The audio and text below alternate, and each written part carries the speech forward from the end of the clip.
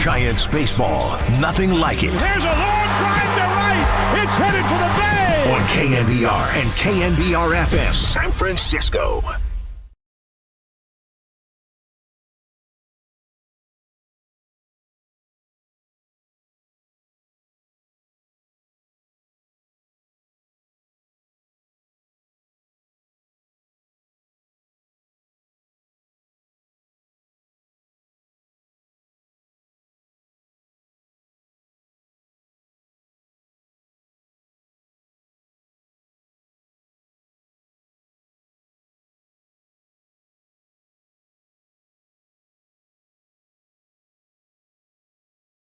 Haniger swings, hits a high fly ball, deep center field. Weimer back at the wall. It's gone!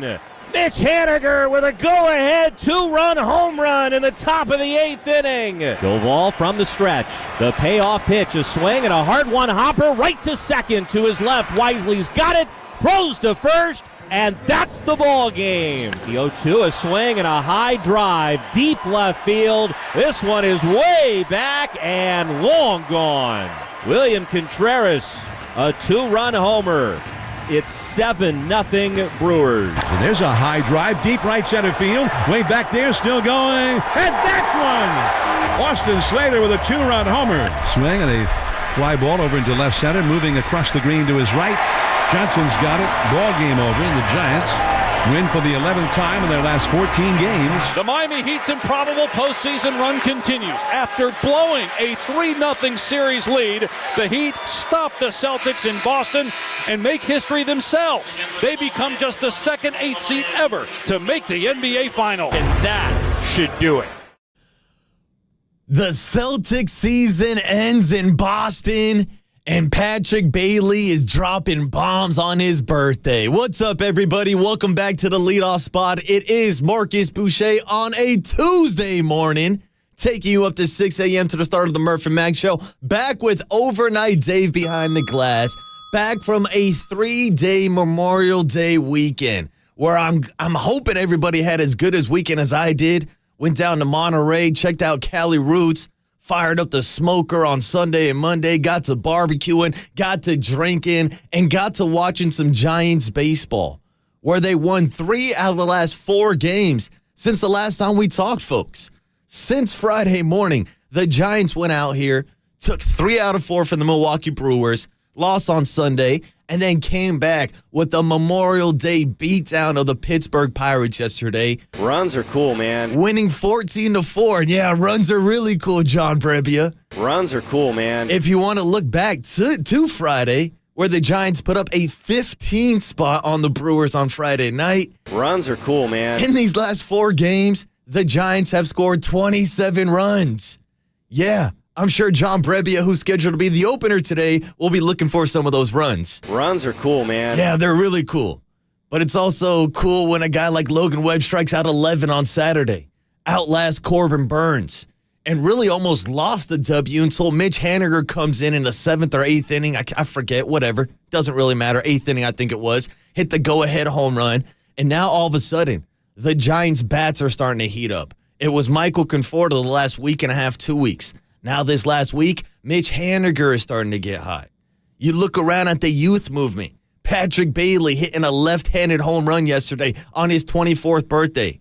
Casey Schmidt having another 3-hit performance. Finally getting a walk this weekend after dealing with a little bit of an ankle scare. Sat out on Sunday, but he was back in the lineup yesterday at second base. And now it seems like Casey Schmidt's more valuable than ever because Tyro Estrada's on the IL. So he's back to playing 3 different positions. But it was great to see him back in the lineup on Monday. Great to see Brandon Crawford getting 3 hits. I mean, hell, you can just go over this box score from yesterday and look at all the guys that did drop 3 hits for the Giants. Mitch Haniger, Austin Slater makes his return from the IL. Casey Schmidt's first big league walk. How about that? Goes deep. Yeah, Casey Schmidt finally got his first big league walk, which was a big talking point we can get into later on the show, and whether or not it's a bad thing for him to be so aggressive. I really didn't have a problem with it because there was this one guy named Buster Posey who didn't get his first career big league walk until 44 at-bats in. Takes Casey Schmidt around 60 or so, but hey, Casey Schmidt can do whatever the hell he wants as long as he continues to swing it the way he does, still with a 342 average and still playing absolutely phenomenal defensively. And that's where I feel like we are with the Giants. With a 28-26 record, we're 2 games above 500, folks. Hell, it wasn't until Friday night, that 15-1 win, when they finally went above 500. So the Giants are definitely playing some of their best baseball right now. They'll go back to the opener, John Brebbia, today. Pittsburgh Pirates, after starting the year pretty strong, have been struggling lately, but hey, you got to play them when you're on your schedule. And now the Pittsburgh Pirates are in town, and the Giants, like I said, continue to play good baseball, have won 11 out of the last 14 games, 27 runs over the weekend, including Monday. And now we're looking at a starting staff that's going deep into games, a bullpen that during this 14-game stretch has one of the best ERAs in baseball, and now the Giants are one of the hottest teams in baseball. But if we're talking about teams being hot, can we look at the Miami Heat? I don't know. That was my transition this morning. Hot Heat. You get it. It's summertime. We're feeling good. And so is Jimmy Butler and Eric Spoelstra. Jimmy played good enough for us to win. Yeah, Jimmy damn near played good enough to win. Jimmy almost played bad enough for the Heat to lose, too. After almost blowing an 0-3 lead this weekend, something that we have never seen in NBA postseason history. We hit you with the stats on Friday. I signed off. I said, there's no way in hell the Celtics are winning. Teams that are down 0-3 in 7-game series are 0-150. Well, after this weekend, it's 0-151. But we do got to give some credit to the Boston Celtics for even forcing a Game 7. After it looked like they were straight up demoralized after Game 3. Game 4, they come back. Game 5, they come back. And then Game 6 on Saturday, the madness that was the Derek White tip-in on the Marcus Smart missed shot with only a few seconds left on the shot clock. Insane scene. And that's what forced a Game 7 back on their home court. Because previously, there were only 3 other teams in the modern NBA that forced Game 7 after being down 0-3. The Boston Celtics were the first team to have the advantage of playing Game 7 on their own home court. And they blew it. Last night, they were 8-point favorites. Everybody thought that the Miami Heat culture was going to come crumbling down. And here was another Boston team coming back from an 0-3 deficit, which, again, was all over the pre and post and halftime coverage by TNT, comparing this team to the Red Sox. But hey, the Red Sox got the job done. The Boston Celtics didn't. And for the second year in a row, the season ends on the parquet, ends on the home court of the Boston Celtics, like it did last year against the Warriors in the NBA Finals. But this year, it ends in the Eastern Conference Finals. And Jimmy Butler and the Miami Heat get their revenge for last year being limited by the Celtics. And can we take a second to talk about this trip, this path to the finals that the Miami Heat have made? Only the second ever A seed in NBA history to make it to the finals. But I feel like you got to throw an asterisk on there, because I'm sure the other A seed came when they only allowed 8 teams from each conference into the playoffs. Now we have 10 of them. Now we've got this whole entire play-in bracket. And now we saw a situation this year where the Miami Heat lost to Trae Young and the Atlanta Hawks in the first game of the play-in bracket. Like, if this was true wild card single elimination like MLB does, well, like they used to do, the Miami Heat would have been eliminated. But no, they had a second chance. They had a second opportunity. Came back and beat the Chicago Bulls, who somehow got into the play-in bracket. But then they showed up and took down Giannis and the Milwaukee Bucks. Took down Julius Randle and Jalen Brunson and the New York Knicks. And now they took down the Boston Celtics. So I guess what really is the question, is this more of an achievement for the Heat or more of a failure for the Boston Celtics? A team that was one of the favorites to come and win the title this year after losing to the Warriors last year. A team that lost their head coach in the middle of a season and then added Joe Mazzulla. And I'm actually kind of glad that the Celtics lost, not just because I'm a Boston hater, but here was Joe Mazzulla every chance he get, pretending like he was Greg Popovich or pretending like he was Bill Belichick and all of his answers to the media. Like, dude, you got to win some rings before you can start blowing off the media in your halftime little press conferences, even post-game. The guy's been kind of rubbing me the wrong way. So I'm glad to see him lose. I'm just glad to see Boston teams lose in general. But man, oh man, you want to talk about dropping the bag if you are the Boston Celtics. With the perfect opportunity right ahead of you. With Giannis and the Bucks being eliminated. All you had to do was get by the Miami Heat. All you had to do was get by Caleb Martin, Gabe Vincent, guys who were undrafted and were quote-unquote role players.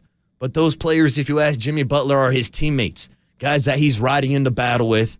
And now after winning the Eastern Conference Finals MVP, an award that I thought maybe could have been given to Caleb Martin after he was one of the best scorers throughout the entire series, averaged nearly 20 points per game after only 10 in the previous 2 rounds. Overall, a total team effort from the Miami Heat and kind of just an overall botch job from the Boston Celtics. Now, we should point out that Jason Tatum rolled his ankle on the first play of the game, and it clearly seemed like it hampered him the entire ball game. And that's why Jason Tatum didn't have a big game. But you can also look to his Robin, to his Batman, a guy that we've been talking a lot about this offseason, or hell, I guess the offseason just starting for him, and Jaylen Brown, the former Cal Bear, and how he's now entering the contract year and what his future looks like in Boston. They can offer him the big 5-year max contract extension. But the question is, after seeing what Jaylen Brown did in Game 7, do the Celtics really want to do that? No, I don't see any scenario of that. I mean, it's always tough when a guy has his worst game of the year, the last game of the year. It's something that you're going to think about all offseason long. And there was always rumors back and forth about what was going on in the Celtics locker room. What's his relationship like with Jason Tatum, with Joe Mazzulla, their new head coach? But last night it was ugly, man. I know he had 19 points. He shot 8 for 23. He went 1 for 9 from three-point range. The dude had 8 turnovers, 8 of them. And that's why Boston was down double digits at halftime. That's why they were down nearly 21 in the third quarter. And that's why they lost by nearly 20 points, 19 last night. Jaylen Brown does not have a good game. And like I said, it puts big question marks on what his future is going to be like in the NBA. I've heard rumors around Golden State Warriors Twitter about whether or not they should maybe try to trade for him, put together a package of Jordan Poole and some of the young guys.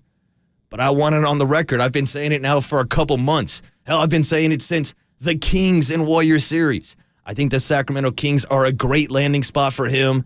He's the missing piece, in my opinion. I'd hate to force Harrison Barnes out the door once again. But as I was just talking about Jaylen Brown having one of his last games be his worst games, Overnight Dave whispers in my ears, Harrison Barnes. So here we go again. Maybe it's coming full circle for Harrison. Again, maybe we shouldn't get ahead of ourselves too much and just focus on the actual NBA Finals between the Miami Heat and the Denver Nuggets. We'll see how this week layoff is going to affect Nikola, Jamal Murray, and the entire Nuggets staff. Always an interesting discussion to get into about whether or not rest or rust will benefit a team. I know we talk about it a lot in baseball because you want to see pitches every day, you want to get at bats. But in basketball, it does seem more beneficiary to get the rest and get the time off. First game will be June 1st on Thursday night. Nuggets are a big favorite in that game, and they're actually a favorite overall to win the entire series. And how about Nikola Jokic? After breaking the record by getting 8 triple-doubles in the first 3 rounds of the playoffs, he's now favored to average a triple-double for every game of the NBA Finals. So we'll see if Bam Adebayo and Jimmy Butler and Eric Spoelstra have an answer for everything that the Denver Nuggets can do. And that series starts on Thursday, so we'll for sure get you some Bobby Boucher best bets, some prop bets, and some stuff to look on. And hopefully you won some bets this weekend, whether you were betting on baseball, basketball, even the Indy 500. I know Overnight Dave was watching. I know we got somebody on the text line who's asking for an apology for my take last week on NASCAR and whether or not it's a sport or not. Hey, it's hard as hell to do. It doesn't necessarily make it a sport. But hey, we can get into those discussions at a later time this summer when there's not as much stuff going on. But right now, the focus is basketball, baseball, even a little bit of football news out there if you want it, with Jimmy Garoppolo and the Raiders waiver situation and how maybe he won't even be taking snaps for the Raiders this year. Only God knows. Yeah, only God knows that one, Dave. We spent enough time talking about that on Friday, so I really don't want to talk too much Jimmy Garoppolo, but hey, they're talking about it on the national show because we are getting closer and closer to the start of the NFL season. We'll keep you updated on 49ers OTAs and the entire Jimmy Garoppolo situation. But on the other side, let's get back into the swinging San Francisco Giants and wrap up Memorial Day weekend on a Tuesday morning. It's Marcus Boucher, the Water Boy, on KNBR 104.5 FM and 680 AM, the sports leader.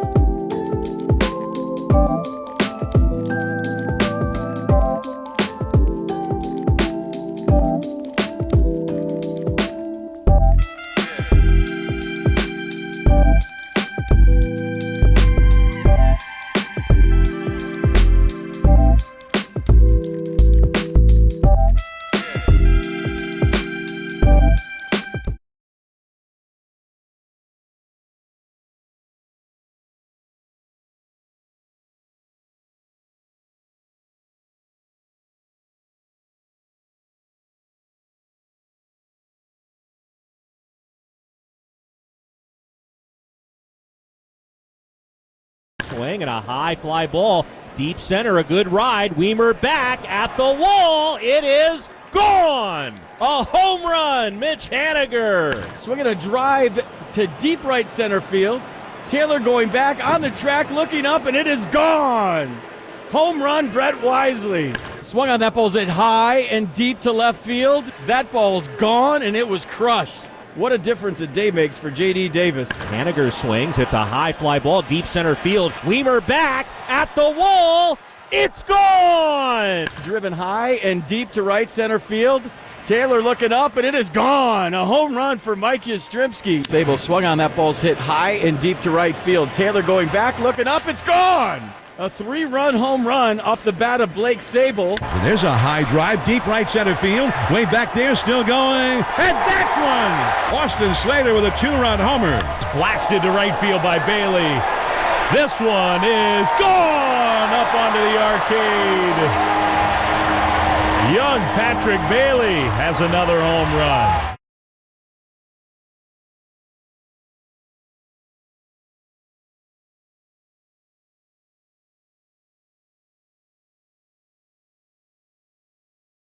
Yeah, checking in on the San Francisco Giants, their 3-day weekend where they scored 27 runs.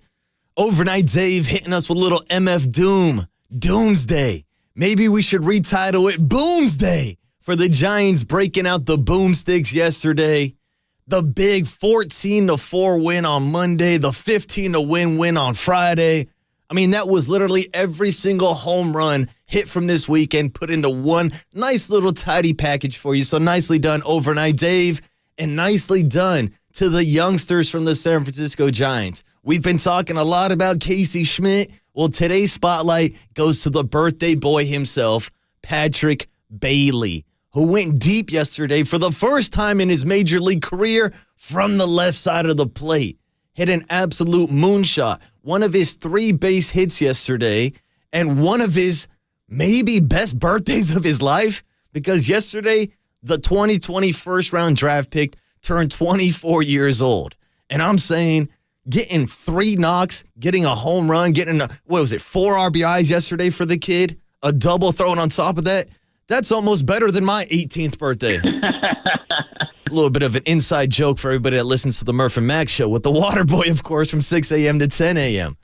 But everything this kid has done since being called up has been fantastic. And it seems like the power is a plus, because I don't think there's anybody out there who expected Patrick Bailey to have more home runs than our guy Joey Bart at this point of the season. But yeah, when you're hitting above 300, when you're at a 355 batting average, when you go 11 for 31 in your first major league at-bats, you're feeling pretty damn good. And so I don't know what the celebration was yesterday. I know he got on post-game with NBC Sports Bay Area, said he was going to hang out with his wife and his baby. That's all great news. But I think right now we're all celebrating the fact that the Giants are playing great baseball, and it coincides with Patrick Bailey's birthday. Here was Gabe Kapler yesterday, asked about the young catcher's big performance and how it all came to a head, hitting a home run yesterday on his birthday. Yeah, no, it was a nice, I'm sure, birthday present to himself, right? He was raking, he was stealing strikes and leading the way as he has been since he's been here, and pretty impressive start to his major league career. I'm sure he couldn't think of a better way to celebrate his birthday. Yeah, that's one hell of a way to celebrate your birthday. And it's one hell of a way to introduce yourself to the big league club. Because I know everybody's been looking for the replacement of Buster Posey ever since he walked out of those doors.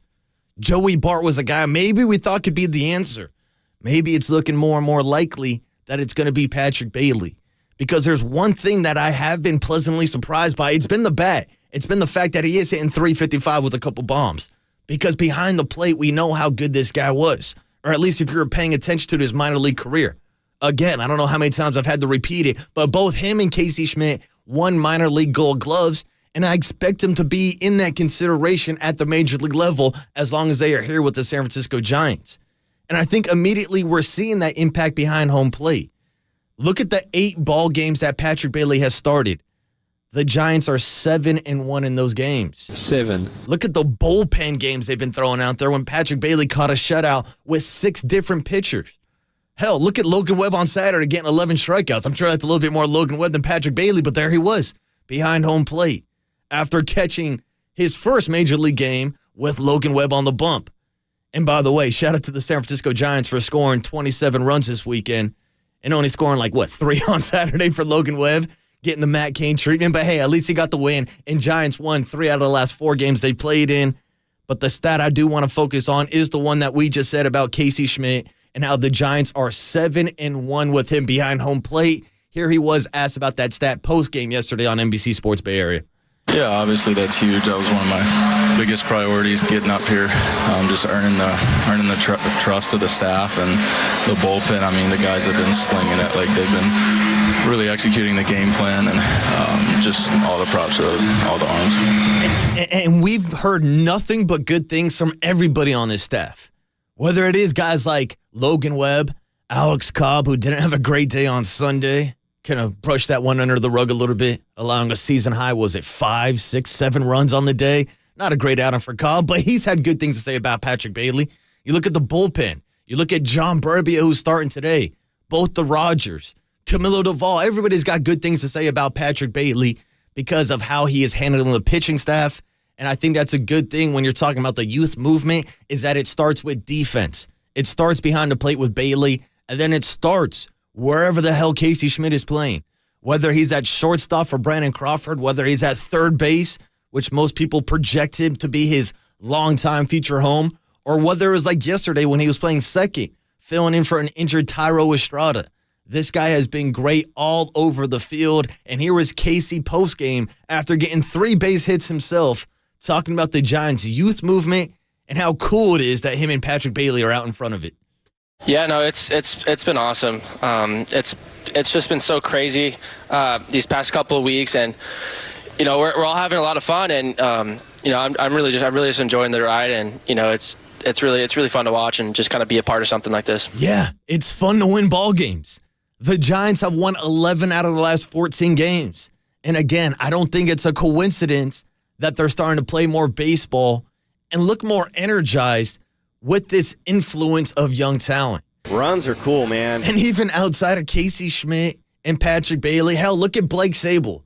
For as much as we criticize him for his defense abilities behind home plate, he's swinging a really good bat this year. He's 25 years old. You can even look at a guy like Brett Wisely, who's been filling in around the infield. He's 25 years old. Camilo Duvall is only 25, correct? And he's second in the MLB with 14 saves this year. There is some youth to be excited for. And this is what got kind of the old guys re-energized after it looked like they were struggling and coming out of the gate slow. Now, some of that is due to old age. Some of that is also due to injury factors. We talked a lot about Michael Conforto and how he's finally turning his season around. Look at a guy like Mitch Haniger finally turning his season around. Look at the old savvy vet, Brandon Crawford, who I know has been struggling mightily this year. Yesterday, he goes 3 for 3. Finally, it gets off the interstate. Gets over the Mendoza line. He's now batting 202 on the year. So, yeah, it's coming slowly. But now everybody is picking up the pace just like these youngsters are doing. Here was Gabe Kapler yesterday about the team playing its best baseball of the season and how it's all coming together right now. I thought it was a really good team effort. I thought up and down the lineup we had guys swinging the bat and driving in runs, getting big hits, and supporting one another. I think we're coming together as a team. I think that started obviously on the road trip, maybe even a little bit before, but and now we're getting contributions from everybody on the team. We're not just waiting for 1 or 2 people to come up with a big hit. We're getting quality starts nearly every time through. We're set up to have Brebbia start the game for us tomorrow, and he's done that successfully at times in the past, and pretty confident in his ability to go out and do a good job for us tomorrow. Bullpen's in good shape, and a good way to start the series. And it does seem like everything is clicking on the right cylinder right now. Whether it is the bullpen. A good way to start the series. That has been struggling, or how many times have we talked about the Giants blew another game in the first 20 games of the season? Well, if you want to go back over these last 14 games where the Giants have won 11 of them, the Giants bullpen has a .91 ERA. That's the best ERA in baseball. And I'm not even sure if that's including Brett Wisely yesterday coming in as a position player and letting up a home run. Shout out to, who was it, Sawunski? Hit 2 balls yesterday in the Bay. I guess maybe that's number 100 and 101 splash counter, but we don't count opponents. Only Giants home runs, and nobody put one in the Bay yesterday, even though I thought Patrick Bailey had a chance when he connected with that one, came up just a little bit short, but I digress. I did want to focus back on the bullpen. Whether it's been the Rogers twins performing great, whether it's a guy like John Brebbia opening up the game today. We're going to get another bullpen game, but hey, we saw a complete game, bullpen game shutout the last time they rolled it out with Patrick Bailey behind the plate. We'll see if the Giants are able to do it again. And honestly, if they're scoring 14, 15 runs a game, they can afford a couple of their bullpen arms to give up a couple long balls. Here is Gabe Kapler talking about the Giants scoring 27 runs over this weekend and how they're getting help from everybody in their lineup. We're not going to have the same hitter show up on a daily basis to come up and be the guy that delivers the big blow. So when it's Conforto for 3 or 4 days or for a stretch, eventually he might need to not be the guy for a couple of days. And when you have a guy like Haniger step up and start to really drive the baseball consistently, it just makes our lineup look really, really deep, get down into the bottom part. And you've still got guys like Casey and Pat Bailey, who's off to such a good start as well. So really encouraging that we can do damage up and down the lineup, and that Mitch is starting to really drive the baseball. And that's the thing. Now we're seeing Michael Conforto. Now we're seeing Mitch Haniger get hot. This isn't even the Giants' full-strength lineup. We're still missing Jock Peterson, the only position player all-star from last year. Tyro Estrada right now is on the IL. And dare I even throw out a Joey Bart. But it does seem like Patrick Bailey is taking a hold of the position. I don't want to say the guy's getting Wally pipped for as much as attention and focus we played on a guy like Joey Bart. Maybe he can still be a platoon figure moving forward, but right now it's looking like they're moving on with the guys that are being productive in their lineup. And right now, you look at the bottom of their lineup, that 6, 7, 8 spot. Casey Schmidt, Patrick Bailey, David Villar was in there yesterday after being recalled from AAA. It's starting with a lot of the youth movement. But a lot of the focus has been in that 3, 4, 5 hole. How many times have we come on air and criticized the Giants lineup for having Wilmer Flores hitting in the 3-hole opening day, for Darren Ruff getting DFA'd by the Mets, and then the next week later he's hitting in the 3-hole for the Giants before getting DFA'd again? Well, with some of these free agent bats starting to come to life, you can pencil in a Michael Conforto or a Mitch Haniger right in the middle of your lineup. And oh, by the way, I just looked at yesterday's lineup. There's Wilmer Flores hitting in the 3-hole again. But hey, Giants scored 14 runs, and Mitch Haniger was a big reason for a lot of the runs scored this weekend. Here was Mitch talking about the adjustments he's been making at the plate and why the bat is starting to get hot for him these last 7 games.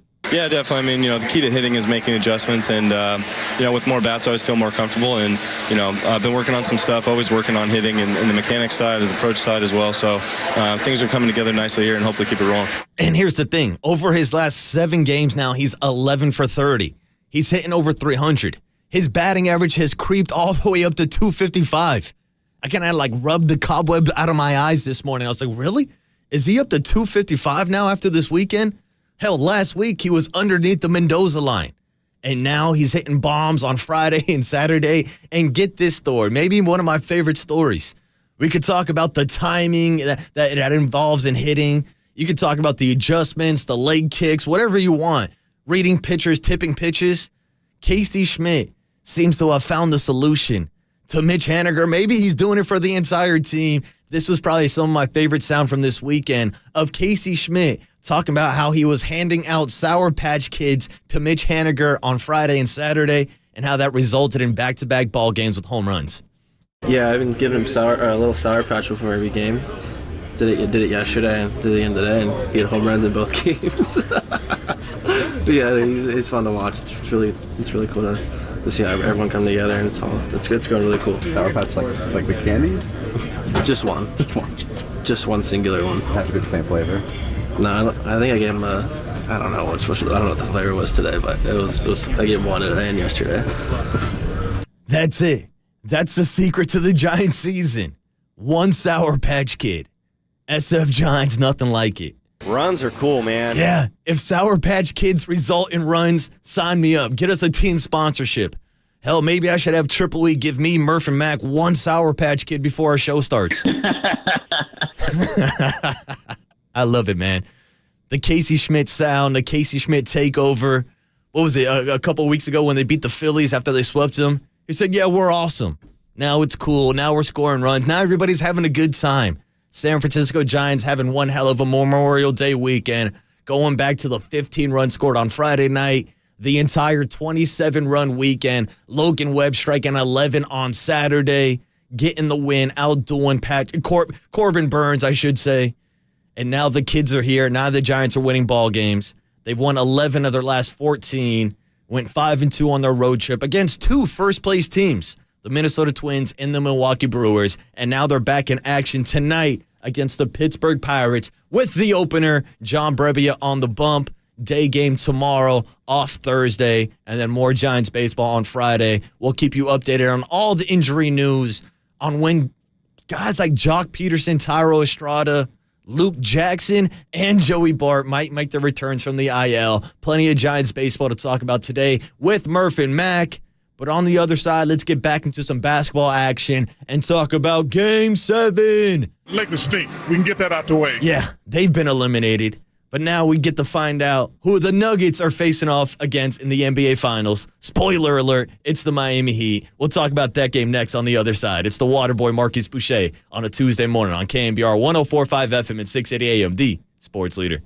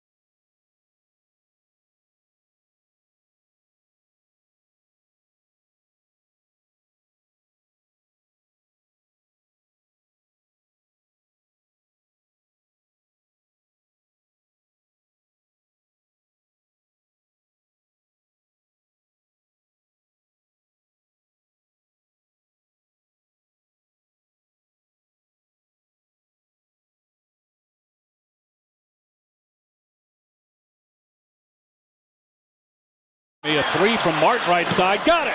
And the lead is back to 5. Martin with 3 to shoot. Martin dribbles left. Fires. Hits.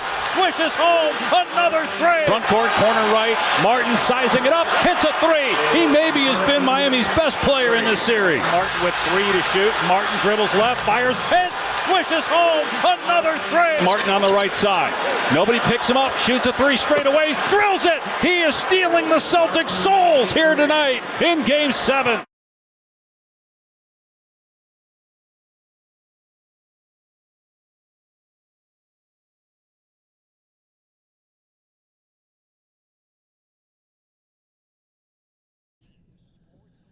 Caleb Martin stealing the Celtics' soul and ending their season on their home court. Game 7, the Miami Heat wrap it up 103-84 and now become the second 8 seed in NBA history to reach the NBA Finals. What a story it has been for the Miami Heat. And what a weekend it was here in the Bay Area with the Giants putting up runs left and right. It is the Waterboy Marcus Boucher back on a Tuesday morning, wrapping up the 3-day weekend and getting you ready for a 4-day work week, which I feel like is highly underrated on the back end of these 3-day weekends.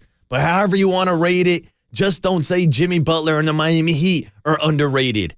After almost doing the impossible and blowing a 3-0 lead in the NBA, something that has never, ever been done before. We talked about the stats all last week. We pointed and laughed in the face of LeBron James and the Lakers after LeBron missed 2 back-to-back game-winning shots and the Lakers got their ass swept by Nikola Jokic and the Nuggets. That was the 150th case of teams going down 0-3 in the NBA playoffs, and that's why we all looked and said, yeah, the Celtics are dead in the water, especially after watching them be demoralized in Game 3. We said stick a fork in them, they're done, but not quite yet. The Celtics responded. 1 Game 4, 1 Game 5, and then somehow pulled a rabbit out of their hat. Derek White gets the tipped in off a Marcus Smart miss. And next thing you know, the Celtics force a Game 7 where they have home court advantage on their own court. 7. And only the first team in NBA history to go down 0-3 to force a Game 7 with the home court advantage. But guess what, Boston? You blew it. Your season's over. After losing on your home court in the NBA Finals last year, now the same thing happens again in the Eastern Conference Finals against a team that only got in through the play-in bracket after losing to Trae Young and the Atlanta Hawks. Still, one of the crazy storylines of the season. But we should also remember the Miami Heat were a 1 seed last year. The Miami Heat were in the NBA Finals during the bubble year against the Lakers. But this is a team that has consistently competed. And it seems like every time you get Jimmy Butler in the playoffs, he's going to compete. That's why he's playoff Jimmy. That's why he's Jimmy G, and the G stands for getting buckets. And last night, he got the Eastern Conference Finals MVP award, getting a little poetic justice in the words of Eric Spoelstra. We'll let you hear those words in just a few seconds because, again, we got to look back to last year when the Heat were eliminated in Game 7 by the Boston Celtics. So it does come full circle. The Miami Heat, Pat Riley and Eric Spoelstra get their revenge. And here actually was Eric Spoelstra postgame talking about winning Game 7 in Boston and how it is poetic justice. We know we have more work to do, but damn, is this hard. It is hard. It's hard business, and it's hard to survive 3 rounds just to get to that final round. We're extremely grateful for that. We're not even going to think about this next round until we get to Denver. And I wanted everybody to acknowledge just how difficult it is and, to enjoy this moment. It's the longer you're around in this business, you realize the harder and harder it is to do something like this. It's a special group. So we'll definitely take this, and it's poetic justice, to be able to get it on this court, tough environment. We'll celebrate a little bit tonight on that plane to Denver, and then we'll get on to that next challenge. I love that quote right there from Eric Spoelstra. Poetic justice. And shout out to one of my favorite rappers, Kendrick Lamar. Poetic justice. And since we're giving shout-outs to rappers, why not give one to J. Cole also? A man who actually helped Caleb Martin actually get a job with the Miami Heat. Great story by ESPN talking about their relationship going back to North Carolina and how he actually helped the team helped Caleb Martin get a tryout with Miami. Well, hell, maybe they should bring on J. Cole as one of their GMs. Sit him in the booth. Have him in a suit next to Alonzo Mourning and Pat Riley in the crowd. Because Caleb Martin has been absolutely fantastic this entire series. Last night, he was on fire. 26 points. Goes 4 from 6 from three-point range. Arguably could have been in the conversation to be Eastern Conference Final MVP over Jimmy Butler.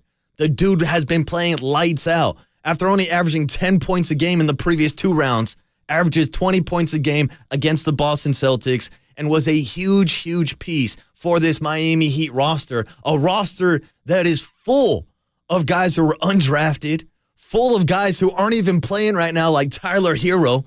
Maybe he should change his name to Tyler Hoodie because he's sitting in a hoodie and a bucket hat on the sideline every single night. There's no, what's his name? Victor Oladipo. Like, this is a Miami Heat team that's banged up. This is a Miami Heat team that was top 3 in the league this year in games missed by players.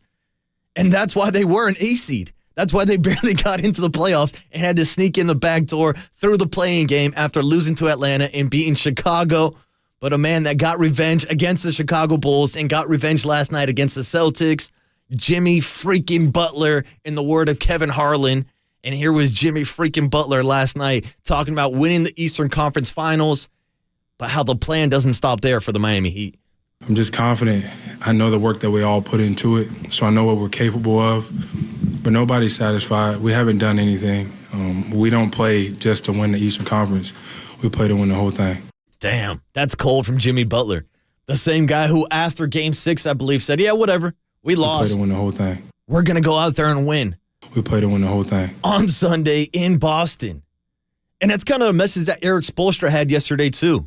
They talked a lot during the trophy ceremony about how Eric Spoelstra played an inspirational video before the game. Blah, blah, blah. I don't think guys really need to be hyped up for a Game 7, but hey, whatever they showed before the game worked. And whatever the hell J. Cole is doing with Caleb Martin is working out also. And now they're going all the way to the NBA Finals.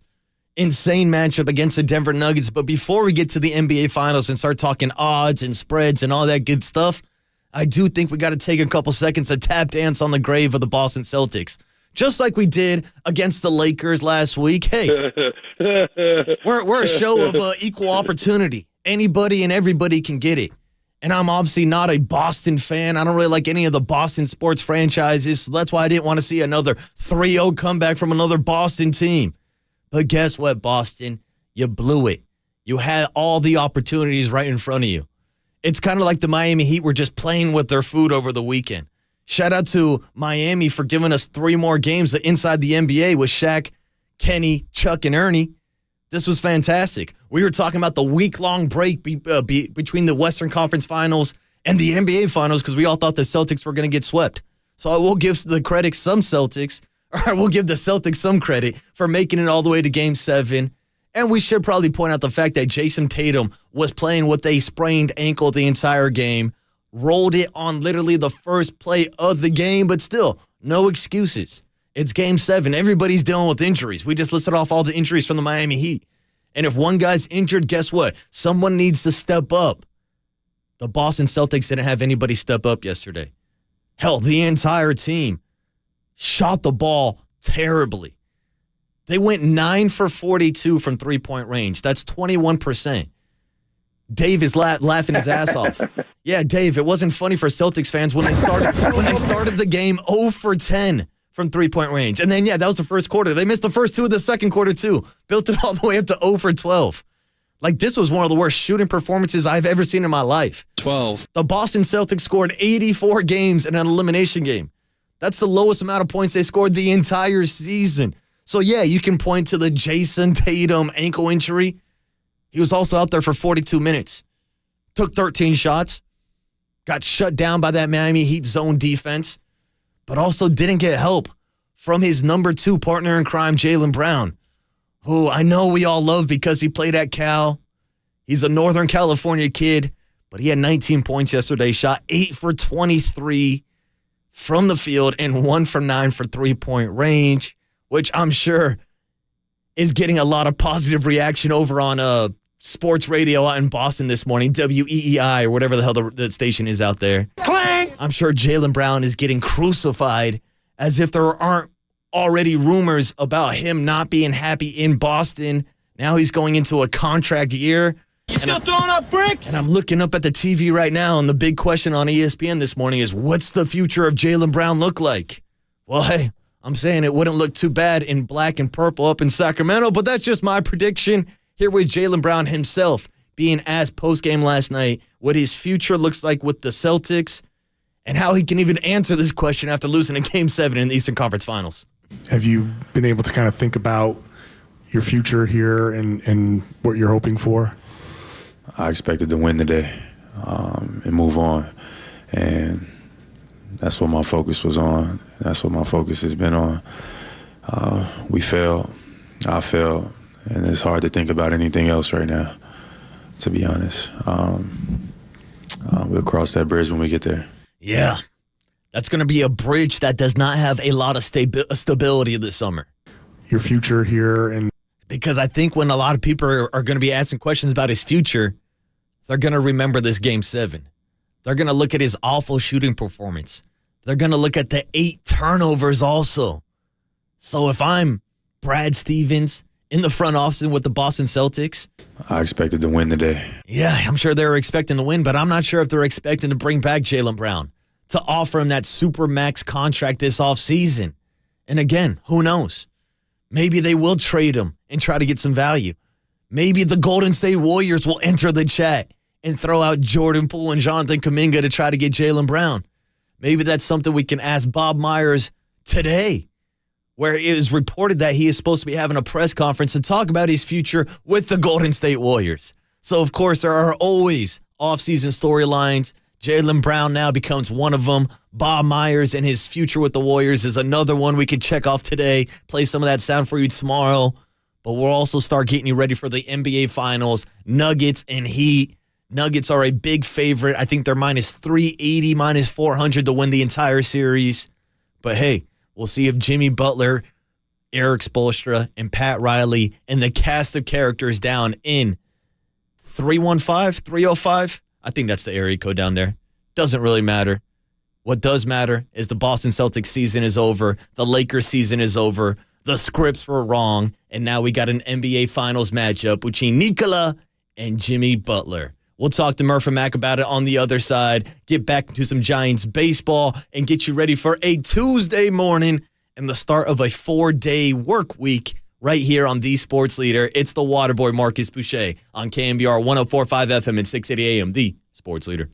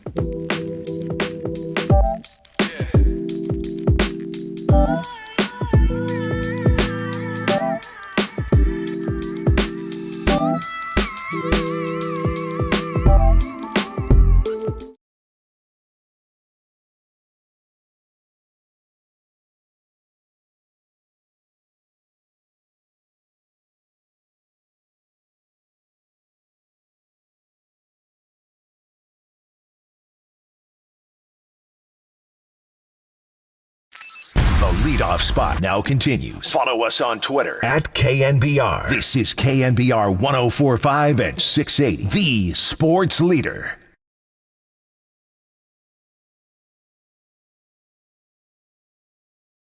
All right, wrapping up the leadoff spot on a Tuesday morning. It's Marcus Boucher, a.k.a. the Water Boy.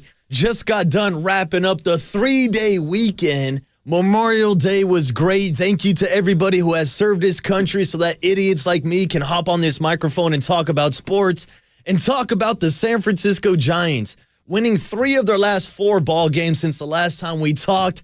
And since that Friday night 15-run performance, the Giants have scored 27 runs in their last 4 games, have one of the best bullpen ERAs in baseball during that stretch, and are now playing some of their best baseball of the season after wrapping up their 7-game road trip, winning 5 of those ball games against 2 first-place clubs, the Minnesota Twins and the Milwaukee Brewers. They come back home on Monday, take down the Pittsburgh Pirates by putting up 14 more runs, and the birthday boy was in the middle of all of it. Patrick Blanken Bailey turns 24 years old, hits his 2nd career home run, first one from the left side of the plate, and it all started with Casey Schmidt going around and handing out Sour Patch Kids. Started on Friday night. Murph, I don't know if you heard this story, but the resurgence of Mitch Haniger has stemmed from the youth of a Casey Schmidt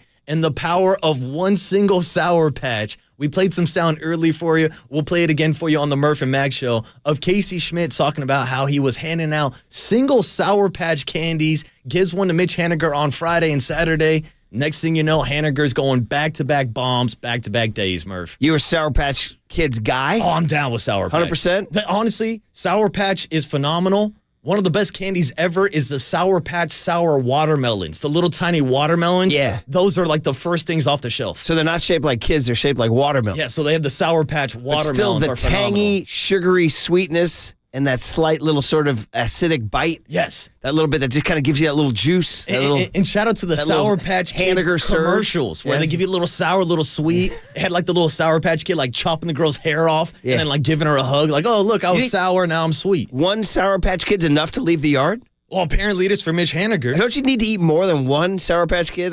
Sometimes all you need is that one little gummy, Murph. One gummy can go a long way, Murph. The players in the 50s had greenies. Yes. And the players in the 2020s have Sour Patch Kids. They got gummies. Yeah. And Murph, honestly, I think it's a perfect example, perfect metaphor, maybe for the San Francisco Giants season. It started off a little sour. Now it's a little sweet. You know what? Can you give yourself some applause I would, buddy? but I'm off the soundboard this morning. Well, the San Francisco Giants, the Sour Patch Kids. You just earned a Sour Patch Kid for that buddy. Thank you. Actually, you also earned a Sour Patch Kid for making me laugh this morning. There you go, overnight Dave. Thank you, OG. You made me laugh this morning when you were talking about Celtics coach Joe Mazzulla. Oh, this guy. Because I like you, was sort of like staring at my TV like, what's going on here? Who the blank is this guy? And then you finally summed it up perfectly. You said, this guy's really rubbing me the wrong way. Yeah, he's grinding my gears, Murph. You said it perfect, because he was rubbing me the wrong way, too. Because I've noticed these interviews for a while yesterday, but like in the middle of Game 7, the interviewer is like throwing a softball question. You have not earned the capital to be 100%. Belichick, as you pointed out, Belichick and Popovich. You're not that guy. You're not that guy. You haven't even coached the full season. So you know what? Now you just lost to the A seed. Go eat your Sour Patch Kid in silence there, exactly. buddy. He only gets a sour, none of the sweetness, Murph. Paulie Mack, what's up, He's brother? not that guy, but he is the guy that's probably going to be fired this week. Yeah. That's who he is. There's a good chance of that. There's a One good and chance done of that. for Mazzulla? So, they had it laid out perfectly for him. The Miami Heat took out the Bucks. The Celtics had a clear path to the finals, and they lose again on their home court to finish off their season. We'll have to ask. I think we have upcoming Boston-related guests on that.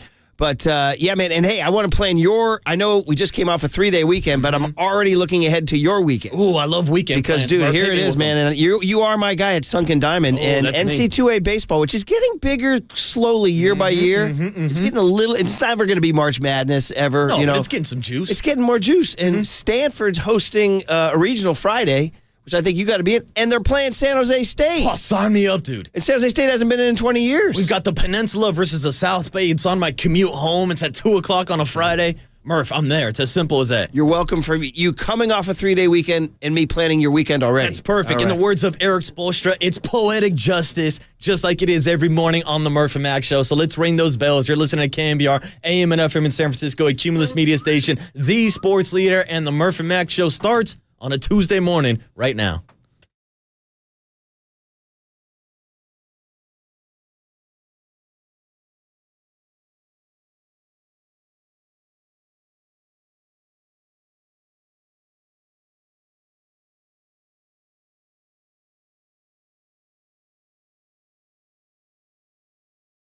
Oh, Paulie's telling me I missed Pat Riley coming down. I missed that, darn. I was watching the stupid game. I guess I looked away right when Riley was coming down. But yeah, hey, what a weekend. Wow.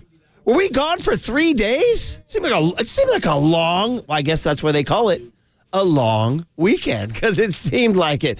Hope everybody's rested and ready for, starting Thursday, the month of June.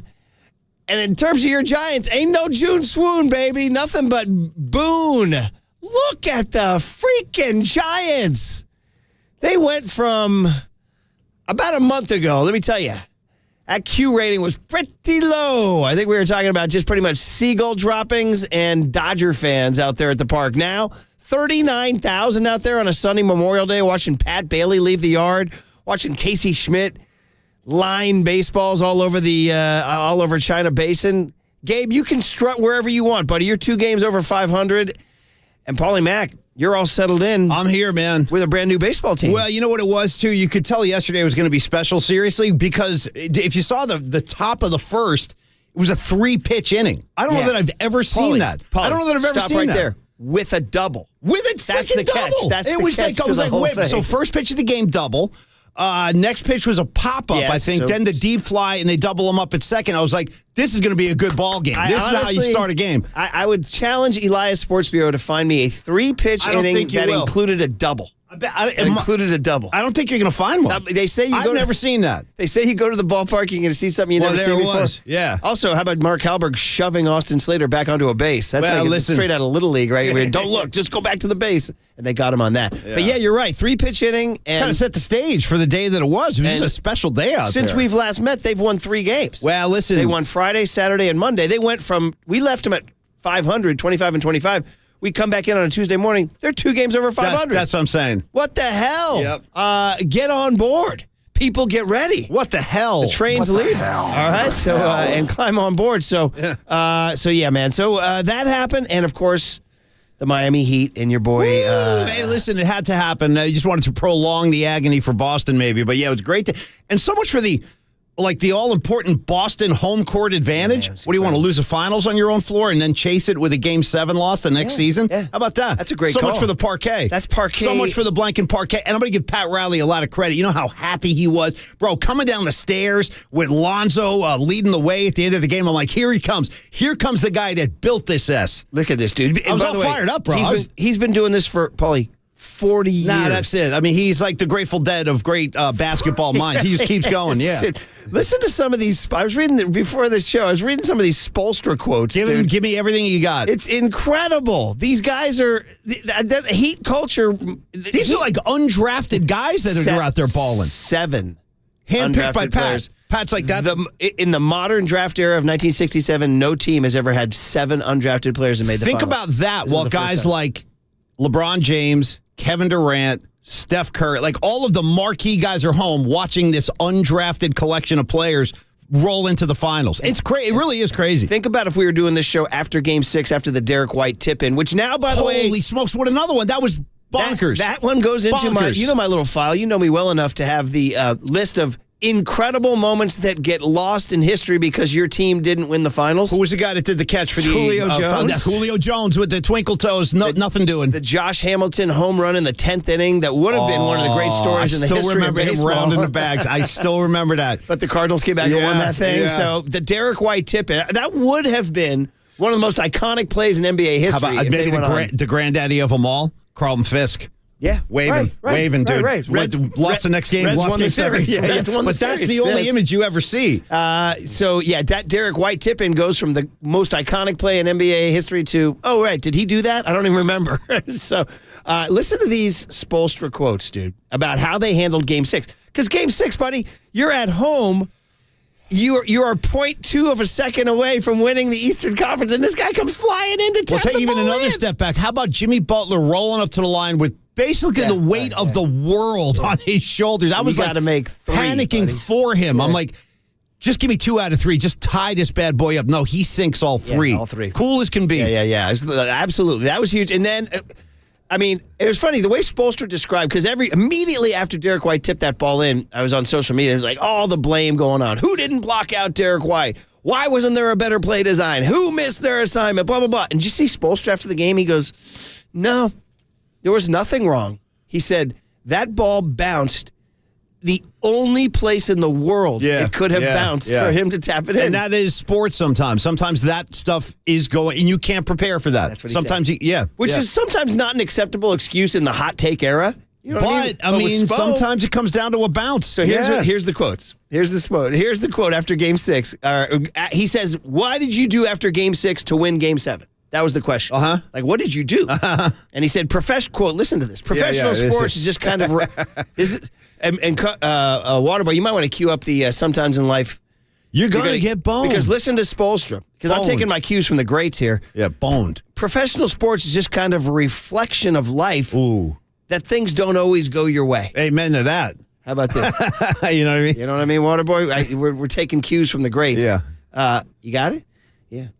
There's just times in life now you're going to get boned. Boned. Yeah.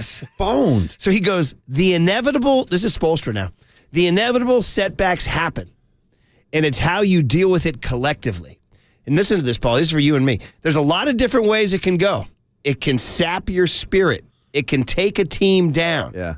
With this group, it steeled us, made us closer, made us tougher. Paulie, listen, these are lessons that hopefully we can pass along to our children. I'd like to. That you can develop this fortitude. See. Listen to this, buddy. Language. And sometimes you have to suffer for the things that you want. I heard that last night. I started singing the Jane's Addiction song, Suffer Some. You got to suffer some and be like everyone. Shout out to the suffering. And by the way, when is an event going to come down the pike that's going to steal the Murph and Mac show? Because I want to be steeled up as well. I want to be steeled. Listen to this. Game 6, the only thing we can do is sometimes you have to laugh at the things that make you cry. This guy's unbelievable. I agree with that. And then, I totally agree. That's a great philosophy, actually. It's 6:09 in the morning. This is beyond basketball now. This is like we're talking about life lessons. Listen to what he goes on to say, dude. Laugh at the things that make you cry. What a great line. Look at this line, quote. He talked about Riley being a part of this whole thing. You're quote, damn right. This is Spolster, quote. Pat feels a certain way about Boston. Yeah, no, you think? Dude, Pat feels a certain. He goes, quote. He still burns. So I make sure everybody feels a certain way about Boston. That's part of my job as the caretaker. Pat, dude. I mean, Pat I was a Nuggets guy. Like I love Malone. How do you not rally around this Heat team? No. How do you not? Now the task in front of them is extremely difficult. I don't know what to expect here. You give them a puncher's chance, but this is a tough matchup for Miami, Did I see man. that they're minus 400? Like it's like a huge Nuggets are huge favorites. I saw 360. It's four. I mean, I also read that the Heat had the highest odds of any team to start a playoffs to ever make the final. They were 150 to 1. 150 to 1. Wow, imagine throw some shekels down on that one before it started. So good weekend for you, buddy? Real good weekend. Great to see the Giants swinging the bats and seemingly just doing all the right things right now. Doing everything. I mean, they're popping out there. You were talking about San Diego was popping last year. Right now, it's popping. So we had the tickets yesterday, and Declan, I was busy. I had stuff to do. Okay. So Declan said, can I take my friend? Yeah, of course you can. This is the old and they're just not quite old enough to drive. You know what I mean? What about a little ferry ride? But you got to do the. You know what? The ferry was closed. Oh, it was closed. What, for Memorial Day? The Larkspur ferry wasn't running. Okay, it was very odd. So I had to do the thing where you drive them and drop them off far enough, like they had to give them some sense of independence.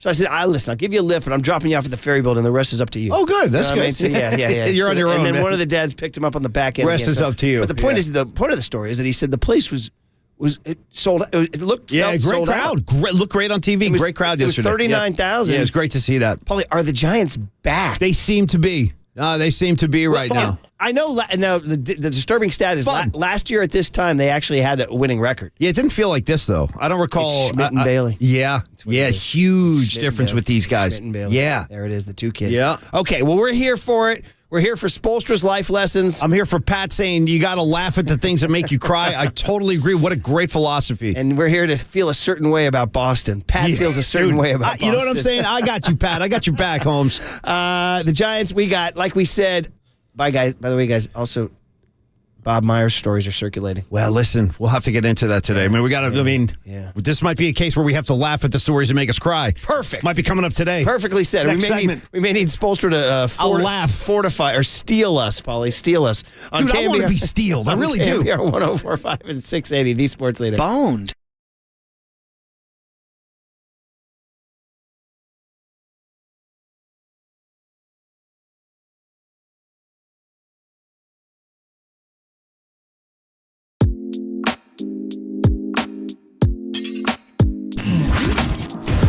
What's trending now? On KNBR.com.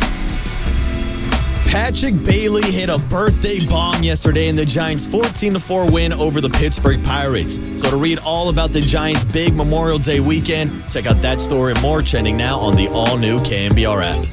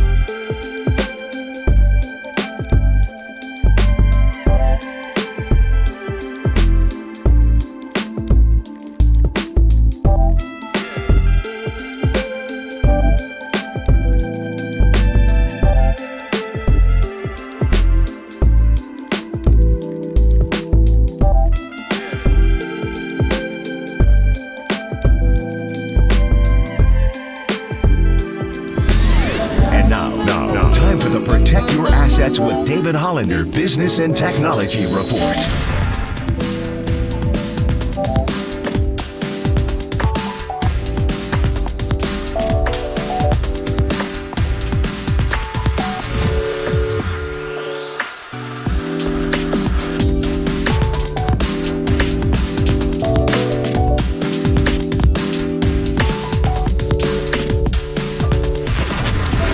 Has been the Protect Your Assets with David Hollander Business and Technology Report.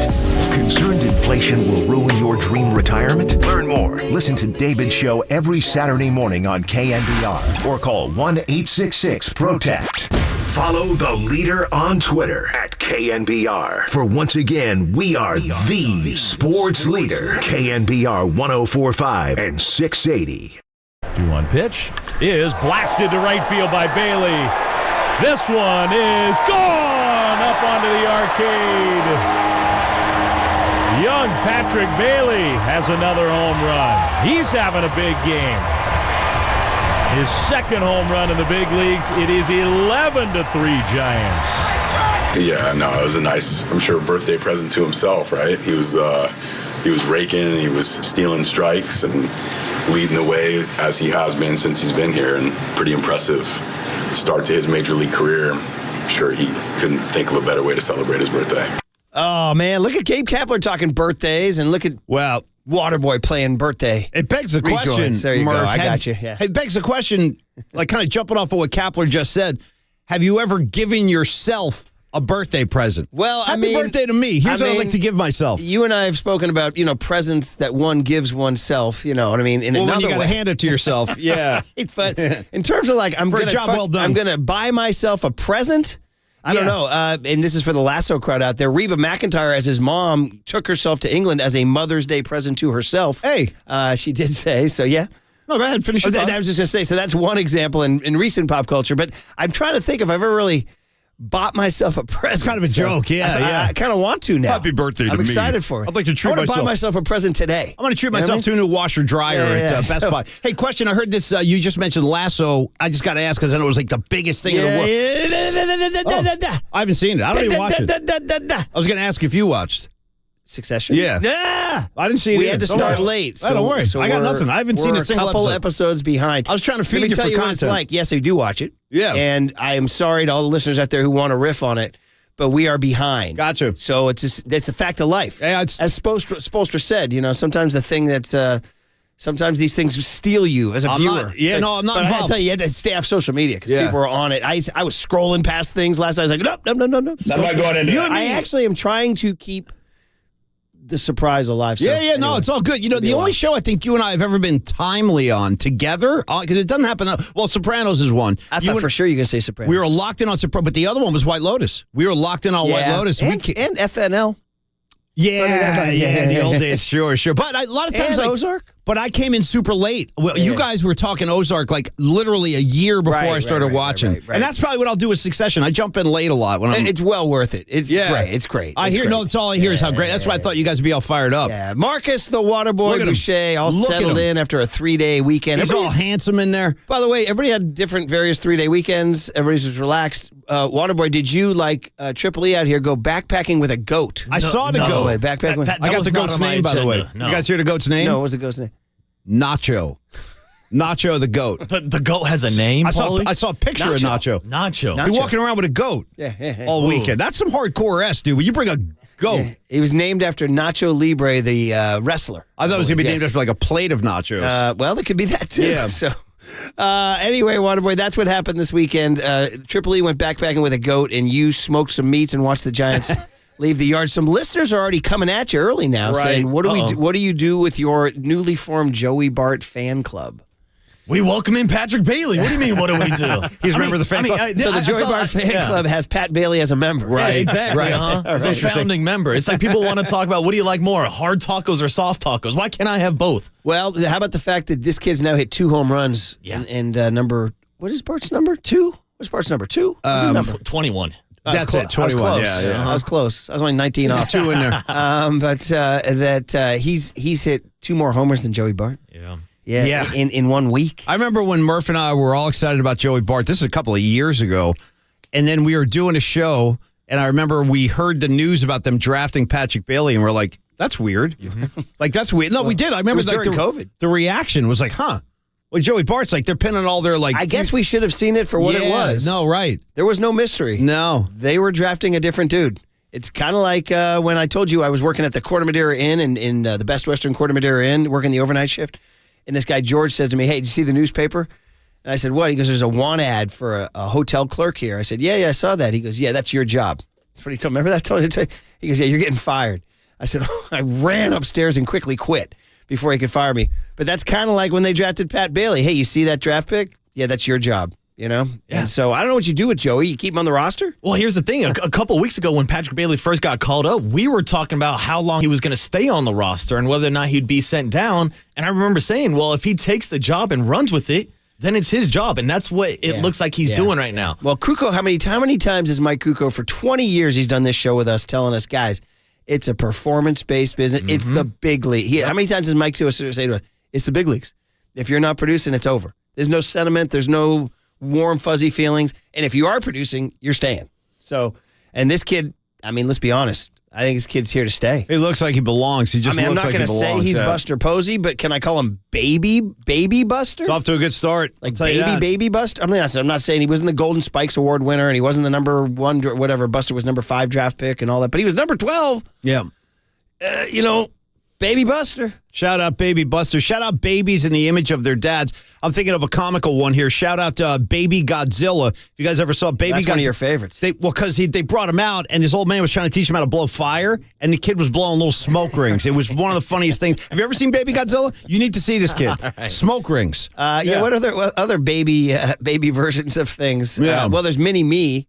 Yeah, Mini Me. It's a good one. Mini Me. There's any other baby, what do we got? A little Somebody walking. Well, Kramer had his little buddy walking around with him. What was his little buddy? Yeah, good one. Good guy. I forget. I know. Yeah, Mini Mike or so. I don't know. I know what you're talking about. Yeah, Mike? Is that what it was? Also, shout out to I hope it was Mike. Shout out to maybe the greatest mini version of anybody ever would be little Penny Hardaway in the Spike Lee commercial, sitting up on the rim. Come on, Mike, like talking mess and everything. The line that always got me is they're fading out and they're showing the Nike swoosh. You can hear him say as the screen's going back, Penny, Penny, Penny, Penny. Say hello to my main man, Kevin Garnett. By the way, says that when Garnett was like 18 years old. Voiced by Chris Rock, I think, right? I didn't even, that was my introduction to Chris Rock. Okay. Yeah. I think that was kind of his breakthrough. Wasn't that his breakthrough role? My thing for me was Pookie when he did Pookie in New Jack City. I'm dead serious. He played. He had a big role in New Jack City. That was like his first big thing. I'm gonna get this Pookie. name. I'm gonna get this name for you on the Kramer's little guy. Who I wrote? What was the name of the little person who hung out behind Kramer? Mickey. That's it, Mickey. Yeah, Mickey. So anyway, yeah. Anyway, Waterboy, I'm telling you, man. So you didn't get out there this yesterday? No, I was thinking about it, but I'll be at the ballpark tomorrow and most likely Friday night also. So I took a day off just to barbecue at home. Good man. What'd you cook, by the way? Ribs, Paulie. Yeah. One with some beef pork. or what? Yesterday I went pork. One of ribs, these Paulie. days. Yeah. One of these days. Bring something in for us. Or we got to go down and like spend a day. Bring us a tray. That's the thing, because I usually cook up like a rack or two, and then they're gone by like 5 o'clock that night. Well, maybe one day when we're going on our way to Levi's Stadium one day. There it is. Or the new women's soccer team, which I think is getting announced this week. They're coming up with the name, and I think they said the location's likely to be what they now call PayPal Stadium down there, the Earthquake Stadium. Hey, you say announce. The only announcement I'm worried about today is a whole different matter altogether. Myers, we'll talk about announcements. I know. So is he's? I asked Raymond for sure. I want to make sure he is speaking today. I've read reports that he is speaking today. Mm-hmm. I didn't know officially if he is. I saw the reports, but I don't know if so. I'm asking Raymond, but Mark Stein wrote it, and our buddy Cyrus Satsas, who does a podcast with Rick Barry, so I might be his source, says, all signs point to Bob Myers likely stepping aside. Bowing out, yeah. Now, I'm not saying that's happening until it happens, but apparently we are going to take the presser live on KNBR. So there you go. There's your answer. Yeah. You want your answer? Stay locked into the leader. And keep watching us on the stream. And remember what Spolstra said after the game. If you're sad about Bob Myers, you got to laugh at the things that make you cry. Once again, you are taking life lessons from Spolstra. Totally. Oh, back to the Giants for just a second. I want to talk about the buzz. So I sent my kid and his 3 buddies to the game yesterday. And, they said it was like buzzing. It was 39,000 people at the yard on a great beautiful looking crowd. Memorial Day and all that stuff. I said, but I had a Little League bracket. We're now in the losers bracket. Loserville. Population us. We're in the losers bracket. But we're going to try to fight our way to Saturday anyway. So we had a little practice yesterday to knock the rust off the Memorial Day weekend. So, Paulie, there was no fields available because our regular practice fields are being taken up by a music festival. So we had to do one at the Varsity High School Diamond, right? So this guy, just never met this guy in my life, Paulie. He kind of had a... what's the look I'm looking for? Almost like, I don't want to say Sam Elliott. He was kind of a long gray-haired guy, but he was kind of fit, maybe in his late 40s. Uh-huh. But he had sort of salt and pepper long hair. He was good looking. He was wearing like a Harley Davidson T-shirt. And he was kind of buffed. And he was walking a dog off leash. And he came by. He just stood at our practice, just staring at me. I've never seen this guy in my life. Yeah. And he says to me, out of nowhere, as I'm getting the buckets down, the cones down, he goes, hey, man, Giants are playing good ball. I said, yeah, they are. He goes, they're giving us something to watch. I said, yeah, they are. He goes, yeah, man, yeah. Have a good day. And that was the end of it. Yeah, he must have known who you were. I would imagine for dropping a Giant take like that. I never thought that, actually. I would, though, because why else would he randomly I was drop? wearing a hat and a sweatshirt. Would he recognize me? I think Murph's pretty recognizable. I actually took it as just an innocent. The point of that story was like just the Giants are now seeping into the culture. I got you. Well, that could be it. Where the kind of handsome dude with the Harley Davidson T-shirt and the muscles, but he felt compelled just says to a stranger, "Yeah, hey man, the Giants are playing some good ball." It's been a long time since the Giants provoked stranger on stranger comments. Exactly. You know what I mean? Like, because when the Giants are playing well, I remember you talked about like walking past a construction site and guys were yelling particles or that something. Was the peak 2010. Yeah, so when that's a good sign to me that strangers are coming up and just talking Giants. It's also a good sign if you recognize this. That means he actually thinks we have a show. Could we get this guy a meter? Is that possible? As opposed to So I went to this Memorial Day. Mill Valley has a Memorial Day parade, and Sweetwater is our sponsor in Little League, and they always invite the team to come down and walk with the float, which is basically just a band. I sent you guys a little shot of the band playing some reggae on the flatbed. Great riff by Triple E, too. Maybe the funniest line he's ever had. Would creative Tony. They were playing some sort of kind of modern, sort of slightly stupid-ish reggae sound. I filmed it for the boys. It said, Reggae Monday? And Triple E wrote back, I don't know, would Tony consider that reggae? Yeah. That's the big question. But anyway, the point to your story is like, do you recognize you? So I came down into the town square where then they stopped to be judged by the judges, and Winnie was out of his mind. Winnie grabbed me by the shoulders and brought me over to Larry the Hat, the moderator. He goes, you got to go on the mic. You got to go on the mic. I'm like, I didn't want to go on the mic. I'm not here to be on the mic. No, I just walk in with the float to support go on the the kid. mic. He goes, go on the mic. Go on the mic. And Larry the Hat, a Mill Valley legend, right before he gets me, he goes, oh, it's you. He goes, it's KNBR, right? That's what he says. It's KNBR, right? I said, yeah, whatever you want, man. Whatever you want it to be. Yeah. I was delighted. K-Fog, whatever you think. Unlike George Clinton, who said KRBN. Yeah. So anyway, that's what we got. Let's get a Tuesday 5:30-23 guest list. Okay, man. It's not even June yet. We got 2 more days till June. Is that right? All right. No June swoon coming, baby. The June Giants. And if you're looking at the schedule, you're always looking ahead to the schedule, guys. You got to see what's going on with your Gigantes. You got Pittsburgh tonight at 6:45, then Pittsburgh tomorrow afternoon. Waterboy will be there. I cannot go to that, unfortunately. And then here come the Orioles, interestingly enough, who aren't that bad. Actually, they're good. Yeah. They're very good. Yeah. They're coming in for 3. And then next week they go to Colorado, and then they come home for 3 with the Cubs. So, I mean, I know. It's out there. Suddenly, yeah. The Pat Bailey Giants. Yeah.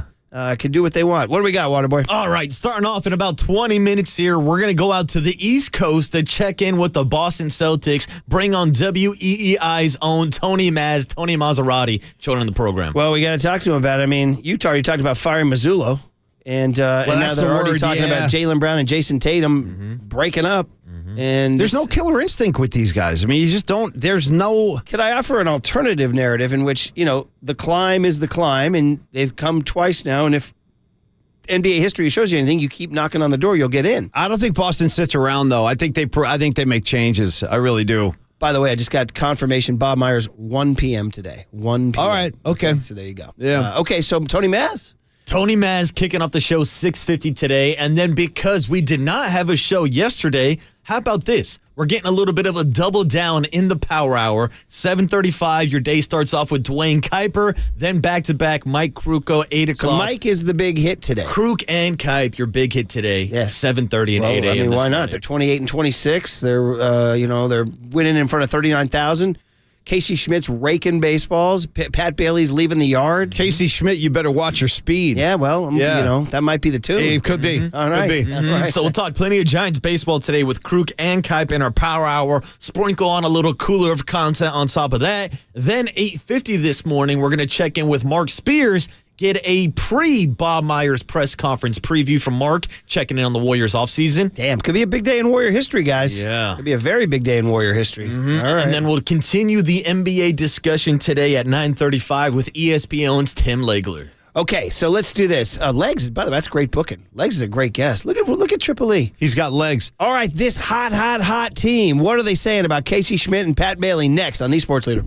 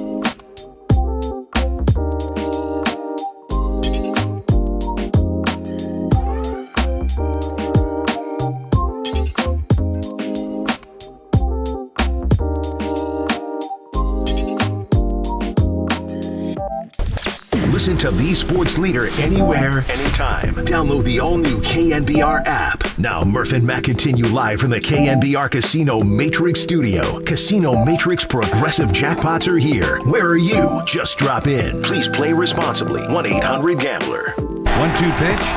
Swing and a fly ball over into left center. Moving across the green to his right.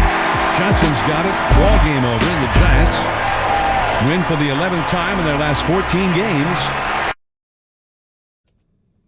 Look at you, Waterboy, playing your tune. I got you. If you're a Waterboy head, which I count myself among them, this is his 500 to 502 intro music as Overnight Dave artfully plays the highlights from either the previous night or, in this case, the previous 3 nights, which included 3 Giants wins and 1 loss and obviously the Heat Celtic drama. 2 things. 1, the Heat are moving on, so Big Shot Bob, Robert Ory, Giants Papa and Lund. It says today at 1:15, but I think they may have to reschedule that because Bob Myers is going to talk at 1 today. So I'm going to guess. Look at me rescheduling the Papa and Lund show. I'm going to go ahead and call me Walter. Isn't he their guy? That's my boy. Yeah, Walter's my guy. Call me Walt. Tell Walt I'm making some moves, all right? Tell Walt I'm making moves over here. Paulie, we got a very interesting. 925 is texting in, says that. Says, Paulie, look at the text. It's pretty confirmed here that the guy I was describing, who was like kind of this sort of handsome, rock and roll looking dude walking his dog who just stopped in the middle of nowhere to say. Yeah, I'm looking at what the hell's going on here. That makes sense, doesn't it? Well, did you read the follow-up? I am. So you should, first of all, tell the audience what we're talking about. I just told that story about, I did not tell the story. I'm actually going to look into this. I didn't tell the story to name drop. I just told the story because I thought it was interesting that the Giants were becoming conversational. Yeah, and some Sam Elliott guy came walking over. That's what we're talking about. I'm a fan, by the way. Yeah. I love his work in Big Lebowski. The guy didn't have the mustache. He was a clean-shaven Elliott. So, by the way, Sam Elliott, shout out to Sam Elliott's body of work. Imagine Elliott without the mustache. That's a striking image. Yeah. So anyway, I said that I thought it was worth retelling that the Giants have entered conversational status, that a guy stopped walking his dog to just say to me out of the blue, the Giants are really playing some good ball. They're giving us something to watch. And Paulie says to me, he goes, well, maybe the guy recognized you. And I said, no, I didn't get that sense at all. And then this 925 texts in says, it was Stan. John Mayer's guitar tech. Now hold the phone here, everybody. He recognized you. You're a real deadhead. And so I wrote back, this is big news for me now. Really? Is this Stan? I said, and Paulie says, it can't be because the Dead are in Atlanta. Right, the Dead are in the middle of a tour. I just saw them in L.A. last week, and over the weekend they played Dallas and Atlanta. So how would John Mayer's guitar tech be in Millville? And why would John... If he's a guitar tech, I would think his gig is to be on the road with John Mayer. He just says right here, he does not travel with Dead & Company. He does his solo tours. Well, can Stan make a couple of calls on behalf of Eminem? He says, Stan was at my place watching the Celtics games last night. He mentioned he saw Murph doing his coaching thing. So Stan's a fan of Murph? I love this. I got to tell you, if we have listeners like Stan, then we're in good shape. Yeah. This guy was cool. He's very cool. If he's working for Mayer, he's got to be pretty cool. And he's walking his dog. He gives his dog a nice walk, too. Hey, shout out Stan. Thanks for being a part of the community. Yeah. And Stan, like others, swept up in the Giants. That's the point of the story. right. The point of the story is not that he's Mayer's guitar tech. The point is that this guy's buying into what the Giants are selling. I like this guy explaining it, too. He mentioned he saw Murph doing his coaching thing. Thang. T-H-A-N-G, thang. Oh, man. Well, it's good to know we got that out there, Paulie. Yeah. Well, tell Stan to tell Mayer that he played his ass off at night 2 at the LA Forum. He was killer that night. Yeah, he really did, yeah. Well, listen, Mayer already is like super cool and gets all the ladies, right? Now he's got guys like Stan on his guitar. Yeah, Stan's watching his back. And Stan's like a handsome, the guy was like a good-looking dude in his Mayer's late 40s. not going to hire some banged-up guy. He's going to get a Stan figure, yeah. But that amuses the heck out of me. It's an incredible kind of... 925, Thank God you told that story. Well... The guy came in all casual. Oh, no, that was Stan. Like, Stan? That was John Mayer's guitar tech. Wait, what? Yeah, who's that? Oh, that's Stan. Okay. And he actually said to me, he goes, do you mind if I watch? And I was like, yeah. He goes, I like watching drills. This Stan guy's becoming more and more interesting. But I said it's going to take us a while because we were just getting set up. We weren't going to do drills for a while. Like, now I'm here for the drills. And then he just drifted away. He was like, he sussed it out. He's like, they're not getting going for a while, so he drifted away. Yeah. You got to catch Stan early. You got to catch his interest, yeah. It was a white doe. It was like Give me like an age on this guy, roughly. Late 40s? Yeah, that's about right. Yeah. I guess late 40s. All right, Stan. I don't mean to insult Stan if he's late 30s. No, we don't know. But there was a little silver in the cool, longish hair. Sounds like there was an aura coming off of Stan. Definitely. And he had a dog with him? Yes. What kind of dog? I want to say the dog was off leash, which is always a little, I'm a leash. I'm a leash guy. Yeah, Stan, though, Stan's not going to abide by any kind of. By the way, we need more Stans. We do. You got Stan Van Gundy and now Stan, John Mayer's guitar tech. Stan. Mount Stanmore, obviously Musial is obviously up there. He's the number one Stan, right? Probably. And then you got another one other than the kid I went to high school with, Stan Sugarman. No, Stan Sugarman, great name. By the way, a big party house out in Strawberry. Would you accept Paul Stanley? Look at me. I'll take my shirt off. I'll shake my ass. Whatever it takes. Why not? Paul Stanley's part of the list. Yeah. Sorry, I was slugging down some coffee there, buddy. Okay, let's get back to the sound. Shout out Stan. We haven't put the stamp on it. We got to do it for Stan. So Kai Correa calls Rob Manfred, and Manfred said, "Are you calling me for the 11th time in the last 14 games?" He said, "That's right, suit. Put it in the books. San Francisco Giants 14, Pittsburgh Pirates 4." Oh, it's all good, baby. It's all good. Beautiful baseball. Beautiful baseball. The Giants. Fun. This is some kind of good. This is unbelievable. Oh, the spatula. There Clink, it clink, is. Guys, Austin Slater, maybe the most taken for granted Giant. Is he? I'm a Slater guy. I take him for granted. He rakes left-handers. I got worried when he smashed into the wall yesterday, too, because he went down for a sec. He destroys left-handers. Yeah. And don't forget, he did a Hornitos tequila appearance with me and Paulie. Still got my jersey. Said Hornitos on the back. And it's number 21. Yeah. Joey Bart's number. Austin Slater, numero uno.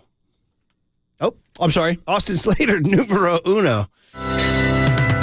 Bombs away. Now, wonder if Stan's dad was the tech on that record. I don't know. Could have been. Stan Sr. yeah, that was my old man, Stan. We called him Stanley. And guys, I got bad news for Joey Bart. Patrick Bailey, number 2. Bombs away. I mean, what are we going to do with Joey? No, I don't know. He's already got the place in the marina. Joey and Trey by the Bay. I know. Joey It's and getting Trey by the sad Bay. over there. Here's Gabe Kapler, who's now a hero in town because his team is winning, asked about Pat Bailey's impact and Pat Bailey's 24th birthday. Yeah, no, it was a nice, I'm sure, birthday present to himself, right? He was raking and he was stealing strikes and leading the way as he has been since he's been here, and pretty impressive start to his major league career. I'm sure he couldn't think of a better way to celebrate his birthday. Paulie, raking and stealing strikes. That should be the name of an album, right? The Pat Bailey Experience. Raking and stealing strikes.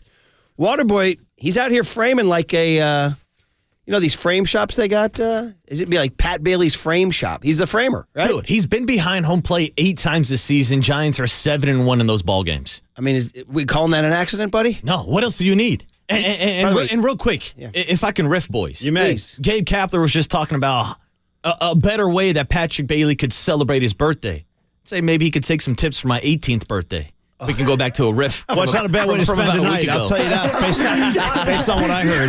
It's not a bad way to spend an evening. I'm sort of speechless. Or a day, I should say. I wanted the riff. We're spread out over the day, apparently. It's just spectacular. Pat Bailey, by the way, 3 for 5, 4 RBIs, 2 runs scored yesterday. I mean, he's hitting 355 with a OPS over 1,000. Yeah. Okay, so that's what I got for you. Now here he is himself. Now we had him on the show, and we dare we say he had a Nick Bosa-like chill to him. He's not here like flapping his gums. He's just going to sit here, wear a do-rag, and catch balls. Right. So here he is about his 7-1 record behind the plate. Yeah, obviously that's huge. That was one of my biggest priorities, getting up here, just earning the trust of the staff and the bullpen. I mean, the guys have been slinging it. Like, they've been really executing the game plan, and just all the props to those, all the arms. He's so chill. All the props to them. Dare I say, like, his first year after he got drafted was not good, and I think a lot of Giants fans, I don't want to say, quote, gave up on him, but they didn't really see him as the Marco Luciano. Like, Luciano's been the guy forever. Luciano. Pat Bailey had a bad first year in the minors, and I think a lot of Giants fans were like, that was a bad pick. And then quietly he just said, no, oh, really? Because there's another year after that, and I'm going to do great. And another year after that, I'm going to do great. And now I'm in the bigs. Yeah, it's the same thing with Casey Schmidt. I've talked a bunch about seeing him down in San Jose when he was only hitting like 247, and then he came on our show and talked about how he got hit in the face with the ball, had to change his approach. Patrick Bailey and Casey Schmidt were both guys who struggled at the beginning of their careers, But look at what they've blossomed into now. And meanwhile, I made the mistake of glancing over at the text line. Yeah, Here what do you comes got? 510. Joey's moved from Chestnut Street to a houseboat in Sausalito. Dark times. Oh, man. Shout out 510. Very creative. That is I a like great that. call. I That like is a that. great call. I like that he had a Chestnut Street ID on him. Very good. Yeah. You mentioned Casey Schmidt. As Brad Mangin, who went out to the game yesterday to shoot his first time he's shooting the kids, you know what he said to me on a text? He goes, I like these kids. He goes, Schmidt, he'll knock in a run. Yeah. Paulie, he'll knock in a run. I'm a fan, too. Paulie and I still support the RBI, despite the analytics movement against the RBI. No, I mean, I don't know what's not to celebrate. There's a guy that hits the ball, and as a result of that, the other guy comes and touches home plate. That's a run. That's a good thing. They always tell you, From can't how I judge watched a player on that because it's simply contextual. Right, it's a total coincidence. And I was like, total coincidence. Yeah. Yeah, it's context. The context is there was a runner on base and he knocked him in. That's the context. Put it in whatever context you want, just so long as it's registered as an RBI. Oh man! So here's Schmidt on he and Pat Bailey arriving. Yeah, no, it's been awesome. It's just been so crazy these past couple of weeks, and you know we're all having a lot of fun, and you know I'm really just enjoying the ride, and you know it's really fun to watch and just kind of be a part of something like this. This guy, man, Casey Schmidt. So do you think if the kids are growing up, and believe me, I got a 15-year-old and 11-year-old, and they're under the spell of Casey Schmidt and Pat Bailey. I think right now though Schmidt has the lead in like Q rating on them. Because he came he was first. Yeah. He's got a little more sort of that kinetic energy, you know, that little sort of goofiness to him or whatever. Goofiness isn't the right word, just sort of a youthful energy. Do you have the cut H on him talking about driving in runs? Because we like an RBI. Here's Casey Schmidt on knocking in runs. I think for me, just kind of stepping out, taking a breather, just staying relaxed. I like to be as relaxed as I can at the plate and just try not to do too much. Just try to put the ball in play, and you know that's just kind of what I've been trying to do. Is I think if you're relaxed at the plate, then you know I feel like if I'm relaxed at the plate, then I feel like I give myself a good chance. 2 more RBIs for the kid yesterday. He's got 15 ribs. What the hell? What's going on here? And by the way, shout out to everybody for all the Mount Stanmores because we have Stan the guitar tech, and then others came in. What was it, dude? Just so.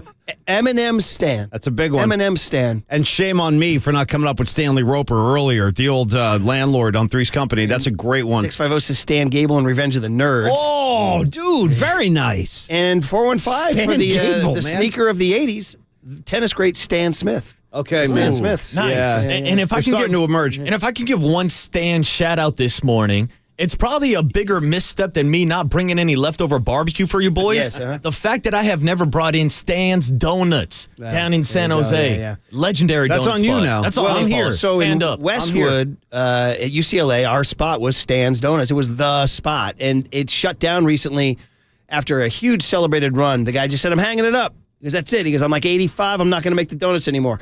So apparently some guy in Chicago who had been out to LA and had the donuts, he bought the name from him and he brought like the imaging and all that. So we're in Chicago for spring break. I'm walking down Michigan Avenue. There's Stan's freaking Donuts. I go, you got to be kidding me. I took the family in there. Guess what? Guy didn't measure up. Donut wasn't nearly as good. No. The guy brought the name, didn't bring the donut. Well, speaking of the name, Didn't let bring me the add donut. another one. And shame on me for not coming up with this one earlier, but shout out Stan Mikita, NHL Hall of Famer, Chicago Blackhawk, legendary hockey player Stan Mikita. And shout out to the Vegas Golden Knights, who just curb stomped the Dallas Stars last night. Marcus, I flipped over because it was on at the exact same time as the Heat game, but I was like, you know what? Let me see a little Stanley Cup action because I was kind of rooting for the Stars to at least push this thing to a 7. Bro, I go over to the first, it's the first, like 4 minutes into the first period, and Vegas was up 3-0. Yeah. I was like, well, So setting that's up your traditional so much for that. Vegas-Miami Stanley Cup Which is final. what all the Canadians love. Exactly. They love that matchup. By the way, shout out Dusty Baker, utility man Stan Javier. See, They're they checking keep coming. in. Nice, very and nice. the Spider-Man community's large, saying, how long are you going to go before you say Stan Lee now? The great Stan Lee, they comic keep book coming. artist. And then here comes Rames, Ted Ramey and the crew saying, don't forget Seinfeld's caddy, Stan the caddy. Wow. Okay, so there you go, buddy. Okay, here's the deal. Tony Maserati Okay, at man. 98.5, the Sports Hub. We got to go out there where it's burning to the ground. The Celtics have failed. And what's going on in Boston, and talking that NBA Eastern Conference Final Game 7 last night next on the Sports Leader. It's been awesome.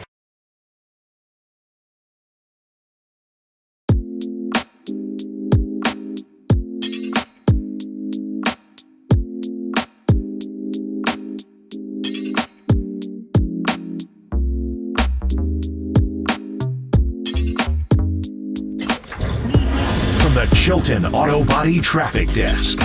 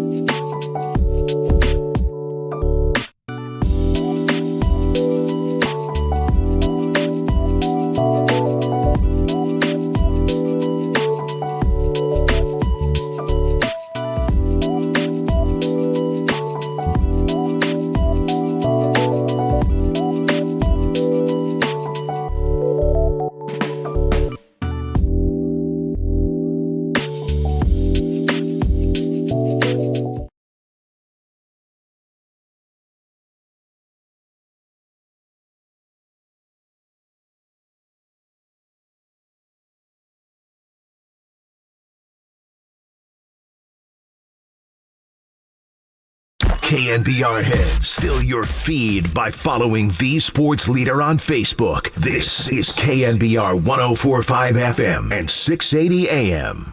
Miami's got the ball with 10 seconds left. The clock is winding down.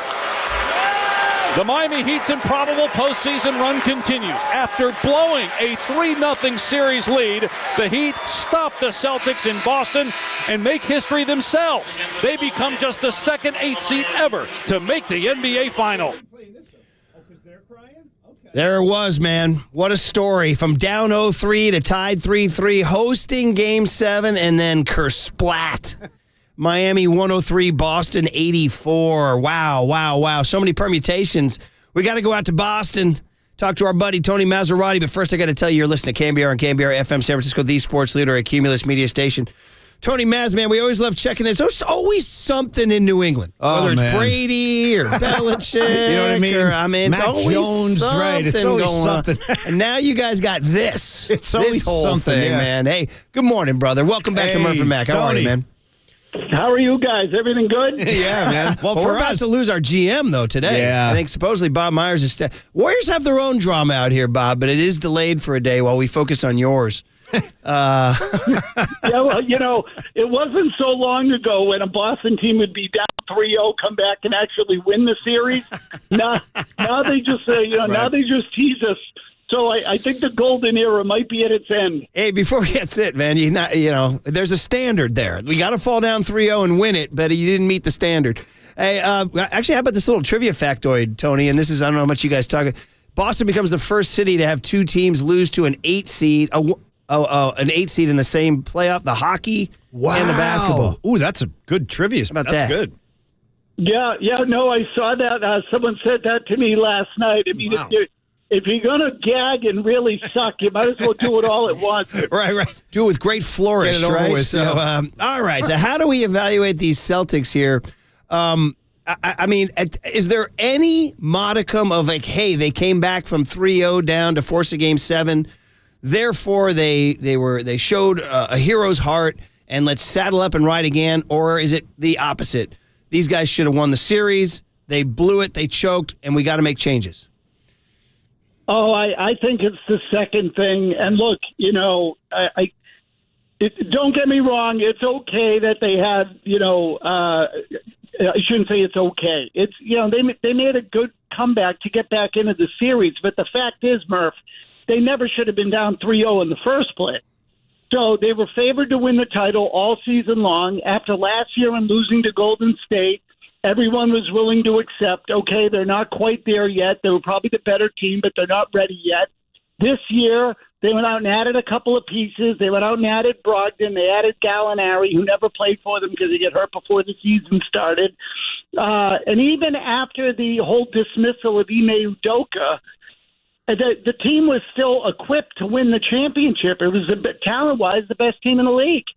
And to fall behind 3-0 to Miami and put themselves in that predicament is a massive fail. And so now look at it. Could they come back and win it next year? Sure. But I think they really have to look at that core now because the end of the game troubles they have are obvious. Nobody takes control. They lack something at the end of these games, and they're going to have to change something to figure it out. I want to talk about the coach, Tony. Joe Mazzulla, and by the way, he's trying to be like Bill Belichick and Greg Popovich with his media dealings. So that's a side note there. Very odd with the media. But is this the kind of thing where you're just a guy arrives on the scene, blows it, and you guys are done with him, or what's the story? Well, so look, I think when you look at it now, he was in over his head. I don't think there's any question about that. He did get put in a tough spot. Yeah. So that part of it's not on him. I mean, on the eve of the season starting, it's like, well, we're going to suspend our coach and you're taking over. So now that said, they got off to a 21-5 start, which my personal opinion, guys, is that a coach in the NBA is really just playing psychologist and managing egos. Mm-hmm. And I'm not telling you the strategy is a zero, but typically the best player runs the game. Mm-hmm. And so if your best player is ready to win and he has poise and he can perform under pressure and in key spots, your team's going to be fine. And I think Jason Tatum has grown as a player. He might not be all the way there yet. Now, I'm not telling you Missoula did a good job. Again, I think he was in over his head. I'd be surprised if they fired him and go to 4 coaches in 4 years. Mm-hmm. Because if you go back, it was Brad Stevens in the final year of him, then Udoka for 1, now Missoula for 1. Are you going to bring in another coach? Mm-hmm. So I wonder at this stage if they'll just ride it out. And if I were them, frankly, I would take a harder look at the roster because there are some problems in this roster that have to get addressed. They don't handle the ball. They don't have a great ball handler. And at the end of games, when people try to dribble through double teams and in traffic, it has shown up repeatedly. It showed up last year. It showed up again this year where they turn the ball over, and that's costing them games. Right. Right. So, I just want to stay on the coaching thing for a second, Tony. I mean, I wonder if you think there's if there is a change at the head coach position, do you think there's any possibility of Brad Stevens coming back down to the bench? Because I have heard that as a rumor. Yeah, I rule out nothing. So when I say that I think they're going to bring Missoula back. I just mean that based on all the change and upheaval they've had. So would Stevens consider coming back? My answer is sure. I'd rule out nothing. Yeah. But let's not forget they tuned out Brad Stevens at the end. So now, are they different? It's 3 years later. Are they more mature? Are they more willing to listen? Are they more willing to accept what Stevens has to tell them? Maybe. I rule out nothing. But I think the bigger thing here concerns some of their personnel at the end of these games. Yeah. Frankly, they just gag. I mean, they can't handle the pressure that comes, and I mean that psychologically and also actual defensive pressure that comes at the end of these games. Tatum has gotten a lot better at it, and when double teams come now, he's identified them. But you guys saw what happened when Tatum rolled the ankle last night. They tried to run the offense through Jaylen Brown. Mm-hmm. He was a turnover machine. He had 8 turnovers last night. Yep. And so I actually looked this up this morning in an NBA Game 7. It's the second highest individual turnover total in history. Wow. The only guy to have 9 was Donovan Mitchell 3 years ago in a Game 7. Wow. So, yeah. I mean, that tells you plenty. That's a hell of a stat, and you're right. And so that leaves us with the question about Jaylen Brown. Because, I mean, that's, he's the guy. And I guess if you just look at the interwebs, Tony, the theory is that the Celtics will make him an offer. Is that the right thing? Well, so this is the thing now, Murph. This is where they are. And so how do you alter this roster? Do you go and get a more veteran player like a Damian Lillard and say we're going to move Jaylen Brown, we're going to trade him for Damian Lillard? And I'm just spitting off the top of my head here. Mm-hmm. But Lillard, who is just a good all-around offensive player, maybe defensively you lose a little, but certainly is a better shooter, certainly is a better ball handler. Gives Tatum a veteran guy who has never won, who might have the poise to handle the ball and take a game over at the end, at least in terms of providing some structure and shot making. So do you do that, or do you keep Brown and Tatum and say, no, we're going to pay them both, we're going to go with the Golden State model, and we're going to get rid of Marcus Smart and bring in someone who's more of a pure ball handler, and again, lose something that is on the defensive end for someone who's more creative and a better creator on the offensive end. To me, they got to go after that core. They've got to change something there because at the end of the game, problems have been consistent. And they were consistent under Stevens, they were consistent under Udoka, and they're consistent under Missoula. So you can change the coaches all you want. The results at the end of the games have still been the same. Yeah, for sure. I'm looking back since 2017 with Stevens. That's 4 Eastern Conference Finals loss and 1 NBA Finals loss. So that'll grate on a fan base when you're that close 5 times and you've 4 times in the Final Four, 1 time in the Final 2. Last one for you, Tony Maserati, 98.5 The Sports Hub. You got to listen to him when you're out in Boston or even stream him. Felger and Maz in the afternoon. Hey, Tony, just a quick word on the other guys.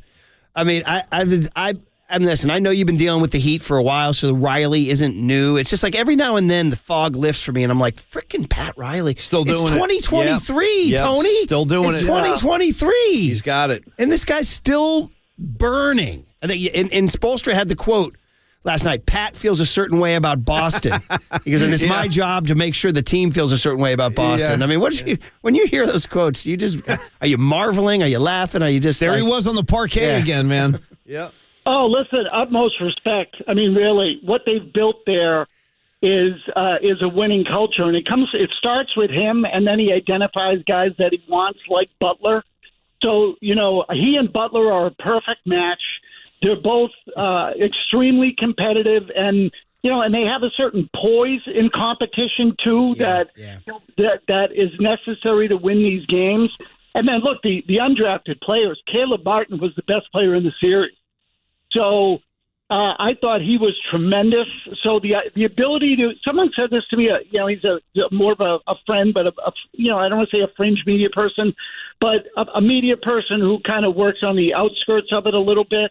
And said to me that what they do in Miami is they identify guys who love basketball. And those guys are willing to put in the work and do whatever it takes to win games.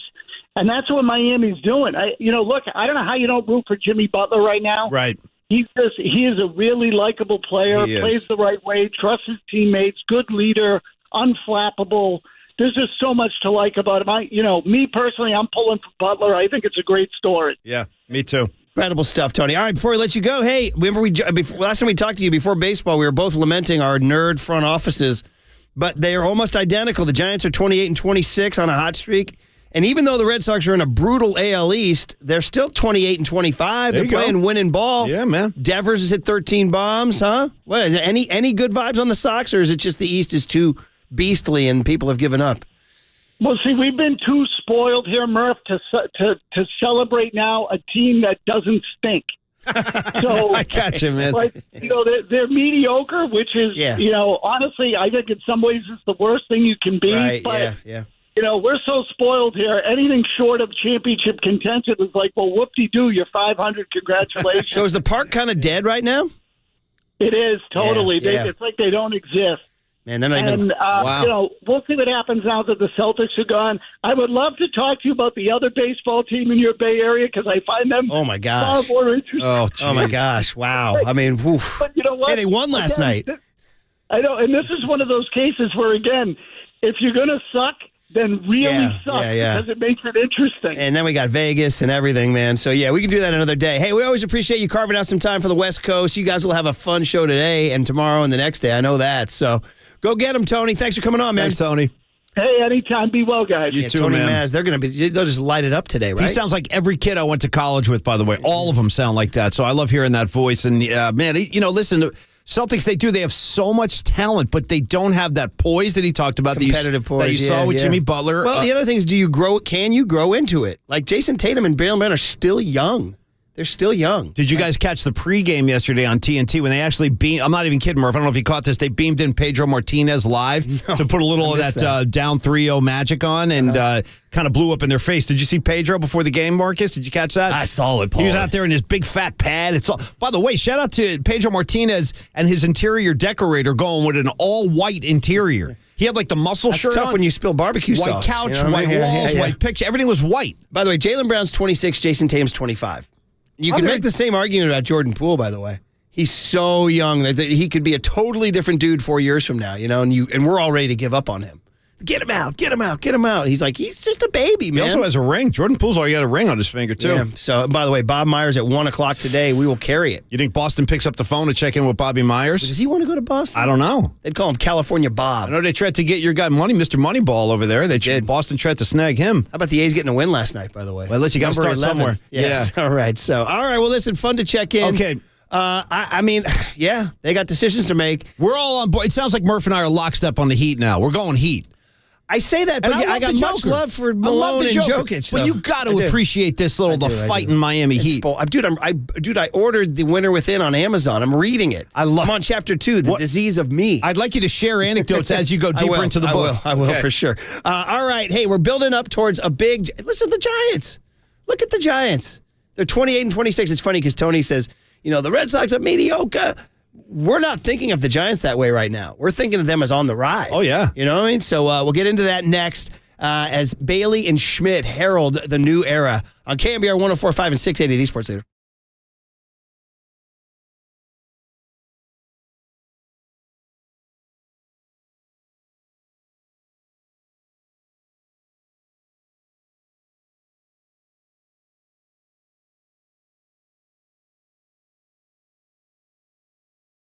Let's talk Provident Credit Union, all right? If you're looking for a safe, secure, and stable banking partner, check out Provident Credit Union. Provident is committed to the safety of their members' deposits, and you got to check out their dividend-earning checking account called Super Reward Checking, where you can earn 1.26% annual percentage yield. Yeah, Super Reward Checking has no monthly or annual fees and includes free access to ATMs nationwide. With over $3.5 billion in assets, Provident has earned a name for safety and soundness. So start earning 1.26% annual percentage yield with a Super Reward Checking account. All right, visit providentcu.org.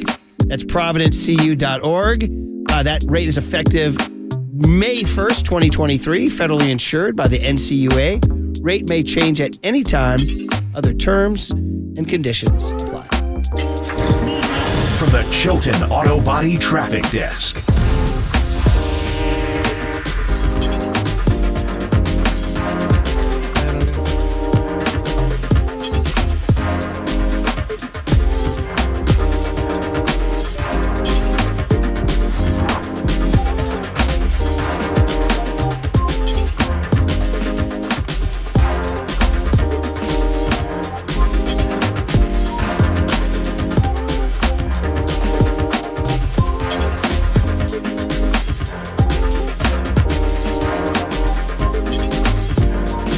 Everybody, happy Memorial Day weekend Tuesday, if that makes any sense. Hope everybody had a good Memorial Day. That's probably a better way of saying it. But anyway, we're back in business today. The Murph and Mac Show rolls on. We always like to talk to our good friend Steve Moskowitz on the Murph and Mac Show because he shares all kinds of very useful advice and tips to help you get a leg up on your taxes. So, Steve, hope you had a great Memorial Day weekend. Let's talk today. What's on your mind, Steve? Good, Paulie. Thanks. And what's on my mind is just we're experiencing so many people are being told that you don't qualify for ERC because your gross revenue didn't go down enough.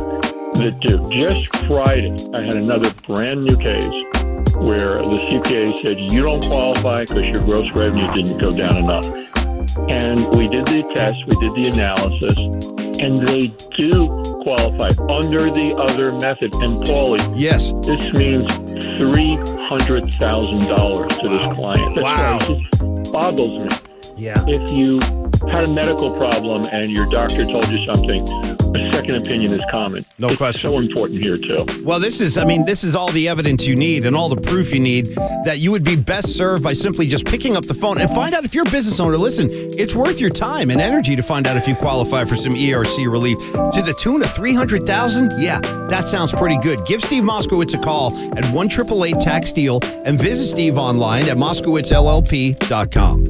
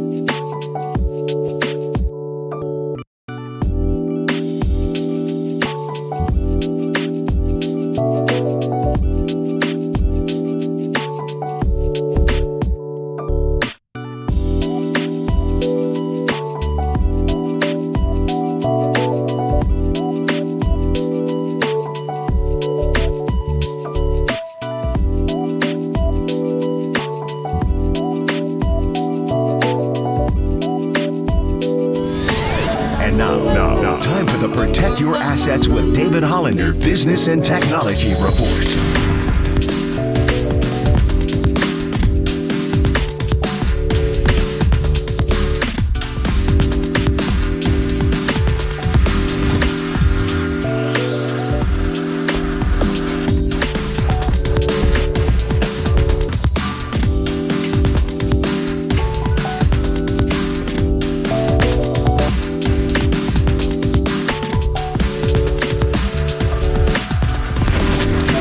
Has been the Protect Your Assets with David Hollander Business and Technology Report. Do you want to pay less taxes this year? Learn more. Listen to David's show every Saturday morning on KNBR or call 1-866-PROTAX. Listen to the sports leader anywhere, anytime. Download the all-new KNBR app. Now, Murph and Matt continue live from the KNBR Casino Matrix Studio. Casino Matrix Progressive Jackpots are here. Where are you? Just drop in. Please play responsibly. 1-800-GAMBLER. Bob is one of the guys that I roll in with, that I've been on this journey with for 11 years, and we've all been plugging away each and every year to try to deliver championships. It's what makes us go. That's what we're all in it for. And so to know that there's a possibility that he may not be here does not sit well with me. Even if he is gone, that relationship will still be like this. That is a relationship that I've built that will last for the rest of my life, someone I confide in, someone I trust. And so to know that, like, he may not be here, like, that sucks. That hurts because I've appreciated going to work with him every day for the last 11 years and the things that he's taught me. Man, there it is, Draymond Green on his recent podcast talking about the news that's probably going to come today at 1 o'clock that just kind of snuck up on us over the last several months, that Warrior General Manager Bob Myers has a press conference today at 1 o'clock, and according to people close to the scene, Mark Stein on Substack, a longtime NBA writer, our buddy Cyrus tweeted it out too, that they expected to step aside. Here's my question. Well, one of the many questions that this would kind of bring, if Bob does step down, is what does this mean to the future of Draymond Green? Because I know Draymond, obviously you heard the cut coming in, but he's very close with Bob, and I think that hurts his. I would think that's a detriment for Draymond to want to stay. Well, yeah, but he wants to win a championship with Steph and Clay, and that's the group. As we just heard from Tony Maz, it is a players' league. You know what I mean? Ultimately, it is a players. So it's those three together. It's going to be a loss, kind of spiritually and emotionally. But things move on, and guys move on. Like George Seifert replaced Bill Walsh, and they still won. But it is interesting that at age 48, he's a young man. He's like, yeah, I'm out. It's kind of crazy that he would walk away from all the money. Well, that's the highest. Lacob tried to make him the highest paid GM in the NBA. That's the offer that is on the table right now. And he's such a calm, patient dude. Who knows how much stress goes on inside him? He has 3 daughters. Yeah, they live here in the city. Right. Like a nice neighborhood. He's got like a high quality of life, I think, doesn't he? See over there on Chestnut near Joey Bart's old place? He is. I'm just talking. He's over on a houseboat in Sausalito. Yeah, totally. But, obviously he's leaving. By the way, he's leaving. If he does step aside, and again, it's not certain. It's 1 o'clock today. But if he does, boy, is he leaving a mess for whoever's coming in. I mean, the Warriors have this luxury tax mess coming up here. I'm reading here, combining for well over $400 million when the Poole and Wiggins extensions take effect. And the new CBA penalizes the Warriors heavily to be able even to try to flesh out that roster. So if you are Mike Dunleavy Jr. and taking that, you're like, man, thanks a lot. A fine mess you've gotten me into. Isn't that what they used to say in the Laurel and Hardy, Paulie? I believe so. Got to keep those references current. Another fine mess, yeah. Keep that. As P1 Chuck might have, another Stan Laurel. Very good, man. We were Very Stans good. earlier today. But yeah. So anyway, what does it mean to you, like kind of emotionally or spiritually as a Warrior fan? Yeah, no, he's been a very kind of stable. He's been a stabilizing force, I think, throughout this. The suit. Yeah, no, I know. He's the only guy in 2023 who suits up every day. Maybe my favorite thing about Bob Myers is not a riff, by the way. I really mean this. Is the fact that he is like hell bent on sitting in the seats with the fans. Still does it.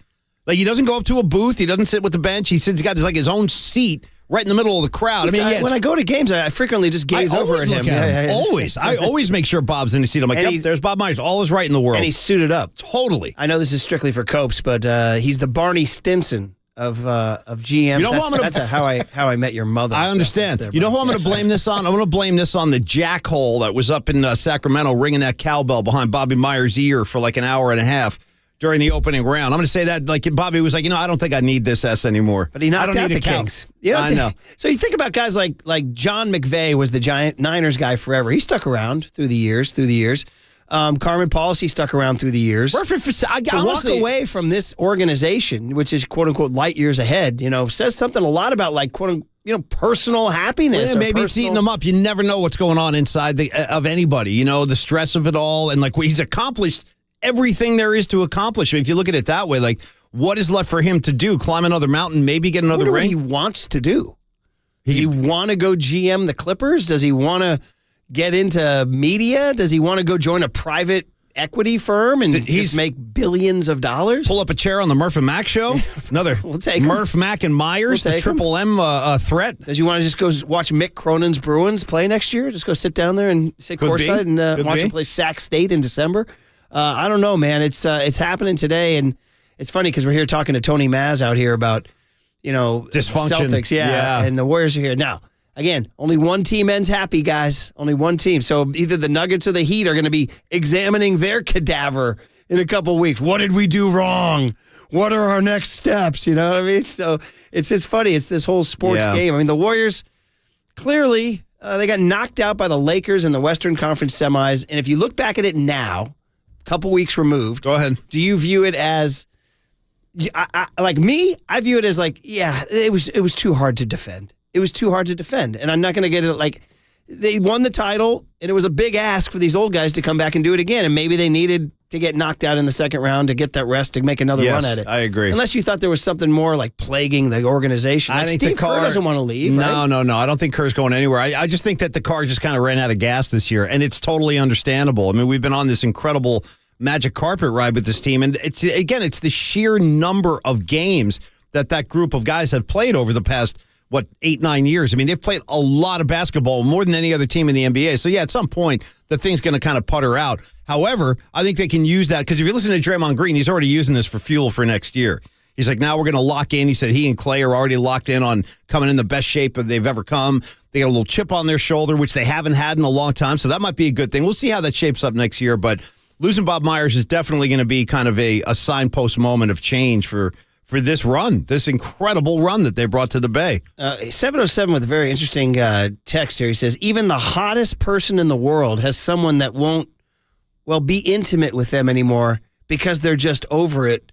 Maybe Bob's just over it.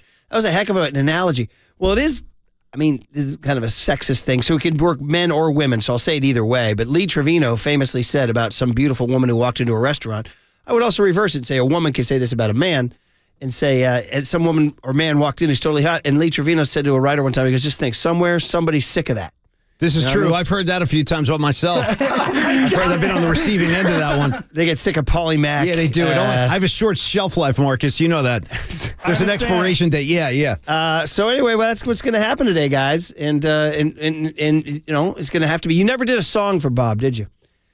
I think I might have threw him in one of those My Sweet Dubs, like one of those maybe Bobby Myers. I feel like, but I'm not sure. I don't want to start queuing up tunes. I'm not entirely sure. I don't remember. But he never got the standalone track. Yeah. No, and so Mike Dunleavy Jr. is the one guy you hear. I don't think it would be. Remember, Kawakami told us he doesn't think it would be a Lacob. It would just be too hard. Kirk Lacob. Yeah, he's in a Lacob and inherit that pressure. Not would be yet. Brutal. Not yet. But do you believe truly like the Warriors are not done? Like Curry and Clay and Draymond can go do it again? I definitely believe that, yes. Waterboy, yes. And that was the big kind of hot take as soon as the Warriors were eliminated by the Lakers, that the Dubs dynasty is over.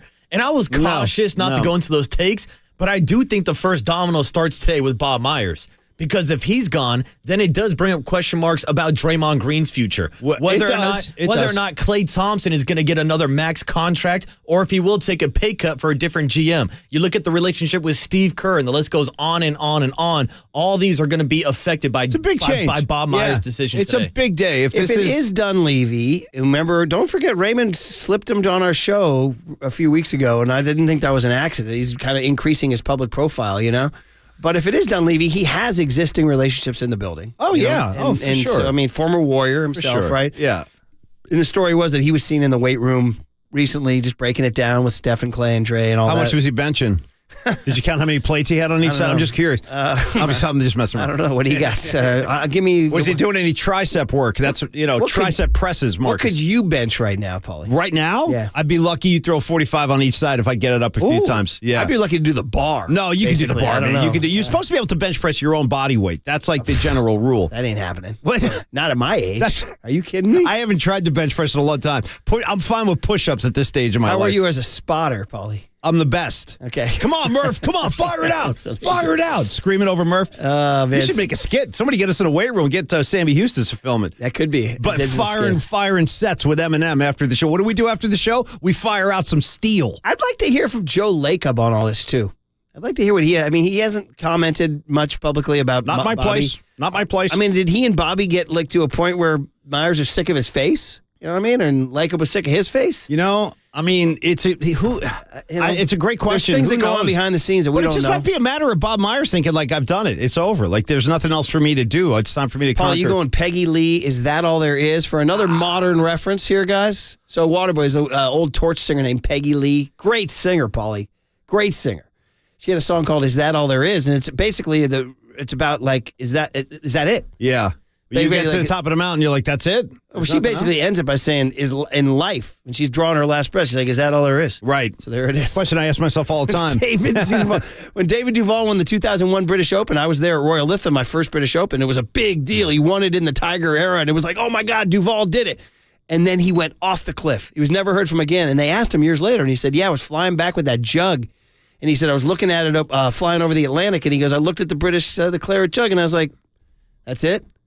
He's like, that's it? This is it, huh? Yeah. So, I mean, you know what I mean, Paulie? Yeah. Sometimes you're like, that's it, huh? Maybe I'll just get Nacho the goat, and go camping in the woods. That might be our best bet at this point. Right. Cue up some marshmallows over the fire, whatever. Anyway, there you go, guys. It's going to happen today. Yeah. And it will happen today at 1 o'clock with Papa and Lunch streaming it. Okay. And I guess we're fully anticipating that he will step aside. It feels that way, yeah. And, you heard Draymond, even in that cut you played, was kind of saying, if this happens, it's like yeah, like you and I would be saying, if we were to get rid of Waterboy as a producer, right? Not saying that's going to happen, but if we did, we would never do that. Oh, they get rid of Waterboy, I'd burn the building down. I'll tell you that right now. If we were to make a move on Triple E, I'm not kidding. I'll get involved with arson if they get rid of Waterboy. Yeah. I'll come with like a Molotov, sure, right into somebody's office and then run away. That's today's story at 1 o'clock, everybody, and who knows, tomorrow's big hit, perhaps, right? Okay, speaking of the big hit, that's coming up. But today, because it was a holiday weekend, you get extra deals. So you listen. What's the lifeblood of the Murph and Mac Show? Crew can kite. Yes, you guys prove it. We see the numbers on a chart. I like you calling it lifeblood. That's a good call. Lifeblood. Yeah. Is there a band out there called Lifeblood? There should be, right? Lifeblood. Maybe there should be. Yeah. Yes, there is. Anyway, they're the lifeblood of our show. But on Monday, you don't get them because we're off. So we're going to go Kype on a Tuesday, like we always do. And here's what you do. You get Kruko bonus at 8 o'clock. He's the big hit. Double shot Tuesday. And what a team. Since we last signed off, they won 3 out of 4. They won in Milwaukee Friday night 15-1. They won Saturday 3-1 behind Logan Webb and Mitch Haniger. They threw in a loss Sunday just to keep you honest, and then come back to a full house in front of a sunny Memorial Day crowd and go 14-4 with Slater and Bailey leaving the yard out there at 3rd and King. So that's what we'll do next. Dive into the suddenly hot Giants, who Stan, the guitar tech, stopped by my practice and said, Giants playing good ball, huh? Giving us something to watch. We found out it was John Mayer's guitar tech. So that's it. Dwayne Kuiper and Mike Kruko, the big hit. Next on the Sports Leader. So that sucks. And quite frankly, I hope something is worked out and Bob is back next year. I also hope I'm back next year.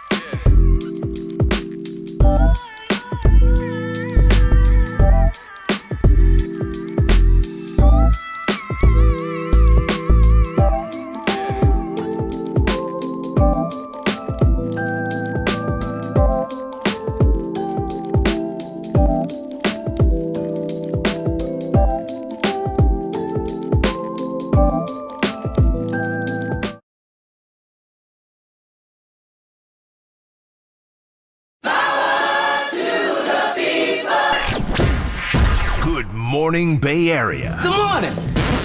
Good morning. Brace yourselves for KNBR's Power Surge. The sports leader welcomes you to Murph and Max Power Hour. Giants fans, there's no question we've got the best in the booth. That's why we all mimic his call. Time for Murph and Mac to catch up with Kipe. Sponsored by your Northern California Honda dealers. NorCal Honda dealers, Race to Save is on. Race in now for winning deals on every model. On KNBR 104.5 FM and 680 AM.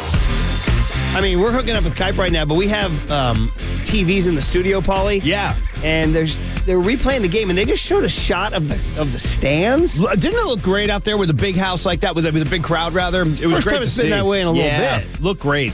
In a minute, as the kids say, right? Brings back a lot of good memories, seeing the yard full like that. Right? They had that sellout streak for how many seasons? What, 2.5, maybe more than that? How many years did they sell out? Gosh, they called them, near the end, people were calling BS on that, but I would say, at least, 10 plus years, something like that. Very good sign. So, see that. And it's funny because Waterboy, when I listen to the leadoff spot every morning driving in, and Overnight Dave plays the highlights, the last out of the game was played, and you could hear the cheers in the crowd were louder. Yeah. It was like, oh my God. There's a lot to cheer about yesterday. But there's actually people there. Yeah. So, all right, connection made with Dwayne Kuiper. Geez, since we last talked to Kipe, the Giants have gone off. They played well on the road in Minnesota.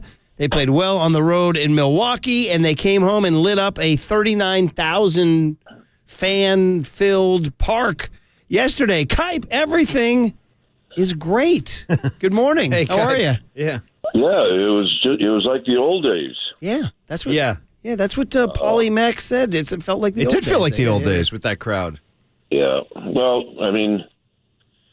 you have a great combination of overall the team's playing really, really well, and then you got the infusion of two young players that, within a matter of a month or 3 weeks, have just captured the attention of everybody in the Bay Area. Not one, but two. And if you believe the people that know a little bit about this business, there's more coming. So enjoy it. I'm not saying enjoy it while it lasts, because it could last for a while. Yeah. But it is hard to maintain this pace as far as winning. But they've got a hot streak going right now, and look, I don't really start looking at the standings until maybe the end of May, June, middle of June. But they were almost 9 back a month ago, less than 3 weeks ago, and now they're 4.5 back. So keep that team in LA in your sights, and then you can try to catch them one of these days. Yeah, and by the way, if you care, they are the wild card team right now. They're in the top 6. So hey, Memorial Day is one of the signposts, so it counts a little bit. It's always a first glance at Memorial Day. Isn't that usually Kipe a day to first take a peek? We're gonna. Yeah, when school's out, you start thinking about it, and we're seeing more and more kids at the park now, and that's always a good thing. But you check the boxes on all these holidays that come through, and then you got you get the 4th of July, and some people call the trading deadline a holiday, and then of course you got Labor Day. So yeah, check the boxes on all these holidays. This thing Mike and I talked about yesterday, it was really odd that I think there were 4 or 6 teams that didn't play yesterday. Yeah, I think that happened to the Giants one year, didn't it? It did. Yeah, I think it did. I mean, I don't get it. I mean, you saw the reaction to our game yesterday with the attendance, and I know the team's playing a lot better, and there's young guys, and it's, but still, it's a holiday. It's families want to get out and do something. Right. And the ballpark is closed. Yeah. I mean, I don't get that. I just think, I'm sure it has everything to do with the schedule and teams playing games in a row. But I mean, if you're Major League Baseball, I think you have to have a full schedule on Memorial Day. You have to have a full schedule on a Saturday and a Sunday. And Memorial Day, to me, is just as important, if not more important, than those 2 days. 100%. A total weirdly dropped ball by baseball. And by the way, more baseball talk today as Andy Baggerly joins Tolbert and Copes today at 4:50 to talk about the beat writer's perspective of this 11-3 run. There are 11. You talked about, it's hard to sustain the pace, but 11 out of 14 is a nice sample size, Kipe. You know what I mean? Like there's some evidence, and then you said it in the intro. It's the youngsters, right? Schmidt and Bailey, since they've arrived. I want to talk about Bailey for just a second, because we were saying earlier, when he got drafted, the first reaction was, oh, the Giants have a catcher. Oh, okay. And then secondly, he had a tough start in the minor leagues, and I think some fans it's not going to work out for him. By the way, this looks to be beyond legit. I mean, this is a first-round draft pick who looks everything the part, and I guess what I'm saying is kind of like, did he sneak up on us a little bit, or should we have known when that pick was made during COVID, oh, this is the guy to take Joey Bart's job? Well, I mean, I think Murph, and it's not to blame. I mean, you're not to blame. I'm not to blame. But our focus was all on Joey Bart. Yeah. And rightfully so, because of the build-up. And he was the number 2 pick, and we all wanted this to be the next Buster Posey, and none of that was fair to him at all. And even his first call-up was probably a little premature, but it was out of necessity. So, Patrick Bailey, do you get lost in the shuffle a little bit? Well, if you're not putting up gaudy numbers, you probably do. But the one thing that never changed, if you talk to all the Giants baseball people, the one thing that never changes is his ability to catch and call a game. I mean, you can hit 220, and he scuffled, like you said, in the minor leagues. But the one thing that didn't change was his ability to do what he does behind the plate. And what he does offensively, let's hope it's terrific. But the way he's going to stay in the big leagues and play every day is how he handles the staff. And we watched how he handled Discofani yesterday when there was a little bit of a screw-up with the pitch comm or whatever the heck they call it. Yeah. You know what? I mean, a 24-year-old going out and trying to calm down a veteran, I mean, that usually doesn't happen. So I think he was under the radar a little bit, Murph, but that's only because there was a higher ceiling that we all thought for the kid that was right above him, and that was Joey Bart. And you know what, Joey Bart, people shouldn't, forget about that guy, because he's a young guy that's got a lot of talent. He just needs to get it rolling and then continue to roll. Well, it's an interesting perspective too. You're right. We were focused on Bart, and Bailey did his thing, and looks. It's almost unfair to even bring it up, but there's like a baby Buster vibe, like the calmness. Listen, nobody's Buster Posey. The guy's MVP and batting title champion, and You inducted him into the Bay Area Sports Hall of Fame and all that good stuff. But, I mean, I don't know. Is it fair to call it a little baby buster vibe because of the demeanor behind the plate? Well, I think you can do that, I mean, defensively in how you call a game. I think it would be really unfair to do that offensively. Yeah. I mean, even Buster acknowledged the other night at the Hall of Fame induction. I mean, he acknowledged. He said, it really is a different team with that kid behind the plate. Mm-hmm. And who would recognize that more than him? Yeah, right. So, yeah, let's compare Bailey to Buster behind the plate and how he handles the staff. It's a little early to do that, but it's okay to do it. But offensively, I think we have to wait because this kid's main focus now is what can I do to get this staff and some of these veteran guys and even the young guys, what can I do to get them through 9 innings where at the end of the 9th inning, Duvall gets a save.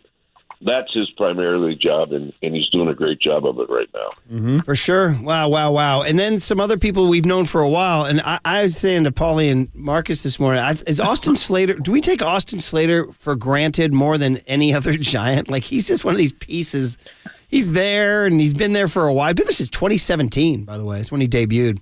But he will just destroy a lefty. And he just shows up off the IL yesterday, Just bats like that. leadoff, hits a bomb. He crashes into the wall at one point, pops back gets up. shoved back to third by Mark Hallberg. That too, yeah. Well, not only that, he got stepped on at third. He totally got beat up going into third. Oh, jeez. But the one thing for Austin Slater, and it's not his fault, but because he lands on the IL, we do forget about him. Yeah. And then he reminds us what a terrific player he is when he comes back. And he reminds us by what he does on the field. I mean, in the blink of an eye, he's on first base in the bottom of the first inning yesterday, and then he hits the home run. He almost made an unbelievable catch when he crashed into the wall. And then, of course, like you said, he gets beat up at third. He was probably sore last night. I would think that he was. Yeah. But, forgetting about him is probably a strong word, but we probably take him for granted. And then he just reminds us what happens when he's healthy. And it would be hard pressed to figure a more dangerous right-handed hitter against left-handed pitching than him around the league. He went 3 for 6 with 4 RBIs yesterday and a bomb. I mean, it's just a monster box score. And the Giants win 14-4. We're talking to Dwayne Kuiper. We do it every Tuesday. Oh, by the way, the big hit is his partner, Mike Krukow, coming up at 8. And then Kuiper, the one that all Mariners fans told us, you're going to love him, you're going to love him. And then we're like, we're not seeing him. And now here he is, Mitch Haniger. Yeah. And now everybody's going to love him. Here's another stacked line. 3 for 5, 2 runs scored, 2 ribs. And bombs on Saturday and Monday. Or pardon me, Saturday and Friday. My bad. Friday and Saturday. Well, I mean, it was the Conforto-Haniger combination that when the team opened up in New York and Chicago, they were nowhere to be found. I mean, they're hurt. And it really made the lineup a lot more different than what you expected the lineup to be coming out of spring training. Well, now you got that lineup that you thought about coming out of spring training, but you've added 2 young guys to add to that lineup.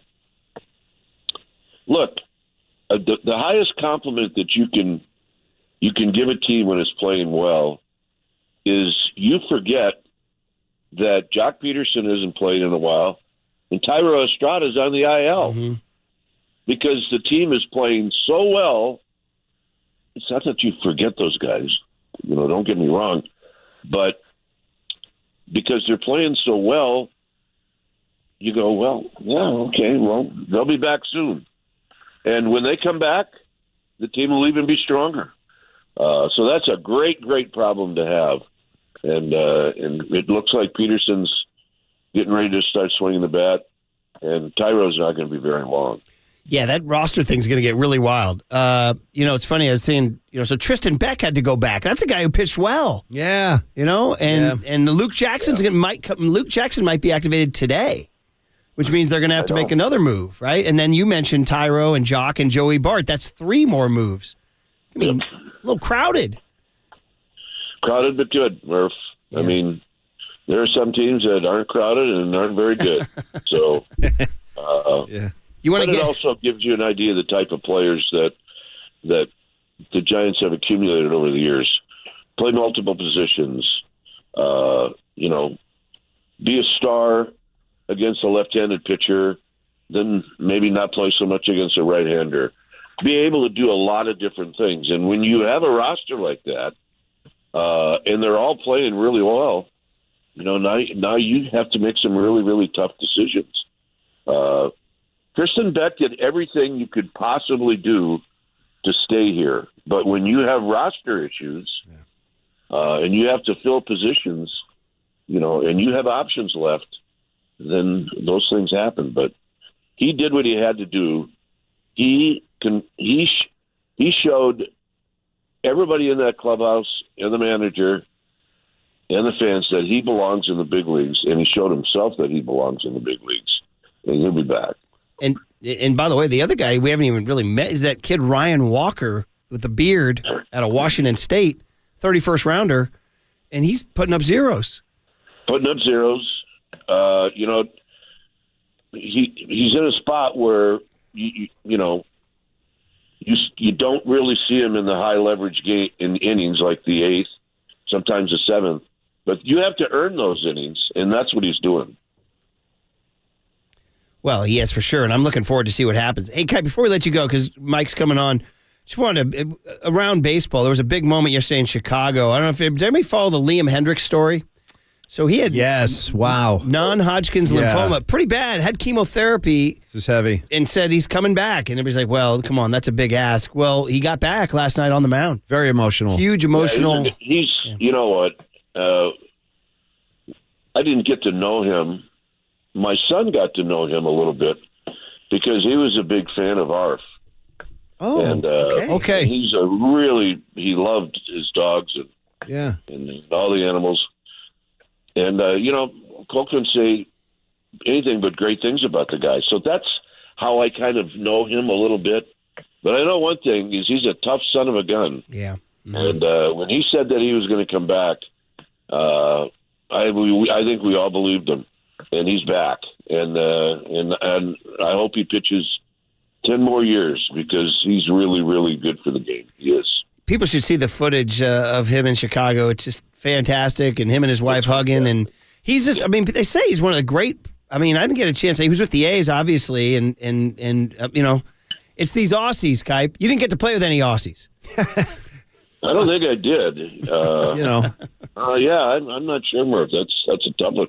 By the way, kudos to how you handled the other night. It was great.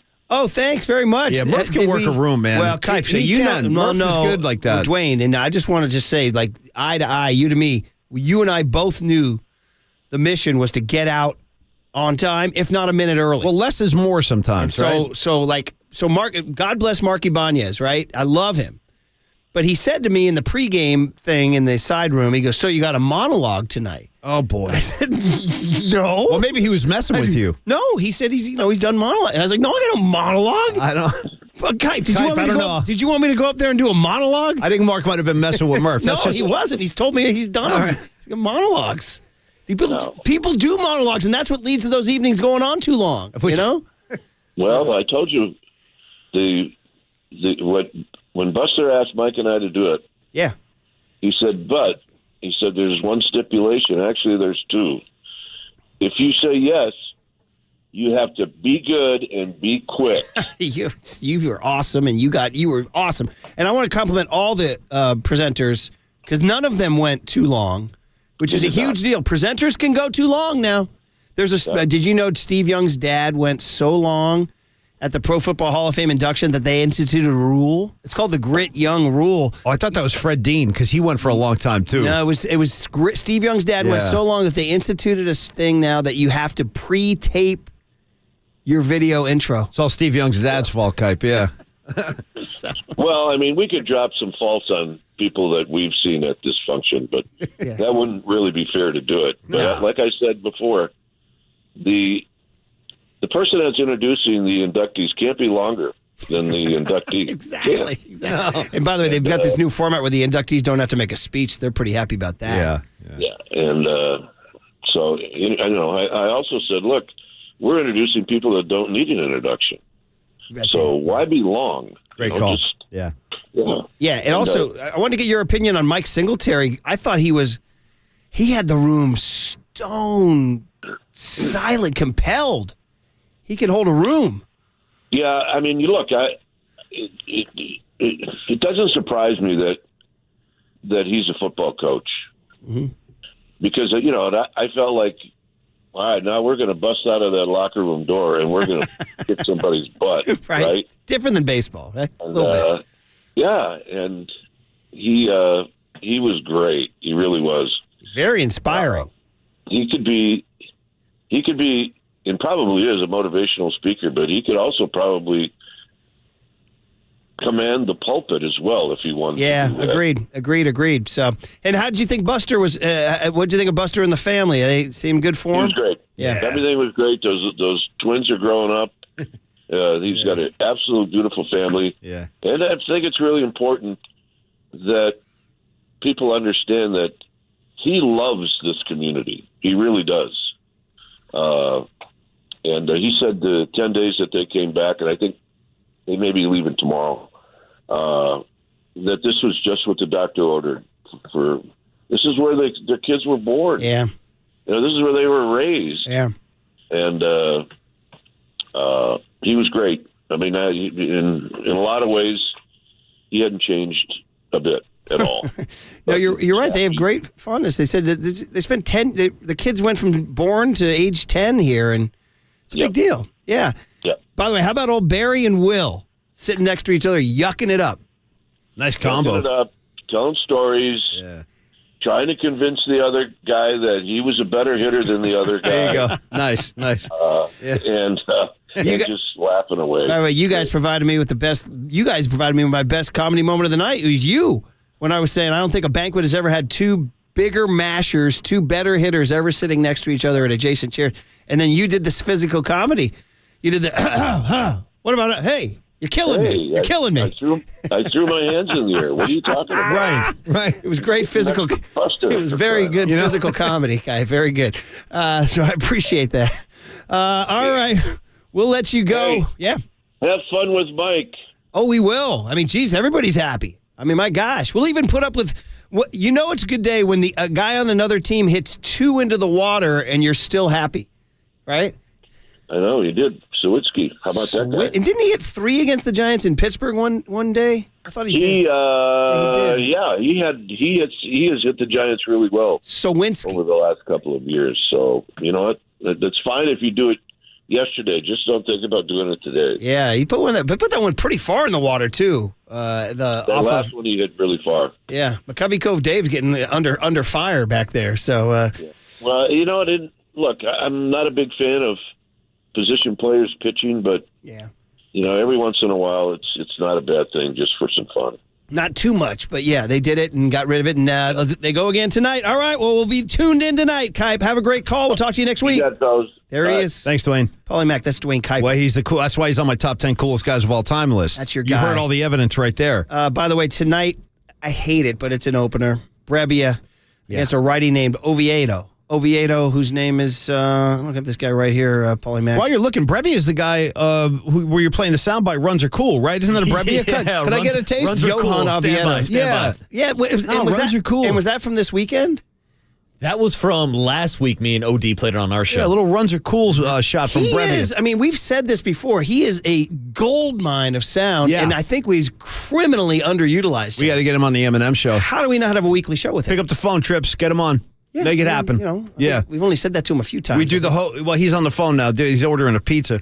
Runs are cool, man. This is the guy I want to talk to. That's the dude I want to talk to. Run that back again. Runs are cool, man. Runs are cool, man. Little Kaler flavor in there, too. Slight hint of Shannon. By the way, we got a Pro Stone Fox's email from somebody who saw them in Napa. Shout out all you bottle rockers. And they were and I watched some of their Bottle Rock set. They filmed like a minute of it and put it out there. They were rocking out with their sock out once again. Not literally, like the Chili Peppers? Well, no, I said metaphorically. Because that would have been a nice tribute because the Chili Peppers headlined over the weekend. They played on Sunday night. Apparently, everybody had a good time at Bottle Rock. Shout out Lil Nas. Shout out the Chili who was Peppers. large and in charge at Bottle Rock this weekend was 85 for your Niners. Apparently, he was all over. I had multiple people texting me from Bottle Rock saying, "Love it, Kittle's on fire." I love it. That's great. So, he was on stage. He was on a cooking display. Okay, dude. He was partying in VIP tents. Aisha Curry's done some cooking stuff up there too. But he apparently was there all weekend, like every day. No, I love it. You are listening to KNBR and KNBR FM San Francisco, the sports leader, a Cumulus media station, and we go right into the big hit, which is Mike Kruko's bonus hit right now. Runs are cool, man. For sure. Kite with Murph and Mac has been sponsored by your Northern California Honda dealers at NorCalHondaDealers.com. The Murph and Mac Power Hour surges on. Absolute power corrupts. Absolutely. Next on KNBR 104.5 and 680, the sports leader. Here's what's trending now. On KNBR.com. Buster Posey stopped by the Murph and Mac Show last Friday after being inducted into the Bay Area Sports Hall of Fame to talk about his career in San Francisco and what he thinks about the Giants' new prospects, Casey Schmidt and Patrick Bailey. To hear that podcast and more, check out what's trending now on the all-new KNBR app.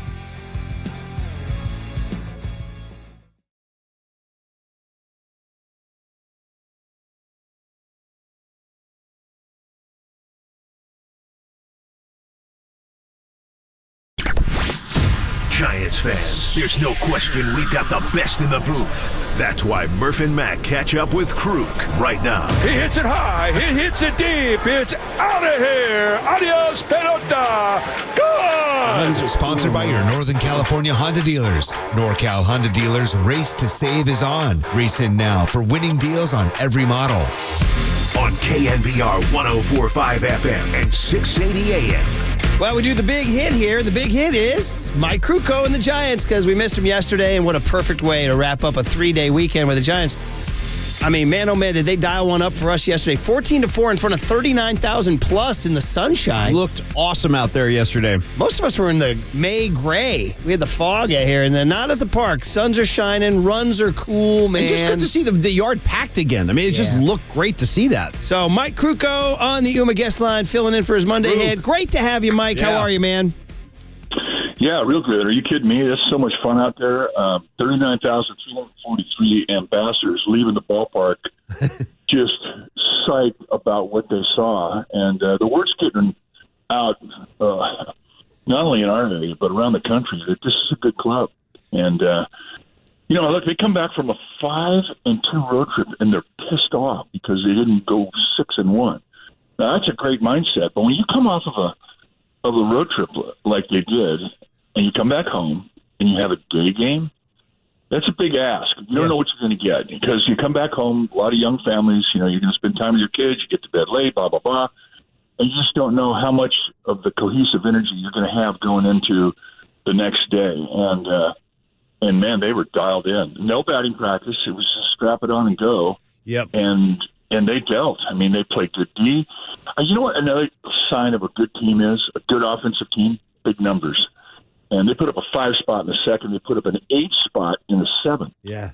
And it's all working for this club right now, and it doesn't surprise any of us. No, it's great, Mike. And I want to pick your brain on one quick thing because Murph and I started talking this morning about the game, and the first thing we talked about was the 3-pitch first inning that included a double play. I'm telling you, I've never seen. Now, Mike, I know you've seen a lot of ball, but including a double. I mean, have you ever seen that before, Mike? I've never seen that. I don't think I've ever seen a double. I had an inning in spring training when I was at Double-A camp where I gave up 2 hits and I had a 3-pitch inning. Whoa! Wait a minute! Wait! You just topped it. Hold on. A triple play? I don't even know I can. Yeah. No, it was the first guy up. It was a base hit. Next guy up, double play. Next guy up. hits the ball down the right field line, hits first base, tries to go to second, throw him out, 3-pitch inning, thanks for stopping by. Oh, my God. See you later. That is awesome. That's So base insane. hit, That's insane. double play, base hit, stretches into second, thrown out. That's nuts. I think you topped it. Well, You topped it, it was Mike. still pretty cool, though. That was the way It's a spring training game at Double A. It doesn't top. Yeah, but yes, it does, though. That's incredible. It's almost like a brain teaser. I mean, if somebody asked me, how do you get out of an inning giving up 2 hits and 3 pitches with no triple play, I would not have thought of like throwing out a runner to extending a base. That's pretty cool. Yeah. No, I came in and told her I was tired. I was done. That's it for me. That's it. I'm done. Yeah. Wow, that's really cool. But yeah, that worked out pretty well. Just Sclafani said he got back to the dugout and was kind of like, wait, what? Did I even pitch at all? Yeah. I know. They're magic. I mean, they just don't happen very often. I mean, I had one, and it's a story I tell about Jim Davenport. It was opening day in L.A., and I get the start. So it's, I think it was it could have been my second start, but it was the Dodgers opener, and I had a good day. And so this was Jim Davenport's first trip back in to Los Angeles as the manager of the Giants. This is 1985, and Jim Davenport. I mean, he had a lot of respect for the Dodgers, but he did not like losing to the Dodgers. And so here was his first trip to L.A. as a manager.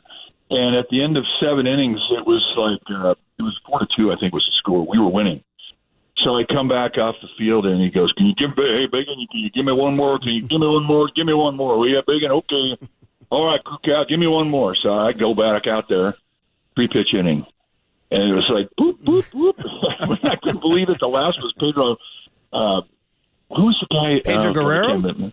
Yeah, Pedro Guerrero. Thank you. Anyway, so he swings away after 2 pitches and pops it up. So it's a 3-pitch inning. I come back off of the off of the mound and back in the dugout. And he goes, well, hell, that don't count. That don't count. You got another one in your that. Nice. So I got there. We win the game. And Daddy he was a nail biter. Mm-hmm. And again, this is his first game against the Dodgers, and he wanted it bad. Yeah. So he was pacing the dugout, and he was biting his nails. He comes out to the field to shake hands at the end of the game. He reaches out to shake my hand, and his fingers are bleeding. Oh, my gosh. I mean, that's how bad he wanted that win. God. Yeah. But, it's 3-pitch innings are a gift. You never know when they're going to come. They don't come very often. No, that was I've never awesome. seen one in the first inning. No. Fabulous. And portended a good day for the Giants, who scored 14 runs. All right, we're going to probably ask about this guy all summer long, but as we continue to watch Pat Bailey, and you gave us a really good breakdown of his catching mechanics last time, but now that there have been 3 more games to watch, I mean, actually they played 4 since we last talked to you, but he caught 3 of them. Anything new that you're noticing about the kid? Well, every game that he goes out there is getting more confidence. And the one thing that has become ultra crystal clear is how he has won over the pitchers. I mean, he has won the staff.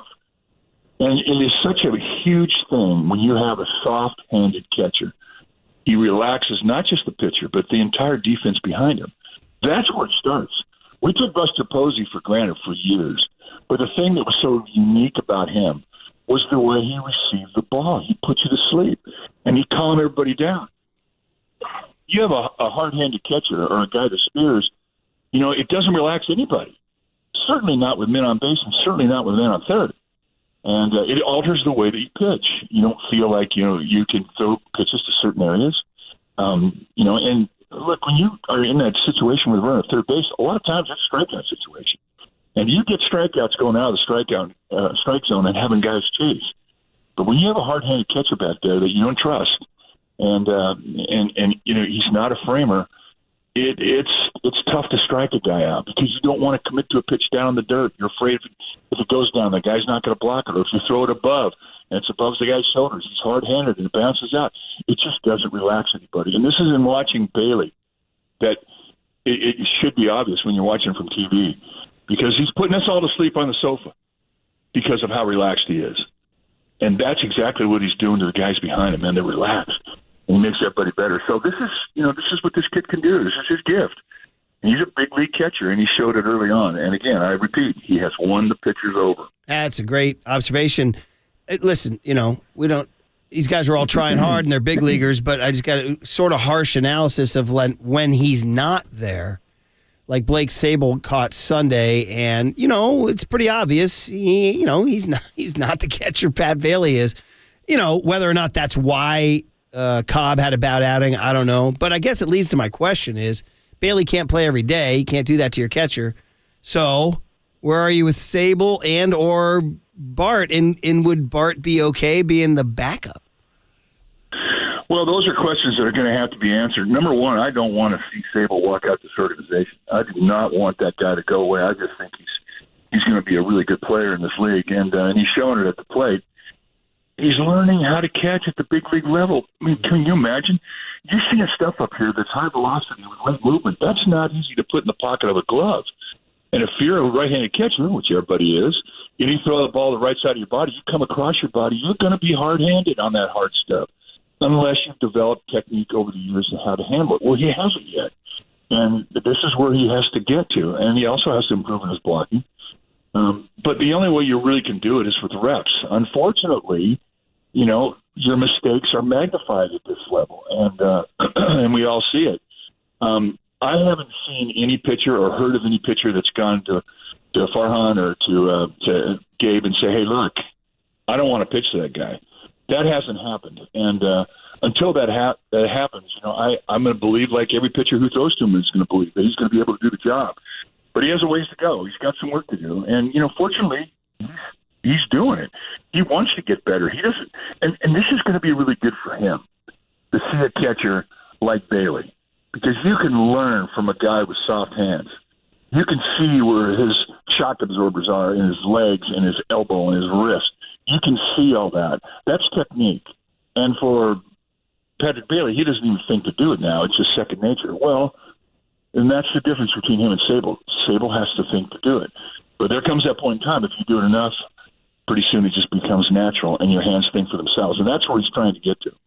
Think soft hands. Can you make hands soft by thinking? Well, you can make soft hands by thinking technique, and you can make soft hands by thinking technique and taking reps. But again, he's not pitching, average stuff. I mean, how do you go after Koval and say that, okay, go get him, kid? I mean, you get guys 102 miles per hour. Uh-huh. You don't have time to think of technique. No. You have to just figure out how am I going to catch this ball. And, for the most part, he's a little bit easier to catch when he's in the strike zone. But when he throws one up that's above the shoulder of Sable, it's problematic for him. Forget about the ball in the dirt. I mean, just catch it. Just the balls that you can get to. If you have to extend your arm out and his hands get hard, it's really, really hard for him to catch it. So, anyway, he's got some work to do. And but again, I repeat, I don't want to see this guy. I don't want to see him lose this guy. Yeah, he can hit for sure. So it'll be interesting to see with Joey Bart. Obviously, that's something we're going to have to talk about as the days go on. Bunch of guys coming back: Jock Peterson, Joey Bart, etc. Some roster crunch. By the way, speaking of, you talked about velocity being hard to put in a pocket. 102. Just a word on yesterday's starting pitcher for the Pittsburgh Pirates, Rich Hill, 43 years old, oldest guy in the league, and I think they said he topped out yesterday at 87, Mike, on StatCast.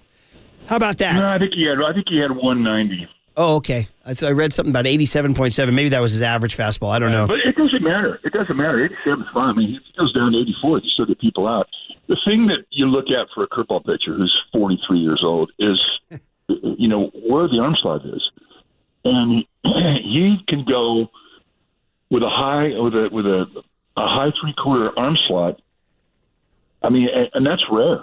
I mean, when you start to erode, your arm slot starts to come down. But he's still in a high position, and that gives him that great big curveball that's got a big arc. Even if you know it's coming in at 70 miles per hour, it's not an easy thing to barrel up. You have to have an approach. You have to be able to think to set up to what you're going to do. You can't get up there and get greedy and try and jerk that guy to the pull side if you're a right-handed hitter. You have to take what he gives you. And the other thing, too, about Rich Hill is he can come all the way from a high 3/4 down to a sidearm. Extremely creative with that pitch. And he can add and subtract velocity with it. I mean, he can pitch with just that pitch. And this guy, there's no reason that he can't pitch 2 or 3 or 4 years as long as that arm slot's high. He may not be a starter, but he certainly can make a living coming out of the bullpen. So, having said all that, going into yesterday's game, I didn't see him much different than the whole bunch of other starts that I saw him when he owned the Giants. He was 8-2 with an ERA under 3 lifetime. And he has a real quiet first inning, and I'm thinking, man, but if you watch what the Giants did yesterday, and this is what really impressed me. Again, you're coming off of a road trip, you're coming into a day game, many, many opportunities to be tired. Their focus as a hitter against Hill, I thought, was spot on. A lot of opposite field, a lot of let the ball get to you and take it the other way type of approach, led by 2 rookies. Yeah. 2 of the biggest at-bats early in the game in the 5-run second inning were Patrick Bailey and Casey Schmidt. They were exceptional at-bats. So I love the discipline. I love the approach. I love the fact that they had a plan, and they all, for the most part, stuck to it. And that's what I think that they beat Rich Hill, who was not an easy guy to beat yesterday, and they smacked him. No, I love you. Bailey served one up down the right field line. Just a patient swing. That was nice. Looked like a veteran out Yeah, there. that was nice. Big moment in the game, too. So, yeah, great stuff here. Talking to Mike Krukow on the big hit because yesterday was a holiday, obviously. And so we got Dwayne at 7:30 on Tuesdays. Mike stepping in for his Monday hit right here. Very nice. Giants go again tonight, 6:45. And it is a opener, John Brebbia, that 5th spot in the rotation, still yet to be settled. Mike, I mean, we're kind of getting used to this whole opener thing, I guess. I don't know. I still don't love it aesthetically. Yeah. Sometimes it works, but as you pointed out too, it does. It takes its toll when you taxes a bullpen, man. I mean, that many guys. Yeah. Well, I mean, yesterday, Scafani kind of sets up the opener game with 7 innings, and the bullpen really only had to eat up 1 inning. Taylor Rogers pitched the 8th, and then they brought in Brett Wisely, not a pitcher, and he closes it all out. So for the most part, there was a day off for the bullpen. I don't mind a bullpen game when you have a day off and everybody goes into it pretty well rested, like they will be tonight, and they're a day away from an off day on Thursday. I just think that you need recovery time, and I don't like to see it habitual. I don't like to see it every time through the rotation where you go to an opener and a bullpen game. I don't think that's healthy. But having said all that, I mean, they're in a good place coming into tonight's ball game, and they're coming off of a bullpen shutout the last time they did this.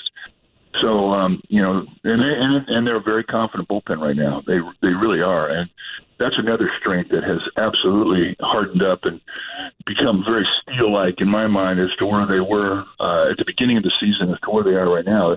They're in a good place. Yeah, as you mentioned, the day off Thursday can help for sure before Baltimore comes in for an interesting series. A lot of black and orange in that series. Mike, is it too early? It's Memorial Day yesterday, and is that okay to look at the standings, or do we get 20 lashes for looking at the standings? Because the Giants right now are actually holding the sixth playoff spot. As long as you're above 500, you can look at the standings. Okay. Until we get to 1 game over, and it's like, okay, now it's time. But, the thing about this team right now that has dramatically changed from April is that they think they're going to win every game. And that's what you aspire to accomplish when you're the manager of a team. Let have it so that your team believes in their ability to play against anybody and win. And that's where they're at. I talk about the approach they had yesterday against Rich Hill, up and down the lineup. They had big at-bats up and down the lineup. They have contribution from up and down the lineup. And we're getting it from rookies. And now all of a sudden you're starting to see Wisely have good at-bats. Johnson's at-bats are better. I mean, these are all rookies. And now you're getting people back, and the big boys are starting to heat up. Conforto's hot. Haneker's hot. Crawford had a 3-hit day. How wonderful was that? Then they get Slater back in the lineup. He goes 3 for 6 with a big flying 4 ribbies. I mean, it's firing. And none of that, but guys off the bench are having good at-bats. We believe in that. That's the same feeling we had when they won 107 games. Yeah. And that's what we're sensing now. Plus, and here's the big kick. This is the number one baddest ass thing that's happened to this team. Yeah. They're getting contribution from their minor league system, and it feels good. Yeah. You're 100% right. And by the way, it may not be done. Harrison knocking on the door, and then Luis Matos is knocking on the door. I have a question, Mike. On Saturday, Casey Schmidt drew his first walk. Was it it was not an intentional walk. It was not. It was a moment, right? A moment in time. Like, he drew a walk. We threw confetti. Yeah. Well, it's where he needs to get to. He needs to be a little more selective. I mean, because that's eventually what they're going to start doing. They're going to start going out of the strike zone if he's aggressive. I mean, that's the one thing you look at. You look at the stats. You see a guy who's got close to 100 at-bats and he's got one a walk. You're going, I don't have to throw this guy at strikes, especially with men on base. But that's where he'll grow. I mean, Matt Williams was kind of the same way when he first came up. I mean, he was swinging at everything, and that worked out pretty well. And this kid is talented. The other thing, too, about this guy, when Casey Schmidt gets something in the middle of the strike zone, he hits it. And he hits it all over. So I'm not really overly concerned about his aggressiveness right now. And, and the league really hasn't adjusted to him. So we'll see where it all plays out. But I think he has talent, and he can overcome any adjustment the league throws at him. That's how I believe in him right now, watching what he does every day. And, Mike, I just want to note, he knocks in runs, right? He has 15 RBIs, which actually puts him tied with Wilmer Flores, who has 50 more at-bats. It puts him, not that far off of, top three. Haniger has 19 RBIs. J.D. Davis has 30, and Conforto has 27. But Casey Schmidt will knock in a run. And I know, the analytics movement has devalued the RBI just for whatever reason. They say it's only contextual, blah, blah, blah, blah, blah. But I think this matters. He will, when there's a guy on base, this guy will knock him in. Look, when you get into an RBI situation, there's a lot of guys who get in that batter's box and their butt snaps shut and they lock up and they just become a different hitter. And then there's the other guy who has the freedom to succeed just because mentally he expects himself to do something in that situation. And it's all between the ears. And that feeling in your mind doesn't show up in any algorithm. And the guys who have it, those are the guys who are knocking in runs. Those are the guys who have the 2-strike, 2-out RBIs. Those are the guys that just are not intimidated by the moment. And it is what it is. That's the mindset between the good and the mediocre. And you can't take that away from a guy who's producing in that environment and discount it with some algorithm. It doesn't make sense to me, because it is a unique confidence you have to have that you are going to be successful given that situation, and that's what this kid's doing. Why would we throw dirt on that? And we shouldn't. We won't. I embrace it fully, and the guy will, as you always told us many times, Mike, Jeff Kent said, the money lies in the RBI. Hey, man. No, I believe that. I mean, Jeff Kent was one of the best we ever saw it. Yep. Yes. He had that mindset. No doubt. Wanted to be in that situation. Yeah. And that's what we're seeing early on in Casey Schmidt's young career. Giants are 17-10 in the month of May and have 2 games left. So this has been a transformative month. We'll let it play out tonight. You guys have a great call, and we will talk to you tomorrow, Mike. Hello. Mike Krukow on a Tuesday, and then you get Mike Krukow on a Wednesday. Telling you what, man, this thing feels good right now, Murph. The full house, the runs, the young kids, it's kind of, it's dare I say, to quote Murph, the great Murph from last year regarding San Diego, dare I say it's popping. I don't know if we've reached poppin' status yet. I thought yesterday was popping. I think we're on our road to poppin'. I felt pops yesterday. I was popping up at my place, I'll tell you that. By the way, did you go Tony? Feels good on me? If that's what it takes. It feels good. Cue it up, Marcus. Yeah. Or watch me break out some moves. Or were you going Marky Mark and the Fun Bunch, Good Vibrations? Yeah. Feel the vibration. Right. Well, I'd rather avoid that one if possible. Hey, speaking of vibrations. The Funky Bunch. I know we just did baseball for a bunch, but one of the things I wrote down in my notes to talk to you about is, and we got to get to cooler of content, but are you down with the Bill Simmons stuff going viral? Yeah. Did you see it? Yeah, the Bill Simmons. No, actually, I haven't filled me in on the Bill Simmons. Oh, it's viral as heck. Do I get to hear on the other side? Well, it's not an audio, it's a visual. Yeah. He was at the game. And the cameras caught him in just a look of complete stunned resignation where he's just numb looking at the court. And people are just riffing for hours and hours captions and up and stuff. Yeah. Exactly. I'm thinking about my lunch at there you go. Yeah, it sparked with well, he's in Boston. Where would it be in Boston? Well, I got Steve Grogan on line 2. I don't know. Yeah. Andre Tippett. We're gonna live riffs. All right, cooler content next. I haven't on seen the Sports Leader. I'll show it to you for sure. Mike Krukow with Murph and Mac has been sponsored by your Northern California Honda dealers at NorCalHondaDealers.com. The Murph and Mac Power Hour surges on. Next on KNBR 104.5 and 680, the Sports Leader. Here's what's trending now. Trending now. On KNBR.com. Patrick Bailey hit a birthday bomb yesterday in the Giants' 14-4 win over the Pittsburgh Pirates. So to read all about the Giants' big Memorial Day weekend, check out that story and more trending now on the all-new KNBR app.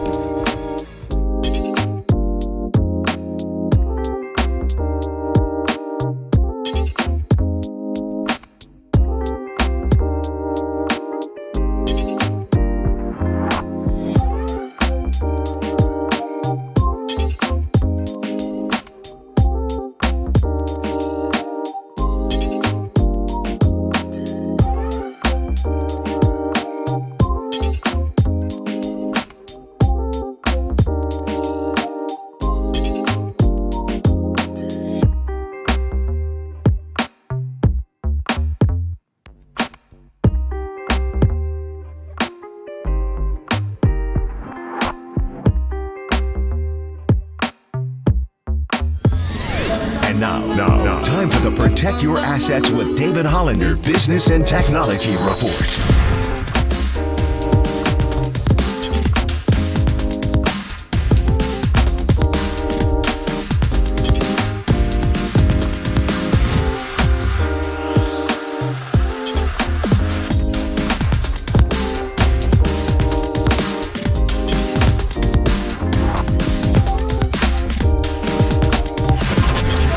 Has been the Protect Your Assets with David Hollander Business and Technology Report.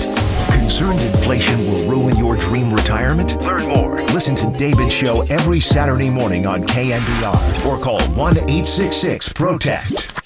Crank up Murph and Max Power Hour. All right, everyone, chill. This is the cooler. You're not sending me to the cooler of content. Murph & Max Cooler of Content is sponsored by Mancini Sleep World. Sleep better, live better. Visit sleepworld.com. And by Marin Health. Marin Health Medical Center and Marin Health Medical Network world-class care. Closer than you think. On KNBR, the sports leader. All right, happy Tuesday, everybody. Giants making everybody feel good. We've definitely talked about the Heat and the Celtics this morning. We already talked to Tony Maserati in Boston. More basketball coming your way with Mark Spears and Tim Legler. And by the way, 1 o'clock today, Bob Myers is going to speak, and the word is that he, according to Mark Stein, it's likely he will step aside. I got to tell you, first off, good morning to everybody who's just tuning in. It's great to have you guys on board, and I hope you enjoyed the double shot, the back-to-back of a Kuiper and a Kruko on a Tuesday after a holiday weekend. But I got to say, you know what was great about that also is it kind of took my mind off the Bobby Myers situation. We talked a lot of Bob Myers earlier in the show, and then we took a detour to Giantstown. Now we're back to Bob Myers, back to the reality at hand. Won't you take me to Giantstown? Anyway, we're going to take you to the cooler of content. As always, Nick Turturro, he's our favorite actor and comedian and Yankee fan. Yeah.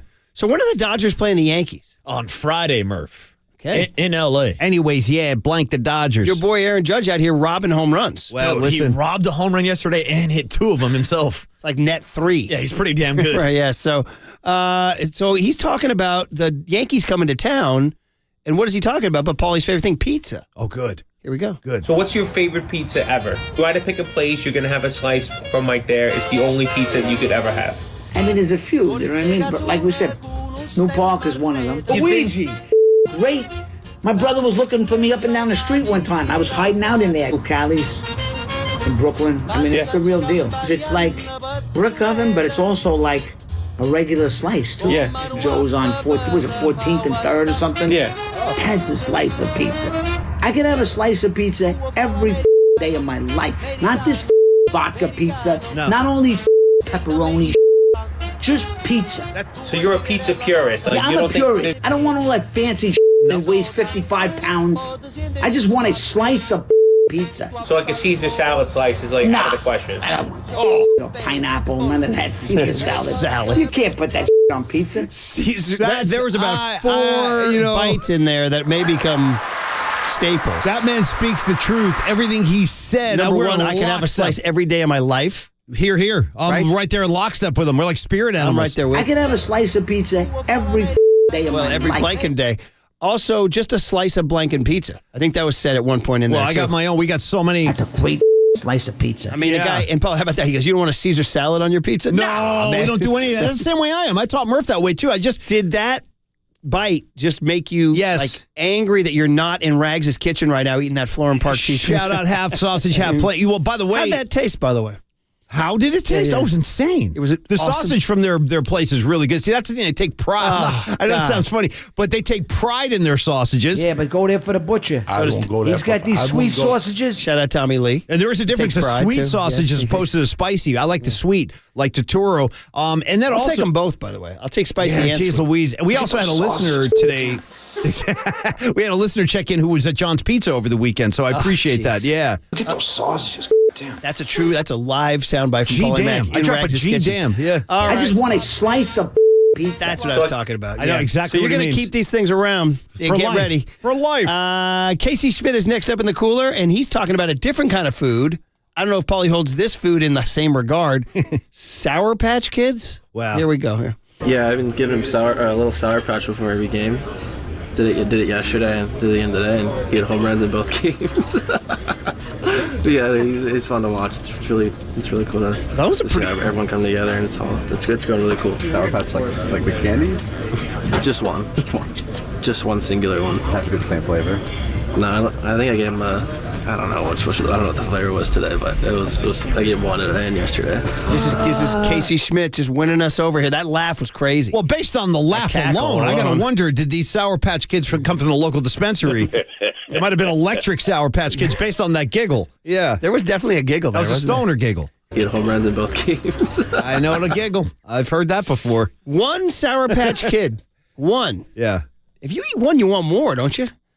No? Depends, Murph. Sometimes one gummy is enough. You know what I'm saying, Paul? I do indeed. It depends on the MGs. Introduced my kids. I did not eat Sour Patch Kids growing up. Shout out 10 my milligrams. My kids do, and at first I'm kind of generally against kind of the gummy-ish candy. Sometimes it can be a little too gelatinous. They're great for your teeth, too. Sour Patch Kid candy is pretty good. Yeah. Pretty good. Oh, yeah. and like I told you earlier, if you get the watermelon version of them, that's like top of the chart. Like we're talking jelly cut. That's Haniger hits a grand slam that day. Dude, then he's like an all-star. If you get some of can't those. make an order, like a special order for watermelon only. You have to. Oh, no. Well, then it becomes almost too much. They right? sell the entire bag of just watermelon. Oh, they do. Sour Okay, Patch Kids. that's like muffin tops only. Now we're talking gourmet. Just the good stuff. Yeah. More Giant sound. John Brebbia criminally underquoted on our show because the guy's a sound machine. Gloria Estefan thinks she has a sound machine. Wait till she sees John Brebbia. Here is John Brebbia after a win this weekend. Runs are cool, man. They're fun when your team gets them. I can watch that. If these guys want to score 4 runs every inning for the rest of the year, I'd be just fine with that. Hitting is so dang hard, though. So when you do see that, when you see guys, I'm staring at Michael Conforto right now, just looking amazing, baseball and aesthetically. He's coming in here. I mean, just such a sweet swing. So fun to watch them drive a ball because it's such a hard thing to do. That when you can do it, and you can do it a lot, and do it all at once, and do it back to back, there's nothing better. I don't think there's anything harder in sports, and that makes it a ton of fun to watch. Boy. Unless I'm giving it up, then it makes it miserable to watch. This guy's gold, man. He's a couple of things there. One, runs are cool, man. There's a Kaler-ish vibe there. Big time There's also like Slater from Dazed and Confused. Runs are cool, man. That's got a lot of Shannon Kaler kind of fingerprints on it. Runs are cool, man. Hey, listen. That's the Brebbia laugh that Darren Shan made famous. But I like the also, dude, look at Conforto. He looks amazing, not just baseball, but aesthetically. I agree. Yeah. Incredible. Thank you, Brebbia, for being These you. kids got some personality, these Definitely. guys. Yeah. Here's a Jim. You want personality? How about the steel resolve of a Jim Butler? Now you're talking. So we actually have sound cooler of content from a year ago. Did you know that if you forget that while the Warriors were off to win the championship last year, Miami took Boston to 7 games last year? Yep. And they lost in Game 7. This quote was unearthed yesterday. This is exactly what Jimmy Butler said a year ago after Game 7. So we had enough. Next year, we will have enough, and we're going to be right back in the same situation, and we're going to get it done. Okay, so guys say that stuff all the time. Never happens. This guy freaking did it. When Jimmy Butler says it, though, it really does. It carries a lot of weight because he's a man of few. In fact, did you see? I was going to make the point that he's very kind of understated. That's the way his game is, and that's the way he is off the court. Exhibit A would be last night. They give him the MVP. He looked like he was pissed off when they gave him the trophy. Could have gone to Caleb Martin. He was like, "What?" A lot of people thought that too. But Jimmy Butler, I mean, he kind if I may borrow from Reggie, he's kind of the straw that stirs the drink. 808 KNBR, finals MVPs that frequently be given to the wrong person. That happens on a number of occasions. Here we It really go. does. This is a thing. There's a number of times they just kind of like default to the biggest name. To like, the other guy should have won it, you know? That's why Iguodala getting an MVP for D'ing up LeBron was such an oddity. Like, you don't usually see a guy get rewarded for his defense, but that's why Iguodala won that award. He shut down LeBron. I'm the biggest Joe guy in the history of the world. He was in my Bay Area Sports Hall of Fame. Ray Wershing looks at that empty spot on his shelf and he goes, Wershing won the game for him. That's where my MVP should be. 4 field goals and all the squib kicks all day. Joe, you should be a good guy and just like ship that thing By the over way, to the Wershing my house. buddy G-Dog, who lives in Portland, Oregon, was down for his niece's graduation from Santa Clara. And by the way, shout out Santa Clara Broncos baseball going to the NC2A tournament. Bronco ball. But anyway, he said that our thing Friday inspired a huge thing at the graduation reception party over the cold cuts, you know, that people were going around naming their inaugural class, like based on what we did Friday. So here we are, Paulie, shaping conversations at graduation parties. I like to think we have that kind of imprint on the Bay. Yeah, we do with Stan the Guitar Tech. Yeah. Bro, by the way, this is what an eventful day We'll this retell been. that story later. Yeah. Jimmy Butler, more of Jimmy Butler. He got scared by a bumblebee in the postgame. I missed this. Yeah, here we go. I don't know. I got 2 days to figure that out. We have 2 days to figure that out before game 1. Oh, my God. Y'all saw that? Damn, bumblebee. Difference in a bee and a bumblebee now, Murph. Okay, The couple bumblebee, things. One, indoor bumblebee, unusual. very rare. Unusual. Very rare. 2, how are you with a bumblebee when it's coning in on you? Can you stay cool? Nah, I'd rather go bumblebee free if I could. Do you stay cool or do you panic? I'd give it a swat. You I'm have not looking to at stay calm, right? Because if you panic, then it's going to attack you. So my dad was the all-time stay calm guy, and the bumblebees would just rest on him, and he'd be like, yeah, no big deal. Yeah, And, see, I don't I'm have 9, 10, 11 years old going, I don't have that kind of poise. and he would just let it rest, and then it would go away. Your dad's like Jimmy Butler on the free throw line in Game 6, just hitting Oliver, three. how are you with a bumblebee approaching? Yeah. I try to go with the stoic approach and like not try to disturb it too much. Will there be a bumblebee like at a sunken diamond, perhaps, on an afternoon? Ooh, that's a good call, man. Yeah, That's a great call. Sour Patch Kids attract them. See what happens. Oh, my God. Y'all saw that? You guys see that? This is one that was dragged out. This was not from last night. This is just one from months ago where he was out on a patio celebrating himself. This has some cursing in it. So okay. Take a listen. Yes. Jimmy Butler Day for all you out there. Okay, he just said it's blanking Jimmy Butler Day for For all you blanks out there, yeah. Yes. Jimmy Butler Day for all you out there. You know Once what? again, we talked about celebrating oneself. Yeah. It's Paulie Mac Day. Yeah, I like for to all you announce blanks that. out I'd like there. to make an announcement. Yes. I'd like to make an announcement. Jimmy Butler Day for all you. It is. I'm going to start declaring more days for It's myself. Paulie Mac Day For all you bees. Everybody go buy some pizza, roll one up, and honor the legend. Yeah. Now, is he declaring, like, is he making Jimmy Butler a confrontational thing? Or is he just saying, I got so much swag that if you're not me, you're a bee? I think that's it. Okay. He's drinking wine in that Yeah. video, Well, he by the way. deserves it. Charles Barkley in a Boston accent? Oh. Let's hear this. Charles Barkley in a Boston accent. I saw Annie at Fenway Park eating chowder on top of the monster. No, not at all. Try it one more time, Chuck. Yeah. I saw Annie at Fenway Park eating chowder on top of the monster. Yo, why y'all doing this to this guy, man? Come on, man. What's his name? That was a hard one. Annie. The word you really had trouble with was my name. Annie. Is that how you say my name in Boston? I saw Annie Hey, at Fenway Park eating chowder on top of the monster. Let's hear a real Bostonian say it. I gotta hear this. Saw Ernie at Fenway Park eating chowder on top of the monster. That sounds just like me. No, hey, Ernie. How about that? How about that woman in there? Well, She's the real McCoy. You know, I feel like we should also thank the Boston Celtics for just giving us 4 bonus nights of Shaq and Kenny and we don't Barkley. get it anymore. We don't No, get it anymore. it's over. Arne. So good. Actually, Bruce Jenkins, surprising, and I ride with Jenkins 150%. Yeah. He surprisingly came out with a slightly anti-TNT take and said he prefers the sober takes of ESPN, like the solid, incisive takes of ESPN, to a little bit of knuckleheadedness on TNT. I am under the spell of Shaquille O'Neal, though. He can do no wrong in my eyes. Meanwhile, here's more Chuck halftime analysis of the Celtics. He's not happy with the Celtics here. Jimmy Butler, first half. Give me your impressions of what he's been able to do. He's got 11. I thought he was good, but I got to say something, man. Watching you dumbass Celtics making my head hurt. Ernie, let me tell you something. Glad I asked you about Jimmy Butler. I know it, but I can't let it go, man. I know. If you just come to the game and say, we're just going to jack up threes, and if we win, we're going to win. If we miss them, we're going to lose. They're 4 for 21. They probably, I forget what they were last game. 7 for 35. It's so bad to watch them play. There's no ball movement. There's no body movement. And it's just frustrating watching a team with this much talent just play stupid. Yeah, man. He'd tell it like it is. I don't disagree with his take drummed there. him out of town. How about Yeah. Boston just literally standing around on defense in the fourth quarter, and the Heat guys were just kind of waltzing to the rim for easy By the way, I layups. would say this, too, about watching that, and we'll end it on this. Thanks for the cooler content, Tripoli, is that we are so spoiled by the Warriors. When you watch other teams play, they are so limited offensively. I'm watching the Celtics and the Heat. I'm like, clanking shot after shot. Can't you guys do what my team does? Funny you say that. I had a Whip similar the ball thought. around, Yeah. have beautiful strokes, Nope. have beautiful shots. No, they get work cannot. for a good shot. No, they play some I am bad ball out shocked. there. The Warriors look really good compared to other teams. I mean, out the there, Celtics too. had a hard time just simply scoring the basketball last night. The score, I don't know the final score of that game. 103 to 84. There you go. 84. 80 blank and 4 on There's your game power 7. hour. Kipe, Kruk, cooler content. Feels great. Or as Paulie Mack would say, feels good. Mark Spears and Tim Legler, who's just the best. All coming up on KNBR 104.5 and 680, the Sports Leader. I could have a slice of pizza every day of my life.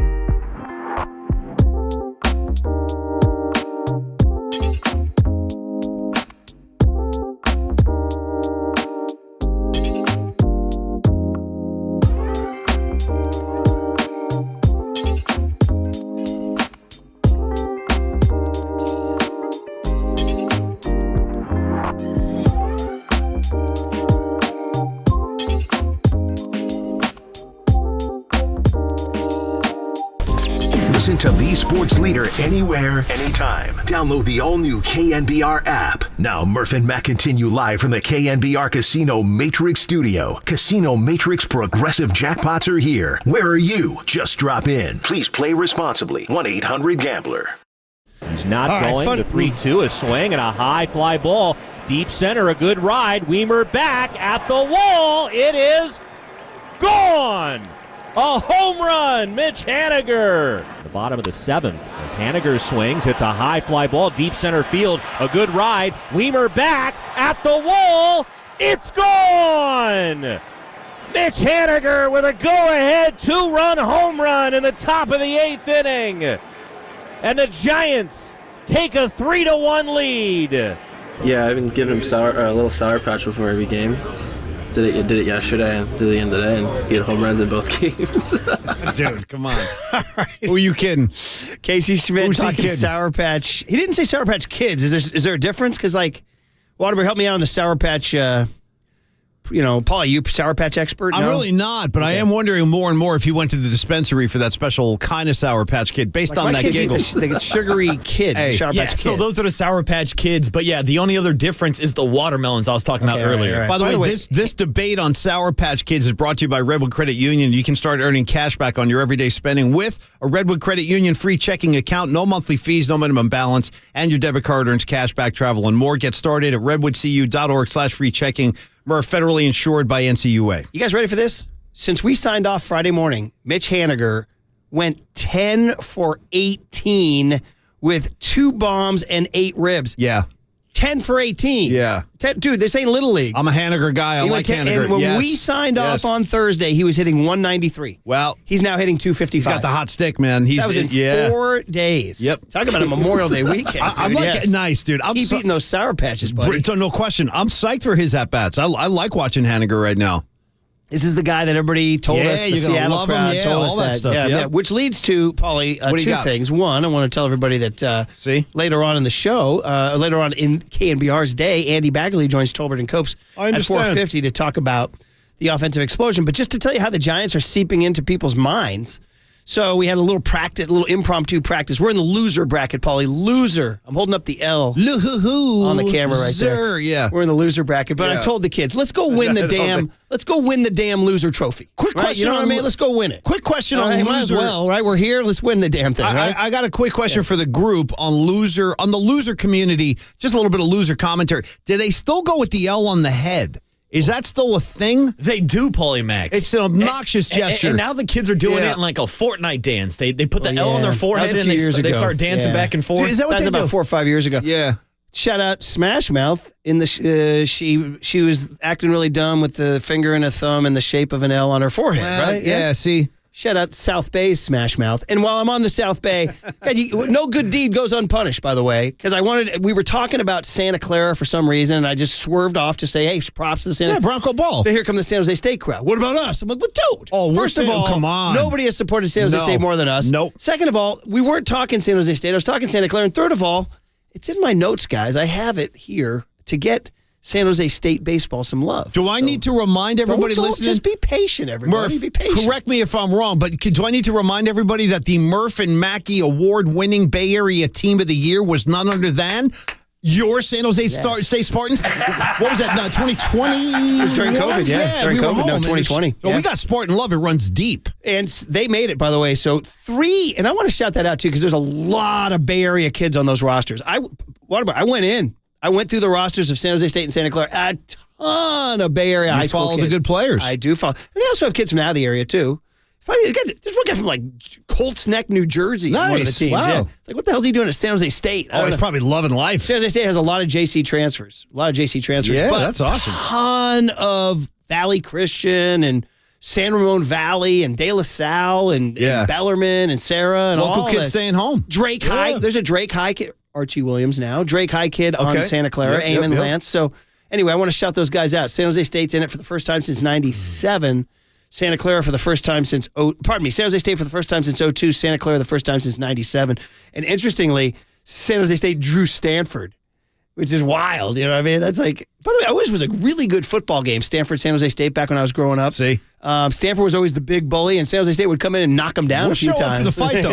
Yeah. We'll throw a few haymakers. So that's Friday afternoon. I feel like that's got Waterboy written all over. Oh, I'm there, Murph. Yeah, I mean, I'm there. Yeah, A 2 o'clock start, too? Will you stay for the nightcap? Oh, might as well. Good old-fashioned doubleheader. Sign me up. This kid eats ball for breakfast over here, Marcus. Sunken Diamond NC2A tournament baseball is like high-level entertainment, isn't it? I went last year to the regionals. It was fantastic. And yes, Paulie Mac, the question I know you're asking, they sell beer. Okay, well, that's it. That's incredible. Yeah, they sell beer at college baseball games. That's incredible. It's phenomenal. I'm shocked. Mm-hmm. Oh, that's awesome. That's awesome. Do you have enough in you to stick around for a 7 o'clock Cal State Fullerton, Texas A&M? Ooh, that's high level. Yeah, that's some good high ball. level. It is a good ball. I'll go wall to wall, Murph. I would think if you finish the San Jose State Stanford game, you might have a little break to head across the street to the town and country village and maybe get a little something to eat. Hey now, or something else, Murph. Okay. Yeah, get with this kid's all spicy today. He must have had a big weekend. He's all spicy. Yeah, all right. Yeah. Anyway, I wanted to get that Haniger stat out there and that Santa Clara San Jose State thing. The one thing we haven't talked about today, and I know we got to go because Spears is coming up. I'm looking forward to it. Me too. Is the Jimmy G story. Oh, well, this is Marcus's. I mean, this is. Oh, I think you kind of willed this to happen. We can talk about all the dramatic aspects of it and Jimmy and his cursed life. He can't win a Super Bowl. He can't. But my other question, who's your QB, buddy? Well, that's a great question. Aiden O'Connell? You know who's taking QB1 snaps right now? Who? Brian Hoyer. Listen, and you guys are wondering why I'm so pissed off at the Raiders. Who would you rather have? That ain't Jimmy the G answer. or Brian Hoyer? Come on. So I don't hate Jimmy that much. Remember when Jimmy's press conference was canceled? No, you really don't, dude. Remember when Jimmy's press conference was canceled? We're like, that's not normal. And then the next day, they're like, no, everything's fine. No, we're great. Jimmy was great. Well, Pro Football Talk found out that he failed his physical. Yeah. He has that broken foot that's always been nagging him. And they said if he doesn't pass it again by July, his contract gets voided. They're going to cut him, and then you really got a problem there at the quarterback position. No, you have to take somebody else's scraps that gets cut from some other squad. No, Paulie Mac. They'd have to call up to the owner's booth and convince Tom Brady to come down and be Check QB1. the tape, buddy. Did I not pitch you that last week? There's an option out there that it happens. I pitched you that last week, and you were like, There's a betting website that has Tom Brady as the favorite to be the Raiders quarterback. no way. I'm not joking. Wow. I would say it's on the table. Yeah. Really? It's a You really believe that? I'm not saying it's highly on the table, but it's on. There's a table, and it's on the table. Wow. All right. That's hard to even. Okay, I mean, wow. Sure. It's the best, good way to protect his investment. Yeah. Right? He's like, hey, what better way for me to increase the value of my new team What by a me story going out that there? would be. What a story that would be. Dude, and the eye block and everything. How would you? Actually, worst nightmare scenario for you: Jimmy G taking snaps or Brady taking snaps? Well, here's the thing. For you. I hate Tom Brady more, but Tom Brady's a better quarterback. Yeah. Like, we don't even have to question that. So I'd rather have, if Brady's going to be tied to the organization, he might as well be taking snaps. Could Jimmy Murph? Philosophical question: could Tom Brady go on like a 5-game win streak out of nowhere, wearing the silver and black? Could that win Marcus over? Well, he's going to have to. Once he runs out in the, you're going to wear a Brady jersey, becoming. Although I will say, having experience with like Oral Hershiser in a Giants unit, I never embraced it. Of course, it's different being an NFL quarterback. You don't embrace that at all. He was pitching on the '98 Giants, who were okay actually, but just God willing, this will happen. God willing, this will happen. What would be the biggest story? We will have the best time. We will have the best time. Anyway, I wanted to tell that story about the guy I was coaching the Little League practice. Yeah. Real quick. And I was, we were there. It was like an impromptu practice at the Tam High Varsity Diamond where we didn't even have it rented. We had to shorten the bases and everything, So I'm standing, and this guy just kind of shows up. We're the only people there. And it's empty. It's 4 or 5 in the afternoon. This guy just shows up, and he's kind of a good-looking guy, kind of in a rugged way, sort of longer hair, sort of salt and peppery, wearing like kind of a tight Harley Davidson Looks like he's been around the block a little bit. It looked like he was kind of a cool partier. He's got some mileage on him, yeah. He had a dog off leash. Right. And he just walks up into the dugout. He just leans on the dugout rail, and he says to me out of nowhere, I've never seen this guy in my life. He goes, hey, the Giants are playing some good ball. By the way, and I turned to him, and I saw, and I go, this guy's like, and I go, they are. And he said, they're giving us something to watch. And I said, they definitely are. And I said, hey, man, it's 2 things. It's Schmidt and it's Bailey. I said, never underestimate the power of youth, man. Homegrown youth. He's like, incredible. He goes, hey, do you mind if I stay, man? I'd like to watch some drills. I was like, yeah, whatever, man. So I told that story earlier today. Guy wrote in, he goes, Paulie Mack says to me, that guy recognized you. I said, no, I don't think so. I think he was just a ball fan. That was my hunch, is that the guy recognized Murph and wanted to say hello. And I was like, no, I don't think so. I think he was just walking his dog, and I said, this is how much the Giants are affecting the Bay Area. 925 texts in and goes, no, Murph, that guy was Stan. He's my friend Stan. He's John Mayer's guitar tech, and he did recognize him. Listen. And then we said, wait a minute, Paulie, he can't be his guitar tech. He's in Atlanta. He goes, no. He goes, he only does his solo tours. He's got a different guy for Dead. I kind of believe him. In fact, the guy came to my house to watch the Celtics game last night and said he saw Murph doing his coaching thing. It's too crazy of a poll. It's got to be true. Who would make something like that up? So just particles, Paulie. Well, tell them we're fans on the M&M show. Particles. Bring John in sometime. Right. Yeah. Mark Spears next on the Sports Leader Games.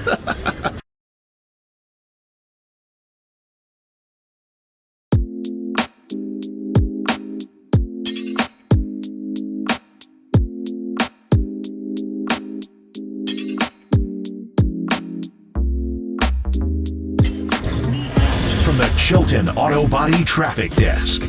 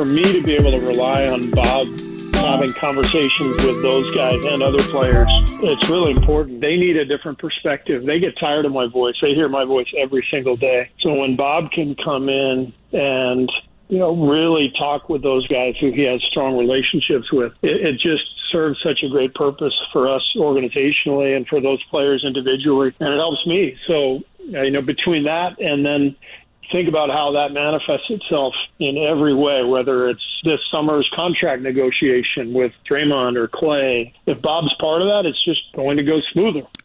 Dub Nation, time for Spears to talk Splash Brothers. It's Murph, Mac, and Mark Spears, the senior NBA writer for Anscape.com on KNBR 104.5 and 680 and KNBR.com. All right, well, that was Steve Kerr on with Tolbert and Copes talking about Bob Myers, and now we get today at 1 o'clock a Bob Myers press conference in which many are reporting he's likely to step aside. You are listening to KNBR and KNBR FM San Francisco, the sports leader, a Cumulus media station. Now, I know Mark Spears, our wonderful buddy who we love talking to, was in Boston, and that's a huge story, and we'll get to that. But huge story in the Bay is Bobby Myers. And first and foremost, good morning, Mark. Second of all, dude, is Bob Myers going to step aside today at 1 o'clock? Man. Well, anytime somebody does a press conference and then they move it back an hour, it doesn't look good. That kind of means that they're trying to accommodate somebody else and trying to get there for it. This is just me reading the tea leaves, I just, because if Bob was staying, wouldn't they just say that he signed a multi-year deal? Yeah. Right. Like put him, but that being said, he hadn't done I don't think he's done a press briefing yet. So, I think the timing, assuming he is departing, getting out now is good because you got, to make draft decisions. You have to make free agency decisions. You have potential trade decisions. This is a very, very important time for an NBA team. It's when the general manager, makes their bread, so to speak. So, I guess the thing to me is like, who's the replacement? Do they do a wide-ranging search, or, do they go inside and likely, promote Mike Dunleavy Jr.? I do think that it would be good for them, even if they like Dunleavy, to do, I think, a wide-ranging search and consider some outside voices, consider some more diversity. But ultimately, though, you need somebody that is certainly familiar with Draymond, Clay, Steph, and that, obviously Steph number one on that list, and be able to have a relationship with them. So maybe Dunleavy has that already. And if he ends up getting promoted, then, to me, they have to be certain that he has that kind of relationship with them. But right now, the way it seems, I wouldn't be surprised if Bob is walking away and moving to Los Angeles. Okay. L.A., huh? Wow. Yeah. Gosh. Wow. And that's, listen, we're guessing right now because it hasn't happened. Maybe Bob announces at 1 o'clock. I love it here. I'm staying. In your view, if you had to guess as to why, is there just this almost, I don't want to say what's the word I'm looking for, almost human sort of way to say, like, I'm just done. I've done this. I just want to do something else. Or do you think it's been hard for him working with Lacob? I think it's a combination of all that. So he also, I keep hearing that I'm not certain if this is true, that his family yearns to be in Los Angeles. I think financially he's more stable than probably most people know. So, while Lacob is certainly making a very, very generous offer, he has the ability to wait. And if, he could certainly get another deal somewhere down the road, I think he could sit out a year. I think there's been some, I think you could do the research where there has been some things that have been tough that his family had to deal with, that maybe he needs just to need a break from. So I think that's why it's the whole LA piece. I think it has a lot to do with family and wanting to be near the family. Every time I see Bob walk out of the arena, his wife and kids are with him. Yeah. So the family piece is certainly important to him. Yeah. Is she? So, hey, man, I think he's in a position where, hey, if it was me, I need to take the money. I'll hug my folks later. But see you guys over the holidays. Yeah. But I think for him, he's in a position where his finances are strong, so he can make a selfish family decision rather than take the money fool decision. Is his wife from L.A.? Is that it? I believe so. Because he's from the Bay Area. He's a Danville guy. But I just heard that I believe his wife is. I could be wrong. I think she's a USC Trojan. I think he's mentioned that before. Actually, it's like a Bruin Trojan marriage. So, wow. But the one thing I wondered is, hey, if it is true that he wants to be in Los Angeles, I'm sure the Warriors said, hey, well, you can commute. It's not far. So many things you could do on Zoom now. Maybe when the team's in town, be here, be present or whatever.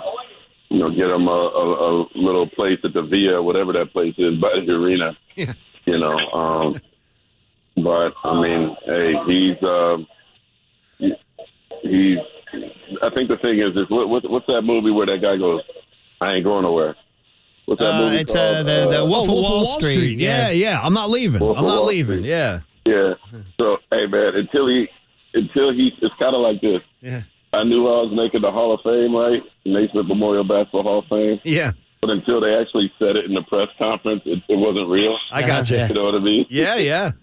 So until he stands up there in front of the flashing lights and has to make a decision, like, you never know what could get changed in the final hour, right? Maybe there's some kumbaya meeting before he goes out there and says it, that if he is thinking about leaving, that changes the course of things. Because maybe Draymond or Steph or Clay get in his ear. Maybe you drive in and you think twice. So you never know, man. There's been crazier things happen where somebody's thinking about doing one thing and then the sentimental hit them and then they do a Wolf of Wall Street.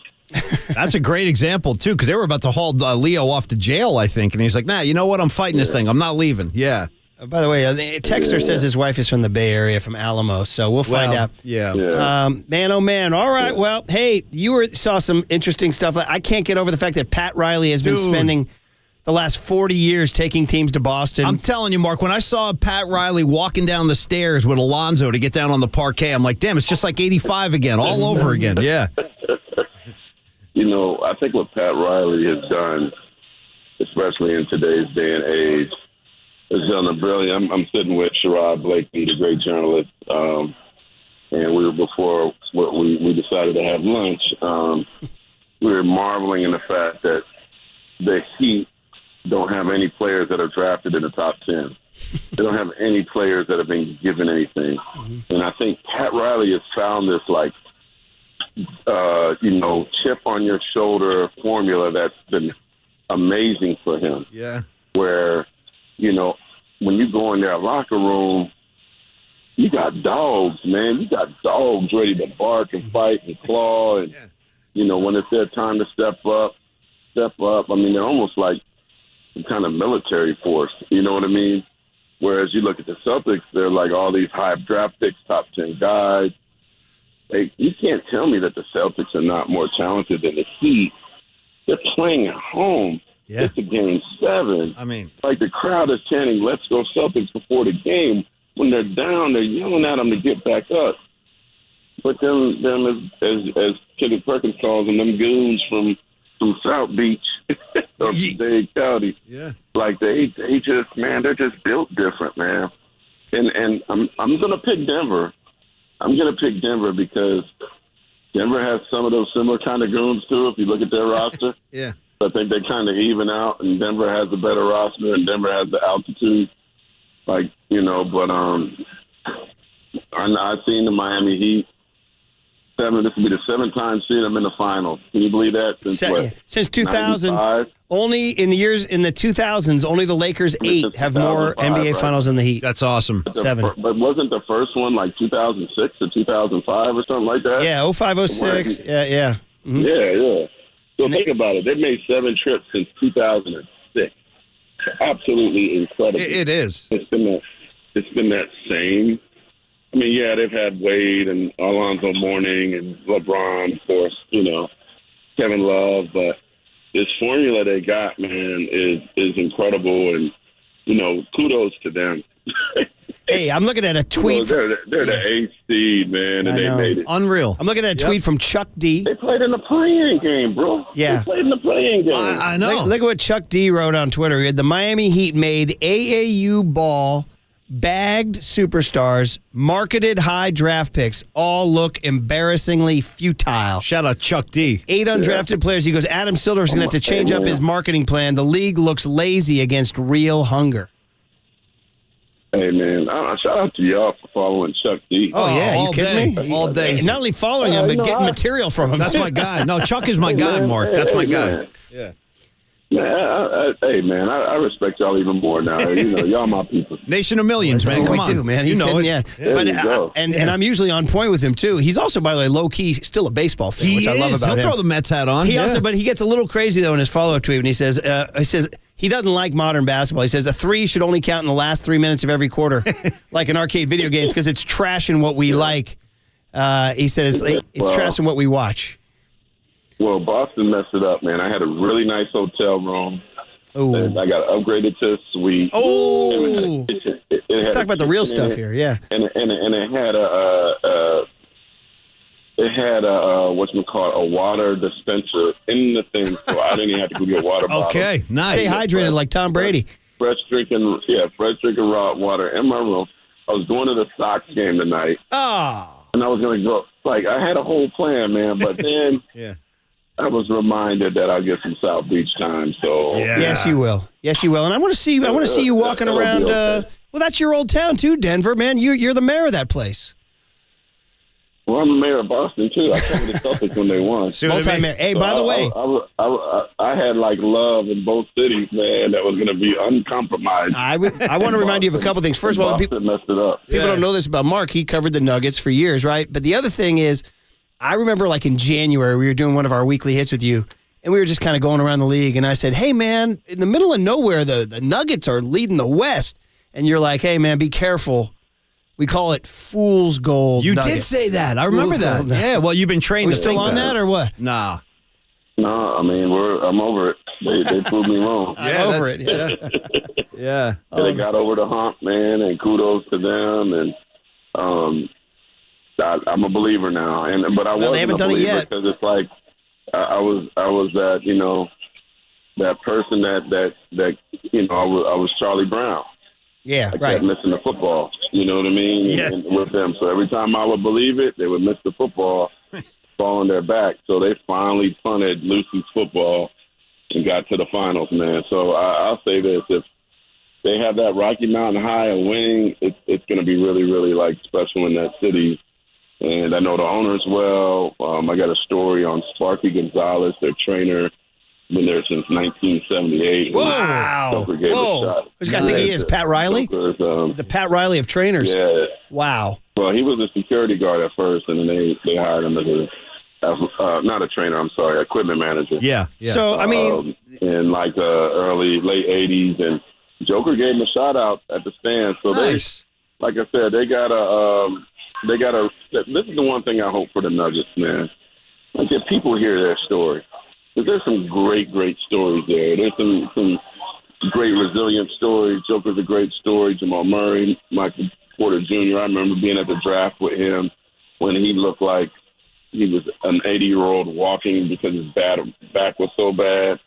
Like that, I hope they get their just due. The coach doesn't have to keep crying about it. They deserve their just due, and I think they'll get it in these finals. And Miami fans are already yelling at me. Tom Joyner, the fly jock, you guys in that radio industry, he's yelling at me that we gave the Heat a 3% chance to win against the Celtics. ESPN so what analytics, are you gonna do man. now? And I'm like, I'm picking the Nuggets too, man. He's mad at me. Well, hey, but you'll still be in South Beach when he's mad at you, so that's good. Yeah, enjoy that. Hey, the only thing is, like, baseball has this cool tradition of the first pitch, so you can bring back a legend, like bring back, Willie Mays to throw out a first pitch. And I'm just wondering, for the Nuggets being in their first NBA Finals, it's too bad we can't get somehow, some way Dan Issel, Alex English. Oh, English, yeah. TR Dunn, Fat Lever. I heard they were reaching out to do that. Nice. This is the guy I want to see. It's Carmelo Anthony, man. Yeah. Well, he just hung it up. He's got some free time. It's, Carmelo. He's the third all-time leading scorer. They didn't go to the playoffs for 9 years until he came, and he was in the playoffs every year he was there. He brought, Joker is big, but let's be honest, man. Melo brought more attention to there than even Joker did. Melo had one of the top selling jerseys. He was just sensational to watch. So I see a day when they retire both number 15. Well, I mean, but you said all-time leading scorer now. Don't disrespect. Alex English is the all-time leading scorer. No. I'm sure Alex will be back. And Dan Issel and TR and, hopefully Kiki Vanderway finally gets his just due for what he did. Can I get a Fat Lever signing? Fat Lever? Of course you're going to get each course you're going to get Lafayette Fat Lever. There you go, man. Nice. But and they need to bring Melo back too. They need to make it right. Yeah. All right. Well, it's going to be fun as heck, and you're going to be walking around. You're going to be transferring between mountain biking, Spearsy, and South Cubano Beach sandwiches. Yeah. Yeah, man. I'm disappointed it's not a Rockies game to make up for my Red Sox game. But let me end it with this positive note for you, buddy. We know you are one of the great Spartans. How about San Jose State baseball? First NC2A baseball bid in 25 years. There we go. Or 20 years. Oh, we stepping up our athletic game, man. Yes. I need the Bay Area people to start paying attention to the Spartans. And guess who you guys are playing in the first round? You're playing Stanford. Go beat them. Hey. Oh, man, we're going to beat them just like we beat John Elway, bro. Yeah, there you go. You know what I'm saying, baby. Jack Elway. Hell yeah. Steve Clarkson. Go look at those scores when John Elway was at Stanford. We used to beat him all the time. And it was coached by his dad, Jack Elway. Exactly. Yeah, they used to beat him away. Awesome. All right, man. Safe journeys. Can't wait for you to report. We look forward to that story in the Cheers, trainer. Mark. Yeah, man. And I like you in South Beach and the Rocky Mountains. Go get them. Yeah, no Speedo, though. No, for none of us. Yeah. Just wear the trunks, man. That's just the all trunks. you need. Like, classy. Stay classy. Baggy trunks. Hoop shorts. It's always hoop shorts, baby. All right, there you go. Everything. Fab Five style. All right, be good, Mark. Take care. Mark Spears, South Beach. You're an acolyte of South Beach. I told you guys, I'll tell this to Marcus, too. So Murph and I took that trip to South Beach for the Super Bowl. Right before COVID. I know, man. And I went down there kind of skeptical. I just didn't feel like I'm going to be a Miami kind of guy. I just didn't feel I was going to be. Go see Paulie in pastels. Fell in love with it immediately. I just love the vibe. I love the ocean air. I love having drinks across the street from the beach, not to mention the attire. Yeah. I mean, people are walking down the street. It's listen. I understand. You can help me out with this so I don't get myself in trouble, but there's some attractive on both sides. You got your men, your women, they're all prancing around down there. I was like, God, I got to go to my hotel room and do some sit-ups before I can go down to lunch. What do you mean? In your hotel room, you got to go meet Stack Jack. Well, after Stack Jack and I have a little ganja moment together. As per his request, I didn't force the issue. It was all his idea. He's like, what room are you staying in? Stack Jack, who I believe was in Triple E's inaugural Bay Area Sports Hall of Fame class for the Warriors. Attaboy, Trips. All right. That was fun checking in with Spears. Hey, about the great Tim Legler. Legs. Guy's the best. He's the best at 9:35. Okay, man. Sounds good. Do you want to revisit these Giants here on the other side? For sure. Because it's popping down there. I'm saying it's popping. As your boy Neil Young once sang, I believe, there's something happening here. Something's Or was that Stills? That was Stills, but he was in the band. Where was Young? Was he just right singing there backup playing or what? X. Yeah. All right. So, did he come in at any point on background? Shout out Buffalo Springfield. All right. On KNBR 104.5 and 680, the Sports Leader. Nuggets.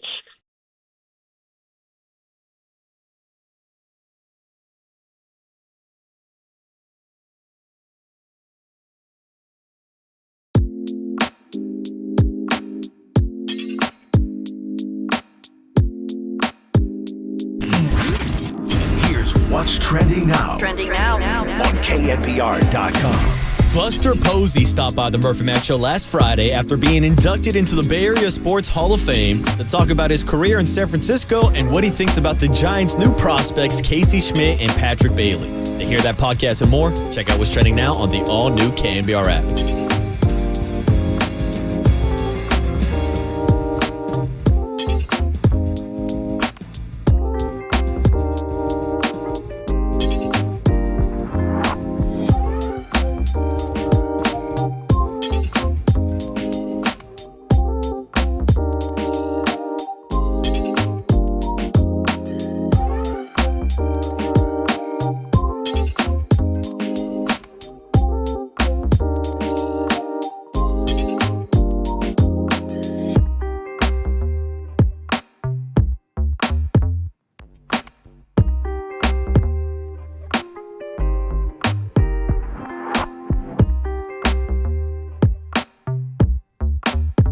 All right, always happy to talk about my friends at Provident Credit Union. In fact, I was just texting with Jim Ernst from Provident Credit Union, San Jose State guy, San Jose State baseball in the tournament this weekend. And, of course, we got to talk about business. And that's when you're looking for a safe, secure, and stable banking partner, you go to Provident Credit Union. Yeah, Provident is committed to the safety of their members' deposits. Big fan of their dividend-earning checking account called Super Reward Checking, where you can earn 1.26% annual percentage yield. Super Reward Checking has no monthly or annual fees and includes free access to ATMs nationwide. With over $3.5 billion in assets, Provident has earned a name for safety and soundness. So start earning 1.26% annual percentage yield with a Super Reward Checking account. Visit providentcu.org. That's providentcu.org. That rate is effective May 1st, 2023, federally insured by the NCUA. Rate may change at any time. Other terms and conditions apply.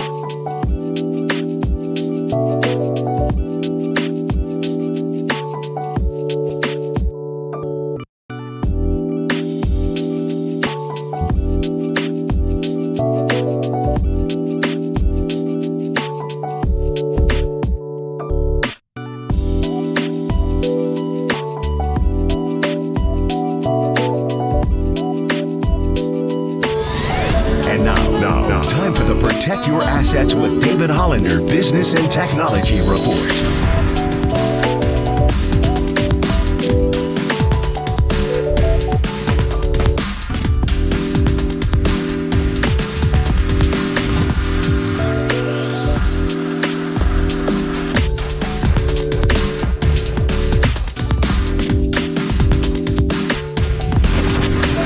Has been the Protect Your Assets with David Hollander Business and Technology Report.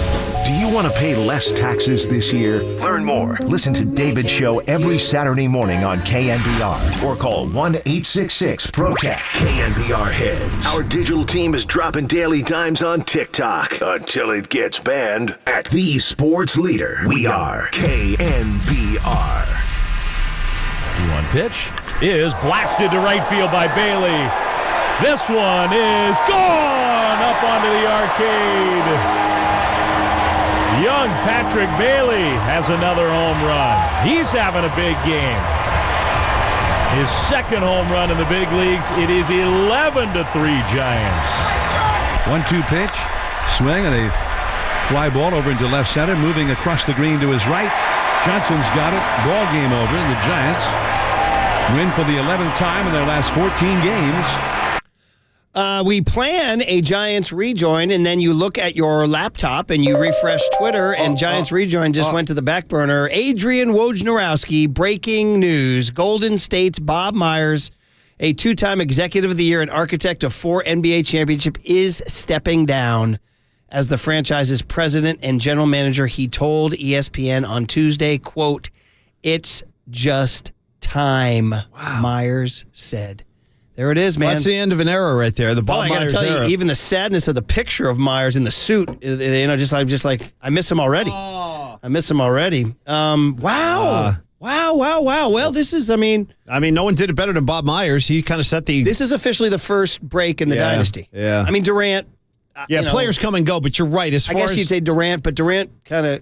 I think everybody felt like it's different. This is up in management now, though. You're right. Players kind of come and go. There's contracts, there's money, there's injuries, but he kind of represented stability. He represented cool. He represented class, and he represented a guy who was really in touch with the player. Like he was willing to spend time with the player, foster relationships. You hear how fond of Bob Myers Draymond Green is, for example. That's a real friendship there. So can we get a Marcus Thompson? Man, Bob Myers out. Oh, first of all, what about the piece of? First of all, I envy him being so secure in himself and his career that he will walk away. I mean, I would be like, man, this is so great. It's never going to get any better. I can't leave this job. Oh my God. He's like, I'm serene. I've done it. There's I'm moving on to my next adventure in life. It's a hell of a move. And even Mark Spears, who we just had on, said, guys, if it was me, I'm taking the money. Don't forget, Joe Lacob had an offer on the table to make him the highest paid GM in the NBA. And he said, thanks, but no thanks, I'm out. But Mark Spears was certain about this move to Los Angeles, which is like a whole nother. He doesn't go take over the Clippers, well, does he? That's out there. You're hearing that. That's in the rumor mill. It's just time. Is it just... Is it just time, Paul? Time has come today. Anyway, yeah. But it's just time, he says. I mean, Steph's not saying it's just time, and Steve Kerr's not saying it's just time. Steve Kerr wants to keep doing it. Yeah.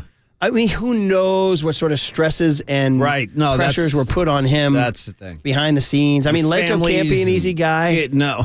And, I have high standards. Listen, this has been brought up before. His wife's brother died unexpectedly it was an accident. Something happened. I think he was either biking or hiking. Ugh. And that happened about 3 or 4 years ago, and it really affected Bob. Wife's brother. Yeah, and he was close to the guy. Yeah. And I remember that really affected him, and they say that could be, this whole reevaluating of life. You know what I mean? Reevaluating of what. He's 48. That's, you got a lot of living to do when you're 48. Yeah. Man, I'm going to miss him. I am too. He's my Bruin. It was always a tradition for the Mac family. I bring my kid, whoever we'd be out at the game with. One of my traditions is to look to my left and make sure Bobby Myers is up in his seat. I always loved that about Bob. He would sit 5 rows up off the floor just with the common folk. I enjoyed that about him, and he's definitely going to be missed. And he 650 writes in right away. Is he the best executive in Bay Area sports history? Wow.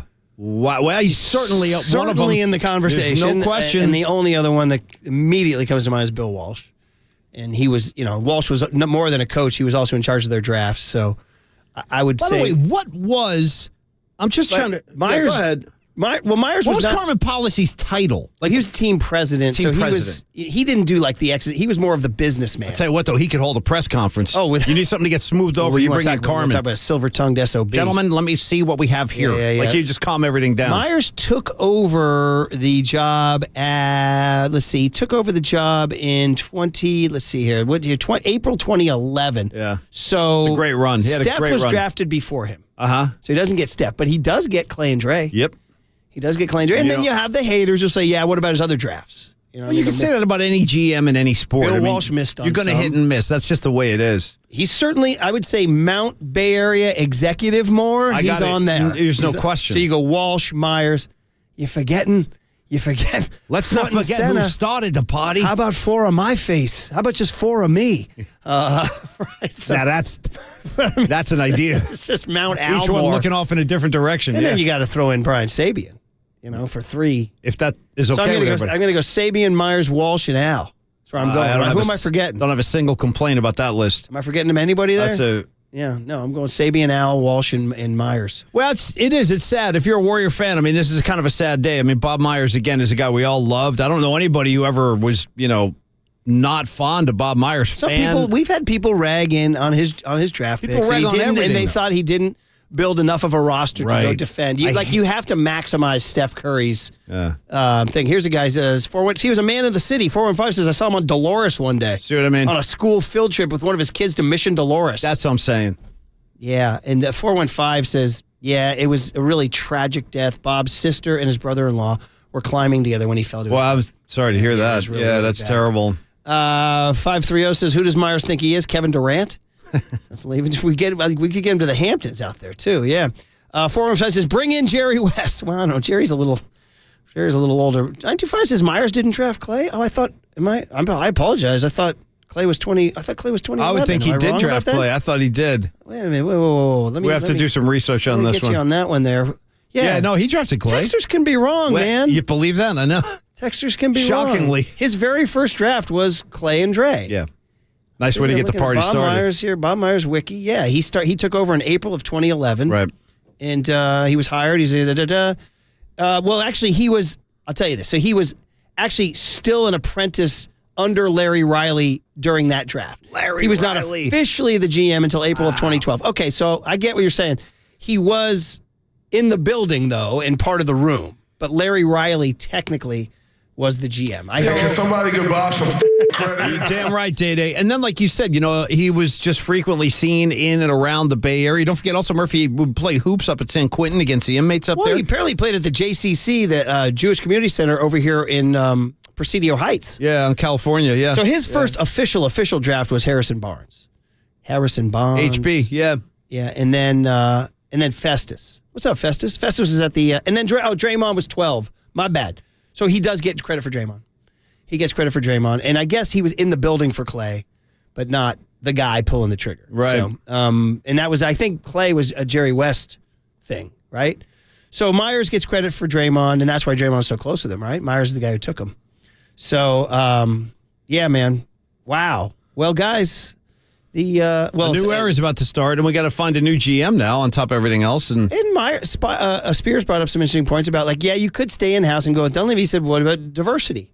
Do you go out and you bring in somebody who's not just another white male, who's, like you and me, Paulie, So I don't know if that's a factor. I don't know. I don't know. I would think that they're going to stay in-house. That would be like my guess on this, but I don't have any proof of that. That's just would be my guess. Don't you think they would want to prefer to stay in-house? Somebody who knows the culture, somebody who kind of worked under Myers? Makeup hasn't made a hire in this in 11 years. Yeah. So. I wonder what Joe's thinking right now, too. All right, we'll continue on. You guys text in 415-808-5627. If everyone wants to call in, actually, is Legler, is Legs canceling or is he coming on? We're working on it. Legs said he might. He might have to jump to tomorrow. We'll see. It's a busy morning. Okay, so here's the deal. Either Legs or Myers discussion. Either way. Next. And I should probably tell everybody, too, that Warriors fans, you will get Bob Myers' press conference at 1 p.m. today. 1 p.m. today on I'm glad we're making KNBR. announcements because a lot of people didn't know that this segment has been brought to you by Redwood Credit Union. You can start earning cash back on your everyday spending with the Redwood Credit Union free checking account. No monthly fees, no minimum balance. Your debit card earns cash back, travel and more. Get started at redwoodceo.org. / free checking, federally insured by NCUA. And 415 says, I'm going to miss the tacos Bob gave out in front of his house for Halloween. See what I mean? So that's somebody who lived up in his neighborhood. Ripple effect. Tacos didn't come. No, not anymore. Not anymore. No tacos on Halloween for you, Marcus. 925's mad at him because he drafted Jordan Poole. And then somebody else says, "Where's Billy Bean on Mount Executive Moore?" But don't you got to get to the Fall Classic? You know what I mean? You got to win something, right? All right. So, yes. Like Joe Mazzulo's copping two without winning anything. All right, either Legs or Myers discussion next on the Sports Leader. And can somebody give Bob some credit?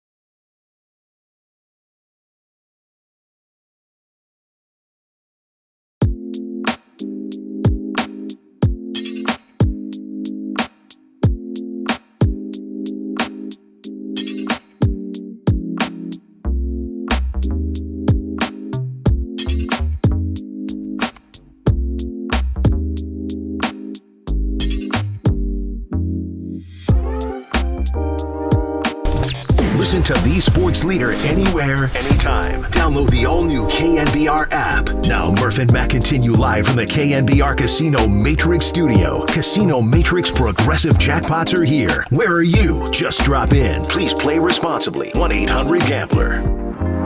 Well, boys to men serenading Bob Myers, huh? Man, oh man. Wow, we booked Tim Legler, who's, of course, the best basketball analyst in the country, breaking it down for ESPN all morning, and then still has time for us. We sure do appreciate it. We didn't know that the Adrian Wojnarowski report was going to come minutes before. So Bob Myers stepping down as Warriors GM at 1 o'clock today. So, Legs, lots to get to. Welcome back to the Murph and Mac Show. Brian Murphy, Paul McCaffrey out here in San Francisco. How you doing? How you doing, Tim? I'm doing pretty well. Pretty well. Hopefully you guys hear me okay. I'm in the process of, in the little bit of time I had today, walking from the studio to the hotel for a minute. So hopefully it sounds okay. But I'm doing better than the people in Boston right now. Oh, yeah, I know. Yeah. In fact, why don't we just start with that? I mean, you know, more credit to this is the age-old question after something like this. More credit to the Heat or more blame to Boston? Where do you go? They always go together. I like to usually, when it's split down the middle, which I think it is, I'll start with the credit. Miami deserves a lot of credit, and the main reason they deserve credit is because they last night, after that incredibly emotionally disturbing loss, and you don't even know how you're going to get that out of your head when you are literally 0.2 of a second away from going to the NBA Finals and you lose that game, and now you got to go to Boston. To be able to put that in your rearview mirror that quickly and look that comfortable when the game started. They were relaxed, poised, certain is the word I like to use. They were certain of what that was going to look like, and all I saw on the part of the Boston Celtics was uncertainty. Disbelief, doubts, actually is probably the best word. And so I give Miami all the credit because they navigated that difficult situation of on the precipice of doing something unprecedented on the wrong end and coming back from that. I give Eric Spoelstra all the credit in the world for that because he knows exactly the right things to say to that team, and he has the ability to make those guys understand. All that really matters is, do you look around in this room and you believe in the guy next to you? Yeah. Because if you believe in that, we're going to go up there, we're going to be fine. And he got them back to a neutral place emotionally so they could go play that game. And I just thought I was so impressed with it. But Boston obviously greatly contributed to the issue. Well, that beautifully said, by the way, Legs. I agree with everything you said. I think Spoelstra deserves a lot of credit. Pat Riley above him for selecting the guys that he selected. And then, but on the Boston side, I want to pick your brain on that a little bit because you would think after going to the NBA Finals last year, right? I mean, what better way to get a little of that postseason kind of grit and toughness by duking it out with the Warriors in the finals, yet they did not look like they were ready to play yesterday. They're tight, and look, I think they were like ready in terms of, up on your toes, intense. They're ready to go. They just never looked comfortable. Nope. And look, it doesn't help, 30 seconds into the game, your best player and the one guy that you hope offensively can have enough to trump a great defense goes down, rolls his ankle, and clearly impacted the rest of his night. I mean, he was just nowhere near as aggressive as he needed to be, as he could be. And I think that's really kind of was a confidence blow to their entire team because, you look around and go, okay, now where's it going to come from? Is our three-point shooting going to be there? Mr. First 12. All right, well, then at least we have another all-star, Jaylen Brown. Maybe he can go off tonight and save us. Jaylen Brown has one of the worst games of the season. So to me, it was just this trickle-down effect that started when Tatum rolled his ankle, and it just continued as the Heat built that double-digit lead in the first quarter. It's Boston's worst nightmare. To now play a Game 7 at home with your best player nicked up and you fall behind double digits, the air in the building got thick. Yeah. And they never really gave those people a chance to find themselves, super invested in what was going on. They tried a couple times to, rally, and sometimes Boston would be coming up the court, and you saw the crowd, rise up. Maybe it was a 7 or 10-point game. And then something bad would happen, and then the Heat would hit a three, and then they would all sit down again. And that felt like a microcosm of the entire night. Every single time Boston looked like they were going to make it interesting, something just.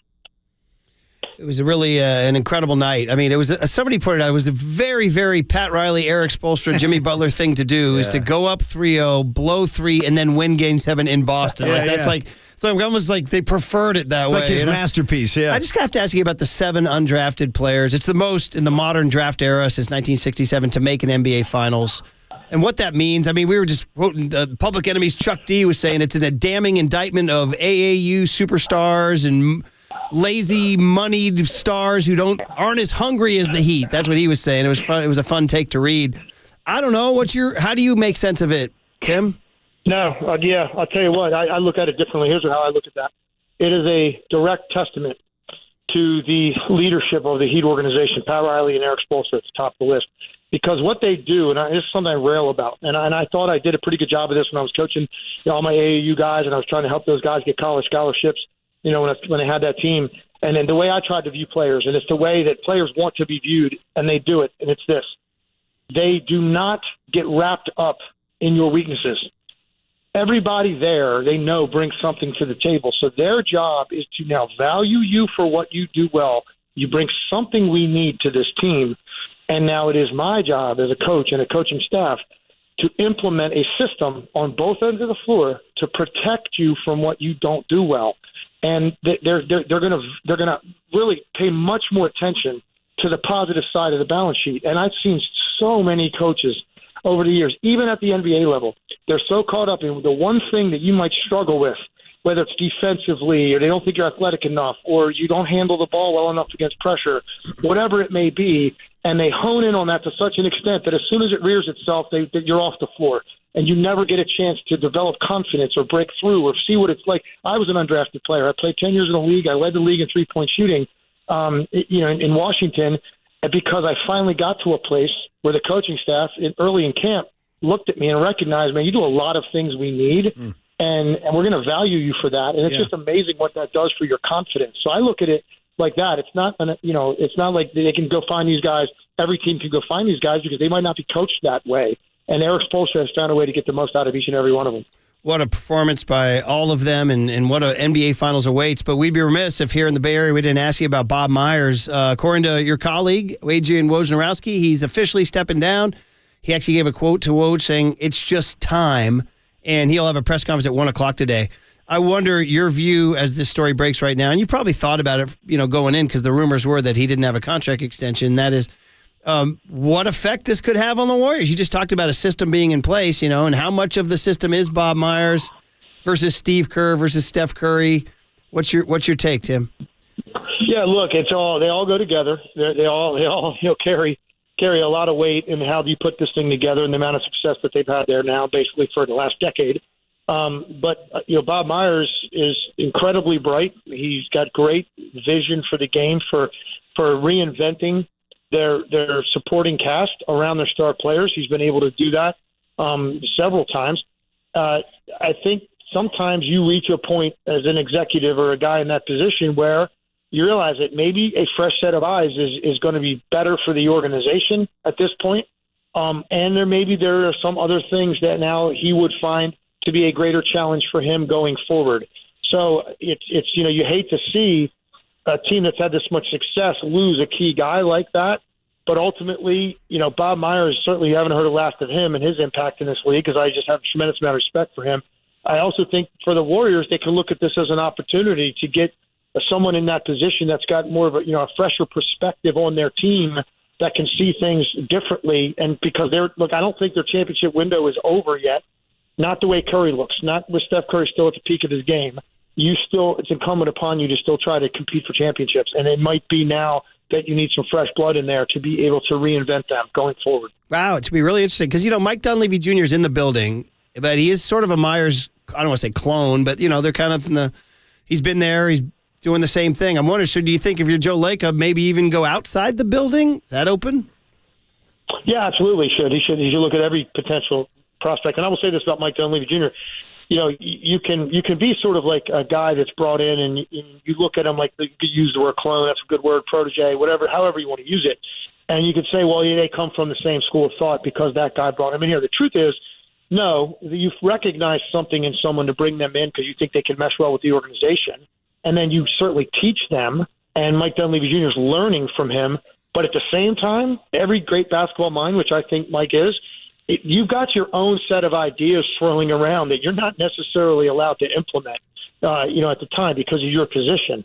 That now, if you get an opportunity to have carte blanche where that can be your final call, there are always going to be things that you've been thinking about in ways that you would proceed maybe that are a little bit different from the guy that brought you in. It's going to be really interesting and huge to the future. I have so many decisions to make out here in the Bay. Last one, Tim, is I think I heard you on either Dan Patrick or somebody, maybe Coward, somebody saying it doesn't matter who wins the East. Denver's going to truck them. You sticking with that? Yeah. Well, I don't know if I use the word truck them, but the expression truck them. But I did say I think Denver beats either team. Yeah. And and now particularly, you get the Heat, and look, the way they're playing. Don't discount what a team that has come together like this and is this confident now. Everybody's got great role definition. They've got incredible belief in each other and in their coach and in their preparation. Don't discount how muddy they can make this for the Nuggets because I think they can. Truth of the matter is this. It comes down to the greatness of Jokic. And what I've watched out of him in his postseason run and throughout his career, but particularly now, there are three things that go into great defenses, right? It is personnel. You have to have personnel that can defend, right? Athletically, you have the length, all those things. You got to have scheme, which is the coaching staff. You've got to have a certain amount of defensive energy that you bring, right? Intensity, want to. So those are the three things that make it up, and I haven't seen any of those three things affect him in any way. It doesn't matter if you put big or small on him. He finds a way to dominate. It doesn't matter what kind of scheme because he's always thinking one step ahead of everything that's coming at him. Any sort of blitzing or traffic that he sees, he's already processed that and where the ball needs to go next. And even amount of defensive energy. He makes super athletic guys look incredibly mediocre in that regard because of his ability to play angles and just ABC you to death and his weight and his strength he gets to areas on the floor that he needs to. And then again, he could dominate an entire game without shooting very much because of his passing and his rebounding. So I just don't think there's an answer for him, and certainly not with what Miami Heat bring, in terms of their size. I think you might see historic numbers put up in this finals for Nikola Jokic. Hey, he is so fun. He's and a unique problem and for interesting everybody. to watch, Yeah, man, it is. So, all right, Legs, it is always great to have you. We love having on the you, Murphy man. Mac Show on KNBR. We know you're busy guy. You were working all morning, so definitely appreciate the extra time and enjoy the rest of your day. Thanks, Tim. Yeah, always my pleasure, guys. I will talk to you soon. Good dude. Talk ball with him all damn day. All damn day. Now, Murph, the one thing about Total Miami. pro, Tim Legg. No question. Total pro. Try to aspire to be one of those someday. I'm working on that. Just the way that Miami stays within who they are and the kind of ball that they play, regardless of what the other team is doing, they could be up by 20, they could be down by 10.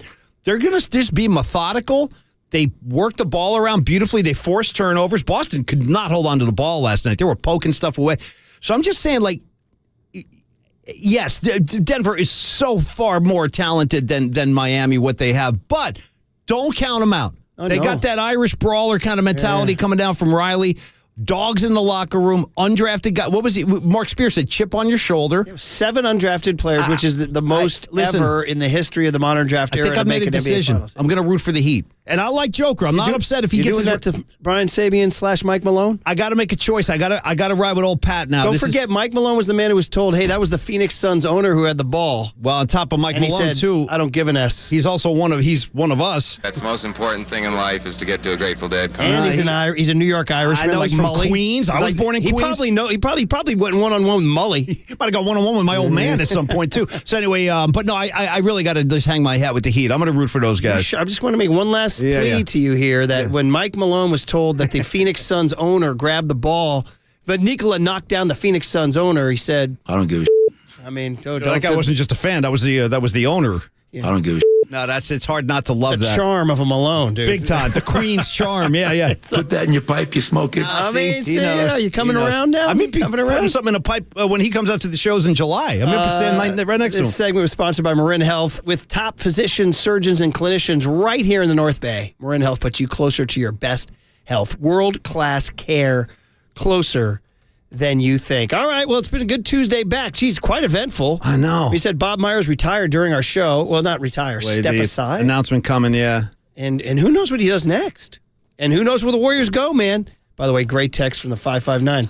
He says, in Paulie's Lake Up voice, we're bringing on LeBron as the first ever player GM. Oh, my God. First ever GM player. He'll broker deals at halftime and then score 30. Yeah. Man, yeah. We're going to break new molds. Yeah. It's never been done before. We've done player coach. Now you're going to see player GM. He'll have his own apartment complex for him and his family. And a lot of people checking in say they saw him at the working out at the YMCA in the city like regular folk. Bobby Myers. Yeah, well, that's the kind of guy he is. He's totally cool. He's down to earth like that. Of course, dude. Man of the people. Not like those toe jams, those 1%ers, dude. Except Ronnie Lott. Hey, I had a good time with Bob during our hunting for the new coach that wound up being Mick Cronin. He was confiding in me a lot during that. I felt like, man, I'm on the inside with Bobby Myers. Let's not forget, too, on the other side, maybe if Marcus can dig out one of the vaults, because he would accept the M&M Team of the Year award frequently. He would call in on behalf of the team. He probably is retiring, so he doesn't have to keep calling us up. He got tired of doing that. He said, guys, lose my number or I step down. Yeah, please do. On KNBR 104.5 and 680, the Sports Leader. Hey, can somebody give Bob some credit?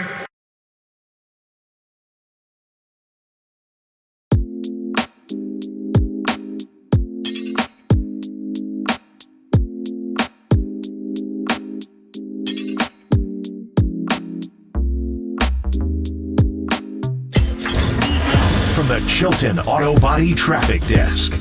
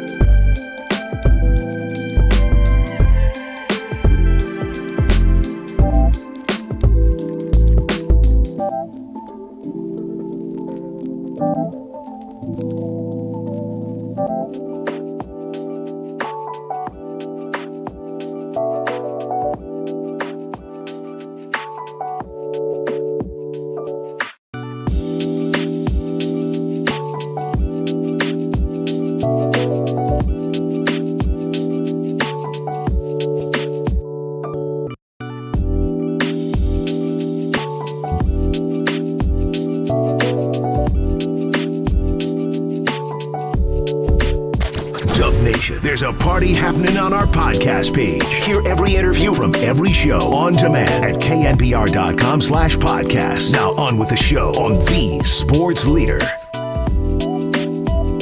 Murph and Mac, Bob Myers screwed up the first take, so this is take 2 here. I'm just going to be honest about that from the get-go.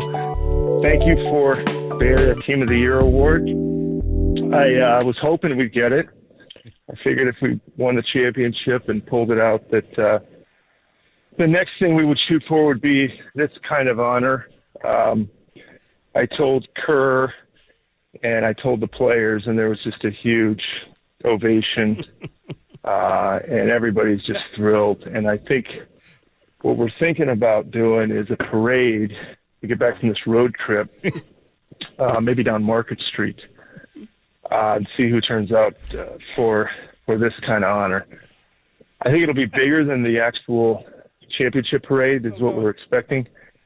And so, huge deal, man. Thanks to you guys for everything you do, and take care. He's awesome, man. Bob, man. Bob Myers. You know what's funny? He said that was his second take. I'd love to hear the first one. Like, was he in the middle of the bit and then he's like screwed it up? You know, and scratch that one. Let me do it again. Yeah. Oh man. Well, he's that's out. the end of an era. Yeah. Officially, like that's a real era. Somebody asked, is he the best exec in Bay Area history? And we said, well, my first thought was Bill Walsh. Bill Walsh built something from scratch, and you know he inherited staff and a little bit of clay with Jerry West, but he's certainly right up there, man. I wonder how much Joe Lacob, like, you know, we don't hear much. Is Lacob difficult to work with and I'd drive him out, or just Bob? Is Bob one of these guys? His stretch of time. He came here in April of 2012, or he came here in April of 2011, apprenticed for a year under Larry Riley, was named the manager in 2012, and so it's been 11 years. Maybe he's like, that's my adventure. I did my 11-year run. Delivered the simple 2-word explanation, not to be confused with blank sandwich, but he delivered the 2-word sandwich just saying, it's time. It's time. It's time. So today at 1 o'clock, he will be on KNBR. Papa and Lund will air this thing, too. All right, Bob. 949 says, a salute to Bob Myers and what he's built for this franchise. No question. 424 says, Dub Nation will always be thankful to the incredible Dubs dynasty he helped build. 415 says, I used to see Bob at the local YMCA like the rest of us on a budget. 224 again says, salute to the legend. Bob Myers will always be the best to do it. 415 says, going to miss the tacos Bob gave out in front of his house for Halloween. 925 says, he did draft Jordan Poole. Ha. I'm kidding. Jordan Poole was a good draft pick. Wouldn't have won in 2022 without him. True story. So 707 says, remember that Bob Myers came over as an agent without executive experience. With that in mind, if looking for a new GM who will have player respect and diversity, how about Andre Blanken Iguodala? That's a very interesting call right there. Would that be interesting? Very interesting. So there you go. Well, guess what? Papa and Lund take it from here. Okay. They will have the press conference They will have the press conference at 1 Thanks o'clock. for everything, buddy. Yeah, Yep. Bobby Myers, man. He was great. Dude, you got 4, dude. You got 4. And that's like Joe Ronnie territory, buddy. Okay? Bingo. It's now Steph, Clay, Dre, Bob territory. It's as good as it's gotten in and the Bay. Kerr, of course. All right, time for a change. Cheers, Speedy y'all. Oil Change and Auto Service, your trusted oil change, tune-up, and brake experts. You are listening to KNBR and KNBR FM San Francisco, the sports leader, a Cumulus media station. Yeah, I've been giving him Sour Patch before every game. Get home runs in both games. Oh my God, y'all saw that? Damn Bumblebee. Murph and Mac, thanks to you guys for everything you do, and take care. That's the end of the game.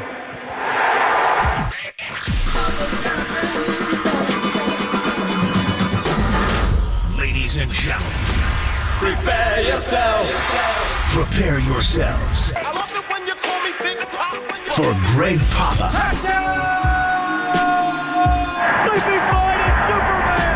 San Francisco. and John Lund. It's 10 o'clock. Let's hit it. This is Papa and Lund That's right. We're getting it going. on KNBR 104.5 and 680. The sports leader. Breaking news from the NBA into SportsCenter. Warriors president of basketball operations Bob Myers has told our Adrian Wojnarowski that he is stepping down. Myers is a 2-time Executive of the Year, the architect of their 4 NBA championships. He's only 48 years old. He told Woj, quote, "It's just time." Bob Myers set to speak at a news conference later this afternoon, scheduled for 4 p.m. Eastern Time. What an incredible job he did putting together this franchise. Took over the role in 2012, and then how about the titles? 2015, 17, 18, and 22. The Warriors also had the best regular season and postseason win percentage of any team since his first full season that began in 2012, and they only missed the postseason twice during his tenure. Again, according to our Woj, Bob Myers telling Woj he is stepping down in Golden State. There's ESPN with a report. Bob not making us wait till 1 o'clock to speculate. We are all set to speculate, but Bob Myers is stepping down with the Warriors. What does it mean? What's next? All those questions we will answer. The Giants are exciting and fun. We got some OTAs to talk about. Boston blows game 7. Jason Tatum gets hurt. Now the speculation on Jaylen Brown. Woo, long weekend, ton to get to, but I see we are starting with Warriors because on the live stream, I see you in Warriors gear. Good morning, my friend. Bob Myers is leaving, so we're starting with the Warriors. We were going to start with Patrick Bailey and your guy Casey Schmidt. I actually went to Sacramento on Sunday to see Kyle Harrison pitch, and I got video, nice. and Sean Estes will break it down. But we got to start, obviously, with Bob. And we thought this press conference was going to be last week, but he was traveling back from Chicago, and Raymond Ritter was traveling to New York, so they rescheduled it for today. It originally was going to be at noon today, and now it's been pushed back to 1 o'clock. And the reason it's been pushed back from 12 to 1 o'clock is that Bob is still doing his job. The Warriors are going to have a pre-draft workout at 11:30, and he's going to be involved in that, obviously, and then meet the media at 1 o'clock. If the Woj bomb is correct, he's going to tell the world that he's leaving. It's interesting to me how the dynamic of that would work. Would you want Bob to run the draft? One final draft for him, and his first ever draft was one of the greatest in the history of the franchise, the history of the league, one of the best in the history of Bay Area sports when he got Harrison Barnes, number 7, Festus Ezeli, number 30, and a guy named Draymond Green, number 35. That was Bob's very first draft after serving 1 year as an apprentice to the great underrated Larry Riley, who drafted Steph Curry. Don Nelson takes credit for it, but Larry pushed hard for Steph. But so a lot of questions now are going to be asked, and I don't know if Bob will have the answers. I'm trying to figure out, and we'll take his press conference, John, live at 1 o'clock today. Marcus Thompson's going to be in the room. We'll talk to Marcus at 12:30 right before. Is Bob going to be there alone? Is Joe Lacob going to be there by his side? Is Steve Kerr, one of his best friends, going to be by his side? What is he going to exactly announce by saying it's time to Wojnarowski? He's kind of let it out ahead of time. Will he cite his reasons for it? Is it just he's burnt out? You know, Joe Lacob is a tough guy to work for. There's no doubt. When the Warriors first hired Bob, John, his background was so unusual. Yes, he was a player, but he wasn't a great player. He was a decent player at Monte Vista, obviously, and then won a championship with Jim Herrick at UCLA. But he hardly played. And his background was not as a scout. He was a player agent. So it reminded me a lot of Bruce Allen and how Bruce got into being, and Bruce was never the general manager of the Raiders, but he did contracts for Al. But Al was hard to work for. And then he obviously went on and worked with Daniel Snyder, and Bruce's career at the end has taken a U-turn. But we'll reflect on what's to come. But for a moment, we're going to salute, first of all, and you know him as well as I do, John. We talk to him every single week on the radio, and I've had him on TV dozens of times, and he's a friend. I reached out to him personally for some advice in my life. My children all went to Monte Vista High School. I remember seeing him at a pep rally on a Friday when my daughter was cheering there, him bring the Larry O'Brien trophy to the campus of Monte Vista High School in Danville. And those kids saluted, and Bob deflected. He's just such a quality man in every way. That's why his relationship with Steve was so strong, and obviously with Steph, and how he was able to deal with the owner, the good and the bad. And Joe's a good guy, but he's highly competitive. He's a lot like Bruce Allen dealing with Al Davis. And when you think of the great general managers in the history of Bay Area sports, Al really was his own GM. He was the owner, but he was the GM. Bruce did contracts for him, but Al did everything else. Charlie Finley, Charlie O, he didn't have a GM. He's the guy that did all that. He drafted all those guys going back to the KC days and bringing them up, and he wouldn't pay him, and ultimately he broke them up. But, Charlie O won 3 World Series championships in a row and 5 American League West in a row. Al won 3 NFL championships, won the AFC West, AFL West just about every single year for a solid decade. Then John McVay, the quiet, unassuming John McVay with Bill Walsh there. He was there for all 5 of the 49ers Super Bowl championships. And then you think of Brian Sabian, John, and the 3 that he was able to capture with the Giants in 10, 12, and 14. Bob is right there in a different way. 4 championships in 8 years, but unlike the others, Charlie won 5 straight American League West. Bob won 5 straight Western Conferences, went to the NBA Finals 5 consecutive years. And we all think that he should have won 5 in a row championships, but injury, suspension, misfortune along the way.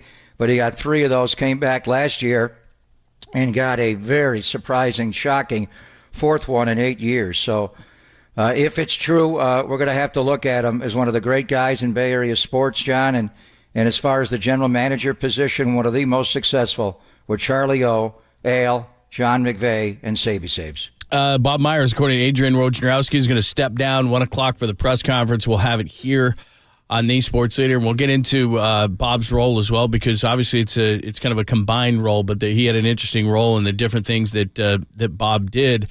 Wojnarowski also reported that he expects, and we kind of speculated on this, that Kirk Lacob would have a bigger role, Mike Dunleavy would have a bigger role, so it doesn't sound like, now we'll find out more today possibly or in the coming days, obviously, at least to the initial report that they may go outside of the organization. It sounds like maybe they'll just do this from within. Well, and Bob's a good guy. We had so many interactions. And I wonder how, Bob is, he's a good man. You know him, John. I could see him crying when Kevin Durant was wheeled out of the arena in Toronto. That moment when he had to go tell Joe that Klay Thompson tore his ACL. I watched the whole thing. And him coming up the tunnel, coming out of the tunnel at Oracle and walking over to the owner's seat, the way he walked, you could just tell. The guy emotes. He broke down and cried when Durant got hurt. I'm sure it was really emotional to tell Joe Lacob that Klay was not coming back in this game, and it was the deciding game for the Warriors' elimination game, last ever game at Oracle as it would turn out. But he ain't coming back for a while because the indestructible Klay Thompson just tore his ACL. The day that Klay tore his Achilles, we had him on TV hours later after they drafted James Wiseman. He broke down and cried on TV again. So he's such an amazing person. But I do wonder, John, how forthcoming he will be with the circumstances, and is it just 10 years of one voice? And he's not the coach of the team. It's different. He just decided to move on. But I do remember him, and it's Larry Harris. His father is Del Harris, he's a very successful coach, and very quietly, I'm not sure what Larry's title is, but Larry's the scout. Larry's the one that goes out and does it all. And then all the different Lakeups you've got Ken, and you've got Kirk, and obviously Joe. Just about everybody in the organization has a connected father that Bob worked around with in combination with Joe Lacob. So, I always felt that Kirk Lacob at some point would move into that job. He's a sharp guy. There's no doubt. And this would not be nepotism. It would be he ascended to that spot, but people are going to have their opinions on it. But he's a sharp guy. I don't know Ken as well. But for Bob, it was always that juggling act of, Larry Harris, the Lacobs, Joe. And, as you get to make a decision, they're losing a prominent decision maker. There's no question. He was the president of basketball ops and the general manager of the team. But he also was the heart and soul, and more than anything, a human being when they needed humanity and civility. And, when he went to Draymond and suspended him after the situation with Durant, just so many times, Bob, rallied people together in a very different way than most sports executives do, where they challenge you. Bob will console you and put his arm around you and be a human. So I don't know who they have in that organization. Steve Kerr can do that, and Steve may have more of a prominent role in that regard. But when you have, the threesome of Steph and Steve, and at the top, Bob Myers, it all just works. So as far as job titles and divvying up responsibilities, they'll figure that stuff out, John. But what the Warriors lost today, outside of Steph and Steve, they lost their heart and soul. All right, we're going to talk more about it. Adrian Wojnarowski with a story about an hour ago that Bob Myers is going to step down as the general manager and president of basketball operations for the Warriors. Marcus Thompson is going to join us at 12:35, and there'll be Bob Myers' press conference at 1 o'clock, so don't miss that. We'll continue that conversation as well. The Giants, they did lose 7-5 to the Brewers in there, but a lot of good over the weekend, and these young guys just keep on playing well. We'll get into that as well, plus OTAs, and you went and saw Kyle Harrison. We got to get into all those things, plus we'll give you the entire guest list. We'll do it next, only here on the Sports Leader.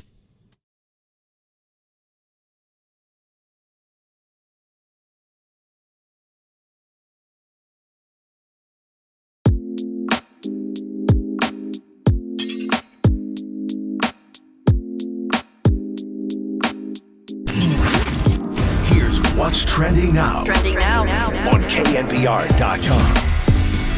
Tim Legler of ESPN joined Murph and Mac this morning to discuss the breaking news. Bob Myers stepping away from the Warriors. Check out that podcast and more trending right now on the all-new KNBR app.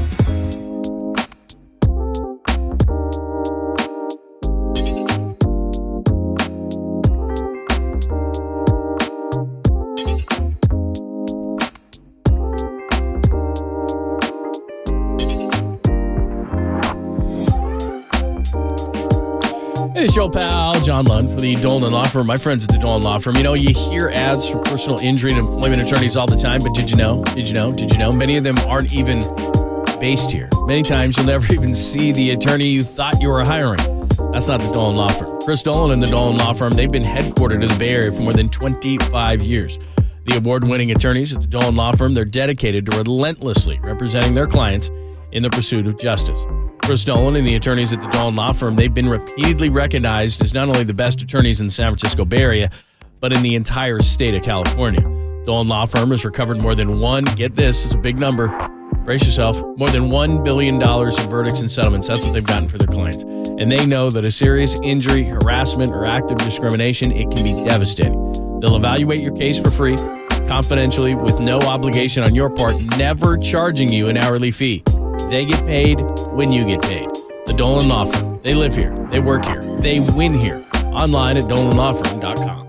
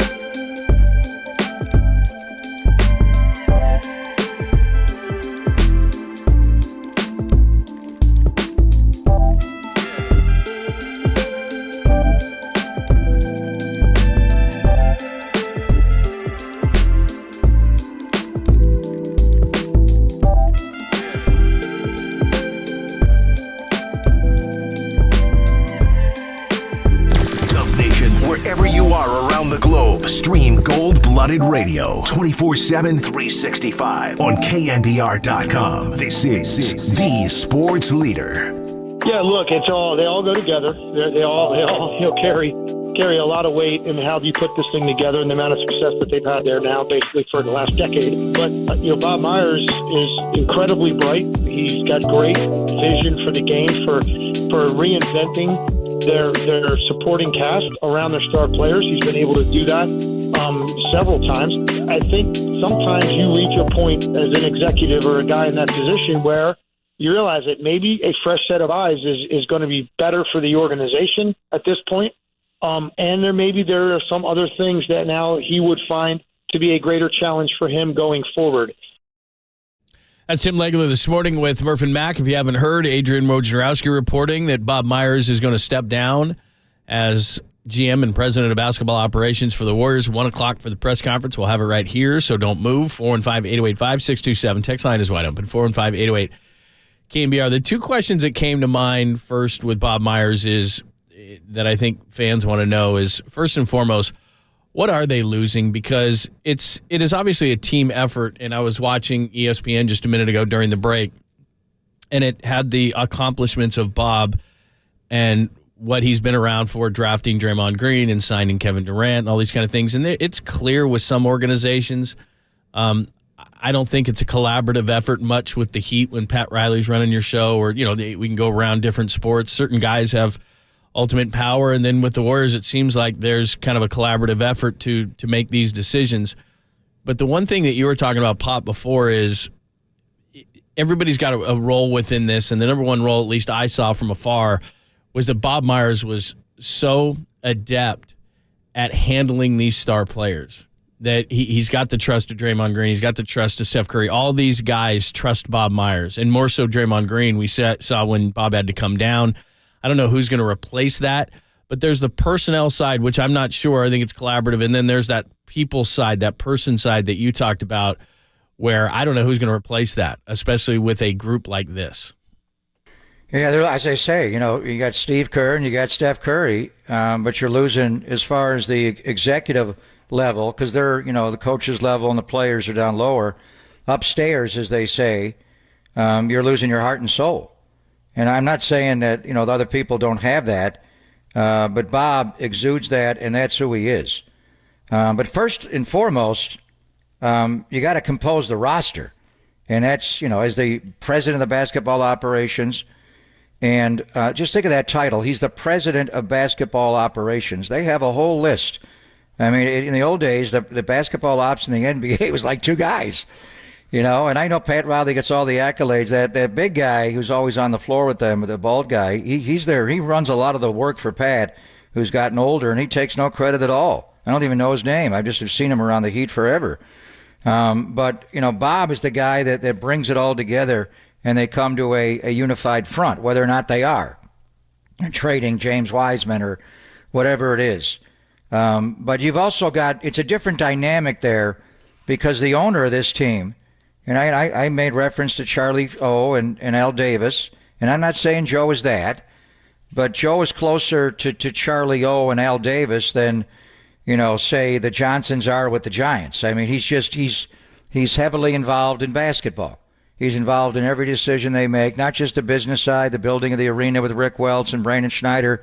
He's involved with the roster composition as much as any owner in American sport. And, he's the one who drove the Kevin Durant sign and trade, to get D'Angelo Russell and the flip for Andrew Wiggins and Kuminga. Joe did a lot of that. Bob had to execute that, but Joe was the one who pushed for that. So when you have an owner that is as involved in the sport, and Bob was at the pre-draft combine in years past. I don't know if Joe went to it this year. I'm sure he did. The Warriors would be playing in finals, and Joe would be in Chicago at the pre-draft combine. He's the owner. How many owners do that? So we'll see what Bob, ultimately says about his choice. I think it's just, 9 years, 10 years when you include the years, the assistant GM to Larry Riley. I think he just got worn out.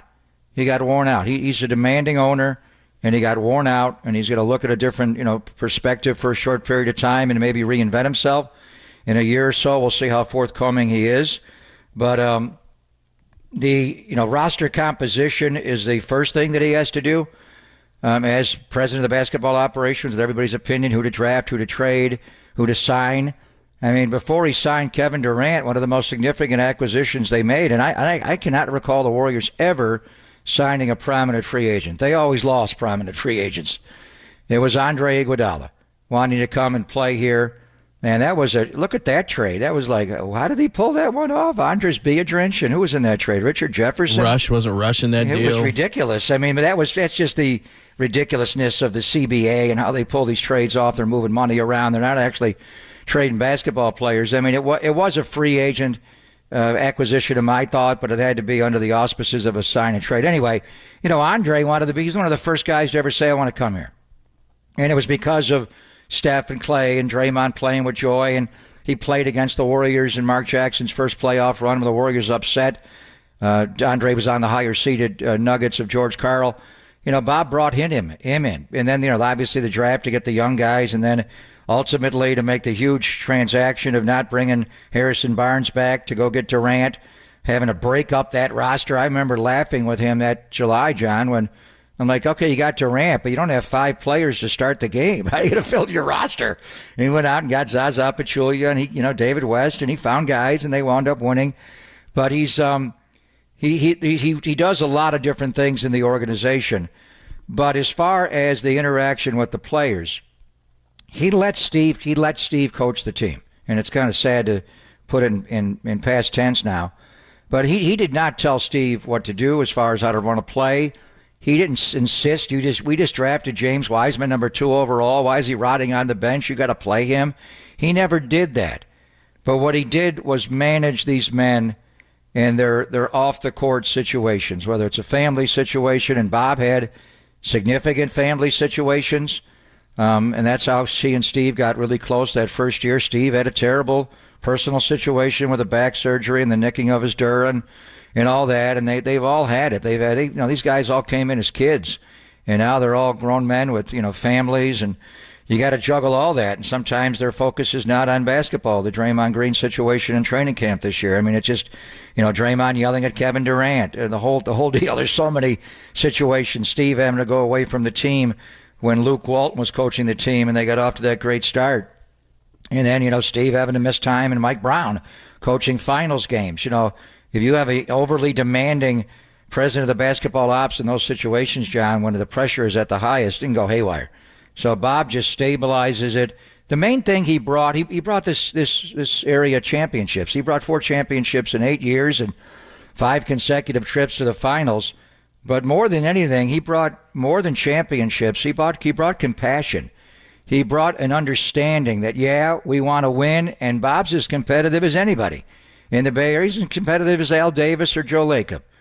But he understands that there's a higher, degree when you look back on your life. So, and then the immediate thing is going to be, to your point, is how this impacts the rest of the roster.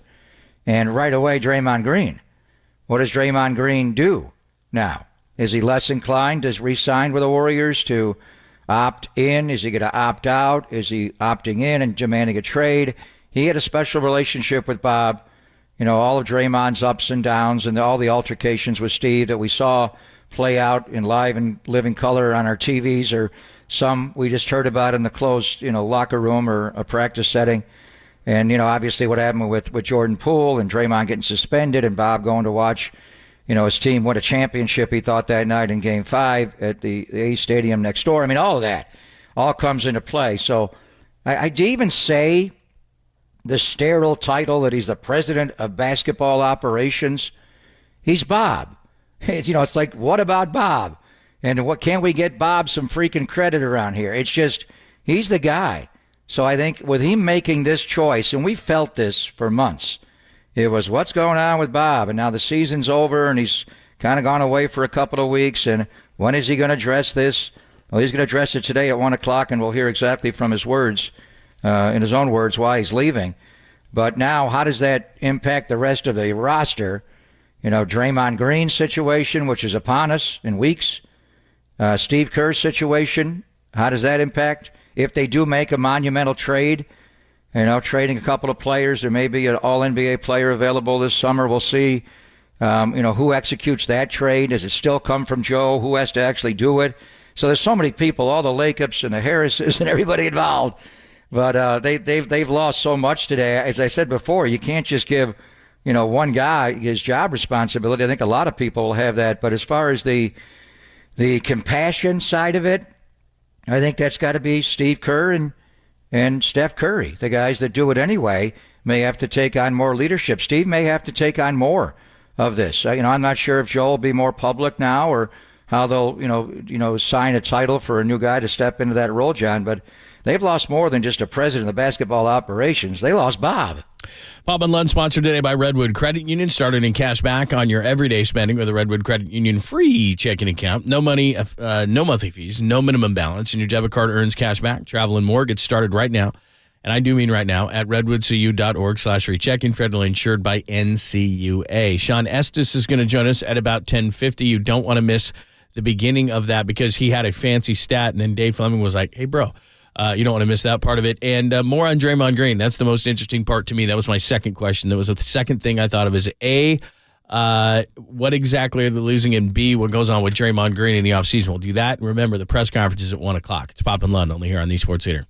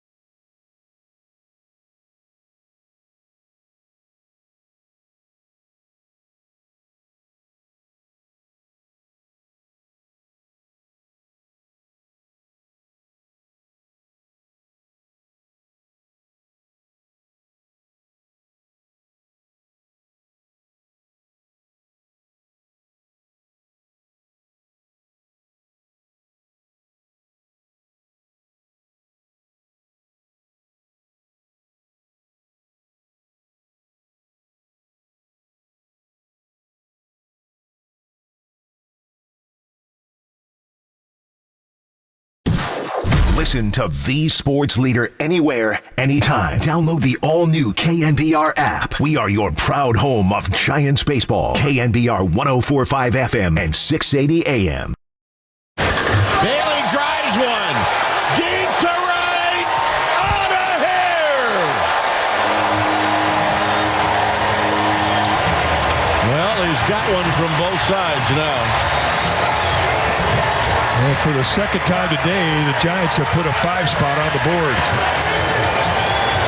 That was loud contact. Let's take a look and see the location. Middle in, and he was looking there. And it just throws the hips and throws the head of the bat. Wow. There you go. Kirk and Kipe on the call. Your San Francisco Giants are a wild card team as of right now, and the season is not in now, so that doesn't matter. But given what we've talked about so much, the start to the season, you're thinking to yourself, ugh, they're going to have to rebuild this thing. And then Casey Schmidt comes up, Patrick Bailey, the birthday boy. He hits another home run. Ryan Walker's looking good out of the bullpen. You went and saw Kyle Harrison, so I got to hear all about that. So all of a sudden, this infusion of youth, and the Giants are in a good direction. They lose 7-5 to the Brewers, so they still win that series. But then yesterday, 14-4 over the Pirates on Memorial Day, and this team is looking good. From 6-13 on the morning of April the 22nd to a record of 2 games over 500 at 28-26. I think I'm going to keep wearing the rally cap even though they're over 500 because this team is on fire. So obviously bringing Casey up and Patrick Bailey has energized the team. But Mitch Haniger, all of a sudden, a home run he hit on Saturday was a bomb. And, Sean was there all weekend in Milwaukee after the couple that he did in Minnesota. So we'll get Sean's thoughts on everything. But so yesterday I had a baseball festival all weekend, John. I want to hear people that went to Bottle Rock. George Kittle was going crazy up there with the Red Hot Chili Peppers and Williams-Sonoma, and he was eating and having a good time. He was with John Wick.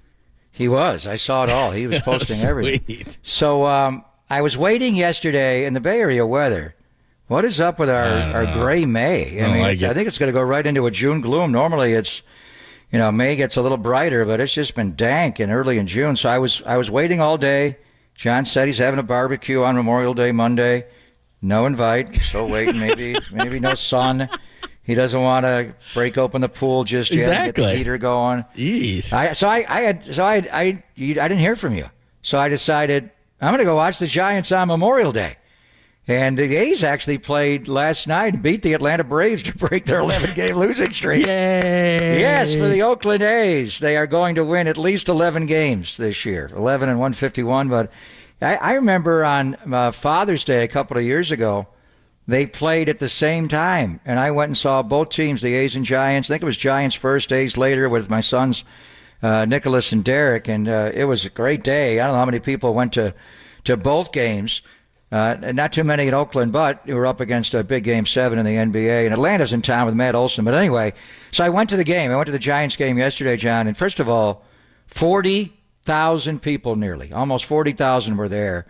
I can't recall since the pandemic, because all the playoff games against the Dodgers or the game 162 when they beat the Padres. Actually, I was doing football that day, I think.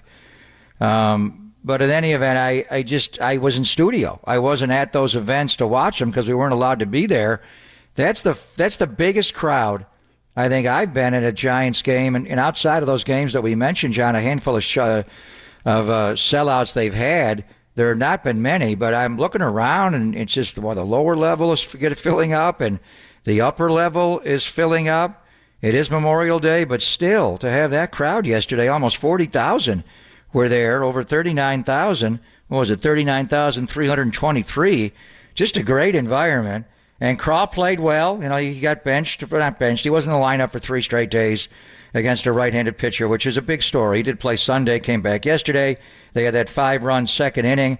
We've talked so much about Casey Schmidt, but really, it is Patrick Bailey and his ability to catch a baseball. They call the bases, they used to call them pillows. Now they call them pizza boxes because they're 18 inches by 18 inches. But for years, it was hit the pillows. When you watch Patrick Bailey, John, whether it's a great pillow that you lay out on your sleep number bed or It's like your toilet paper from Mr. Whipple, and it's extremely soft, incredibly soft, charming. I mean, the guy's hands, and he makes mistakes. Balls get past him. I don't think he does not have Pudge Rodriguez's throwing arm. He's got more of a Buster Posey, Thurman Munson, quick release, accuracy, get the ball down, but he doesn't have a hose. He's not Benito Santiago. But I don't know if I've ever seen a catcher. I'm almost enthralled with watching. I watch every single pitch that is thrown now, and even if I miss one, I go back and replay it because the softness of his hands, like catching. Who's the greatest hands in all of Ichiro, Fred Biletnikoff? I mean, whoever you want to mention, as far as just catching a baseball, it's like breathing for him. Where he does miss one. He missed one in Milwaukee and a swing and a miss that got by. It's like, what's wrong with him? How did he miss that? Because he makes it look. I just never seen a catcher. It's just the softness. Some catchers, Joey Bart's got strong hands. Remember Kurt Casale had strong hands where he just framed that pitch and stick it. With Bailey, he's just catching it, and Mike said soft, but it's beyond soft. It's Mr. Whipple soft. It's pillow soft, where he's just, when he catches it, he moves it every single time, but so subtly. Now you know what they've been raving about with this guy in the minors, and he only played 14 games at AAA baseball. Who does that? When Bart skipped a level, you're like, he's not ready yet. This guy, and I don't know if he's going to hit like this, but man, a bomb left-handed yesterday, 3 more hits on his 24th birthday. But just watching him catch the baseball, John, I don't know if I've ever seen a catcher catch it as soft. Yeah, the whole energy that they're giving, and you just mentioned the amount of the people at the game, and it just seems like there's a buzz. Now, obviously, there's Memorial Day, and everybody, you're going to go to baseball games there. So you and I have been, for a number of years, been talking about the amount of people in the ballpark. It seems like ever since the pandemic, it just hasn't recovered. And even in the 107-win season, it didn't recover. So, well, they didn't open up the full gates until I think that A's game on a Saturday in June. And even then, was it full capacity when the Dodger playoff series? I think it was by then. Yeah, it was by then. Yeah, because it was jacked. But when it really got going, and it was last time I went to Bottle Rock, was that Labor Day weekend that year of 21. Right. When the Dodgers came in and Steven Duggar had that triple off of Walker Buehler, remember, on the Sunday night game. Yep. But I wasn't there. I was in studio for that game. Or actually, that was a Sunday night game. I didn't even work that game. Anyway, just being in the yard yesterday and the buzz of people and in the concourse where you're waiting in line for everything. The garlic fry line was like 4 miles long. It's like the old days again, and everybody is energized by Bailey and Schmidt, and then Kyle Harrison is close, John. I sent the video. I'll send it to you. So I went up Sunday. I'm looking at their schedule. 1 o'clock start. I thought, is he pitching today? So I reached out to the River Cats. Bill Lasky set it up for me with a trainer. He's pitching today. They got me tickets right behind home plate. And I just locked in on him. Simple delivery, almost like he's in the out of the stretch every single pitch. He does tighten up with a runner on base, but it's just a simple step back. I know you've seen the video, but watching him live behind home plate, thick lower legs, he does repeat his delivery enough, and where it's impressive, and it's constant swing and miss stuff. And I saw him when he threw 73 pitches that day before they went to get him. There were 35 that were out of the strike zone thereabout, and they were just easy takes. I mean, sitting behind home plate, I could see right away that's a ball. And mainly, just about every one that he missed was to the arm side. So he's a left-handed pitcher. When he would miss, it was into a left-handed hitter away from a right-handed hitter. And when he missed badly. So I sent the video to Estes. I'll send it to you, and Sean will break it down a little bit.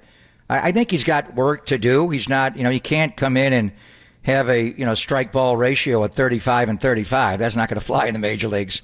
As good as your stuff is, and he's got swing and miss stuff, and he drops down a little bit on his breaking ball. He's got 2 different breaking balls. Ball gets on you easy, 93, 94, 95 all day long. And he only gave up 1 hit. It was a little jam shot the other way. Covers his position well. But, you get into a lineup, say, against Max Muncy and the Dodgers, and, they're spitting on pitches and make you come in the strike zone and you overthrow here and there. So he's coming. I saw Luis Matos. He led off and played in center field on Sunday, John. Kyle Harrison's coming. But we were wondering would they bring him up and pitch him on Memorial Day. He faced the Oklahoma City Dodgers two starts in a row, the same lineup, which makes it hard. How often do you do that? during the pandemic year, there were guys facing the same lineup 3 consecutive times, but he faced them Tuesday, came back Sunday, and still they only got 1 hit against him. He was voted the PCL Pitcher of the Week, John. So Sean will break it down. He's got great stuff. Everything that's advertised is when he misses, he's a little like Trey Lance. It's like, where did that one go? Yeah, it's not barely off. I did see one highlight.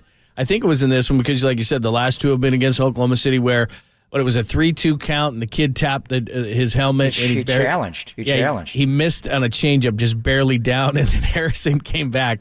And if this ever comes to the major leagues, it's going to be interesting how guys will gather their composure.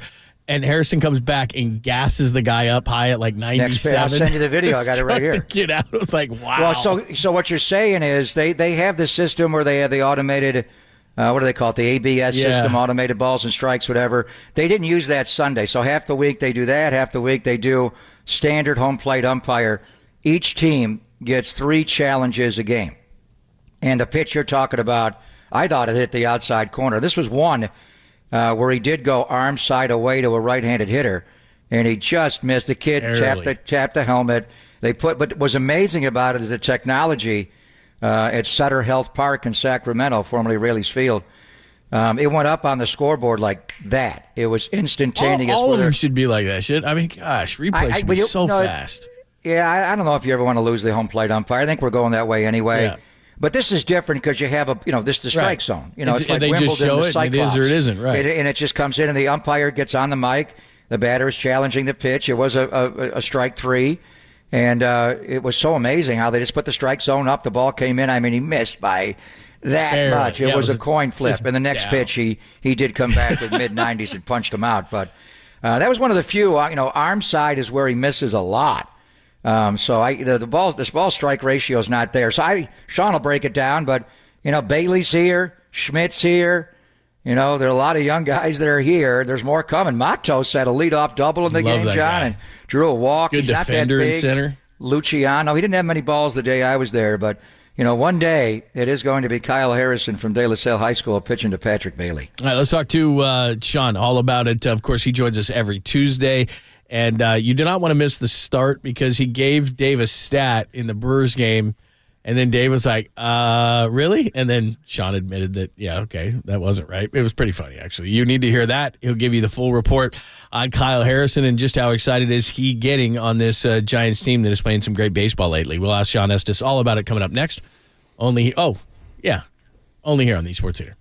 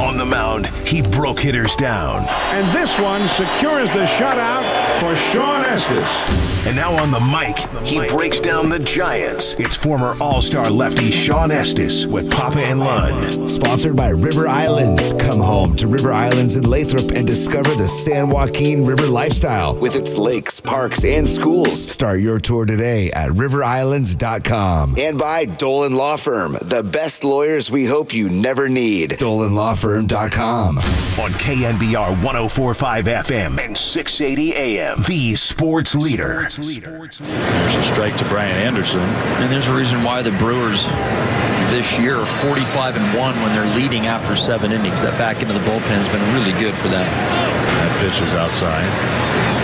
What did you say the record was? 45-1. But not this year. They haven't won 45 games yet. Yeah, well, it's probably not 45 then. It's not that I'm doubting your numbers, but when I heard that, I was like, I'll tell you what they are. They're 27-25, but they're 45-1. They're that good after the 7th that Amazing. They have actually won more games than they've played. They are really tough in the late innings. Now, 22-1, still pretty good. Yeah. 22, 45, whatever. Jeez. Give Sean Estes a break. Doesn't make mistakes like that. It must be 45-1 the last 2 years. Yeah, who knows? A lot of beer in Milwaukee. You never know how things work out. A lot of brats. Sean Estes joins us courtesy of the Human Gaslight every Tuesday. He's probably going to hang up on us. What's happening? Oh, yeah, you guys had to go there, didn't you? Oh, you kidding me? I wouldn't have gone there. I've made airs like that my whole life. I would not have done that. Me too. I do them daily. I do not like to be called out. I like company. What did you mean to say, Sean? Statomatic. 22-1. No, I don't that's know. Pretty damn good. It actually might have been the last 2 years, but I just wrote it down wrong because 45 and 20, yeah, they're nothing alike. I don't know. 45-1, you said. 45-1. I'm glad that Dave called me out on it, because I think anybody listened, it would have been like, wait a second, they haven't even played, that many. They don't even have that many wins. I thought the whole interaction was great, though. We're all about entertaining, and it was great. I think he did it well. He responded well. There's not a worse feeling than like throwing something out there that you're like completely confident in. Right. It's completely wrong. It's just like, wait a second, did I just say that? Okay, let me go back and look at the real numbers. But no, I think it was a little bit funny now that I look at it. Points taken, though. We get it. I know Dave's situation. I shouldn't say never, because I do. I mean, sometimes you have to correct, but usually if your partner misspeaks on something minute, but when you go 45-1 and they're 28-25 on the entire year, you kind of have to step in there. But I do want to get your thoughts. Yeah, he had to. But overall, you did a great job in flying, to your son's graduation, coming back. I know you were tired, and you were there all 4 in Milwaukee. But the Willie Adames, when Brian Anderson fouled that ball off, and Dave was all over it. He actually identified Willie Adames right away. He saw him on the top step of the railing, and Jeff Kuiper and Jim Lynch didn't replay it until a couple of days later, and then you could see it where he got hurt. So just give me your thoughts, because the Brewers went into a coma after that. But you said that you actually did that. What was it, the '97 playoff, Sean, where you fouled a pitch off and hit a fan? I did, yeah, in Florida. Hit the plate. Al Leiter's throwing those cutters in on the hands, and I thought it was going to be right down the middle. All of a sudden, it just cut the last second. All I could do is just kind of emergency swing inside out, and it literally was kind of the same trajectory off the bat as Brian Anderson the other day, but it was right over the Marlins dugout. And there was a fan that was there that wasn't paying attention, and it squared him up right in the face. And you see it happening, and it's like, and even Anderson, like that, you could tell the guy was really shook up by it. He was crying. He had tears in his eyes. He could barely go out and play defense the next inning. And it shakes you up. I mean, and this is a teammate that he hit, but I mean, this was a fan. So the game stopped for a little bit. And I was like, I can't get back in the box right now. You have people coming over there checking on this person. I don't know if he's alive or not. And it's like, now we got to go play a baseball game, and it's a playoff game. And I'm like, it's intense. And finally the umpire was like, hey, we got to go, man. I think they're going to be okay, and this and that. And fortunately, we played the game. I didn't pitch that well that day, but I think it had anything to do with that. But maybe it did. It kind of definitely reshifts your focus, at that moment in time, and maybe takes a little bit of the edge off. I don't know what happened that day with me mentally, but I just know that he came down later on in the game. He was on his own power. He walked down and sat back down in a seat, and they showed him. Made sure everybody knew that he was okay, and that was just a big sigh of relief. And I think the fact that Willie was able to walk off on his own power the other day was a big sigh of relief for that club. But then you just didn't know, was there a fracture? Could he see, what was going to come out of it? But it obviously shook up their team, where the next inning, the first ball in play was an error by Owen Miller at second base, who's about as sure-handed as they come. And then Freddie Peralta just couldn't get anybody out. And Freddie and Willie, and we were talking to BA, Brian Anderson, their play-by-play guy, about those two guys prior to the series. And he says they're their emotional leaders. They're the guys that they're best friends. They keep the clubhouse loose. Freddie on the pitching side, Willie on the position player side. And so you knew right away that was going to affect Freddie, just based on, he's wondering what's up with his best friend. Is he going to be okay? Is his career going to be over? I mean, that's where your mind goes to a dark place. And so you couldn't get out of that. Well, I don't know if he got out of the next inning or not. I can't remember, but the Giants put a 7 spot on him. So, yeah, there's more to baseball right at that point. The Giants definitely took advantage of that situation, but you completely understood how the Brewers have reacted to Willie Adames, because he was voted their team MVP the last 2 years. And it's no coincidence when he became a Brewer that team, completely took on a new personality, and it was his. So, yeah, I mean, we're so glad that he's okay. They say that he'll probably be ready to go as soon as the concussion IL is over. Sean Estes Jones says he does every Tuesday, and of course he was in Milwaukee for that series. Patrick Bailey, He's only got 31 at bats. I understand that. He's hitting 355. He's got an OPS over 1,000. He had a home run on his birthday yesterday. But Pop was talking earlier, just the way that he catches. From a pitcher's perspective, what have you seen from Patrick Bailey just behind the plate so far? Well, I mean, we heard a lot about it. I've been talking to Alvarez about him. I talked to him in the spring, and he wasn't really on the radar because there was other guys that they were trying to figure out who were going to make the team at the time, Perez or Bart or Wins or Sable. I mean, there was other guys that they were definitely ahead of him in the pecking order, but he was the guy that kept getting brought up as far as this guy is major league ready defensively. You know, obviously he hadn't even caught a day in the big leagues, but just the way he handled the pitching staff in the minor leagues. He won the Gold Glove in the minor leagues last year, so obviously he was doing something right behind the dish.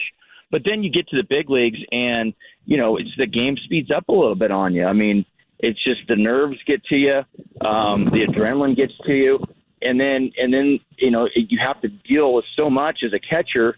You know, you have to deal with the running game. You have to deal with the pitch clock. You have to deal with personalities. And so there's a huge learning curve. And we've talked a lot about it with Joey Bart, you know, how that's just a work in progress there still. And he's gotten so much better. But Patrick Bailey to come up to the big leagues, and, I mean, I don't know the numbers off the top of my head, but I know that they haven't lost a game with him behind the dish in like 2 weeks, or at least a week and a half. And that's not a coincidence either. And the fact that the pitching staff has an unbelievable strikeout to walk ratio with him behind the plate just goes to show you that he steals a lot of strikes. And a ball that's turned into a strike because you're a catcher, it makes such a difference in the bats. I mean, just look at 1-0 between 0-1 as far as the batting average in the major leagues. The average when a hitter's down 1-0 or if they're down or if they're up 1-0. Is drastic. It's 100 points difference, and the slugging is 100 to 200 points difference. So if you can steal a strike in an at bat, and either even the count or work ahead in the count because of it, it changes the whole dynamic of the at bat. And so that's where like just the minute details of what he can do as far as pitch framing, he's exceptional. I haven't seen anybody quite as good as him. His ability to block the ball. So you know. With this Giants pitching staff, especially the starters, they get a lot of ground balls, and you always want to keep the double play in order. So every 90 feet is a big deal. You're trying to always keep that runner from stealing for second base or, you know, even third. So he does that because he keeps the balls in front of him. You're not afraid to throw a ball in the dirt because you know that he's going to block it, keep it out in front of him, and keep that runner from moving up an extra 90 feet. And more important, with his runner on third base with less than 2 outs, or with the runner on third base, period, and you get a 2-strike count on a guy, you're fine with throwing a ball and bouncing a pitch because that's kind of what you need to do at times, bounce a breaking ball. And you have trust in that catcher to actually knock the ball down. So there's a lot of different things that go into. I think he's shown a ton of maturity coming out and talking to pitchers at the right time. He's always having conversations with the guys in between innings about what they want to do. And even Logan Webb the other day said that Bailey started calling pitches. And you know, Logan calls his own pitches, but Bailey was disagreeing and calling some pitches in that game that he thought were better options at that time. I mean, that's just something that a rookie doesn't do in all facets. And now the fact that he's hitting is such an icing on the cake. He leaned on the changeup more in his start against Corbin Burns that you called on the weekend on Saturday, and he did a great job. So the numbers, since he's been recalled on May 19th, Sean, he's lost 1 start, and that was his first start, and they were beaten 1-0 with Logan Webb on the mound. He has won 8 in a row. DeSclafani was, I don't know if you saw the game yesterday, but Anthony had a hard time with pitch com. There were a couple of sequences where it got funky. He went right out and settled him down, told him what pitch to throw to Brian Reynolds, got a double play. And every pitcher on the staff is effusive in his praise of Patrick Bailey. The other side of it is Blake Sable. And Sunday, the one game that they lost in Milwaukee, Alex Cobb just was not himself again. The splitter wasn't there. He got bombed. Joey Bart is starting to run now. Susan Slusser is reporting, and he may go off on a minor league rehab assignment and be back at some point. Is it too simple to just say Bailey is such a good catcher? When he catches, the Giants shove and they win, and Blake Sable is learning to be a catcher, and when he catches, they get bombed and they lose. And then more importantly, when Joey comes back and they have 3 catchers or 2.5 catchers, How do they rotate this between Bailey, Bart, and Blake? That's a great question, Pop. I don't think that they do rotate it between the three. I think Joey's probably stays in AAA until something happens. I really do. I mean, I just don't know how they're going to navigate it. And then you got Jock coming back too. I think that they feel that Bailey's their everyday guy right now. And to be fair, I mean, Blake Sable, the last 2 games that he caught were getaway days, day games after night games, trying to sweep a team. It's already put in a pretty difficult situation. Those are tough games to win. And then you're catching on the heels of a guy that has just been locked in. I mean, defensively and everything that he does, he seems to do right. And so any type of thing that goes wrong with Blake Sable behind the plate, if it's a wild pitch or a pass ball or he doesn't throw anybody out or he's not stealing strikes, I think it's more magnified because you're seeing Patrick Bailey more often now, and you're seeing like how good a guy can be. So I talked to Cap about Sable the other day, and he said, you know what, the last thing we want is our pitchers not to trust Sable behind the plate because he's going to have to catch. And he says, and we're trying to have these conversations with our pitchers based on the fact that if you look at the metrics with Sable, they're still pretty good, right? He doesn't do anything below average. According to the metrics, right? So that's how they're evaluating these guys. And he's constantly working to improve his craft, of course. But metric-wise, Blake Sable is not below average behind the plate. I think it becomes more magnified because of how good Patrick Bailey is right now, period. So he doesn't want the narrative in the clubhouse to be, well, we can only win with Patrick. I want Patrick behind the plate because I'm better as a pitcher. No, Blake's going to have to catch a little bit. And so you want the pitching staff to buy into the fact that this guy is not a below-average catcher. It just may seem that way because of how good Patrick Bailey is. So when Joey Bart comes back, as long as Blake Sable's hitting, they love Blake Sable's bat. They're going to find a way to keep his bat in the lineup. They're going to DH him.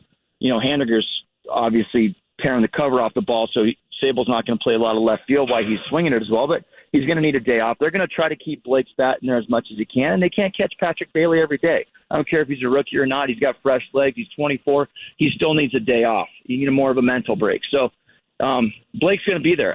When Joey comes back, that's where you're going to have some questions. And I don't know what way they go, Pop. I haven't heard one thing. I haven't heard anything one way or the other with him. Sean Estes joined us. In terms of just their overall look at this team, at one point they were 6-13. Now they're in the wild card. I mean, if obviously the season doesn't end today, but just the way that they're playing, the infusion of youth, everything that is going right, the bullpen's coming around, they're playing better defense. When you look at this team right now, is this a legit team now? Without a doubt, and they're going to even get better. You know, I really do believe that this team is going to get better. There's one question. I think it's with every team is if you can avoid the big injuries.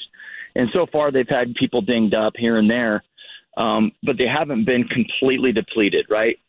So it's been a couple guys here or there.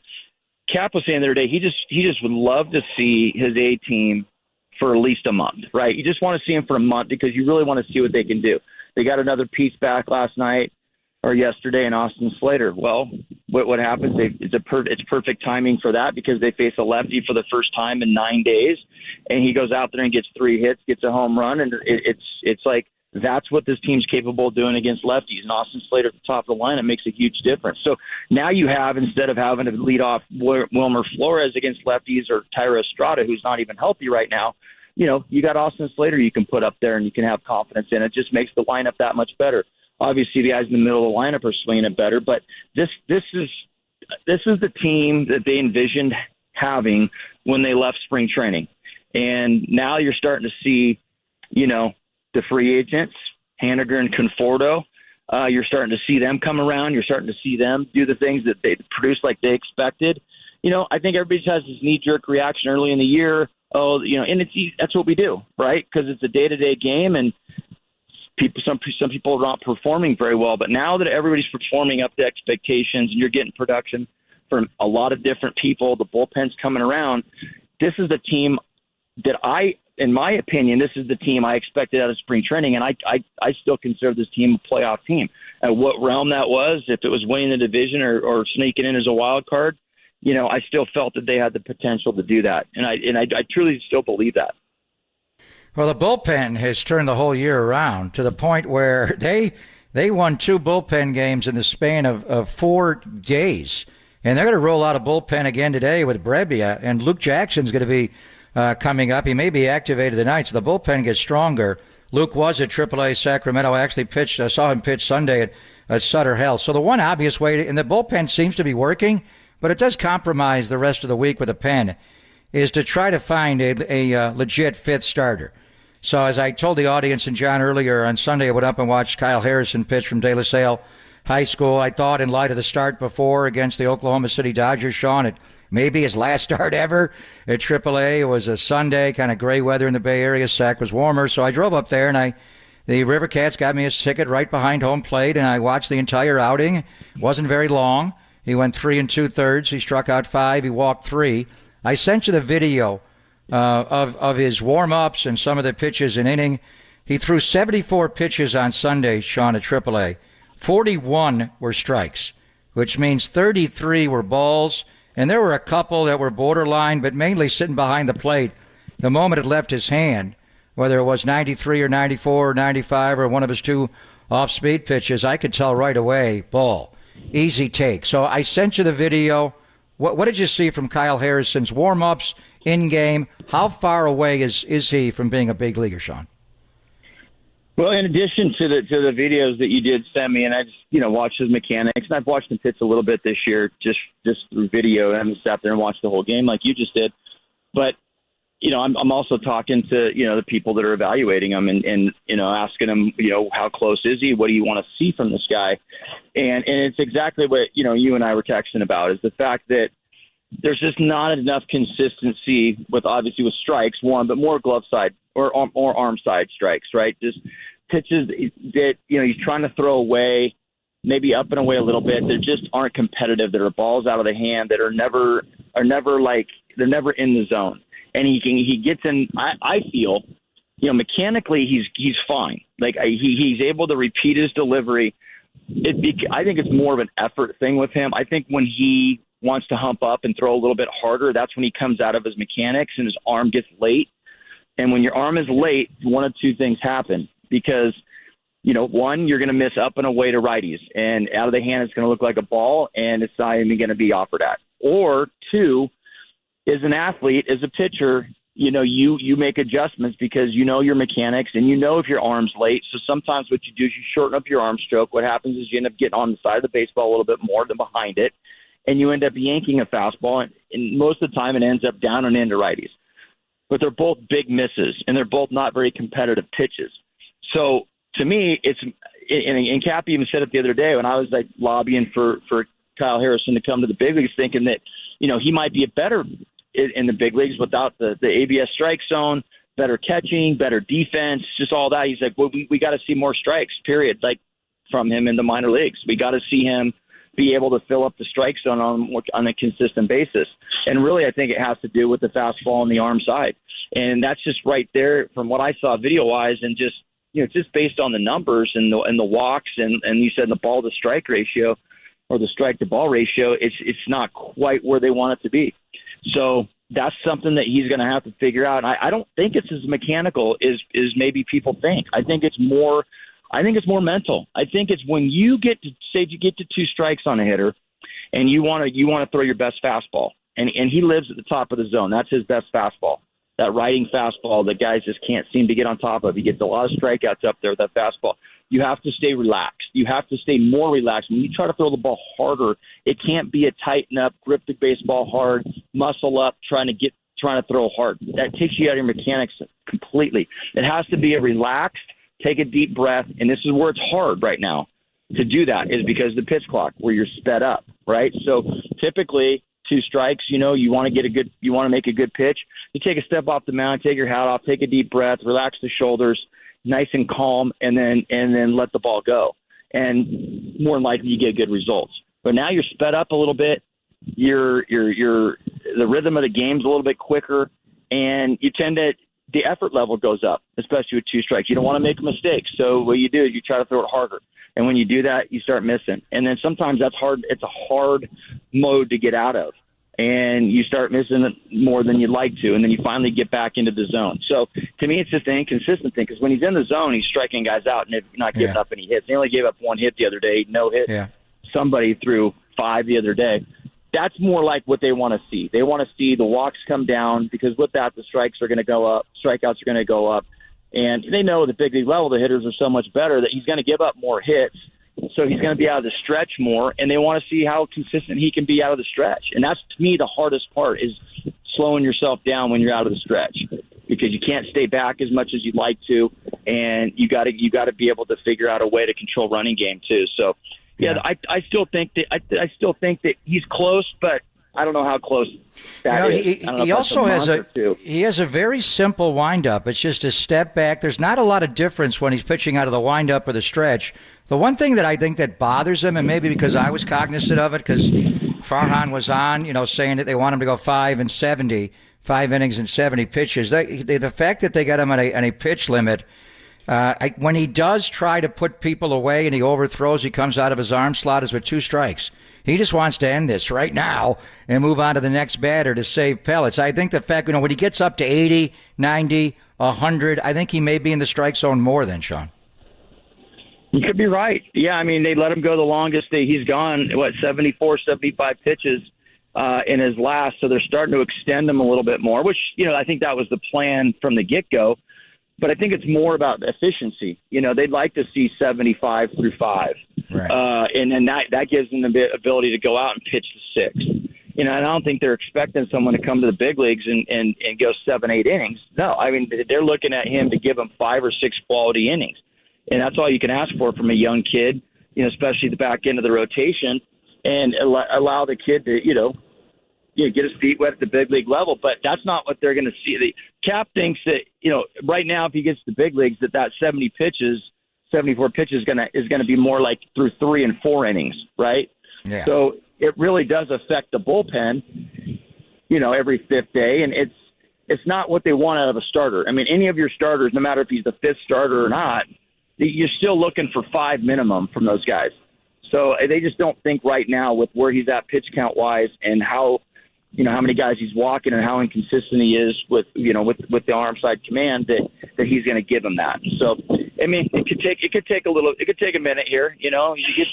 But like they said, if he rattles off 3 or 4 starts in a row, or even 2 and 3 starts in a row, or they like what they see and he's made those adjustments, he'll be a big leaguer. Great stuff, man. Thanks as always. We appreciate it. We'll talk to you next week. Okay, guys. Thanks. See you, man. Have a good week. You too. He was 45-1 in that segment, John.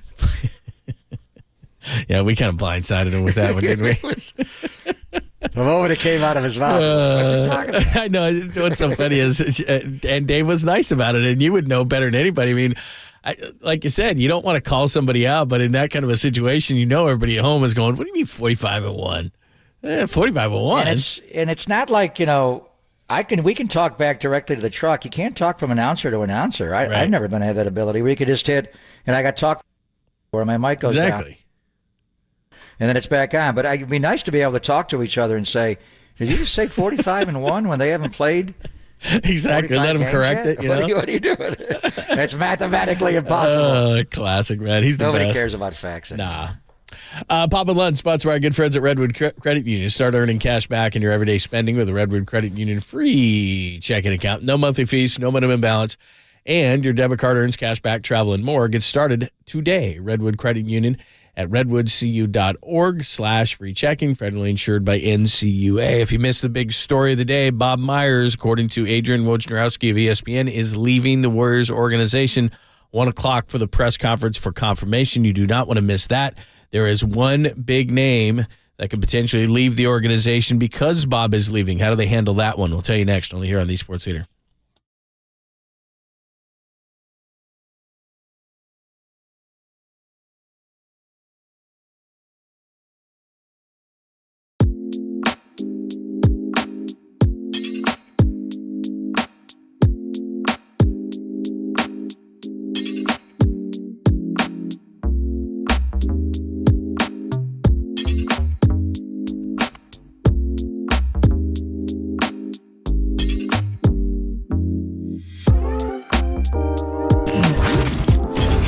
what's trending now. Trending now. On KNBR.com. It continues, led by Patrick Bailey, who we were just talking about, and Casey Schmidt. They trounced the Pirates, the Giants do, 14-4. Check out that story and more trending right now on the all-new KNBR app.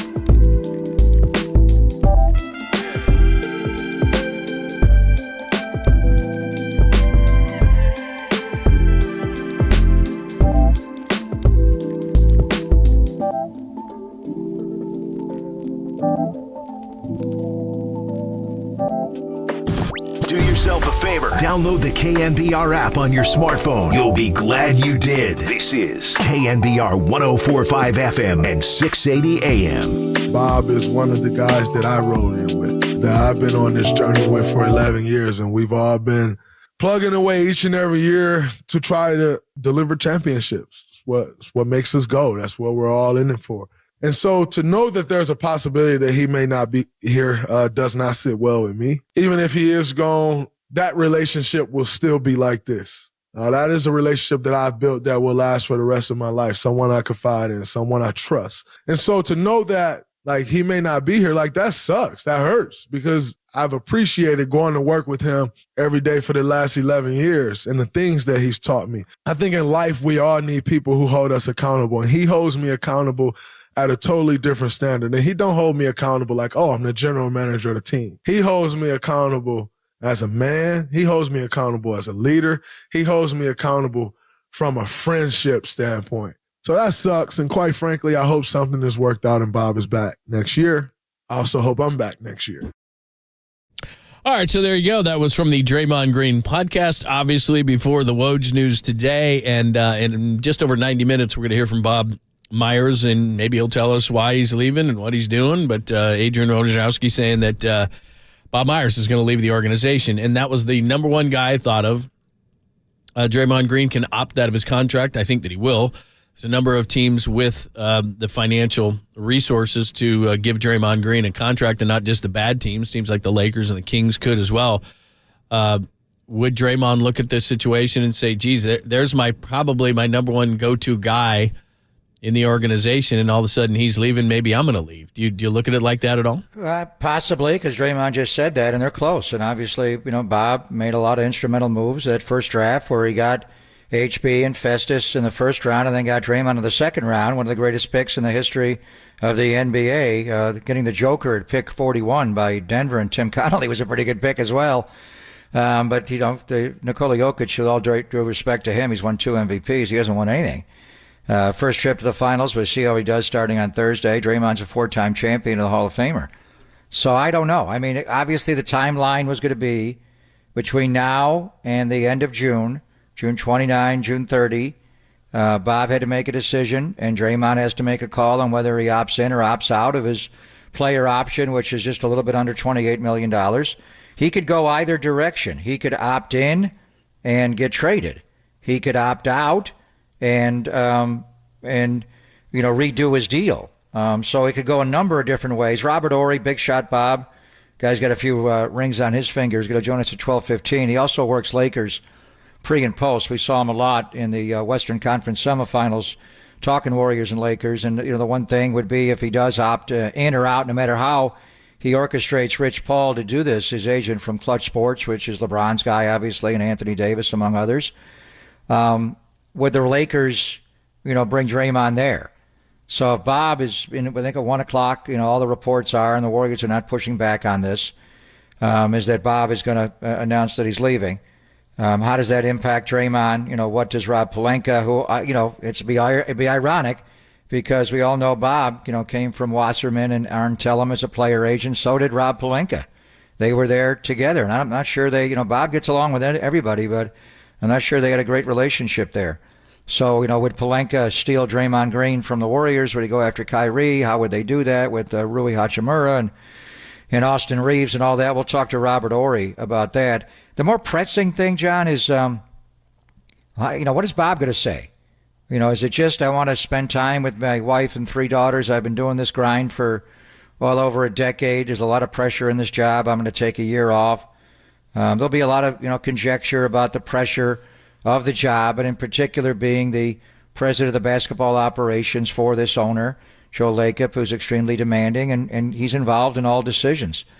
And then, one thing that I assume, since it's all gone public, and the Warriors set this up yesterday, first it was going to be at noon and then 1 o'clock, and the reason they pushed it back is that the Warriors, and they conducted some on Friday before the holiday weekend, but they're starting to, have pre-draft workouts. They're bringing guys in to work out, and they're doing one in 4 minutes at 11:30.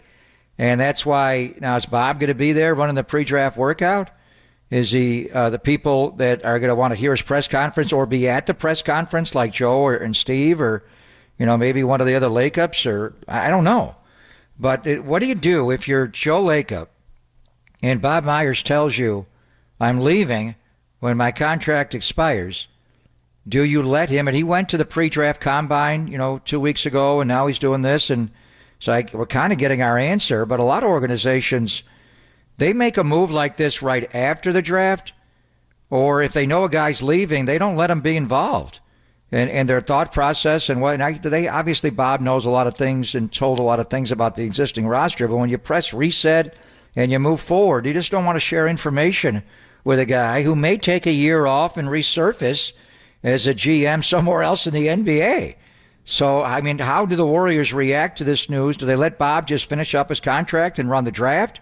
And then they push reset when the new league year starts and people like Draymond Green opt out or opt in? And, can they sign any of the free agents? I don't know what they can do. They kind of have a straitjacket on. But how do the Warriors handle between now and when's his contract up? June 29th, June 30th? How do they handle the next 4 weeks or so? According to the Wojnarowski piece, he said he's unsure of his future professional pathway. But if I'm the Warriors, I want to know more details on that because just like you said, if you're going to be out of the game for a year and that's your decision or whatever, or maybe you're going out of the NBA, there's different things you can do. Okay, then maybe you can help us. But if you're going to another team, even potentially, then, hey, it's been great, love you, but that's it. I mean, we can't have you doing that. I mean, I'd want him to do it because he's done it. He knows what the organization is looking for. Obviously, he's a great resource. So if that's the case, but if he's going, and I'm just throwing it out there, the Clippers just lost their GM, but they, like you said, they have Lawrence Frank and they have other guys. But if he's even potentially going to pursue other opportunities in the NBA, then I got to move on. So do you let him run the draft? Or do you move on June 29th, June 30th, or do you move on today and May the 30th at 1 o'clock when he says I'm leaving? Even he can still get paid. We're not going to withhold your salary for a month or so. We're not going to go Al Davis and. But let's say you might join. You're thinking about, or you're going to talk to Jerry West. Well, then you got to go. To me, I don't. He could tell me I'm never going to work in the NBA again. I don't care. I don't want anybody. He could go into the media. He did UCLA radio, and I'm a little bit harsh here, but this is pro sports, and I love Bob. But if you're going to have someone that's telling you in a month I'm no longer going to be in the organization, and you're going to have him still be, the front guy and just be in meetings and around things when you're making decisions about players, he's the guy who ran these meetings for over a decade, so it's a little bit. But what you're saying is, if you're not with me, you're against me. Well, that's right. Standard. Everybody does that in sports. Yeah, truth. Some guys what happens in the NFL a lot is they know they're going to let you go at the end of after the draft, but they don't tell you anything in the interim, and they don't want you sharing secrets with another team. So another side of it would be: do you keep him in the building until the draft, so he doesn't tell the other people in the league? And this is Bob Myers. He's hard as gold, but he's a human being as well. He's got ties to Steve. I don't know. It's a delicate balance where do you want him running your draft? But at the same time, if you say you're gone and you got to leave right now, then he tells, the Warriors like this guy and they like that guy. Exactly. You get into that. So there's, you probably want to bring him, you probably want him to expire his contract and work for you. You're going to pay him, obviously. I don't think they'd get that petty with him. But do you really let him run the draft anymore? And do you let him really be in the room where it happens in now, where you're giving him, he knows everything about everybody anyway, but at some point you got to stop dispensing information to him. Absolutely. All right, 1 o'clock, about 90 minutes from right now, we will talk about Bob Myers will talk about the reasons why he is going to leave the organization after all the success that the Warriors have had. We'll continue the conversation. The text line is wide open as well. Give us your thoughts on that. We'll continue it. And like you said, Big Shot Bob is going to join us at about 12:15. So we'll get into that and his thoughts on what's going on around the Warriors. We'll do that next, only here on the Sports Leader.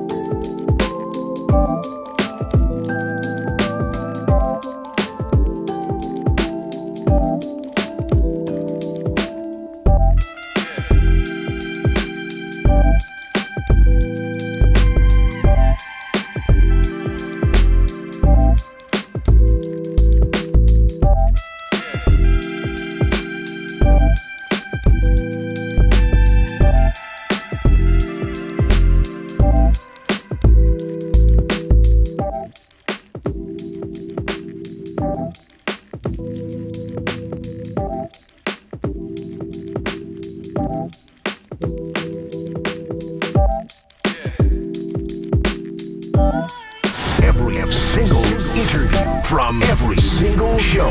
Hear them on demand at knbr.com/podcast. We are the sports leader. Miami's got the ball with 10 seconds left. The clock is winding down. The Miami Heat's improbable postseason run continues. After blowing a 3-0 series lead, the Heat stop the Celtics in Boston and make history themselves. They become just the second 8th seed ever to make the NBA final. ESPN Radio on the call. Thanks for joining us. We'll get back into Bob Myers talk. By the way, thoughts on Bob Myers leaving the organization, how important it is, what does it mean for Draymond Green in the future. Text line is open on any and all topics, 415-808-5627, 415-808-KNBR. Remember, we're also on YouTube and Twitch, so you can see us, and you can see the fine wardrobe changes and the beautiful hat that Papa has on right now, the NBA champion hat from last year. Make sure you check us out on there, and you can ask questions, comments, and the such there as well. By the way, that, of course, is Celtics and Heat. I didn't think it was going to go that way. I thought we were going to have a team finally come back from a 3-0, but then on the first play of the game, literally, Jason Tatum sprains that ankle, turns it rather badly, and he was a shell of his former self. He even said that in the post. He just couldn't move. I guess you got to ride with the guys that got you there, but I was thinking Joe Mazzulla and the Celtics probably should have taken him out. But they didn't, and Miami blows him out. I agree. I mean, as great of a player as he was, and that was 26 seconds into the game. On his first move towards the goal, he rolls that ankle, and he had no idea how to play with it. It's surprising to me, the Celtics staffs, medical staff, performance staff, their trainers were not working out of it at all. He just tried to gut through it, and he played 43 minutes. He couldn't guard. He made 1 3 in the game. He just wasn't himself. He had no explosion. He had one clever drive to the goal where he was able to dunk it softly, but it was rough to watch him. But going back to the entire weekend and Saturday night and Game 6 and the play that was made, at the end of the game by Derek White, and what a great game that was. Yeah, it was awesome. And he was so good in that game. And, there's a lesson here. First of all, teams do come from 3-0 down. Even Steph Curry, when the Warriors lost the first 2 to Sacramento, and he was talking about Game 3, and he's like, well, if we didn't win, it would have been almost over. No, it wouldn't have been. He actually said, probably impossible to come back. That's not true. You've won 4 in a row a lot. It's hard to, beat the same team 4 straight times, but you can do that, and it happens in sports. I think where Boston let this one go, John, was the early part of the series and their performance at home in Game 2, and then their dreadful performance in Game 3 in Miami when they got blown out by 30. But they came back, and all you got to do is get one, and they started to flip it. But Boston is by far, of the Boston-Miami series, I'm not sure against Denver, but Boston had the most talent by far of any team on the floor. Marcus Smart has become a really good offensive player, and he's a former Defensive Player of the Year award. Derek White's playing the best basketball of his career. Horford's Horford. Then you got, obviously, JB and JT, Jaylen Brown and Jason Tatum. And Brogdon had injuries at the end. He wasn't himself. But Grant Williams is a situational player. And Robert Williams, going back to the finals last year and his knee injury, I thought, this guy ever gets healthy, what could he be? And he's such a good player on both ends of the floor. But the Derek White putback, Boston had that game on Saturday, controlled the entire game. And they let Miami get at the end. Al Horford commits a terrible foul to give Jimmy Butler 3 consecutive free throws. He sinks all 3. By the way, how does Boston challenge that? Do they not know that he's going to get 3 in that play? They were challenging whether it was a 2 or a 3 on that, and they wound up. Well, it wound up turning, but it also added time on the clock, right? Which turned out you would have gone to overtime. So it went from, I think, 2.1 to 3. Once you ask for a challenge, no matter what you're looking for, they find other things. So they determined both sneakers were behind the line, which was the right call, and that they added time on the clock because the foul was committed earlier. So, and then Jimmy's got a stick, and he was not having a good game at all. Strange. When I was watching that game, it's just Tatum is so much better than Jimmy Butler on both ends of the floor. Jimmy can't get a shot over him. He's just too long. And Tatum, Durant's Durant. But there are times where, Tatum looks like Durant or even a better version because he's younger. Just not consistent. Well, he takes hard shots like Durant does. He takes that step-back shot. These guys, they're not going to make every shot. He's a wonderfully offensive, skilled player. They're going to have bad games and good games. The other team Miami, they're just there because they play so damn hard. Caleb Martin, who the hell is that guy? But anyway, Must had him at Nevada. I remember those. It's just the unbelievable, Twins, yeah. The shots that he makes and the way he gets into a shot.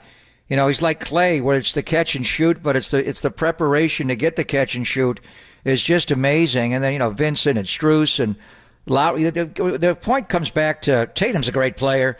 He rolled his ankle early in the game, and after that it was painful to watch. But really it was Jaylen Brown. And Jaylen Brown was as dominant as you could be. The early part of the game on Saturday in Game 6, he was so dominant. And then Kyle Lowry grabs his wrist on a hard foul. I think it was it wasn't they didn't upgrade it or anything. But he all of a sudden, Jaylen Brown is out of the game mentally. He gets into foul trouble now. He's in and out of the lineup. And his performance last night, John, and the bigger picture now, we are going to hear, in 80 minutes that Bob Myers is leaving the Warriors. Then the offseason starts and, what happens with Draymond and all that. But, what are the Boston Celtics and Brad Stevens going to do with Jaylen Brown? And to me last night, when Tatum was so obviously injured and just, couldn't move at all, and he could not move defensively, he was hurting the team. But who was it that tried to break the Miami Heat zone?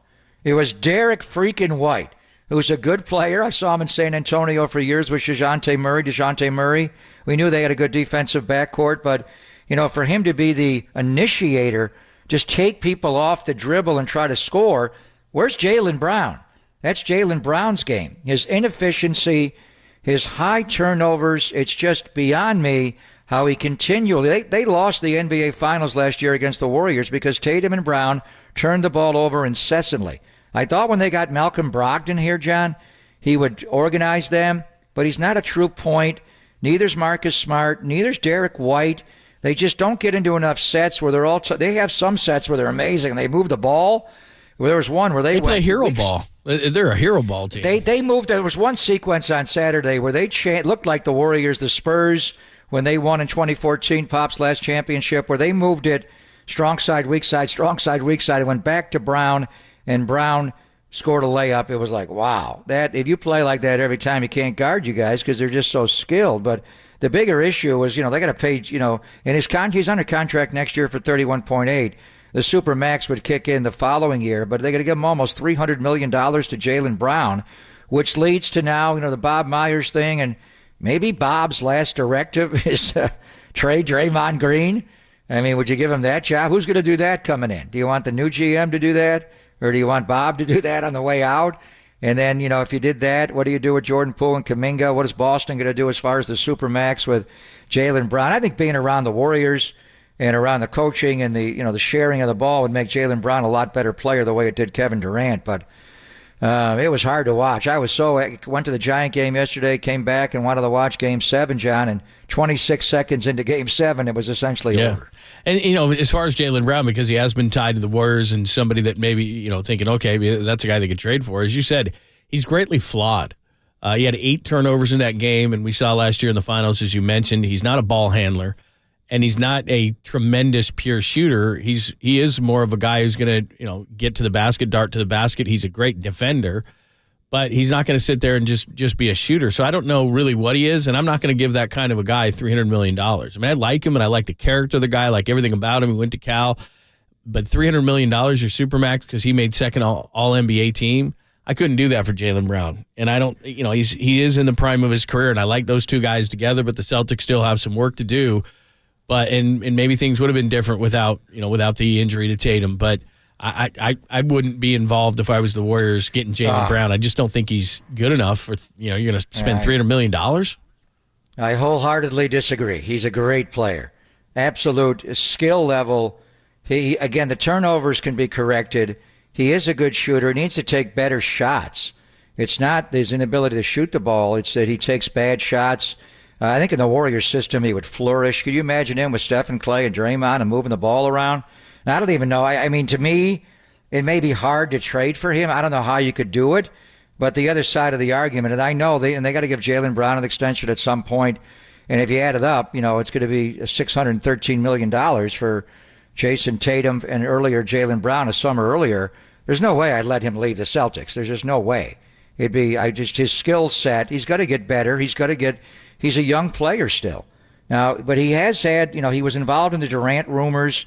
If they were going to trade for Durant, in the offseason, Brown was going to go the other way to Brooklyn. He's been miffed about that. Now, he's not going to walk away from $295 million. No one's paid him that much. But he's a smart guy. Boston's a hard city for, an African-American player to be in, going back to Bill Russell and beyond. It's always been. I don't know if he feels any of that. Those things bother him. The situation in Minneapolis, that was a Memorial Day. I was thinking a lot about that, yesterday, John, with George Floyd. That was Memorial Day. What year was that? 2020, I guess that was Memorial Day, 2020, 3 years ago. I mean, he led the bubble. He's an outspoken guy. Would he want to leave there and come back to the Bay Area where he played, at Cal? I remember his last game at Cal in the tournament. He kind of disappeared. He's a great talent. If you're to look at just pure basketball ability, he can guard anybody. He can guard you. He's your young Clay, your Harrison Barnes, but he's or Andrew Wiggins. But he's more gifted than those guys offensively. He does not need a dribble to create a shot. He does not need a ball screen. He just rises up. He just needs coaching. He needs better ball movement. A great player. So if I'm Boston, I know this is hard to flame out the way they did. And with Tatum's ankle injury, Jaylen Brown had to be bigger last night. There's no doubt. He turned the ball over. He gripped. The moment got to him. After Lowry grabbed his wrist on Saturday night, he wasn't the same player. He just kind of ebbs and flows. I think, maturity will get that out of him in time. But if I'm the Celtics, there's no way I'm letting him go. But if you're the Warriors, how could you even orchestrate a trade to get him, reasonably? Well, I mean, they've got guys whose contracts match. I mean, at 31.8, that's what you'd be doing. You wouldn't be getting to the Supermax, but that would be the problem in the future. But, I mean, you could easily take either Poole and Kuminga, or you could get Wiggins. And, I mean, you could, if you wanted to. I just don't think Boston would do it. Hell, why would they? Exactly, unless he's hell-bent on wanting to leave, and then you're in that situation where you got to take the best deal. He's not going to turn down $295 million. He's not. He can't get anywhere else close to that unless he stays in green. No, I wouldn't. But I would be concerned because, again, you're giving number one money to a guy who last night, and I know it's a difficult situation, but once you see the Jason Tatum's ankles the way that it is, and you're at home, you got to step up and you got to win that basketball game, and he just didn't. I mean, he was the opposite of that. He wasn't good at all last night. Now, none of the Celtics were. I mean, at one point, I don't even know what they ended up from three-point land, but, I mean, they couldn't throw it in the ocean. It was brutal. And I would question the organization in terms of keeping – I mean, you can't keep Tatum out there for 43 minutes. You got to see if anybody else can contribute because he couldn't do it on either end. What was he, 50% of his normal self, if that? 5%. Yeah, I mean, he couldn't guard anybody. He was standing upright. You're going to just keep playing him? He couldn't do – well, he's still a threat, though. He did rise up left above the break and make 1-3, and you thought maybe he's going to get out of this. Why didn't the Celtic trainers work on the ankle at all? It's weird. do they do anything? I mean, the whole time he just sat there, and you thought, he's coming back in, he must be fine. And then it got worse. As the game went on, it got worse. That's why Steph Curry, all the early ankle injuries they had in his career, and obviously the stabilizing with a shoe and the basketball from Under Armour and all that, he learned to play through it. But Steph just had a mentality where he's not going to take him out. Every single play, whether they had a camera on him or not, Stan Van Gundy was pointing out, he's grimacing when he comes back. And then at the end of the game, John, he was, what it looked like a little bit where I thought he was going to rise above it was Isaiah Thomas in that finals against the Lakers with the bad ankle. And he was injury. limping worse. He didn't guard anybody, but when he had the ball in his hands, magically he was better. He came close to Sleepy's quarter. What did he have, 25 in that quarter? I thought, could he ever pull a Isaiah and rise above it? But he just couldn't get there. Well, and he was passing it too. He wasn't even looking to shoot a lot of times. He just couldn't do it. And I feel bad for the guy. I mean, 26 seconds into the game, you're just like, man, this thing's completely changed, and it certainly was. So the Heat are going to take on Denver in the NBA Finals. By the way, Denver and how many? What do you think? I'm not going to say Miami's not. You can't. What they've been able to accomplish, 44 wins this year. Go into the play-in as a 7, lose that first play-in game. They're losing to Chicago. I thought so many times they beat Milwaukee. Giannis got hurt right away, but they're tough. They have a toughness. Denver's got to work on their zone offense right now, and they've got to. And Denver's tough, but I mean, just the top of it, I would say Denver in 5, but I could see Miami pushing this all the way, and like they did last night, steal a game 7. But one thing I want to see, John, it's John Elway and Dan Marino side by side. It's Denver and it's Miami. What's Elway up to? Did they ever meet in a playoff game? They never met in an AFC championship game. The two best quarterbacks in football during that era, and Kelly was winning them all, but they ever even meet in a playoff game I have at to all? double check that. I don't think so, but I'm not sure off the top of my head. All right, that's what's going on as far as the NBA is concerned. Any thoughts on Bob Myers? In about an hour and 10 minutes, you will hear from Bob Myers, the reason why he's going to leave the organization, that according to Adrian Wojnarowski. So we tell you more about that. And then the 12 o'clock hour, ton of great NBA for you. Robert Horry is going to join us, Big Shot Bob, at 12:15. We'll ask him about the situation. Marcus Thompson at 12:35 to give you some insight before he heads to the press conference. And then Bob Myers at 1 o'clock to explain his future. We'll do all that coming up. It's Pop and Lund on the Sports Leader.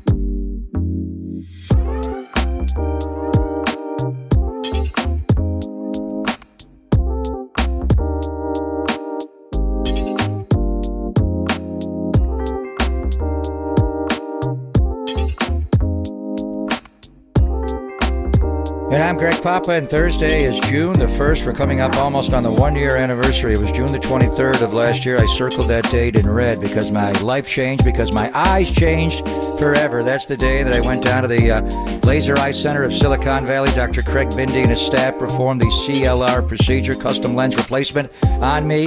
Literally 20 minutes in the chair, and my eyes went being from a 60-year-old man to a 30-year-old kid. I could see whether it was near, far, or wherever I was. It was amazing. John Lund happened to hear it, and he said, I got to have those young eyes as well. John went down and he experienced the miracle of modern vision correction. So if you're like us and you're tired of needing glasses or contacts to get through your day, call and schedule your free consultation with a team at the Laser Eye Center of Silicon Valley. They've taken care of patients for over 25 years, including over 100 NFL players.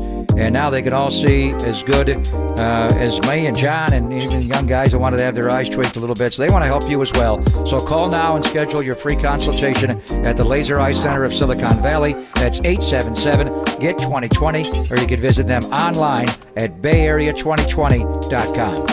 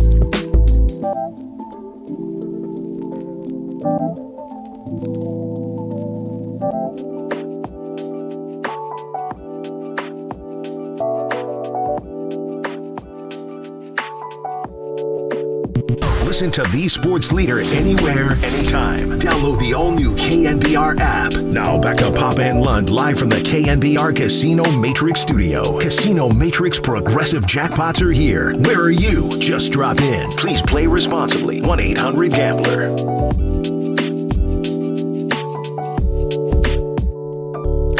Hello, friends. A lot of NBA talk for you, not only on our show, but Tolbert and Copes as well. So Robert Horry is going to join us at 12:15. Big Shot Bob. 12:35, Marcus Thompson is going to join us, and then the Bob Myers press conference at 1 o'clock. And then with Tolbert and Copes today, 2:50 for our friend Rod Higgins. Larry Riley's joining the guys at 3:15. Sam Amick at 4:50. So they got you covered, too. So we got a lot of Bob Myers talk, which we're going to find out some things at 1 o'clock. One quick note, and then we'll get back to some more Warriors talk. Our good friend David Lombardi reminds us Brock Purdy is expected to resume throwing this week for the first time since the UCL surgery. So sometime this week, we could see Brock Purdy actually. It's a light ball, though, right? It's not like, he's not letting it rip, but he's going to be doing it. They're getting on the field in a half hour, 12:30. They'll work till 2.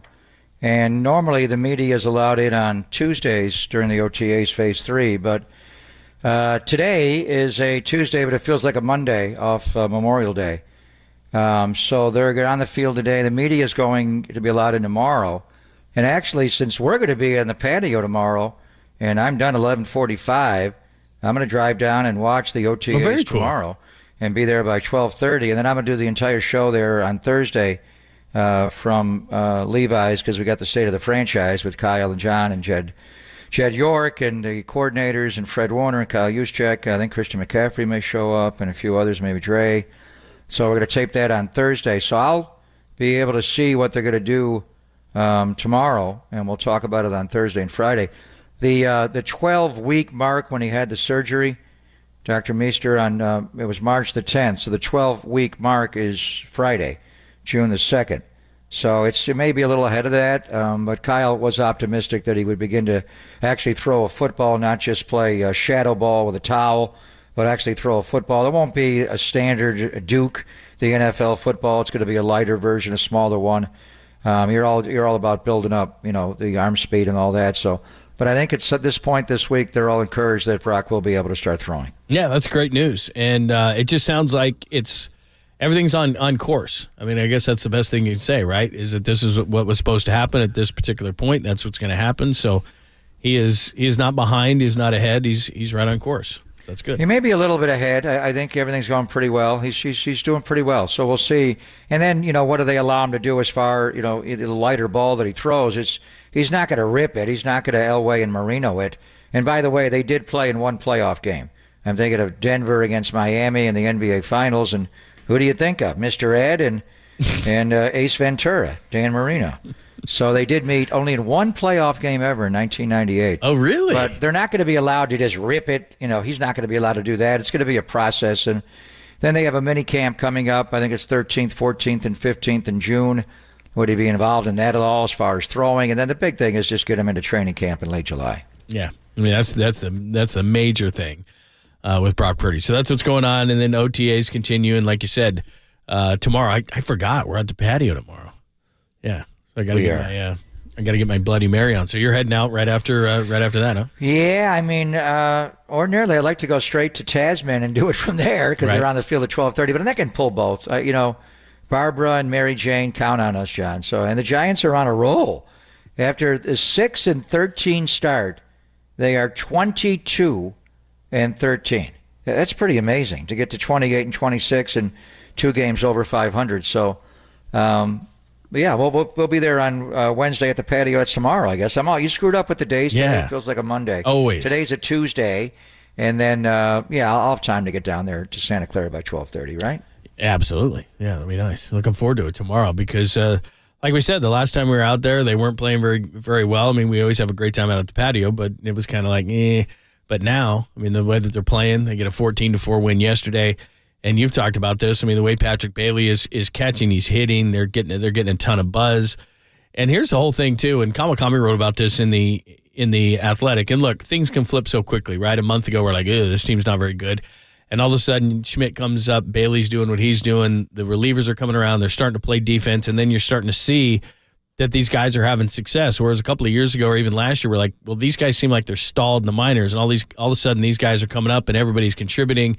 And you're getting excited about the future of the Giants. And so that's kind of, I'm excited to get the buzz of the ballpark because it's you see a future here. You see a team that's competing. You see a team that as of today is a wild card team. And I think that's what the fan base wants is just to see that future. And we're starting to see it right before our eyes. And it's a young future.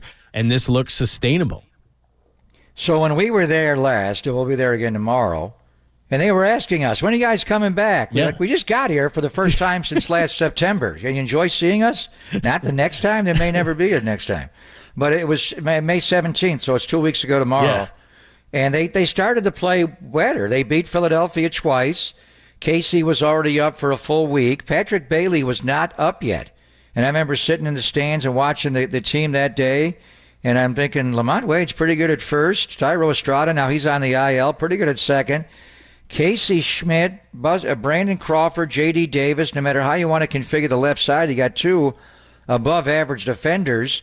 And, for a while there, Craw was out of the lineup for 3 straight games against a right-handed pitcher, which is odd, but J.D.'s locking in again.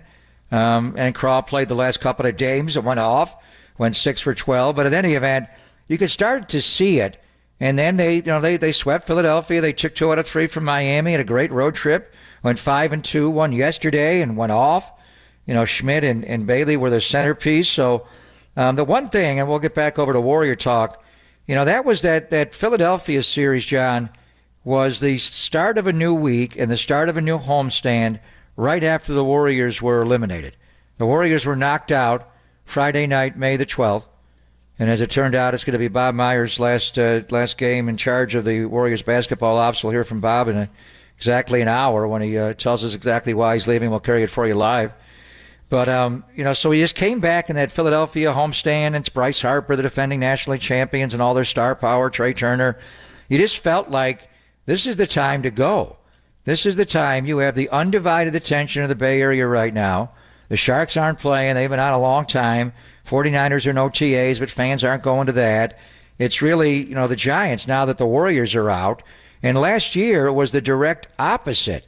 As soon as the Warriors won the championship and had a parade, they got walked off in Pittsburgh. Remember that? And Krog got hurt in Atlanta, and the whole thing slid. They just started to slide, and after a good start, this year it's been the opposite. Last year, 14-7 start, and they weren't good. They were better in August and good in September to get to 500, but this year's the opposite.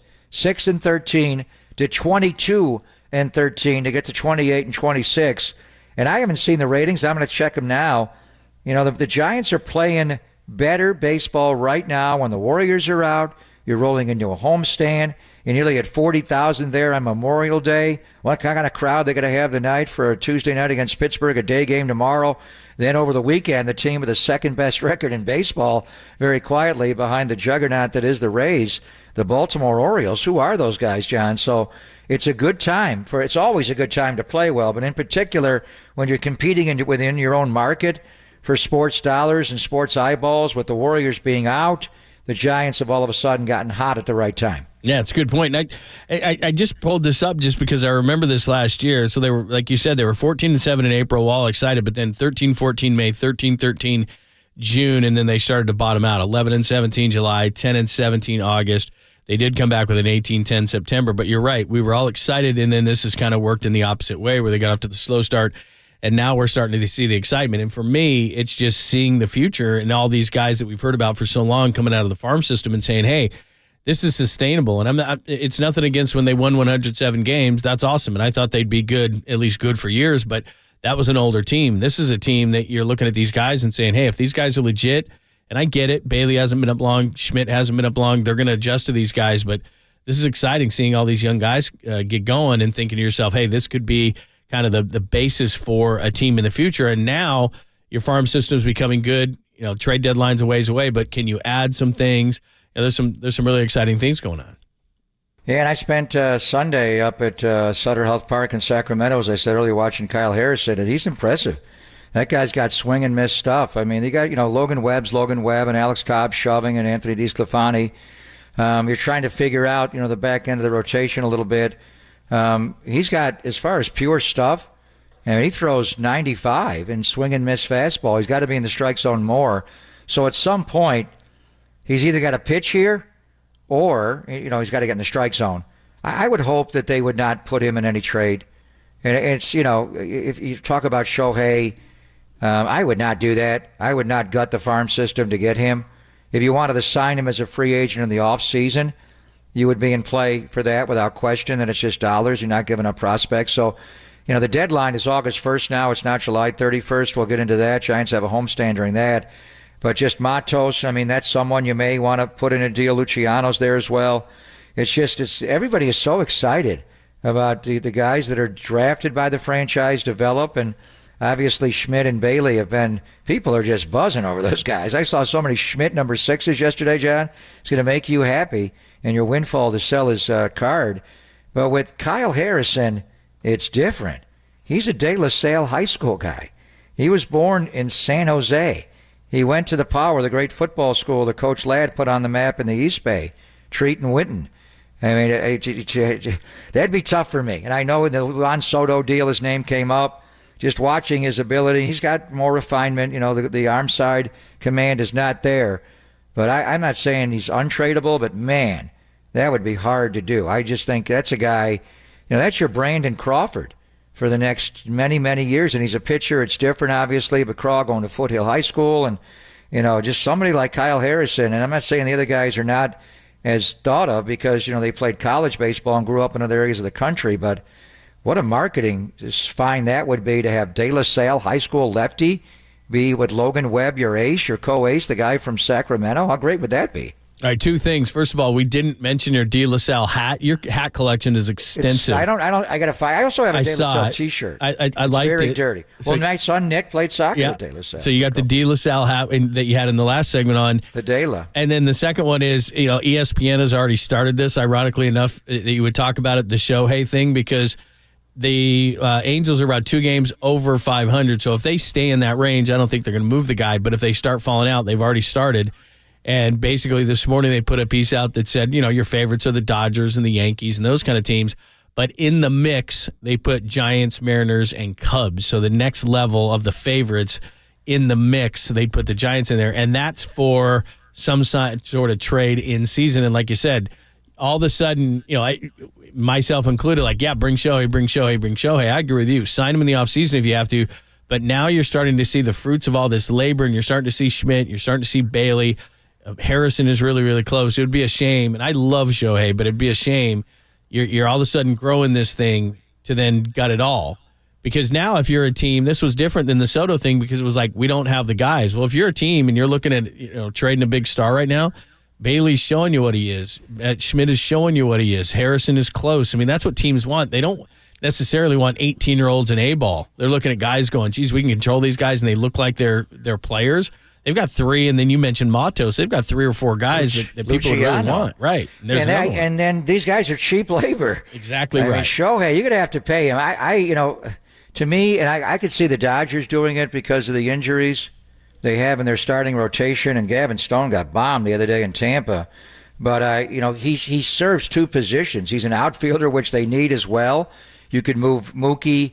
He's actually a DH, but he could play some outfield. I don't know what they would do with him, but he's also a starting pitcher, and they have problems in the rotation.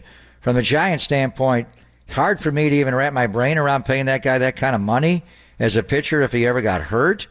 But as far as breaking up the farm system and giving up all these guys, we'll see where they are, and we'll see where the Giants are, John. I just wouldn't do it. I wouldn't trade those guys. All right, Big Shot Bob. Robert Horry is going to join us coming up next. We'll talk some NBA Finals, some odds, but we'll talk to him about Bob Myers and how big of a deal that is if the Warriors indeed will lose him. Adrian Wojnarowski with the story, and in about less than an hour, you'll hear from Bob himself. But we'll talk to Big Shot Bob about Bob, the Warriors, and the NBA Finals next, only here on the Sports Leader.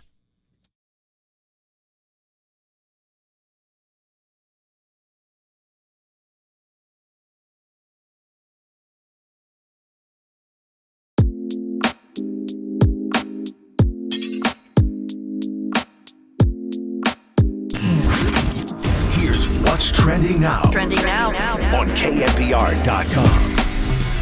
Dwayne Kuiper, he joined Murph and Mac this morning to recap the Giants Memorial Day weekend, including the 14-4 win over the Pirates yesterday. Check out that podcast and more trending right now on the all-new KNBR app.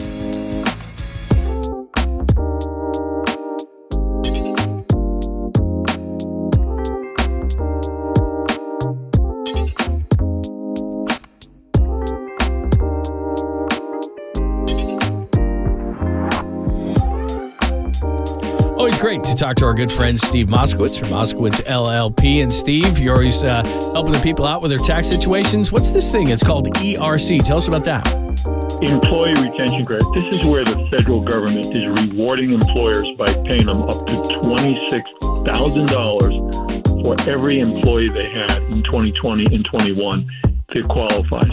But again and again and again, I'm seeing other firms, CPAs, saying you don't qualify because your gross revenue didn't go down enough.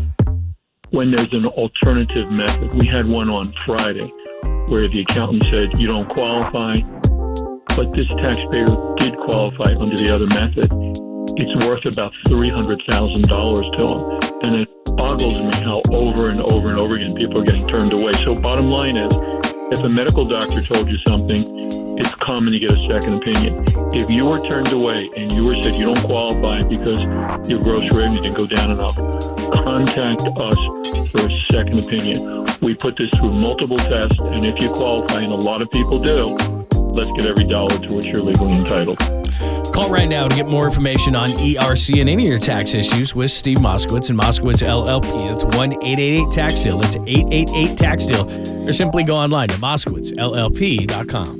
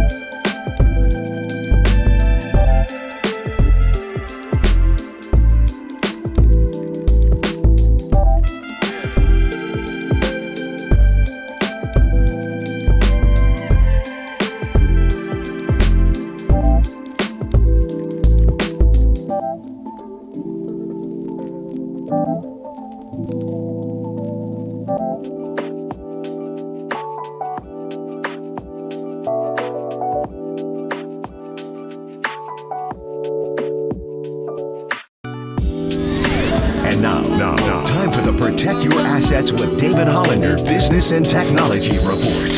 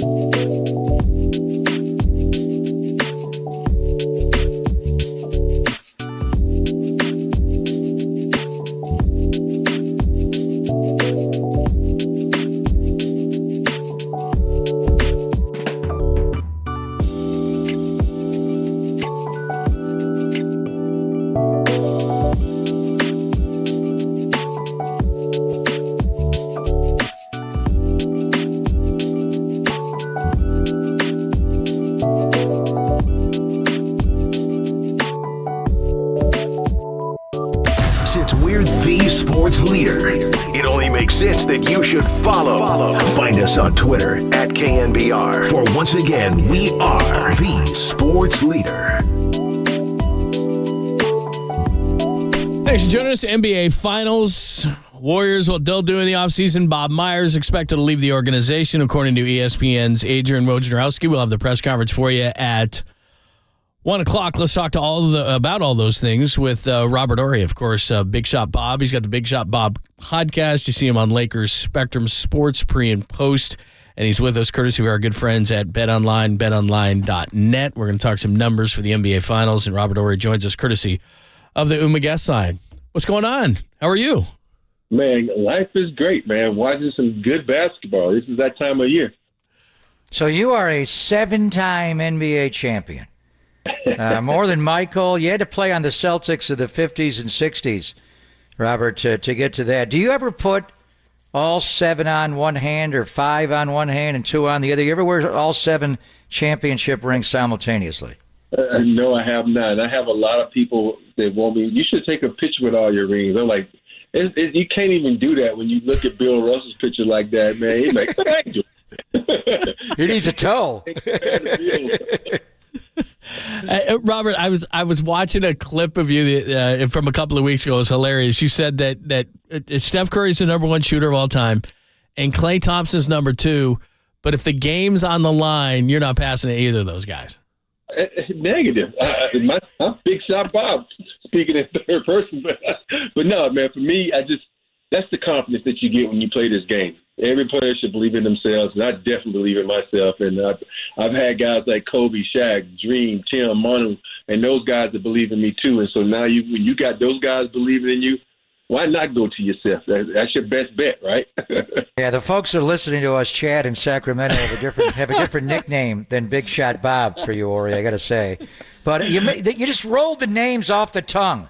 Dream and Clyde and Shaq and Kobe and Tim and Manu and Tony. I mean, you won 7, 2 in Houston, 3 with the Lakers during their run, and then got 2 more in San Antonio.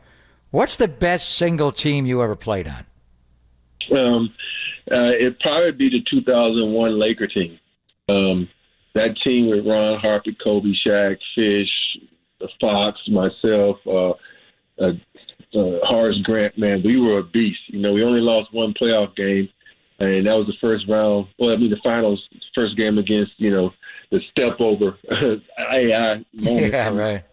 You think about this. Ty Lue. We had about 12 days off, so that's what I'm thinking about Denver in this game 1 against the Heat. They've been having a lot of time off. We had a lot of time off, and then we came out and just annihilated the Sixers in the next 4 games. So I think that team was incredible, man. And the way Shaq was playing, everybody knows about Kobe, but if you go back and look at that run that Shaq had, those in 2000, 2001, he was the most dominant big man that could play this game, and he was putting his will and stamp on every game when we went out. We just got on his coattails / Superman and rode him to a championship.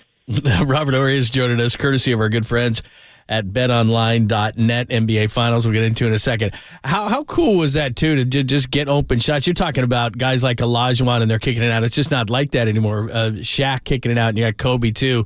To just have those guys, and then they're drawing so much attention inside, and the game used to play inside to out, and there you are out there hitting those shots. Yeah, it's sort of like what Jokic does sometimes, but just from everywhere. People don't understand. Like, everybody wants to shoot threes, and because of what Steph and Klay has brought to the game, but you can't shoot threes unless you have a Steph and Klay like that. They can shoot bad shots, but in their eyes are great shots, and they make the shot. So for us, we needed those guys to get double teamed to give us those pot shots and to make us look good, and that's what you have to do in this game.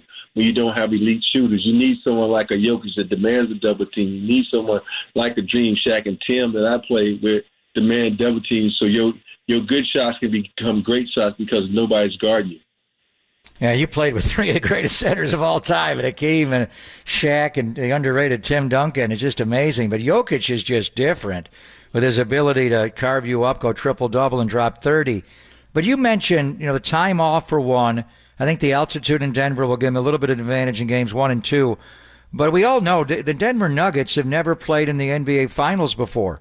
Only one guy on their roster, KCP, I think, has won. So is it different every round that you advance? And you're the Lord of the Rings from this generation with 7. Is the NBA Finals different than even a conference finals? Oh, yes, because this, the conference finals are pretty much easy because you play that team 4 times. You've seen them. You kind of watch them because you're on the same time zone. But, when you play a team on the East Coast, you kind of don't get a chance to see them because you're either getting ready for your game while they're playing. So it's kind of a difference. So you got that first game you try to figure them out.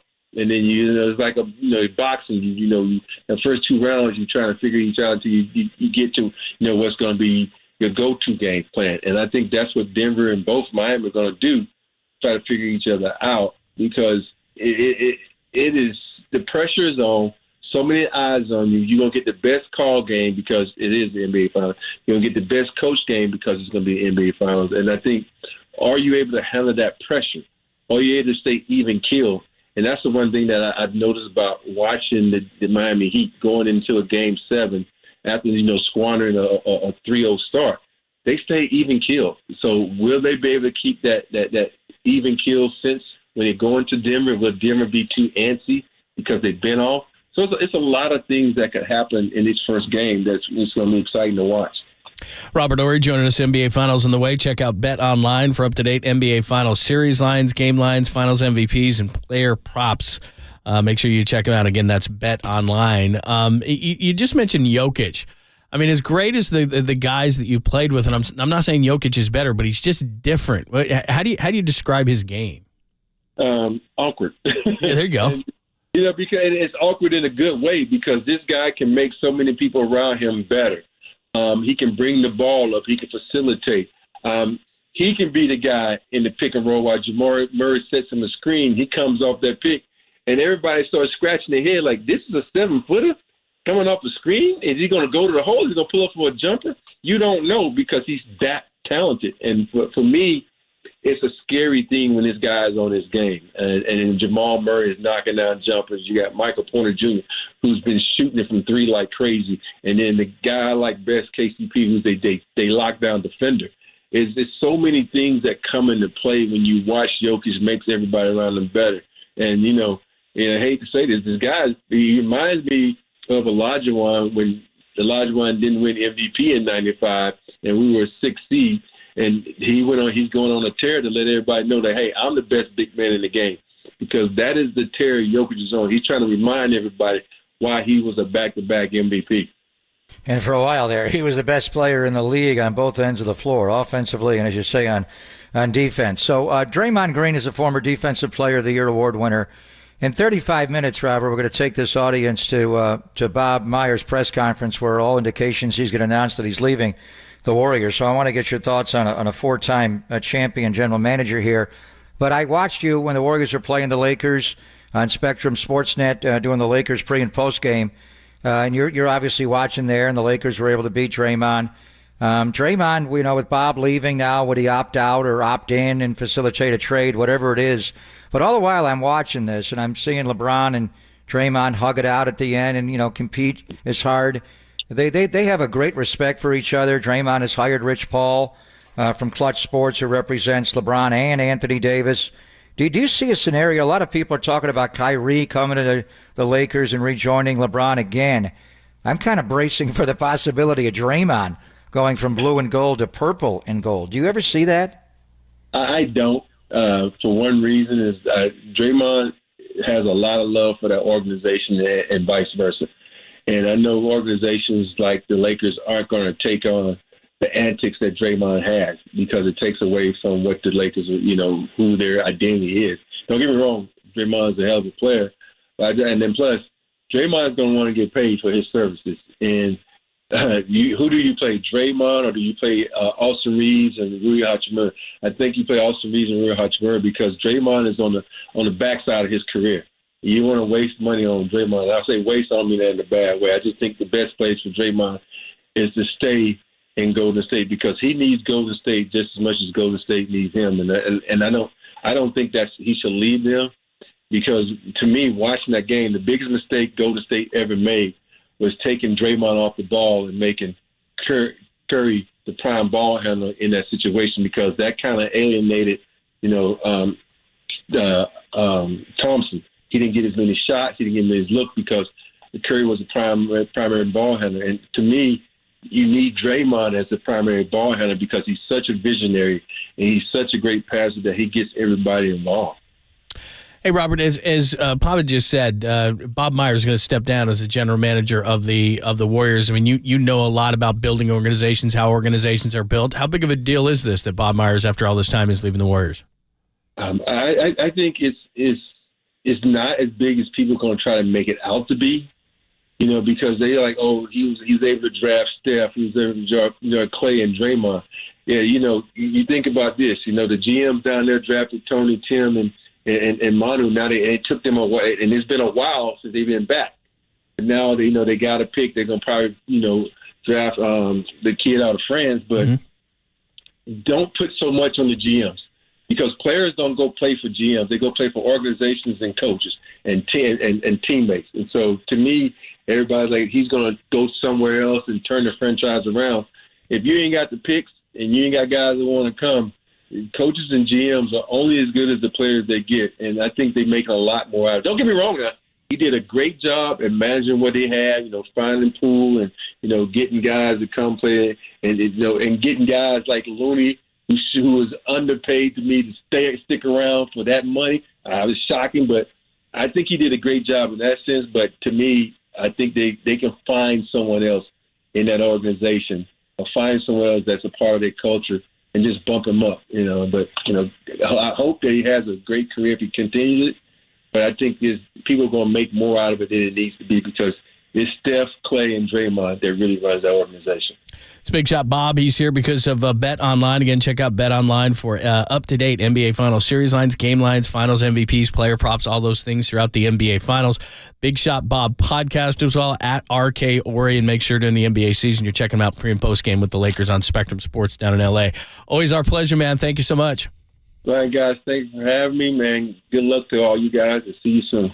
All right, man. Thank you. There's a Big Shot Bob. The Lord of the Rings. Yes, 7 of them. 7 of them. Special shout out to our friends in Sacramento. Just kidding. No, he's rolled he's right not, out he's, there. He's not. I'm sure we lost a lot of the 916. Yeah. They're like, no thanks.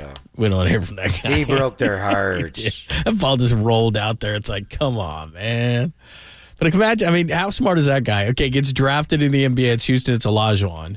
Then he's like, I think I'll go to the Lakers. And he spent 7 years there. They had Ralph, too. And then he gets Tim. It's like, talk about getting some open shots. It's like, man, that's smart, man. Stay with that team. And he downplayed, the role of coaching and being a general manager. He's a former player. I think there's some, but he had Rudy Tomjanovich there with the Lakers. He had Phil Jackson. He had Greg Popovich and R.C. Buford build that in San Antonio. And those guys were drafted late. Tim was number 1, obviously, but Tony and Manu were international picks and later in the draft. So I don't agree with what he said. Steph, Clay, and Dre and Andre and Kevon are the players, and they do it, and Steve's a coach. But the importance of Bob Myers on this organ. We're going to talk to Marcus Thompson, who's there. We'll take it live at 1 o'clock. We'll hear what Bob has to say. But I think Marcus will be able to, kind of encapsulate everything that's going on. This is a major transition, John. They've lost people. There's no doubt. It's not the same roster won the first championship or last year's championship. They change. But as far as Steph, Clay, Dre, and Andre, Durant was here for 2, HB for 1. They move on. You reinvent yourself. You go Jordan Poole and Andrew Wiggins. But as far as upper management, this is a monumental change losing Bob Myers today. All right, let's talk more about it. Marcus Thompson is going to join us. Our friend, of course, from The Athletic, does a tremendous job covering not only the Warriors, but all the sports in the Bay Area. He's going to talk to us. He's got great insight on Bob Myers. Bob Myers, according to Adrian Wojnarowski, is going to leave the organization. That's what he's going to announce at 1 o'clock. We'll get Marcus' thoughts on it next, only here on the Sports Leader.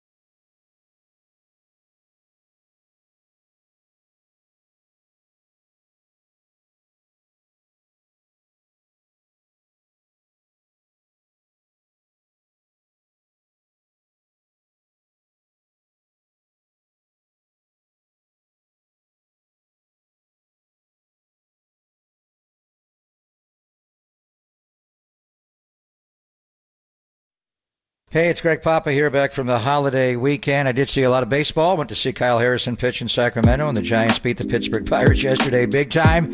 But mainly, what did I do over the Memorial Day weekend? I slept. I don't sleep a lot, but I was able to catch up and get 8 hours every single night because my sleep has gone next level thanks to my Sleep Number bed, which individualize my sleep experience, making for the highest quality of sleep effortlessly every single night. Obviously, you can adjust the firmness on each side so you can choose and change your ideal comfort and support. So I suggest you sleep next level as well. Unlock your special potential with a smart bed that can perform as well as you do every day. And now you can save 50% on the Sleep Number limited edition smart bed. Plus, you get free home delivery when you add an adjustable base. The sale ends Monday, next Monday, this coming Monday. Today's Tuesday, June the 5th. Monday, June 5th. It's available only at Sleep Number stores or at sleepnumber.com.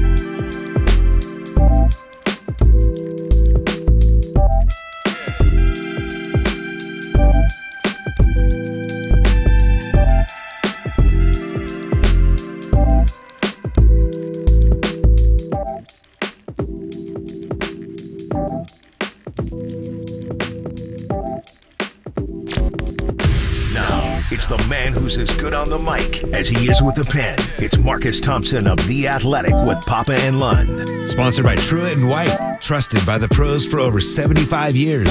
Let them be a one-stop shop for all your building material needs. Visit TruettandWhite.com. On KNBR 104.5 and 680, the sports leader. Always great to be joined by Marcus Thompson of The Athletic. You must be reading him.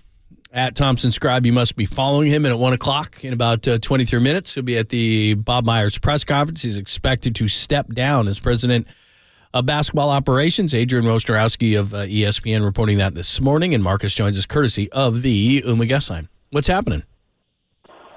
Yeah, let's hope I'm there in 23 minutes. Come on, babe. We're in traffic. Take care of your boy. Best of luck, bro. You have to have the first couple of questions. So that's right. So as you're driving there and thinking of questions and just there's so much to unravel. We've been talking about this for months, really the whole year, that Bob may leave. And now it's obvious he is going to leave. Just what are your thoughts? What are the questions you're going to have today, Marcus? It just really feels like the end of an era, right? It feels like, or the beginning of the end. I know they've lost like Kevin Durant, right? They've had 15 and 50 seasons, and the dynasty has been, allegedly over for multiple occasions now. But this, to me, for the first time, feels like, it won't be the same again, because Bob Myers was such a critical pillar of what was built.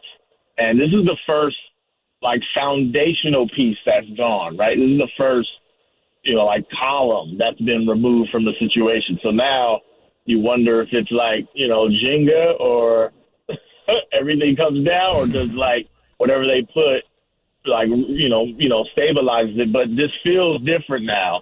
The conversations are going to be different.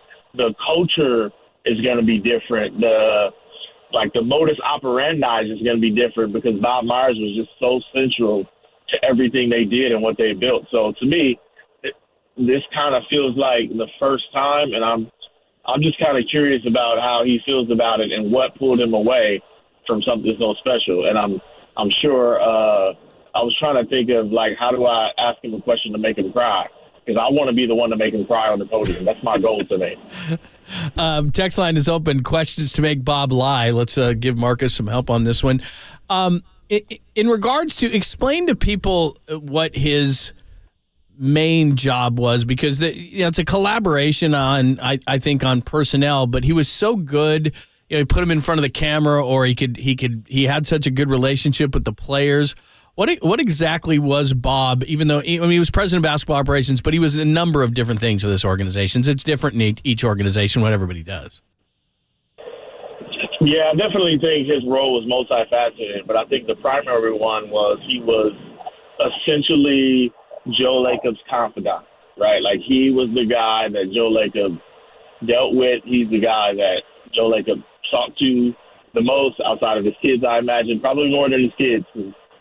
Kirk's got the kids of his own. I don't think he's talking to Pops that much.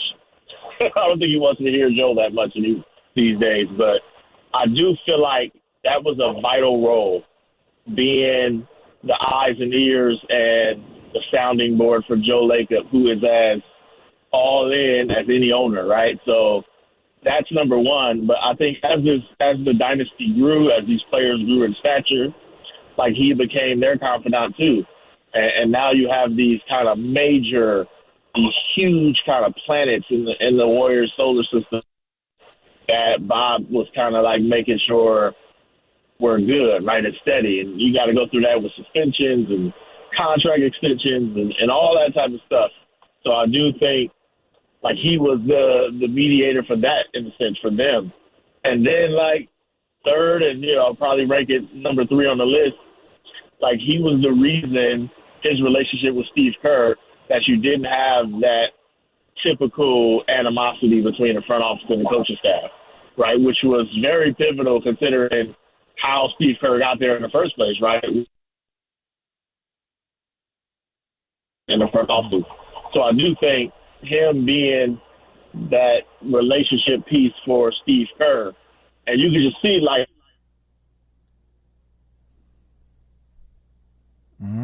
throughout the league, you got to be able to make the trade calls. In many ways, he was the one people talked to from other teams, and as they got bigger, obviously other people started feeling it more. So Mike Dunleavy does a lot of the day-to-day work, but those big things, dealing with Joe, dealing with these superstars, and dealing with the coach, that was, to me, his primary job. Yeah, and he's the liaison between the owner, who knows a lot about basketball and is very involved in the construction of the team, and sits there courtside right at quarter every night, and he emotes up and down, and you see his feelings. You can he's not a guy that he does like to play poker, but he does not have a poker face. So Bob will, when it starts the press conference, the interesting thing will be why, and I assume he's going to cite family and the 3 daughters and his wife and just the time away. But is it more than that? Is it more than that? After 12 years or so on this job with a demanding owner, where the only expectation level is to win a championship, you either win or you're miserable, as Pat Riley says. Has the misery gotten to him a little bit too much, and the just dealing with the owner and keeping everything happy? Is it more than just I want family time and that's why I'm leaving, Marcus? I think so. I think, like, when you're building to win a championship, to me, that's like the carrot that's there. But when you win 4 of them, like, what's the carrot anymore? And all of the stress and hard work and endless nights and, time away from your family and drama, like, what's the motivation to keep doing it when you've won as much as they've won? I think he couldn't answer that question anymore. I think it wasn't as fulfilling anymore. If I had to guess, I don't know what he's going to say, but that would be my guess, that the reward for all the work just didn't pay out like it used to. And often that's where the money comes in. But then I think he looked at his salary and didn't feel like that was enough either. So now you start figuring out, why am I doing this? What's the big reward? And he got to the point where the work and the stress and the drama and the toll it takes seems like it outweighed the reward in doing it. Marcus Thompson is joining us. He's on the way to the press conference. About 15 minutes, Bob Myers will speak about why he is leaving the organization. What does this mean for Draymond Green? Is it possible that now he leaves, or that's more likely that he leaves? I don't think so. I think, that's still a final call. So it's just a matter of, do they want him? I don't think somebody who is coming in is going to say, we're turning over the tables, we're starting this thing over, right? If it is Mike Dunleavy, if it is Kirk Lickett, it's going to be a voice that's already been there. And it feels like this among the front office was that they need to keep Draymond. So I don't think that changes without Bob Myers there, but also, you never know. So I think they've already been talking about it. If I had to guess, it's been already communicated to Draymond, like, we got you, like, you're going to re-up with us and we'll work it out. I don't think that'll change. I actually think that might help Bob Myers leave, knowing that, all right, Draymond, you're going to be straight. Clay, you're going to be straight. Steph, you be all right. And I can leave knowing that the people who I care about are good. I'd have a harder time believing if Draymond wasn't straight and didn't know what was happening, and Bob was like, yo, I'm out, forget y'all. That, to me, would be a little bit more of a straying away from his character. So I think they still all agree that Draymond is somebody they need to keep. Well, maybe Bob's last act as the president of the basketball operations is to re-sign the guy that he drafted, number 35 overall in the second round of 2012, his first ever draft. Maybe, that's the way he could leave, which leads to, today is the 30th day of May. Bob has a contract that goes through the 30th day of June, right around there, the 29th, 30th. So how do the Warriors handle this? If he does what we think he's going to do in 14 minutes and says, I'm gone, does he still run the draft? Does he still act as the president of the basketball ops for the next 30 days? Or do they marginalize him in some way and not share their state secrets with him? And you don't want to kick him out. Then, he could tell people what you're thinking going into the draft and free agency. It's a little awkward here if he announces in the next 14 minutes he's leaving because he has 30 more days on his contract. Does he essentially retire right now, or how do they handle this? Yeah, that's going to be difficult, especially with the prospect that the Clippers or Phoenix might come in and make him that, the proverbial offer you can't refuse. You definitely don't want him in your war room if that's possible. So either he's already declared to them that that's not on the table, or he's out now, right? Like, oh man, what you doing around here? Your key fob ain't working anymore, right? I don't know that it'll be that, but we do know, based on how they've operated for the last year plus, that a lot of the duties, such as the draft, has been delegated out, right? A lot of these guys are already doing the job already, and Bob has been kind of like the figure overseeing it all more so than the executor. So I think the draft is one of those places where it's been Mike Dunleavy, right? It's been Kent Lacob. It's been like David Fatoki and those guys and Sean Livingston. So I don't think that there's much by way of that. The question is, how much do you trust Bob? I feel like the kind of character Bob has, he's either told them you don't have to worry about that and they believe him, or he might just say, I'm going to step down now because I don't want that discomfort. I don't want you guys to feel like, this might be something underhanded. So to me, if he stays, that'll be clear that Steve Ballmer has been rejected already if that offer did come. Hey, we know you got to get in there. Thank you so much for your time, man, and I'm sure we'll hear you in the press conference. Hey, I made it. You know what I'm saying? Because I'm an East Oakland driver, and the Bay Bridge can't stop me. You feel me? They're not going to start without you. Hell no. You get the first and the last question. That's Don't awesome, let man. Kawakami have 5 in a row, would you? Yeah, really. Let's go. Get in there. Facts. All right, man. Enjoy. Way to go. Congrats. See, I wasn't going to doubt Marcus or anything like that, but the Bay Bridge is taking the best people down, But look at him. He made it, man. Very nice. Very well done. All right, about 10 minutes. Bob Myers is going to, I was going to say answer all questions. I don't know if he's going to answer all questions because Bob is adept. He's like dodgeball. What is it? Dart, dodge, dart. I don't know. Whatever. Dodge, dip, duck, and dodge. He's good at all those. He's good at all those things, is Bob. Where you looked at your notes and you went, God, he said a lot. I don't know that there's anything here. By the way, we are having a dodgeball too. Yes. And over the weekend, Will Ferrell is going to play John Madden. Boom. What? I think he'd be great at it. You don't think so? Can't they get Kelly Endo to do it? You don't think I don't know. he would be great at it? I don't know. I don't know about the coaching part of it, but like the Madden part of it where they do the game. I don't know. I've heard him imitate Madden a few times. It's not been good. He's going to have to work on that. Yeah, he doesn't get Harry Carey. I don't know about This is not John Jackie Madden. Moon here. This is John friggin' Madden. Don't screw it up. Look at you, man. You're a Will Ferrell guy, but when it comes to I love John Will Madden, Ferrell, but it's I like, don't see mess that that up, man. I don't see that. You don't think so, huh? Now this is not Ron Burgundy here. This is boom, tough acting, tenactin'. Ace Hardware. You got work to do. Exactly. Summerall was the guy with the scotch. Hey, Pat, you got the scotch there. Tastes great, less filling. You got to bust through there. Stuff, I don't know. He's going to have to gain some weight, I think, too. Yeah, he's going to have to gain some weight on that one. All right, Bob Myers, about 10 minutes away, and you'll hear it here on the Sports Center.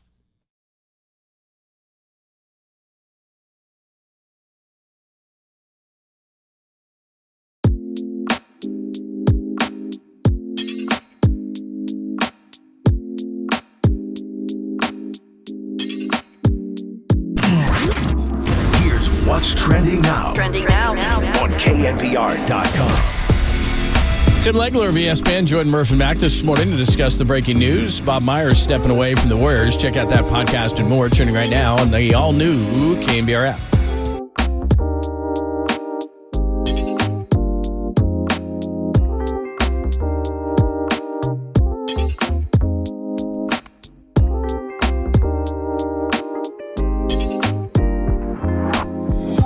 The following is a test of the emergency alert system.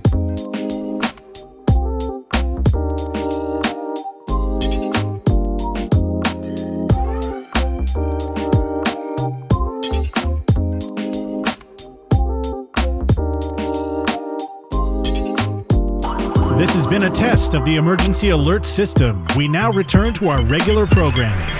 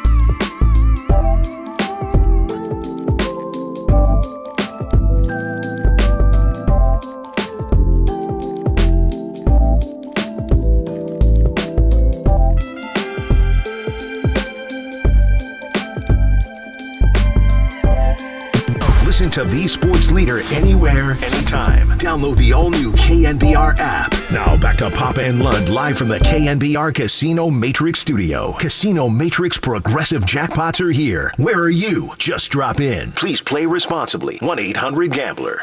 Rebound Curry. And the dream season is now complete. The Golden State Warriors are the 2015 NBA champions. Their first title in 40 years. And how sweet it must be for those crazy loyal Bay Area fans. One of the great playoff runs of all time is complete. The Warriors are NBA champions again. Final seconds here of this 2018 NBA season. There's the buzzer. There's a new dynasty in the NBA. The Golden State Warriors champions once again. Back-to-back titles, 3 in 4 years. And the latest with a sweep. And that'll do it. It's over. The Golden State Warriors return to a familiar place. They're on top of the NBA world. The 4th title in 8 years. The Dubs dynasty is still very much alive. Mike Breen, 2022 over the Celtics. Bang! The Warriors get the championship. We're going to hear from Bob Myers. We've speculated the thoughts behind it. Adrian Wojnarowski, right before we went on the air, came out with the news that Bob Myers was going to step down. Doesn't have any future plans, at least according to the story that Wojnarowski wrote this morning. We're going to find out all those things. And Marcus Thompson is going to try to make him cry. I'd imagine all you'd have to do is say something like along the lines of how much you're going to miss Steph and Dre and what you've built, or reminisce on the times, or, he'll probably blubber up a little bit. It's an emotional I think guy. he's going to cry at his opening comments for him to get the words out. Bob is an emotional guy, as I say. He broke down and cried when Kevin Durant got hurt in Toronto. He broke down and cried when Clay tore his Achilles the day they drafted James Wiseman. He's cried a lot. That's the beautiful thing about Bob, is he celebrates. I've seen him get emotional when they won championships, and he's going to be emotional. This was his dream job. This is a guy who grew up in the East Bay, went to Monte Vista High School in Danville, was a basketball player there, kept in his wallet a ticket he had when he and his dad went to watch the Warriors play. He loved Larry Smith, the hard hat group up there. Warriors had a Zoom, about a month ago, in between games against the Lakers to talk about Kevon Looney and his rebounding, and Bob's idol, by the guy he grew up idolizing, his hero, is Larry Smith. He showed up on the Zoom, and Bob got all emotional during that. So he's gonna get emotional. This is a job that he was an agent after being a player. He was an assistant GM, and they kind of groomed him under Larry Riley, under the guidance of Jerry West, for Bob to step in and be the GM. And as he mentioned, after Al Davis, Charlie O. Charles Finley was the GM of the A's. He built that team. He drafted those guys and developed them in the minors. He didn't have a GM. He did everything.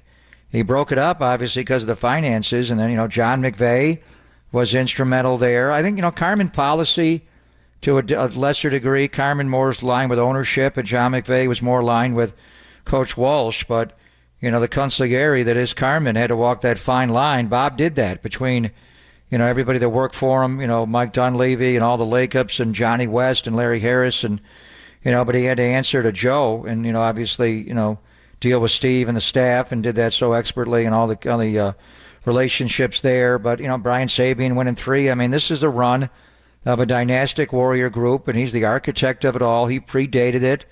He was Larry Riley drafted Steph, but he came in right after that. His very first draft, he got Harrison Barnes, Festus Ezeli, and Draymond, and made the trade to get Andre, won their first title, went 73-9, moved on from HB to get KD, and on it went. And, all the different, it was Rick Welch was instrumental in hiring Steve, but, Bob had to go there and cultivate that in the, airport hangar in Oklahoma City when Steve was working TV, and just a lot to look at over the last 12 years. But the one thing, and the Warriors say they are going to start this on time, so it could start any minute. There are 2 microphones and 2 chairs at the table at Chase Center. So Bob is not going to speak alone. Who would be the other? Obviously, you would think it would be Joe Lacob. That would be there next to him. Maybe Steve Kerr. I don't know. But somebody's, Bob has been so good. When Andrew Wiggins came back at the end of the year to have his press conference, Bob was by his side.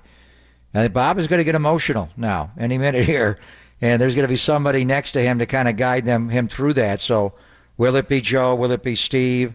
Will it be Steph Curry? I don't know, but there's 2 chairs and 2 microphones there. Yeah, looking at the same thing that you are. And, we had him on in a previous rendition of the show every single week. And, I mean, everybody knows this, but Bob Myers is a Bay Area guy. This is a team that he had a lot of regard for growing up. And so I am interested on his reasoning. We all have kind of, okay, we've been there, done that. And I don't know if he's going to go into, a different business or stay in this business or whatever the case may be. But, it must be something for a guy who, obviously, this is a dream job for him and win all these championships, to bring these championships to his home area and then to step down. Like you said, I think it's going to be a real emotional day for him.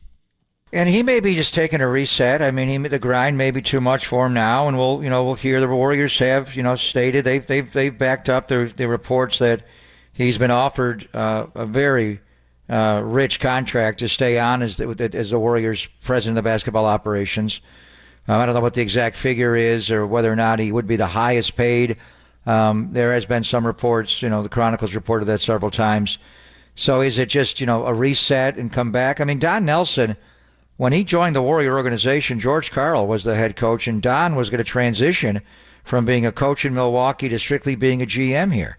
He was not going to do both. Now, eventually, Nelly's ego overtook it. Dan Finan and Jim Fitzgerald, who hired him here, wanted him to be coach. George had issues off the court, and the team underperformed one year, and Don did both. So Bob could, he could step away today just to take a breath. He could have a next destination, and lined up, whether it's some form of new media. He was a broadcaster at UCLA. Would he, a radio broadcaster, would he take a year off and do broadcasting? He'd make a little more money now than being the analyst on the Bruins radio network, I assure you. Wojnarowski's always dropping tidbits, and they don't have a GM like that working in that capacity. There are other people in the sports, John, that do it at a high level. I could see Bob dabbling in television for a while and coming back or reinventing himself or doing nothing. What if he went back and became a player agent? As much money as the Warriors offered him to be the president of basketball operations, can you become a player agent with the fact that he was a very good one at Wasserman and then go back into it after his run of being a 4-time NBA champion, a 2-time NBA executive of the year? I mean, GMs and these guys make a lot of money, but people that are agents, Scott Boras and all the different ones in different sports, CAA, they make enormous money. Yeah. Would Bob just want to go back and be an agent again? And is that what he's going to do and be able to cite his hours, since, being a GM is demanding time and you're demanding of other people's other people tell you when to work and how to work, and it's different, where he could make more money doing that. So I don't know what he's going to get into, but I do want to know who's going to sit next to him at the podium today, whether it be Joe or Steve or Steph or Draymond. Who's coming next to him? All right, about 103 right now. We're just waiting on Bob Myers to get to the podium with whomever is going to sit by him. If I'm going to speculate, I got to think it's Joe Lacob, right? I mean, I don't think so. Joe's a busy guy and everything, but you would think this is a big one, right? Although he does not appear at many of these. No, he doesn't. I can't recall when they signed Durant, when they made big trades. I mean, he's there for championship parade and to take a bow with Peter Guber. He does that. I can't recall, but this is not just any, transaction. Exactly. This is a big one. It's not a player. It's his right-hand man. They work together. I think it would go over well also with all the different theories we're going to have on why Bob is leaving, to have Joe, seated next to him today and to wish him well for all of his time, and to listen closely on what he's going to say about what he's going to do next. Because if there's any phone calls from Microsoft or anything, John, I'm sure Joe wants to see that on the phone. Yeah, ever since the Mully thing, Joe just doesn't like to do public things anymore in front of people. He does when they win championships and they hang banners. That's true. He's Joey Lightyear. That's different. Yeah, we've had him on TV a lot over the years and on radio a lot. Yeah. But I can't recall any transaction they've made. Good, or when they signed Durant, was Joe there for that press conference? I think it was Bob and maybe Steve. It wasn't Joe, though. I know it was Bob and Steve. I don't think Joe was there. Well, he may have been there and listening, but he wasn't at the podium taking questions. So. Yeah. Maybe when they had the shovels out for Chase, he was out at that one. But he did it's that. rare. He did that. Yeah. Ahmad Rashad was there as well, as I recall. And Kevin Durant wearing a hard hat. Remember that? Yeah. Didn't deserve to Maybe be they're here there. to announce that Bob has re-signed and they've made a trade to get Kevin Durant. maybe this Woj bomb was just that's the scenario you want. That's what I would want. Yeah, they are sitting down here. All right. And I do see the lanky Bob Myers. Okay. He's got a little script in front of him, and maybe that open chair just may be an open chair. He may do this alone. Solo act? I don't know. He's already cheering up. Maybe different people will come What's up. the over/under on him going Dick Vermeil? Oh, man. He's going to go He's going to start right. He's starting now. Here we go. Let's go to it.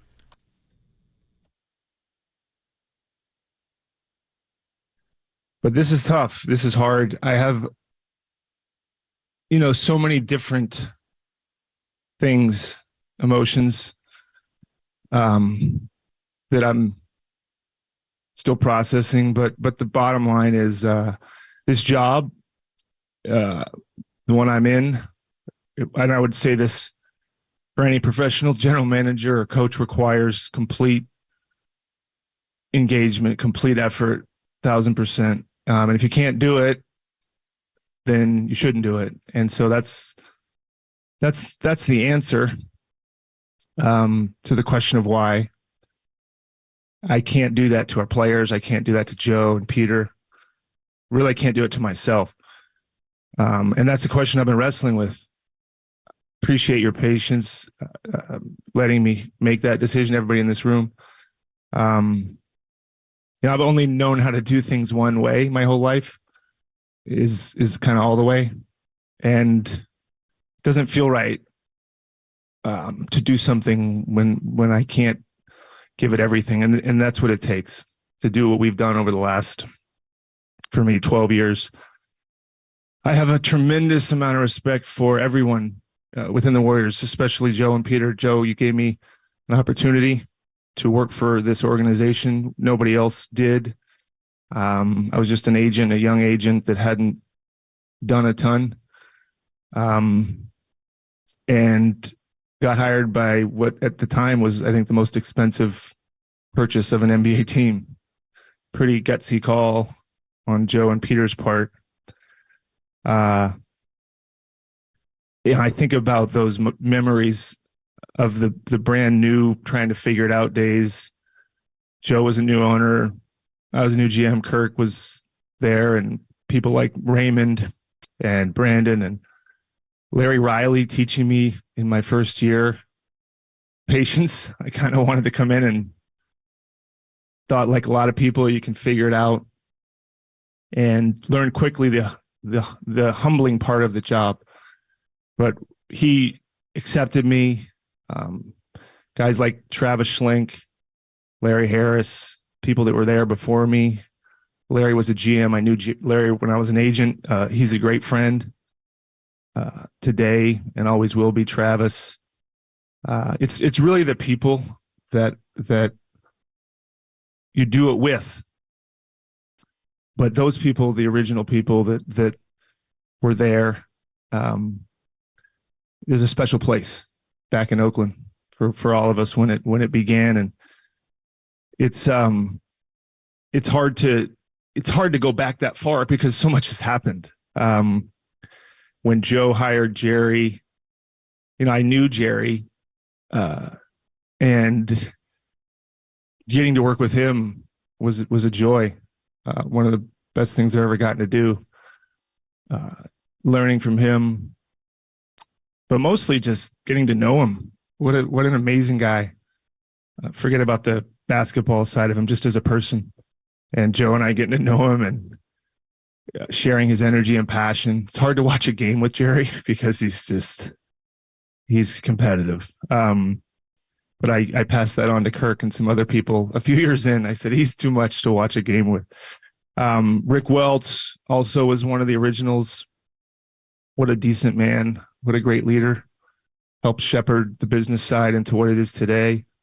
All great people. Joe and Peter have done a tremendous job. And I would like to think I'm evidence of how good they are at hiring great people and letting them do their job. Mark Jackson was my first coach, and Mark was so right for the time. He was what we needed. We needed confidence. Our players needed it.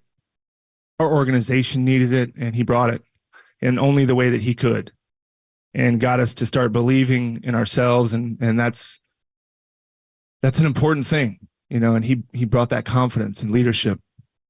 You know, and as I think about making the playoffs, we was such a huge thing for the Warriors, and I think that was 2012, my first year as GM.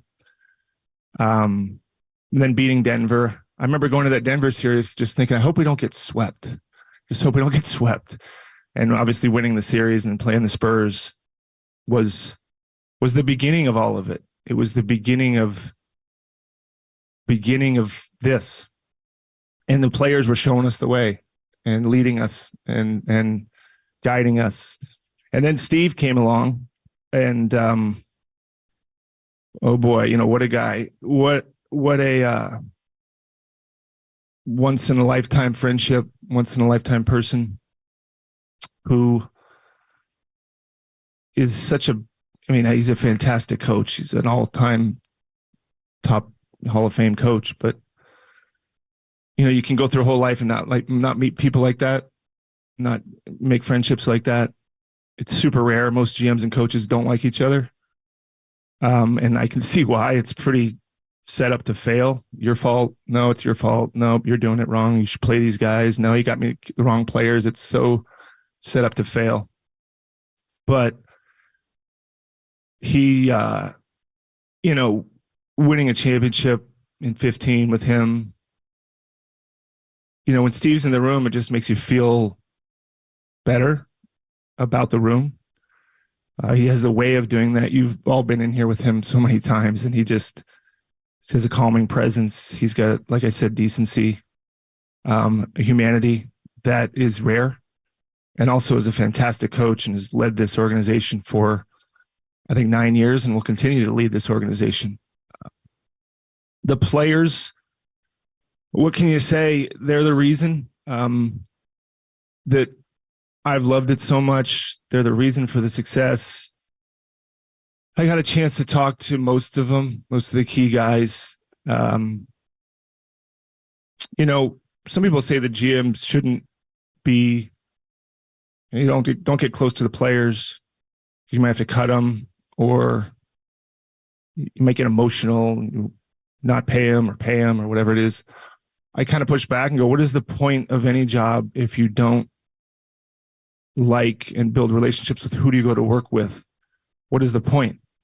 Some would say to win. Okay. But who are you doing that with? And what happens after that? And so, I mean, Steph Curry is just, you can't even begin to, can't overstate who he is. When I talked to him, it's so rare of somebody of his caliber to be who he is. And I think people know him for what he does, but how lucky is this organization to have him as its leader? And for me to get to watch him be that guy for my whole time here, what a gift to me. And that's one I could never repay ever. But it's great that he's staying. It's great that he's here. I mean, Draymond, you know, we've been through a lot too, from watching games with, you know, the game in the finals when he got suspended, to all the conversations that no one knows about. Clay, I remember with Larry Island, I met with him at Scott's Seafood over in Oakland, and he could barely talk in his rookie kind of get to know you tryout with us. And now look at him. He's very comfortable in his own skin, and 4 championships later. And Iguodala, who took about 3 years to get to know because he doesn't trust anybody. But what a unique leader. He was a huge part of that first championship, and to watch Looney become who he is, just wonderful people that have graced this organization and will be remembered kind of forever. Durant called me today. He's in Monaco.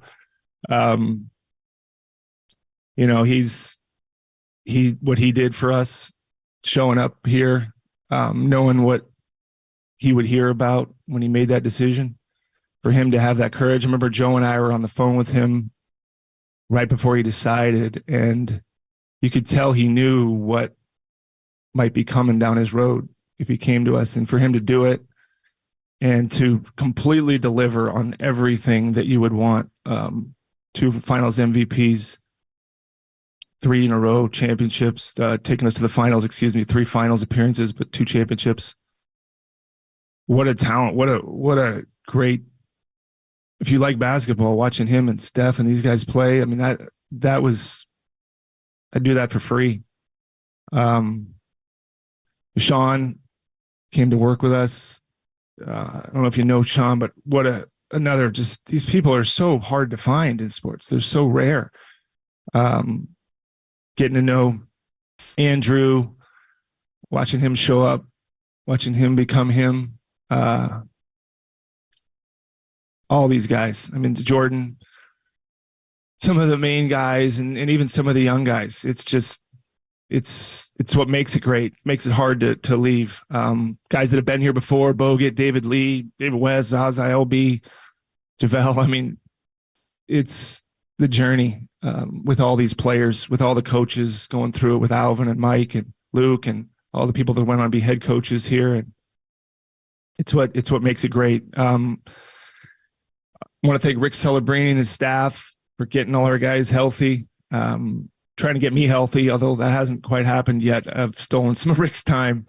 But Rick and Drew and their whole staff, what they do is underappreciated, but hugely important.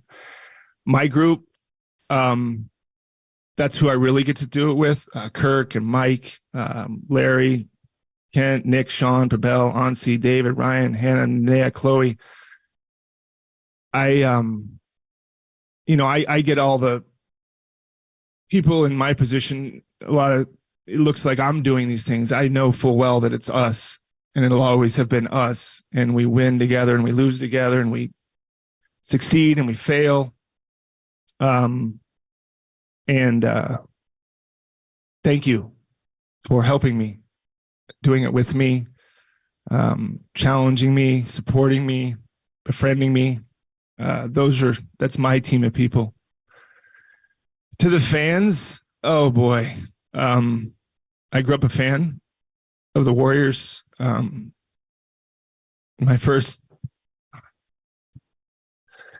was like the 10-year-old kid up in the upper Oracle. I was telling the business side who I just met with that I get Warriors tickets for my birthday. And it was, months in advance. This is when you actually got the hard tickets. There's no digital tickets. So my brother, my dad, and I would go. And I was born in 75, and that was the last championship. And to feel like I had helped give this fan base and this community, did my part, not perfectly, but as best I could, to get some more of those things. And Joe said it when he got hired, or not hired. Joe didn't get hired when he bought the team. They were going to have more of those. And I remember looking at that thinking, how the Warriors aren't very, how are you going to do that? And boy, did he do it. And it's crazy to see those 4 new ones up there and where the organization has come. But I'm so thankful. I wish, part of me wishes I could have been a fan during it all. I might have enjoyed it more, and I hate saying that, but I might have, sitting up there in the upper deck or wherever I was sitting. But wow, the people that I see on the streets, the people I see in the airports, very kind fan base. And we haven't gotten everything right. I did get yelled at a few times about we didn't sign a big man at the buyout. It's not as easy as everyone thinks. We do like big guys, contrary to popular belief. Joe especially likes size. He'll tell you himself. But thank you for your support. Thank you for your passion, understanding that we're human. We try harder than you can even imagine to give you what you deserve. I wake up at 3 a.m. I've woken up at 3 a.m. way too many times for a job, but as you all may know, it's more than a job. And that's why I love it. And that's why it's hard to leave it. Lastly, before I take questions, I want to thank my wife and my daughters for getting on this train with me. It's a fast one, and once you're on it, you're on it. And being there with me in a crazy kind of awesome way. I tell my daughters, I would have done anything to be in a Warriors parade, and they've gotten to be in 4. Well, one of them has, and one of them I forget, but they've done enough. They've gotten enough success. But thank you for you, and always reminding me like that you're when I work, you take care of the kids. And that is I couldn't do my job if you didn't do yours. And that means a lot to me. And it's a lot of sacrifice. I was at dinner last night talking to my family, and I said to my daughters, I said, thank you guys too for being there. And I missed a lot of stuff, but we had some great times, but thank you guys for kind of allowing me to do it and being there. And one of my daughters says, Dad, and I said, I'm thinking, okay, we'll get some feet. She said, Dad, you passed the ketchup? So kids are fine. Family's good. They're worried about their own situations. But I'm sure they'll miss it as they all will as we move through it. So lastly, to everybody here, when I started, I think it was this guy over here in the red and white hat, Marcus and Rusty. I don't know if Steinmetz was in the mix at that time. He might have been moved on, but it wasn't this. And it's been fun watching it become this. This is what you want. And it wasn't an internet, and it wasn't social media. It was, I guess, the Chronicle and the Contra Costa Times. Simpler, but thank you for all of you. You covered me fairly. You cover us fairly. Getting to know some of you. I like all of you. You have hard jobs too. I have no idea how hard, but I know it's hard. And hopefully, I think Raymond's about as good as they come. And hopefully he's been a good partner for you as much as I think he has. This team, and then I'm going to take questions. This team is in great shape. It's in great shape. Joe's not going anywhere. He has supported me. He has given me. If there was a metric on cost per win, I don't know how good I'd be, because we've spent a lot of money because he's so competitive, because he cares so much, and to have an owner like that puts his heart and his will and his money into winning, you cannot ask for anything more, and that's not changing. Got a fantastic coach. You've got arguably one of the best players to ever play and one of the best people to ever play in Steph Curry. So the future's unbelievably bright. I know that some people have said I'm leaving because there's a lot of big decisions. Well, it's been a lot worse than this. There's been a lot harder summers than this when we started and in the past. So I have great confidence in what's to come, and have no doubt that much success will still be forthcoming. So sorry I went all over the place, but that's it. I'll answer any questions you have.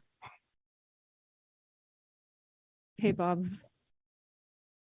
It's so clear that this is a heartfelt decision. And when you describe the job that requires complete engagement, could you share a little bit of the timeline about when you first started considering a departure? When did those feelings get really real? And would you describe this as a family decision? Well, every decision is a family decision, but I know it's been my wife's. If I stayed, she support me. My family would support me.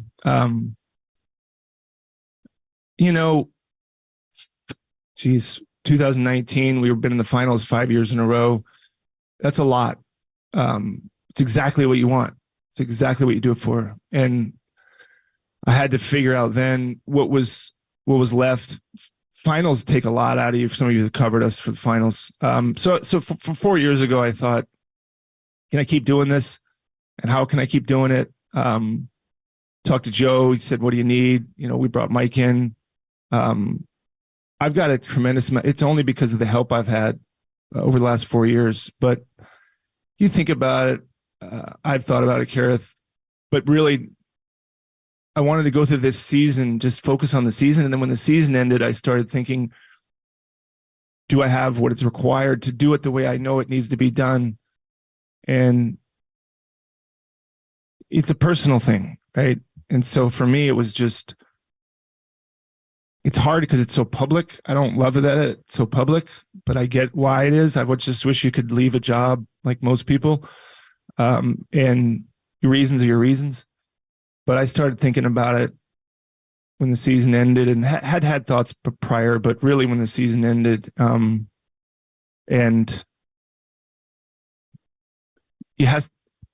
people can do it however they want. I have great respect for every GM in any sport. They do it however they want. I know how I have to do it, and if I can't do it that way, I can't do it. Bob, you know how hard this is for you, but what's the hardest part of coming to this decision, knowing how close you are to the guys and everything? Well, the hardest part is I love the people at my work, and I won't get to see them as much, and I won't get to help them as much as I can. That's a tough thing, but I also know that they deserve the parts of me that I got to be able to give, but it'll be the people. I guess I'm probably semi-addicted to the competitiveness, maybe more than I think. This is an intoxicating thing. I will probably have a hard time with it. Games become part of your life. Coming to games, road games are on TV. You feel it. You wake up in the morning. The competitiveness, there's nothing like it. It's just high stakes. So I'll miss that. Because you can't really find that. It's a hard thing to find. It's a tough thing to live in, but there's an awesomeness to the competition at the highest level, and to compete in the finals and do all those things. I'll miss watching games. I'll miss going to games. I love basketball. I love it. It's my first love. Being this close, watching Curry warm up, being with Steve, being with my group, battling it out with Joe on the wrong thing. Those are just, it's a constant thing, and I don't know how I'm going to do. But there's a lot of things I'm going to miss, and I'm sure I'll find those things out as time passes. You mentioned, the organization's in great shape. You mentioned Joe, Steve, and Steph. You do leave a void, obviously. How do you expect that to be filled? Obviously, you have a stable of people under you. Just what type of shape do you think the front office generally is in? I think it's in fantastic shape. I get more credit than I deserve. There's people that work with me that deserve more credit and are going to get a chance to do more. They've already done more than people probably know. That's the great thing about this, in that it's a team. It's not me that does all these things by myself. It's my group, and they're tremendous, and they deserve more attention and credit than they've ever gotten. Joe will probably answer the next thing, and also whatever that is will be with my full support. I end on June 30th. I'll help out whenever way makes sense for everybody. But like I said, Joe, he's sitting right here. I wouldn't have hired me 12 years ago. Why would he hire me? I was an agent. He bought this big purchase. He could have hired probably anybody, and he hired me. So he's good at this. He got Rick Welts, brought in Jerry, Steve. This franchise it's one of the best franchises in the world, and it's his. So whatever decision he wants to go with will be a good one. It'll be a good one, but sure you can ask him. He'll address it. Hey, Bob, you talked about Steph Draymond, Klay Thompson, guys that, you've been attached to as much as anyone in this organization. What was it like telling them that you were going to leave, and what was that conversation like, and how did that feel for you? It's hard. Those guys are, you think about what you go through with people, and it's not all great.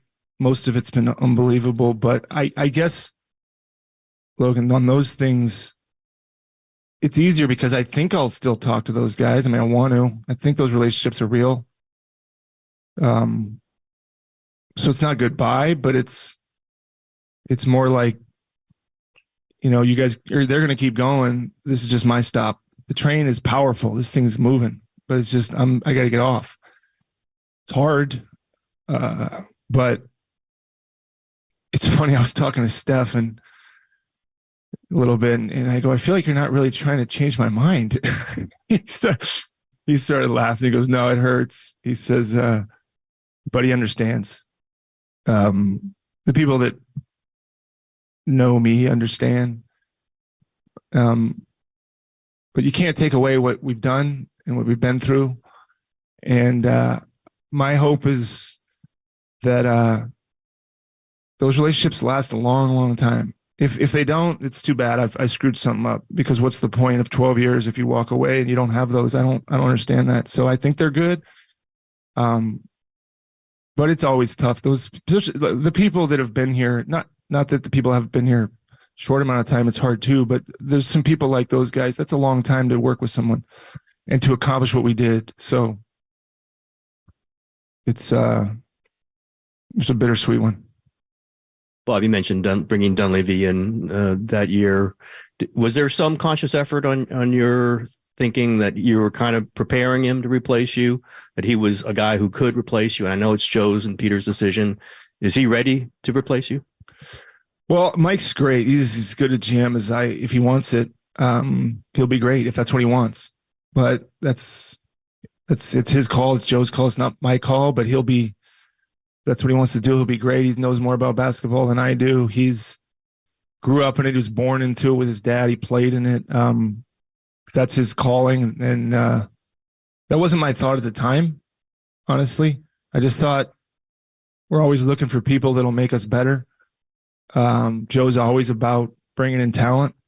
I didn't have an idea at the time that I was grooming him. I mean, he's more my friend than coworker, but he's really good, and he would be fantastic if that's the choice. But I'd be lying if I thought 4 years ago, let's bring in Mike and he can assume this thing. If I told him if that's what he wants, then I'm all fully supportive. I said I'll help with Draymond if he needs it. But yeah, just, you know what? I look at things like that, Tim, as who's part of the solution, and he's part of the solution in whatever role that is. If he stays in the role he's in, great. If he wants to do more and that's what the decision is, he'll be great.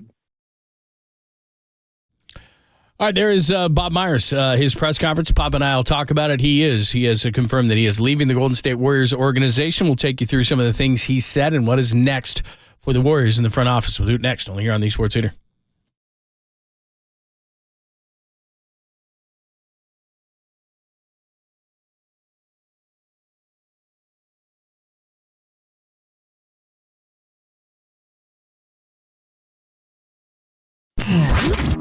Here's what's trending now. On KNBR.com. It continues, led by Patrick Bailey, who we were just talking about, and Casey Schmidt. They trounced the Pirates, the Giants do, 14-4. Check out that story and more trending right now on the all-new KNBR app.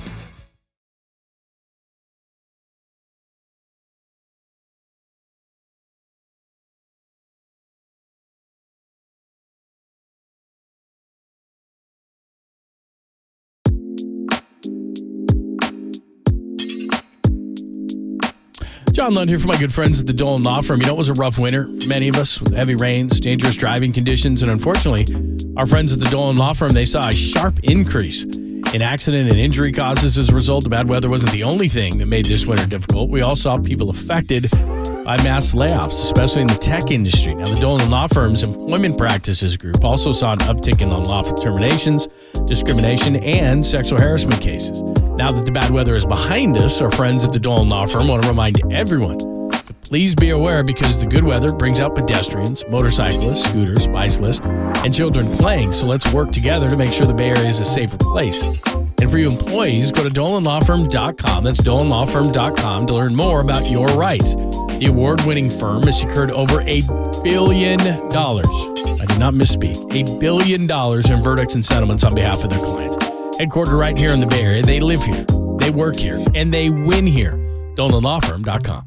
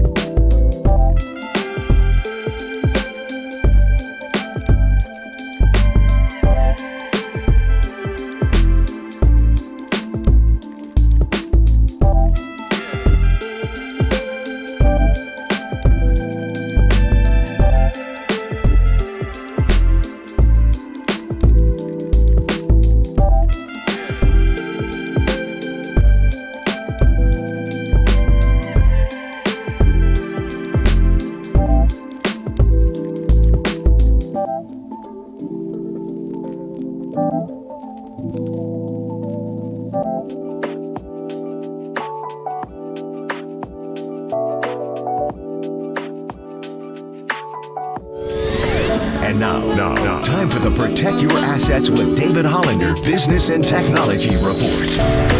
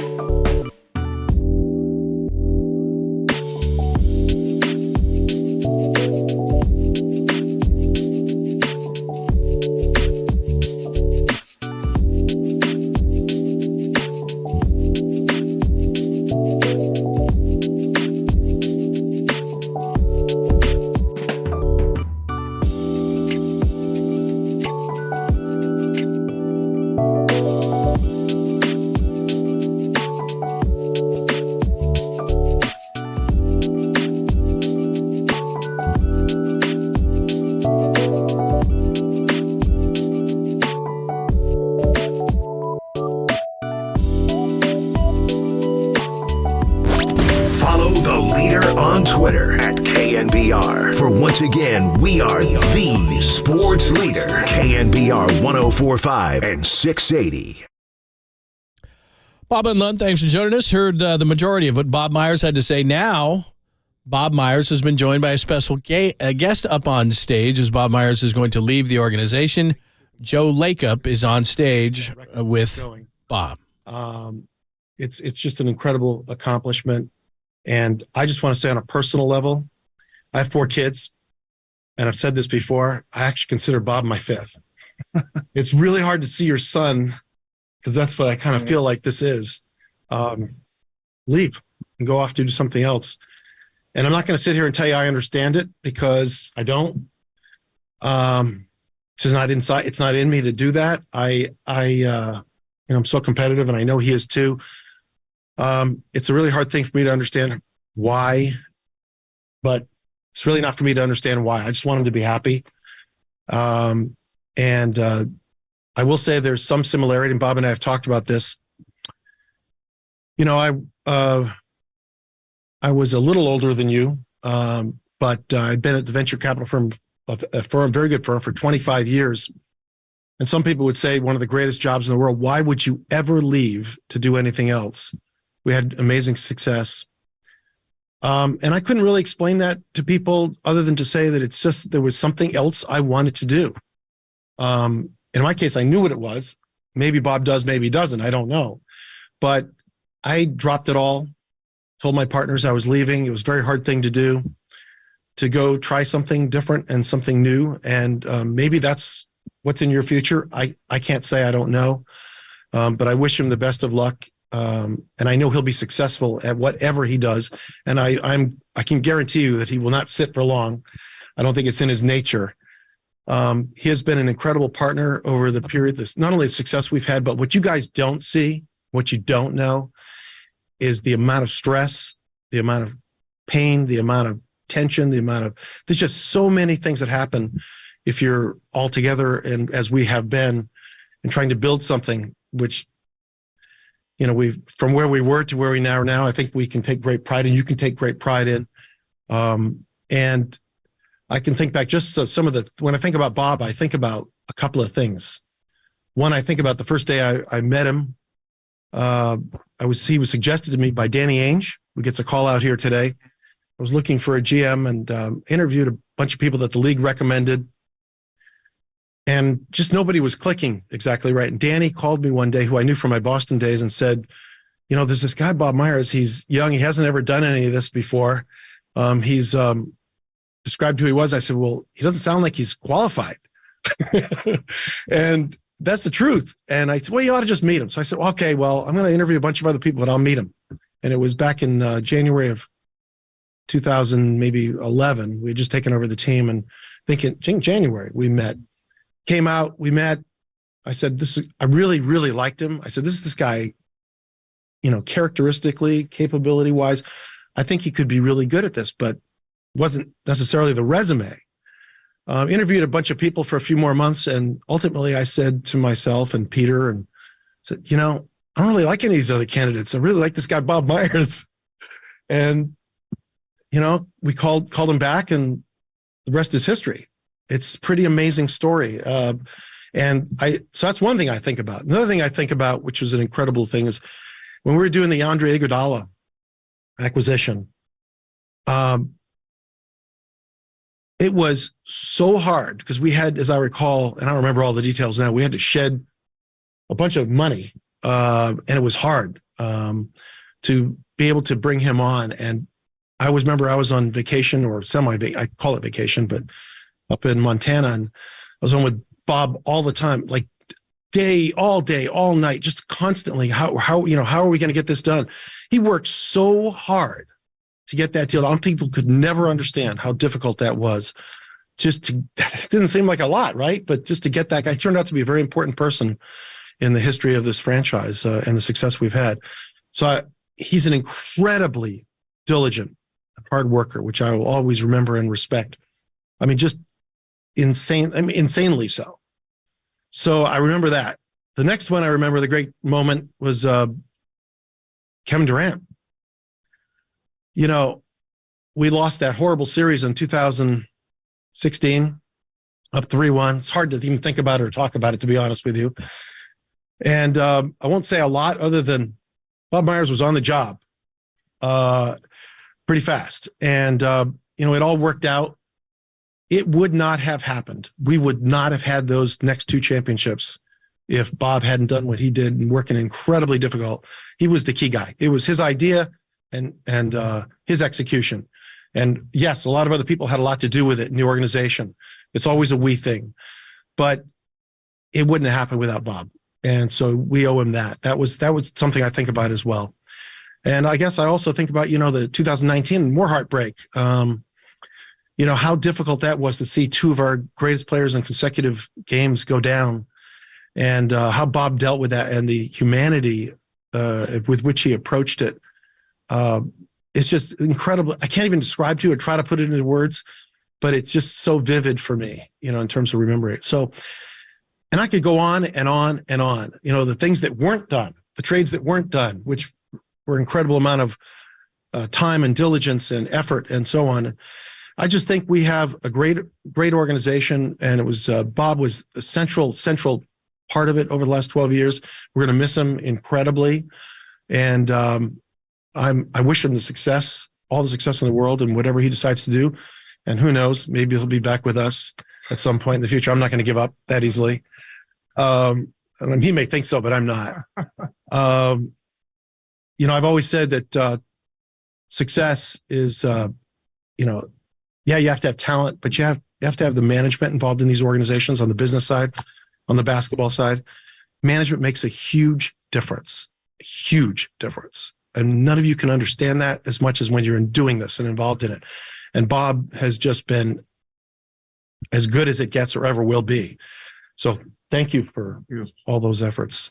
I'll just quickly address more compliments than I ever got in my time. Yeah, well, got to keep you working on the next thing, Bob.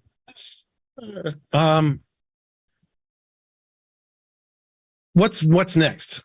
Bob addressed it, and I think he addressed it well, and I'm sure he'll ask you a couple of questions, but look, we have a great organization. We believe in bench strength.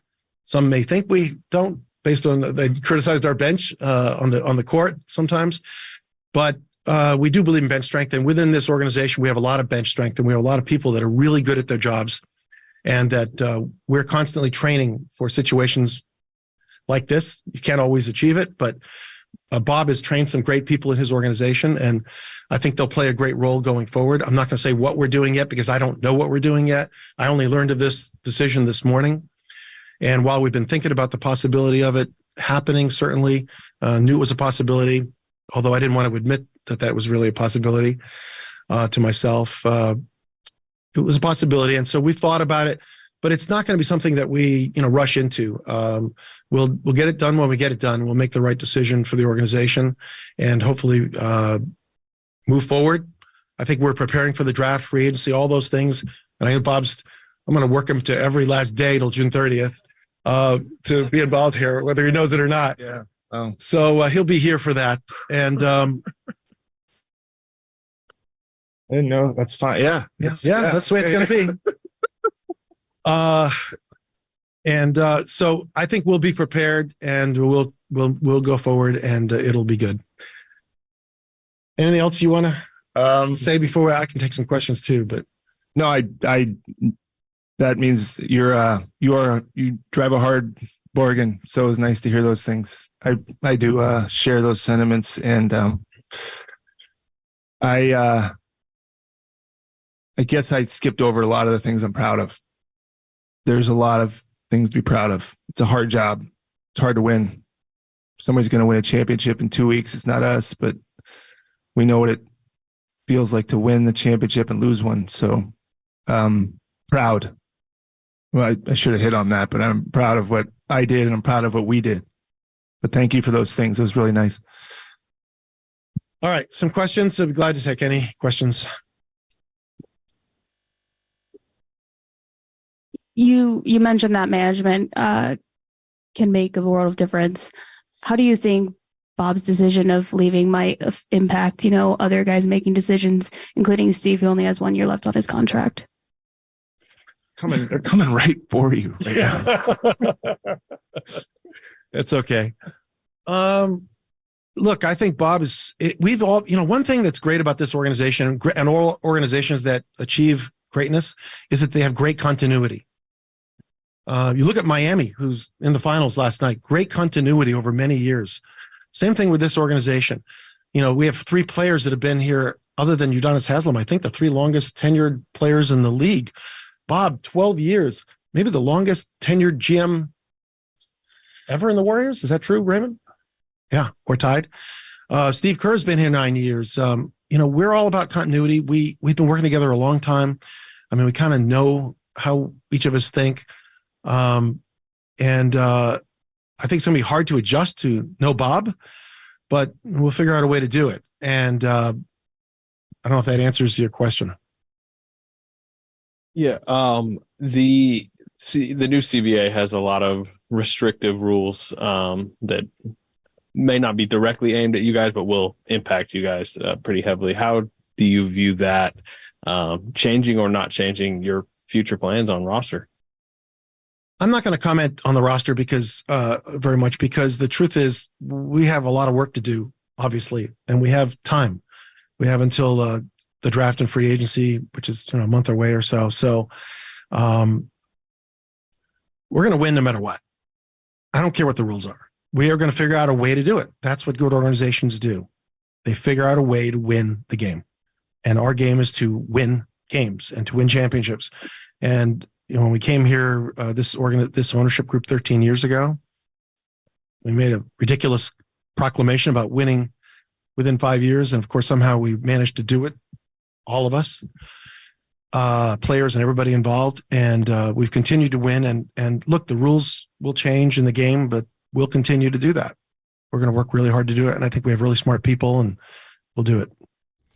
All right, that is Joe Lacob. That is Bob Myers. We'll give you a few minutes. We'll comment on some things. We'll come back. Then it's Tolbert and Copes at the top of the hour. We're here on the Sports Leader.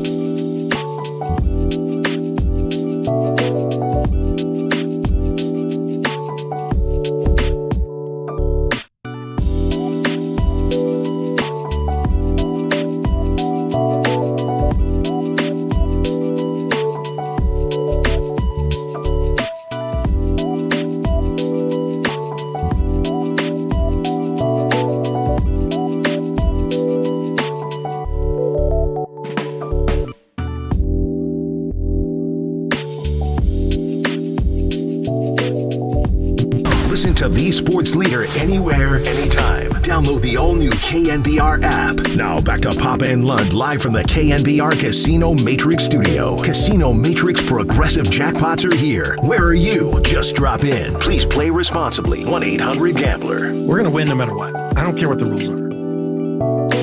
That was Joe Lacob, and that ended our portion of the press conference. Real quick, Pop, just a quick thought. Well, it just ended. It went a good hour. It started a little bit late. I mean, Bob was Bob. The emotion, he was honest. If you can't do it, you shouldn't do it. You know, he thanked everybody, Jerry West and Mark Jackson, and went on and on. He struck all the right chords, talking about Andre doesn't trust anybody. And when he got to Draymond, he laughed, told the story about Clay at Scott's in Oakland when they drafted him. He could barely talk. I mean, when he got to the fans, he got really emotional. The strongest part of it was we wondered if Joe would be up there, and Joe came up and picked it up from there. The relationship between Bob and Joe, at least publicly, is very strong. And I came away thinking, as long as Joe Lacob owns this team, the Warriors will continue to make the right decisions, or try to, at the highest level. He's authoritative. He's grown a lot as an owner throughout the years, winning 4 championships in 8 years will do that to you. So we'll talk more tomorrow. I know Copes and Tom have their thoughts on this. They listened to all of it. And the one funny thing, we didn't have it on the air, but I was wondering, is Bob going to work, every day until June 30th? And he said he's going to work every day that the contract is in place. Joe told him, work him all the way till June 30th. And the question came up, what I was wondering is who's going to run the draft? And Bob jumped in and said, well, I wasn't very good at that anyway, so I'll be more of an advisory role. So I think, Bob came off as heartfelt being Bob. I think Joe came off as a very authoritative leader, the owner of this franchise. All right, we'll talk more about it tomorrow. Kolsky is in for Copes. He's with Tolbert. They'll talk about what they just heard as well. Plus, they got a great guest list to make sure you keep it right here. Pop and Lund sponsored, as always, by our good friends at Redwood Credit Union. Start earning cash back in your everyday spending with the Redwood Credit Union. Free checking account, no monthly fees, no minimum balance, and your debit card earns cash back. Travel and more. Get started today at redwoodcu.org/free checking. Federally insured by NCUA. Kolsky and Tolbert. More on the Warriors and Bob Myers stepping down on KNBR AM and FM San Francisco, the sports leader, Cumulus Media Station.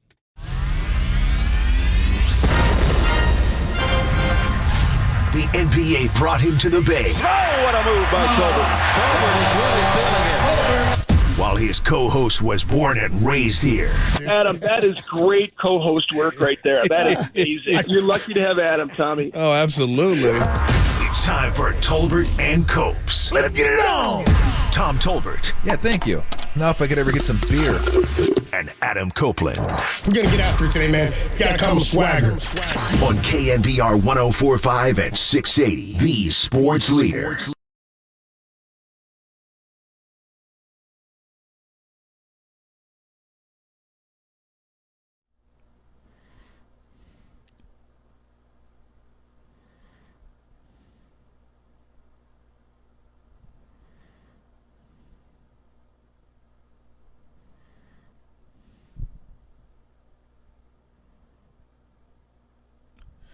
What is shaking?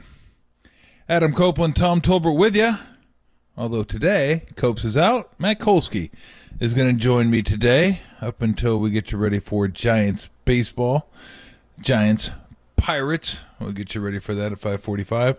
Heavy basketball today. Rod Higgins joins us at 2:50. Larry Riley, former GM of the Golden State Warriors, at 3:15. Sam Amick, 4:50, and we'll get a little preview of the NBA Finals, and then Andrew Bagley joins us at 5:15. We'll talk Baby Giants. Baby Giants are fun. I'm telling you, Baby Giants are fun. What's going on, Kolsky? Baby Giants are fun. Baby Giants are fun. To a shocking degree, I would even say. But I feel like we need to maintain a somber tone for the moment after witnessing the tears of Bob Myers. Yeah, probably not. Probably not. I mean, look, I know Bob, and this was, I'm sure, really, really tough on Bob based on the relationships that he's made over there. And I always looked at Bob. Bob was kind of like the oil in the engine. He is the viscosity. He kept things moving. He was able to keep all the different engine parts moving in different parts of the engine just because of that viscosity. He had the ability to work as well up as he did down, side to side. He just knew people. He knew how to communicate. I mean, obviously he's really bright and he knows his stuff. There's a lot of guys that are really bright. There's a lot of guys that know their stuff. There's a lot of guys that don't too, but he knows people. And that's the most important thing. I always tell people that Steve Kerr's best quality is he knows people. He knows how to communicate. He just knows how to get through to people. And look, if you don't have all the talent in the world, it doesn't matter anyway. But when you add all that in, the people that know how to communicate and are leaders, they're the ones that are going to succeed if they have all the requisite skills. And Bob had that. Bob had the ability to communicate. He had the ability to communicate with ownership. He had the ability to communicate with his staff. He had the ability to communicate with the business side of the staff. He had the ability to communicate with Steve and his staff, and then all the players that he had to communicate. He had the ability to communicate with them. That's a lot of different people to communicate with. It's a lot of different temperaments to communicate with. And I think ultimately that's probably what wore him down, is just all the things that he had to deal with over and over and over again. I think that probably got him more than anything. I don't think people understand the stress that those high profile jobs take. I mean, they look great. They make lots of money, pretty glamorous. I mean, you're working for a pro sports team. I mean, hell, who wouldn't like that? But man, I mean, they take their toll, because you can't tell me Bob wasn't having to deal with this stuff when he was at home. Bob wasn't having to think about this stuff when he was on vacation. How do I make the team better? How do I make this guy happy? What do I do about this guy? Oh man, Joe wants this, and now I got to deal with this, and now, oh man, it doesn't go away. It's unrelenting, and I think he wore it about as well as anybody could. And he's part of the reason they are where they are right now. I mean, let's never forget the biggest reason they're at where they're at was Steph, and then it works its way from there.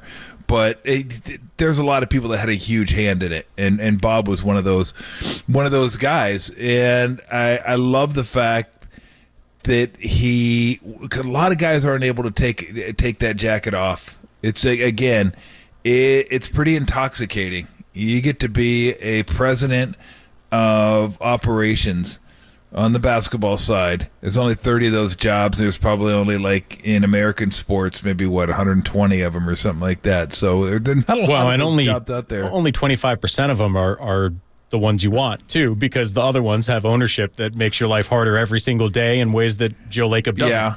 Well, I don't know about that. I mean, I think Joe can be pretty demanding. Oh, but never in the I'm going to make this impossible by not contributing way, right? Like, no, at least he's bought in.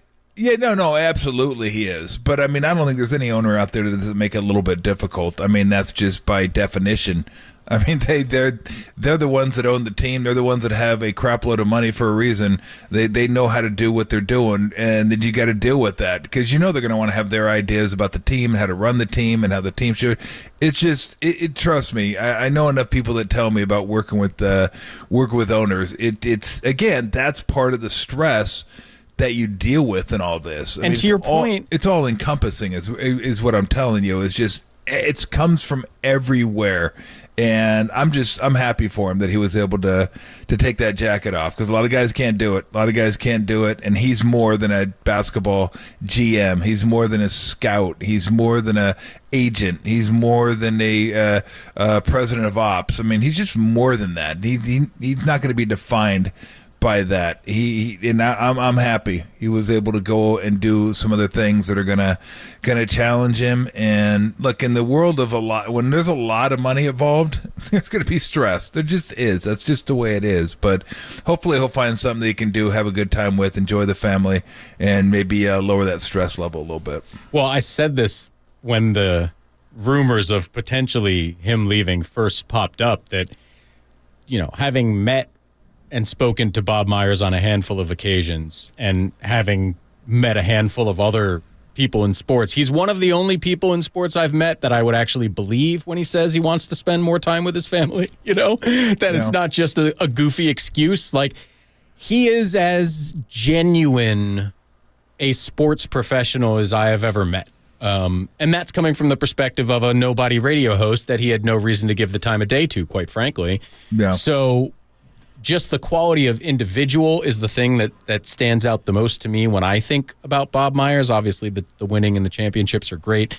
But to your point about how well he managed in both directions, right? It's not only dealing with, as you say, the natural intensity that comes from a team owner when that much money is on the line, but then managing down to the players as well. And for Bob, it always struck me that the way he did that was not by being a savvy operator necessarily, so much as by having sincere relationships with all of those people. And I think that makes the stress even worse, because if it's one thing to just be savvy and clever and know how to manage those relationships, whether it's with the ownership or with players, if you actually care about those people, everything takes on an even greater quality of difficulty and stress. And I always believed that of Bob Myers, while admitting I'm far enough outside to not be sure.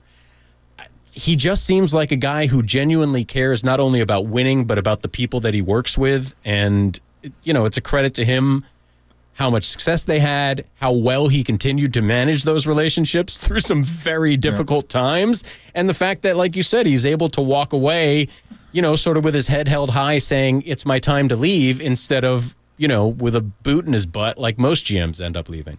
Yeah.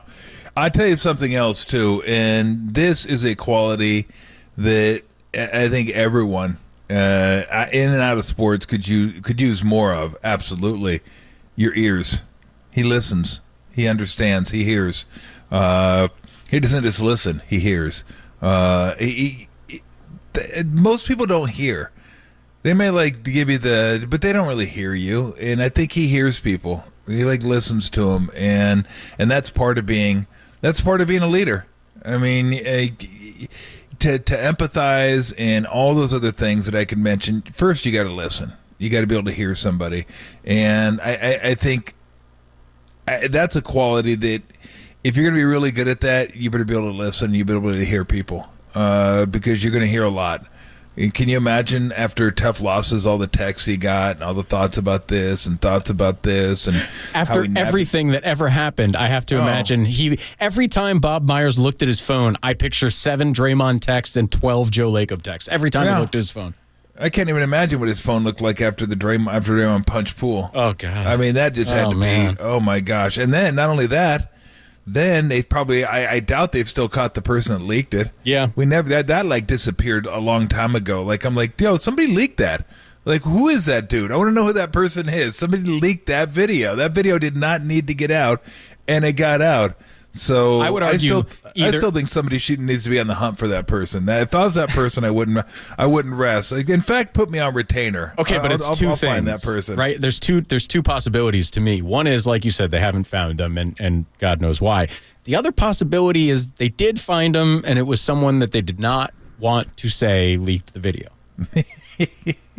Well, I guess that could be. I think I would have known about that, but maybe not. That's fair. Who knows? But maybe you're lying to us right now, Tom. How do we know? I could be, yeah. I could be lying to you. But no, it just, again, I'm happy for him. They're going to miss him a lot. They are. He was he was kind of the hub, right? I mean, he just kind of branched out and talked to this person and that person and this person and that person. And he was the guy that everyone felt like they could go to. God, I have a problem with the way this guy's doing things. Let me go to Bob. Oh, man, I have a problem with this teammate. Let me go to Bob. Oh, man, I have a problem with let me go to Bob. And Bob had to wear all that. Bob had to listen to all that and hear people out and then try to find a common ground between people of the same organization trying to achieve the same thing, maybe not seeing same thing. And he had to try to get that, I can't imagine doing that all the time. And I mean, look, we could talk about his talent evaluate, putting the teams to get stuff like that. That's secondary. Again, I could find guys that could do that. But can you find guys that can give you that special sauce that he gives you, that extra ingredient that he gives you that ties everything, that binds everything together? That's what's hard to come by. That's what's hard to come by. That's what they're going to miss. Yeah. And I think for all the players, for Steve Kerr, all these guys whose relationship with Bob was so good and so developed over time, it's going to be a very different scenario no matter who ends up getting that job. We have lots of good people to talk Bob Myers with today. Rod Higgins, a former general manager. In fact, he also made the decision to step away from a GM job in the NBA. We will have Larry Riley at 3:15. Bob and Joe mentioning Larry as an important mentor for Bob in his first year here. Sam Amick at 4:50, and then we'll sneak in a little Giants at 5:15. I'm Matt Kolsky, in for Adam Copeland, alongside Tom Tolbert on KNBR, the sports leader.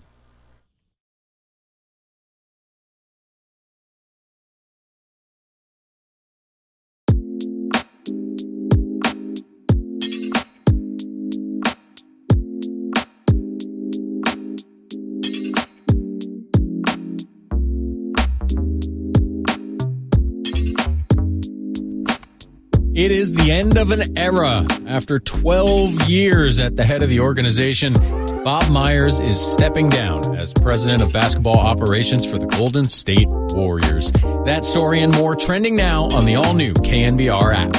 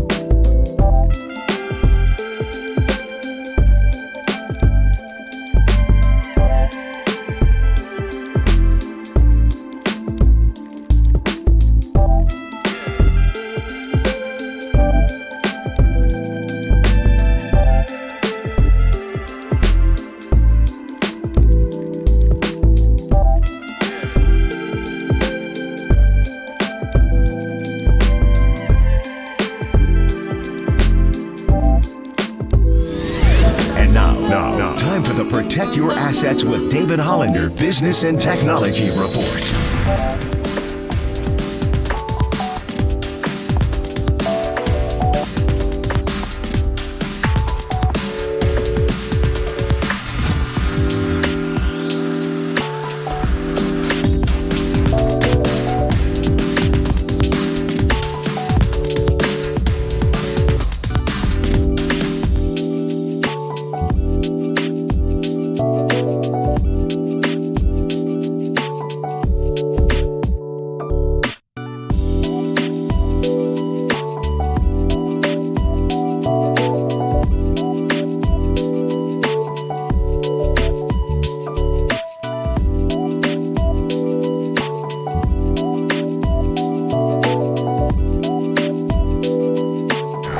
Dub Nation, filter out the noise and kick it with KNBR on the gram for everything blue and gold. Follow the sports leader on Instagram at KNBR. The future's unbelievably bright.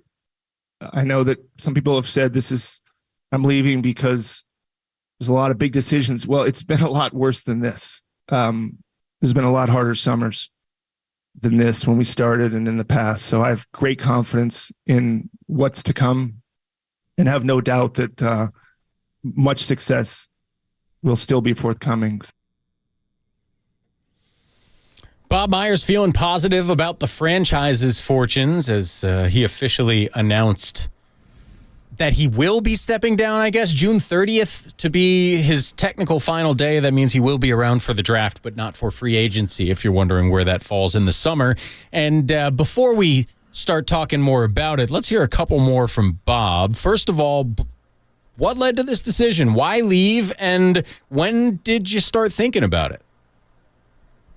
I wanted to go through this season, just focus on the season. And then when the season ended, I started thinking, do I have what is required to do it the way I know it needs to be done? It's a personal thing, right? And so for me, it was just, it's hard because it's so public. I don't love it that it's so public, but I get why it is. I would just wish you could leave a job like most people. And your reasons are your reasons. But I started thinking about it when the season ended and had thoughts prior, but really when the season ended, and people can do it however they want. I have great respect for every GM in any sport. They do it however they want. I know how I have to do it, and if I can't do it that way, I can't do it. That's interesting. Let's hear about what's next in the life of Bob Myers. I don't need to know that. I don't know that answer, and I guess I don't need to know that answer. I'm in a narrow lane. Because I love basketball so much, but I don't know. I've never really stopped going. I went right from an agent to this. I went to law school at night after college. I just my whole life it's been like, maybe it'll be good for me to sit still. I don't know how good I'll be at it, but I've actually never done it, and maybe figure some things out. And I don't know what's coming. I do look.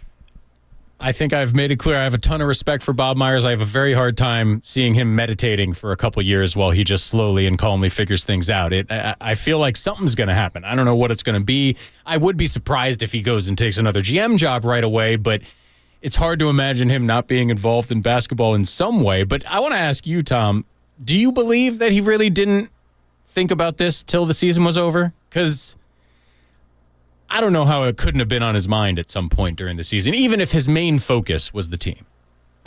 I mean, impossible to tell. I have no idea.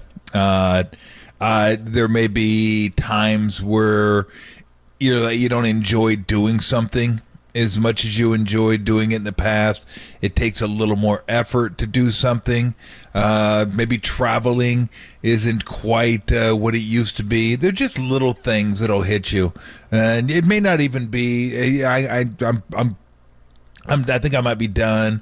I don't think it gets to that point, but those things start to add up over time. That you just don't enjoy doing certain things as much as you have enjoyed doing them in the past. And at that, probably, if that was my guess, I would guess that's probably what happened.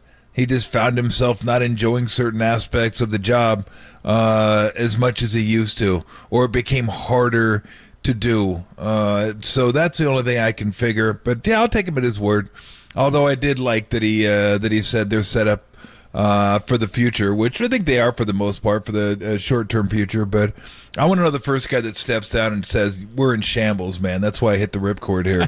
You kidding me? Why The next 5 years are going to be an absolute disaster, and I want no part of it. You seen this bleep show I got going here? I'm out. Let somebody else handle this. I got the golden. Of course, no one's ever going to say that. So, who knows how good a shape they're set up in? Who knows how much losing him will affect kind of their standing in the basketball universe? Don't know that either. Well, that's what I wanted to ask you about the most coming in today. There's two sides of it to me. The one side is, how does Bob's departure affect, for lack of a better phrase, the job security of Klay Thompson and Draymond Green? And then on the other side, because obviously Steph's job is safe, but how does it affect his level of happiness being here? And do you think the big three, for lack of a better term, is not long for the Warriors now that Bob is gone?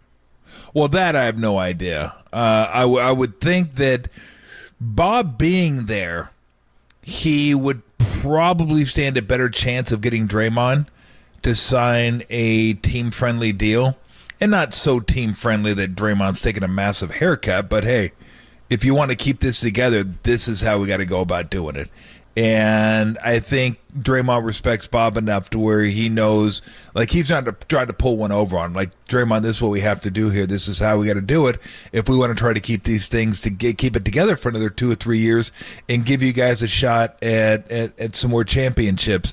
I don't know if Draymond will have that same type of trust with, Mike Dunleavy or whoever else is going to be in there. I don't know. When you built up all those calluses with somebody and you've gone through all the things you've gone through with that person and won the championships they've won, I don't know you can build up that level of trust with somebody else. Klay is a different matter. Klay can wait till next year. I think they can do an extension this year, but I highly doubt they would do that. But again, that's the trust you're talking about. Like, guys, if you want to keep it together, here's what we have to do. And they can say no, but I think that's easier to do when you have somebody that's been through the battles with you for the last 8-9 years. He's been there with you. So you trust him. You trust that he's looking out for you, while also knowing that he's looking out for the team as well. But I don't know how that affects whether Draymond wants to stay or not. Ultimately, players want to have a chance to win. They want to get paid, and they want to play with guys that they like and respect. I think everybody on the Warriors has that here. They're getting paid. They're winning. They're having a chance to win. And obviously, they like and respect their teammates. But I don't know how much that fact is. Does somebody want a new challenge? Does Draymond want to go somewhere else and see if he can win somewhere else? So they wouldn't just say, Draymond's great, but he wouldn't be Draymond without Klay and Steph. Maybe, but Steph wouldn't be Steph without Draymond either. They all work in concert with one another. Lest I remind people that Jordan had to have Pippen and Grant before he won a championship in Chicago. Just ask Scotty. He thinks Michael Jordan's trashed, Yeah, so. Exactly. No one ever does it by themselves. No one ever does it by themselves. Everybody needs somebody. Period. You go down through the list of championship teams. Everybody had somebody. I feel like we've picked our song bed for coming back from commercial break. Yeah, exactly. I guess that the closest I could come up with, and he didn't do it by himself, but he was like the mega star, was Akeem. One year with Houston. 1 year, one with Clyde. The other year there wasn't Clyde, but that was just, Robert Horry, though, Yeah, well, no. But mostly you have two guys, right? Like two Hall of Fame guys on almost every title team. Maybe even an all-star, along with the Hall of Fame guys. But so everybody needs. So yeah, they all need one another to get where they're at, and their legacy is at where they're at. But is that enough? He said he wanted to keep riding with his dogs, is how he put it. Does he, or does he? Now that Bob has left, he's like, God, this has got to break it up a little bit. I got a few more years. I'd like to go ahead and do something, not on my own, but see where I fit on another team. Look, if you're would that talking be about too uncomfortable, I don't know. If you're talking about the core people who have been at the center of all of the titles, it is Steph, Clay, Draymond, obviously, and then it's Bob, Steve, and Joe. Really, I mean, those are, and the fact that Bob is gone, I'm not saying it means the end or the dynasty is totally over or whatever, but it's definitely the first major brick to crumble within that foundation, and it's hard to say what's going to happen next. I can tell you what's going to happen next here. We got Rod Higgins, former NBA GM, former Warriors GM, as a matter of fact, joining us at 2:50. Larry Riley, more recent Warriors GM, at 3:15. Sam Amick, 4:50. And Andrew Baggerly in the 5 o'clock hour for some Giants talk. But we keep rolling on Bob Myers and what happens next for the Warriors when we continue. Matt Kolsky in for Adam Copeland. It's Tolbert and Kolsky on the Sports Leader.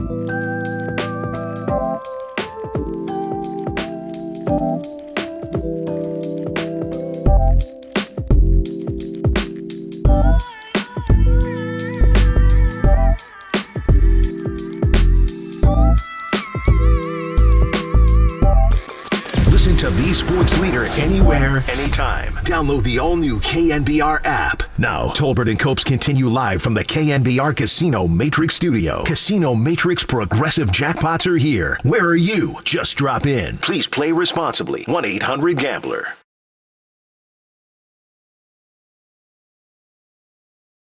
Can somebody give Bob some credit?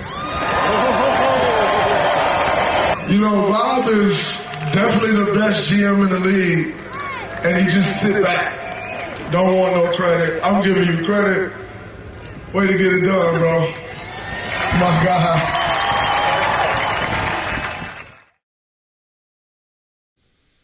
A lot of love between the players in this organization and their general manager. And I can tell you, I've only been at championship parades for 2 NBA franchises.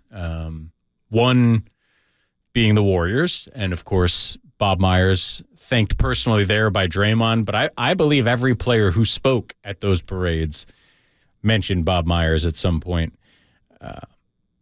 They were not loving on Jerry Krause at the Bulls parades, is all I'm saying. Okay?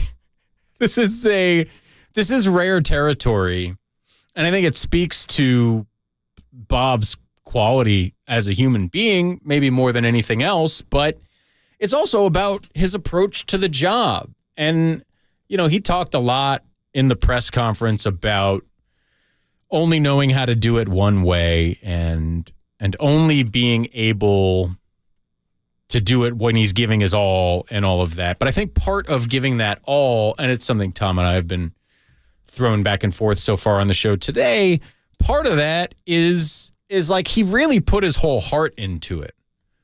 He really, there was I don't think a lot of people in the world, in any job, do their job that way, quite frankly. There are plenty of people who work hard. Hard work is not an anomaly. There are lots of people putting in significant hours, working their butts off, whether it's for money or power or glory or whatever the various motivators. It is not that rare to have people working their butts off, especially in high-powered, high-paying jobs. I think it is rare to have someone who really gives of themselves from a heart and soul standpoint. And again, I hate to belabor the point about what's inside of a man's heart on a day when it's really a sports job we're talking about, but that is to me what set Bob apart. That is the thing that I think made him special in a way that they'll find it difficult to replace. I think you said earlier, Tom, they can find scouts. That's not going to be a problem. Plenty of people can scout basketball. They can find a capologist to help them deal with the new salary cap apron. Can they find someone who can develop meaningful relationships with everybody in the organization? I don't know. Well, you could, but even if you could, it's going to take a long time to get to the point where they're at now. Yeah, you're starting from scratch.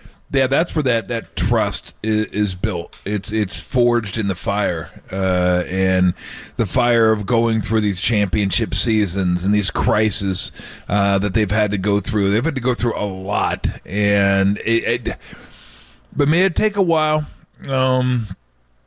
How much of an advantage does someone like Mike Dunleavy, who's been in the organization, have if he's the guy who gets the job? I think a little bit.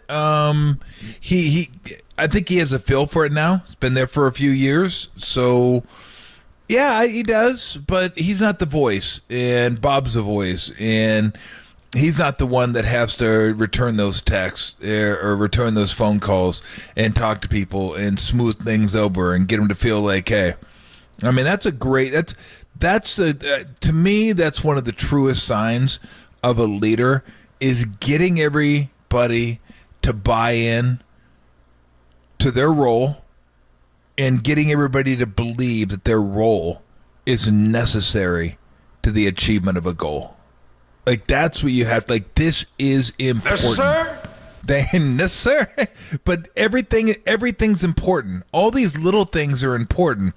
Are they more important than some things? No, Steph's the most important. Steph scoring, Steph doing his stuff, that's the most important thing. But guess what? If this huge thing it fires, but then two or three other things don't, no, he'll play well, but that's what you get with a lot of NBA teams. You get a lot of guys that people think are really, really good, and they play for mediocre or bad teams. But because they put up points and they put up rebounds, trust me on this one. I know you know this, but everybody that doesn't know this should know this. Someone has to get rebounds and someone has to score points on a bad team. Somebody. Just because you're bad doesn't mean you score 10 points. Yeah. You score 100-plus points. Somebody's getting 20-something. Someone's getting double-digit rebounds. Someone's probably getting 7, 8. That's the way it works. So don't be fooled by the fact that people that put up numbers are good players. It takes everybody, right? And it takes even they don't win without Iguodala. No. They don't. They could have all those guys. They don't win without him the first time. What his contribution, Sean Livingston, Bogut. David West, Bogut, all those guys. Incredible trade they made. But, they could have the core three guys, but it still takes more. It takes guys pitching in. And Bob's one of those guys that could get people to hey, this is valuable. And it is. but it's hard getting people to buy into that because in professional sports where you don't know how long you're going to be around, it's a job. There's no doubt that guys want to take care of themselves and guys want to take care of their families. Understandable. But what you have to convince everybody is if you being selfless is also going to be selfish. You're going to take care of yourself by taking care of the whole. Everyone wants a winner. Yeah, go back to those Bulls teams again. Look at the contracts that Steve Kerr got, that Judd Bushler got, that Luke Longley got. I mean, when you're a part of a winner, people want that. Look at JaVale McGee. Yeah, they're like, this guy knows what he's doing. He's part of it. He knows what it takes to win. He's seen it up close. Those people are valuable. Like, if you're a bad team, a few people are going to get paid. If you're a really good team, most people are going to get paid because people want that. They understand you know what it takes to win. You may even sacrifice a little bit of what you can do, and that's what Bob can bring to it. He sees that. He sees that picture out there, and he can convince people and talk to them on a level that a lot of people can't. Because a lot of times you always feel like you're talking to your boss when you're talking to your GM, right? And I don't know how they feel. I've never felt like when I've seen him around players and other people, like he doesn't look out of place. Like he doesn't look like he's stepping down from the offices and hanging out with everybody. Like he looks like he really is hanging out with everybody. That's who he is. Played pickup games all the time with the staff. Went over to San Quentin, played pickup over there when they went over there. Like he's just that type of guy. He just likes to hoop and loves to be around it. Just happens to be really personable, really smart. But he has that ability to do that, to talk to people at a level that a lot of guys can't talk to them, because I've been around GMs that you can, been around the GMs you can't. Some GMs you feel like you're going to the principal's office. Right. You just feel like you're sitting there in the principal's office and you're kind of being talked at instead of just a conversation. You're having a conversation with somebody, and like there's just a lot of things they're going to miss about him. But can they replace him? That was your question. I don't know. That's going to be that'll be the toughest thing. That will be the toughest thing to replace, because it's just everyone has their own unique style of doing it, and I don't think that's something necessarily that you can teach. I don't think you can be taught to be a leader. Like, right. You know who the leaders are. Tim Hardaway was always bring up that example, just because I knew from the first time I practiced with him he was a leader. Like, you just saw, boom, done. Steve Kerr, first time practice with him at Arizona, leader. You just knew it. I can't tell you how, why, where, what. They are. You know it. You know those guys. That was Bob. Bob was a leader. The first time I had the experience you're talking about in the professional sports world, being in a room with someone and just being like, "Oh, I get it," was Dusty Baker, and it's the dumbest story. But basically, I was working at a. How do I put this delicately? A national network based in the Bay Area that had fallen upon rough times.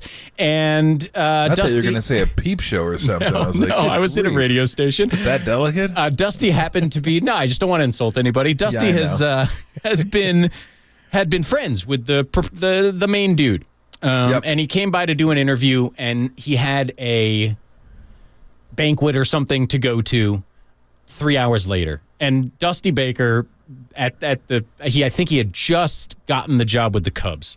And so he does the interview and then comes out of the studio and is like, hey, I was like an intern level type person at that point. And he's like, hey, do you mind if I just kind of change into my suit in the bullpen here and hang out for a while? And I'm like, of course not. You do whatever you want. You're Dusty Baker. And just sitting and BSing with that guy in 5 minutes. Because I had always wondered, like, why, he's a perfectly good manager. I don't know that he impressed me so much from afar. Like, why does everyone love Dusty so much? And in 5 minutes, you're like, oh, there's something about him. There's just a natural, like, a magnetism, a leadership quality, something about the guy where you spend 5 minutes talking to him and you're like, oh my God, I would run through a wall for you and I barely know you. Yeah. And I do think Bob is one of those guys, and frankly, Steve is too. And because Steve has been the coach of the team, I think we've heard a lot more about that exact quality you're talking about, where you make the smallest contributor understand and feel that they're doing something important. We talk about Steve doing that with bench guys all the time, right? And it's always, well, Steve was a bench guy, so he really understands how to keep these guys locked in and understanding the importance of their role. But I don't know that Bob's ability to do that has been celebrated as much as it should be. Yeah, and I think their relationship is one that is really gonna. It'll be interesting to see. Like Steve can get along with just about anybody, and I think he'll be fine. Mike Dunleavy. They play. I think Mike was probably a little. They might have played in the same era. I'm not positive. Maybe Mike started when Steve was finishing up. But I mean, they've known each other. They've been around basketball for forever. So I don't see that for seeing a problem. But do you have that same type of relationship that you're going to have that you had with Bob? Whether you have. You have it on a different level. They'll still have a relationship, obviously, but it won't be like it is now. Do you have that? Do you have that trust? Do you have that same vision? And the greatest strength they had, the Warriors had, and they owe a lot of this to Steve and Bob. They didn't care who got the credit. They just wanted to win. That's all they wanted. They wanted to find a way to win, and if you win, the credit goes around. Everyone can get the credit. They never cared about that. It was about, let's work together. Let's find out who has the best ideas, and let's use those ideas. A lot of times people can get very territorial in those type of jobs, and they want it to be known that they're the one that came up with that idea. Hell, Steve went out of his way to tell people that it wasn't his idea in Memphis to switch Bogan on the great Tony Nick Allen. Uren, baby. Yeah, well, Nick Uren, that was onRon Adams. Nick Uren was Cleveland, right. When they started Iguodala. But he went out of his way. Like a lot of coaches have been like, behind the scenes, I'll tell you good job, but I'm not going to tell you because I don't want people to think it wasn't me. Not going to name names, That's but how there may have been Steve is. May have been a coach shortly before Steve that was behaving in that way. Bob, same way. Who cares? You got a good idea? Let's hear it. Well, and the fact that they got a GM, a head coach, and a superstar who all act that way as far as credit goes, it's a pretty remarkable confluence of circumstances. We will talk a little more about this with a former Warriors GM, Rod Higgins, who not only a former Warriors GM, but also a GM who stepped down of his own accord from Charlotte a little less than 10 years ago. So we'll ask him about the decision-making process, ask him what's next. That is coming up. I'm Matt Kolsky in for Adam Copeland alongside Tom Tolbert on KNBR, the sports leader.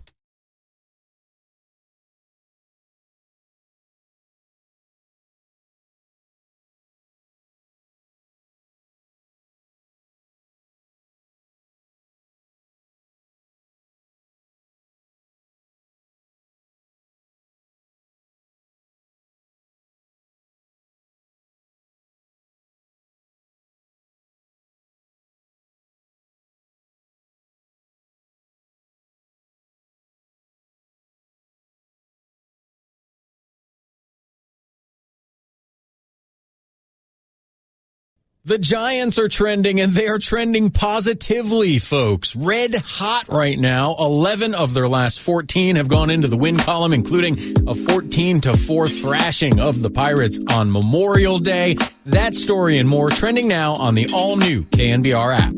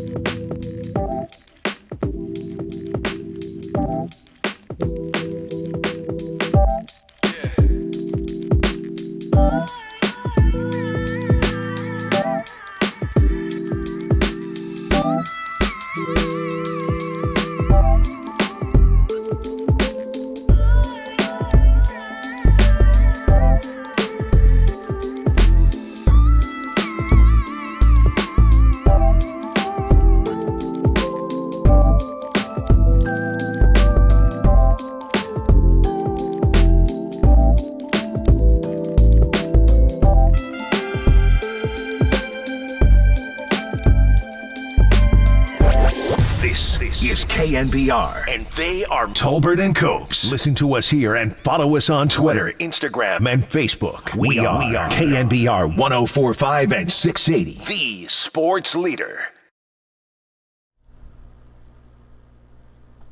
Matt Kolsky, Tom Tolbert with you. Time to talk to a good friend of mine, former teammate, former GM, Golden State Warriors, Charlotte Hornets, worked in the front office for the Atlanta Hawks, so he's seen it all over his time in the NBA. Rod Higgins joins us now.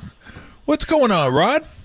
Hey, Tom. Man, good to hear your voice. Just the perfect basketball time in America, isn't it? With the finals right around the corner, great basketball. Yep. Sounds like you guys got a lot cooking over there in the Bay today. Huh? Well, it's just what we all saw coming, Nuggets and Heat. All ready to go, ready to wrap it up. Although it is something we don't get to see in the NBA Finals ever, like almost like a true David versus Goliath, a 1 versus an 8. You don't get that for very often, so it's going to be intriguing. But let's get to the wanted to have you on to talk about Bob Myers stepping down, and I mean, you've been in that position before. What's the most difficult thing about being a GM? Is it the basketball part, or is it all the stuff you have to deal with outside of the game? Well, the game is probably the most enjoyable part. You know, when you're at the game and you're watching, you're competing. Probably the other piece to it, because you're responsible for so many different people, particularly your players and the people that you work with. You know, you're managing on a level, but then you're also managing up, so to speak. You have to manage up to your owner and the board, maybe the board of governors or something with your organization. And, you know, that, you know, sometimes that can become, you know, overwhelming. You know, the thing that I found out when I was in those positions was, you know, your phone you can't turn your phone off. So if that 3 a.m. call comes through, you don't want to be sleeping and you can't hear the phone ring. You don't put your silent mode on. You keep your ringer on, and you know, so you have to be on 24 hours a day, and you know that's the business that you know people like they choose. That's the business you choose, so to speak. Why the hell did you choose that, by the way? Probably because of my limited education and I just didn't know any better. Well, you know, Fresno State. So I always told you Fresno State's only going to take you so far. So how taxing is that, though? I mean, it makes you make it sound like wow. And look, I know there's a lot of good parts and stuff like that, but this is what I was talking about with Bob. I think Bob probably probably didn't want it anymore. Like I get tired of dealing with everybody. Like I don't have any time for myself. I'm always putting out fires here and there. How stressful is that? Like you said, 24 hours, you're on call basically. Now I'm sure it doesn't always come to that, but it's always crossing your mind. I'm sure that phone could ring at any time. And then if you're not thinking about that, you're thinking about how do I get my team better? Is it to the draft? Are there any trades out there that make any sense for me? Do I think the coach is coaching the team that I've tried to assemble in the best manner? I mean, how do we deal with that relationship? I mean, it just, my goodness gracious. I mean, it just sounds like chaos. But in a good way, though, because as I said earlier, you know, you choose to do that. You take on those responsibilities. And sometimes, like to Bob's credit, he has done it his way, so to speak. You know, he came in a highly successful Hall of Fame talent evaluator, negotiating all of those things to help bring championships to the Warriors. And now he says, okay, I'm going to take a step back. However he said it, and but he had the ability to do it. Not everybody has that ability. A lot of times you're released from the job.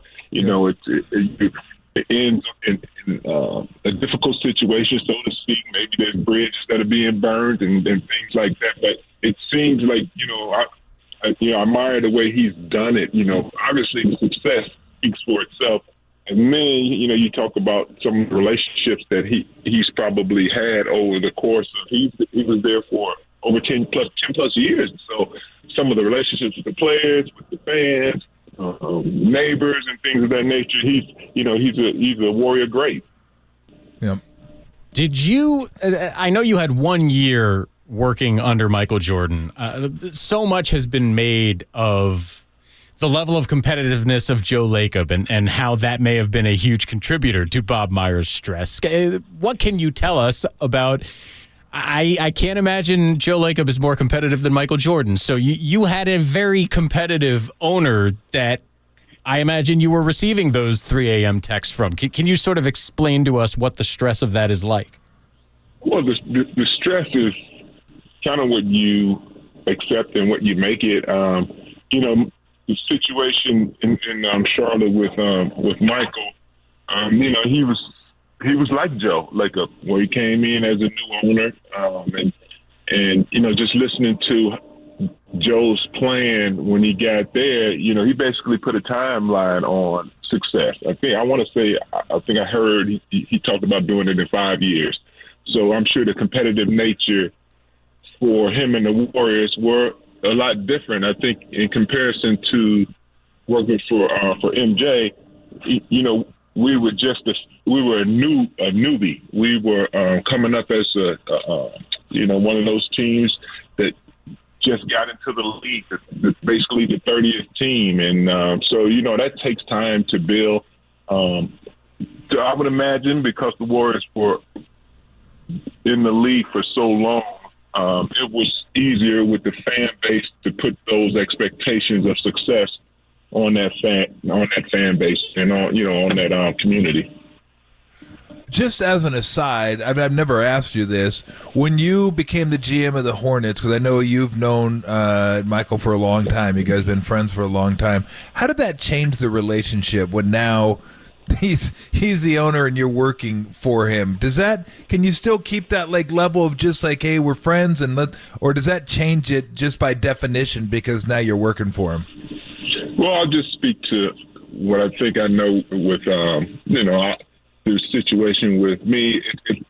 It almost has to change the time. Yeah. I truly believe that, because the professional piece of trying to run a franchise, you've got to look at things differently. I've been knowing Michael since 1984. So it was, I played with him his rookie year, and then, I was let go by the Bulls and end up being your teammate in Golden State all those years. But it's just one of those things where you kind of put your head down and you go forward. And with our relationship back there, we started as friends, and the best thing about it is you want to maintain those relationships. Working is working, and jobs are going to be here when we're long and gone. Yeah, Rod was a teammate of mine. Great teammate, by the way. Most fun I ever had playing in the NBA. That team. That was a fun bunch of guys. It was a fun team. Weren't the greatest team, but we were pretty good. But we had a lot of fun back then. It was as close as I get to a college atmosphere in the NBA, where guys hung out and did some stuff together. So how does this affect the team going forward? Because we've talked about Bob's communication skills is probably one of the biggest keys to this team doing what they've done over the last 8 years. I mean, obviously the players and their talent is number one, but communication is a huge deal. Guys can scout, guys can, the draft, all that kind of stuff. How tough will that be to replace whatever his communication style is? It's worked with Joe, it's worked with Steve, it's worked with Steph, Dre, Clay, all those guys. How tough is that aspect going to be to replace? I think it's really tough to replace because you hit up on the skill set of Bob in terms of communicating. You look at his resume and how, starting at Monte Vista and then going to UCLA and law school, going to being an agent, and so he's communicating as he's growing on different levels already. So his experience helped him to be ready for that job. Coming from the agent side of the business, because back when Bob did it, Bob might have been one of the innovators.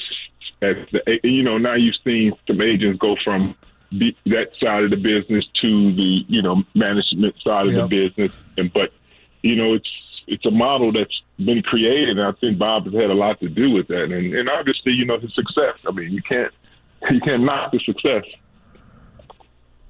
How much do you think continuity serves you in this situation? I mean, as they look for their replacement, obviously this whole championship extended run has included Steph, Clay, Draymond, Steve, and Bob Myers.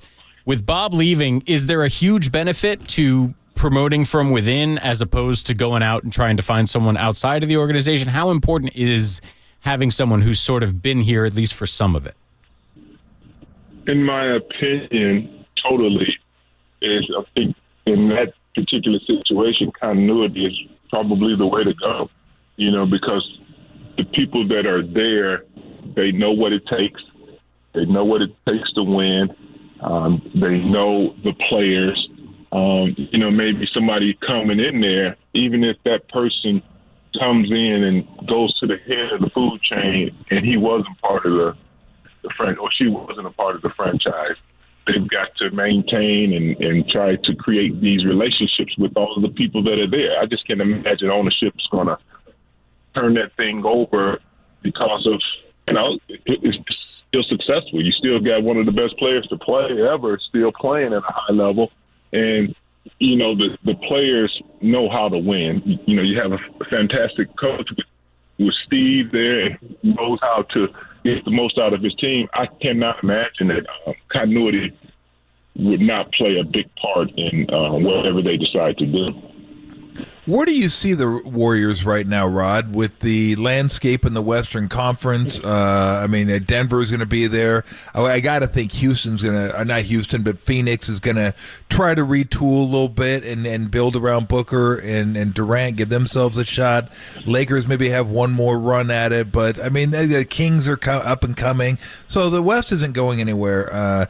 Where do you see the Warriors in that landscape? Can they win a championship with the team they have, or do you also think they need to go out there and maybe get some tweaks and maybe an overhaul? I don't know. How do you see it? Well, contractually, sometimes you have to make decisions based on what your books look like. There's there are players there. I think Draymond has a team out or a player option. Yep. I want to say Clay has another year on his deal, and obviously Steph. But those components, you probably can't break those up. Not at this stage if you want to continue to have some success.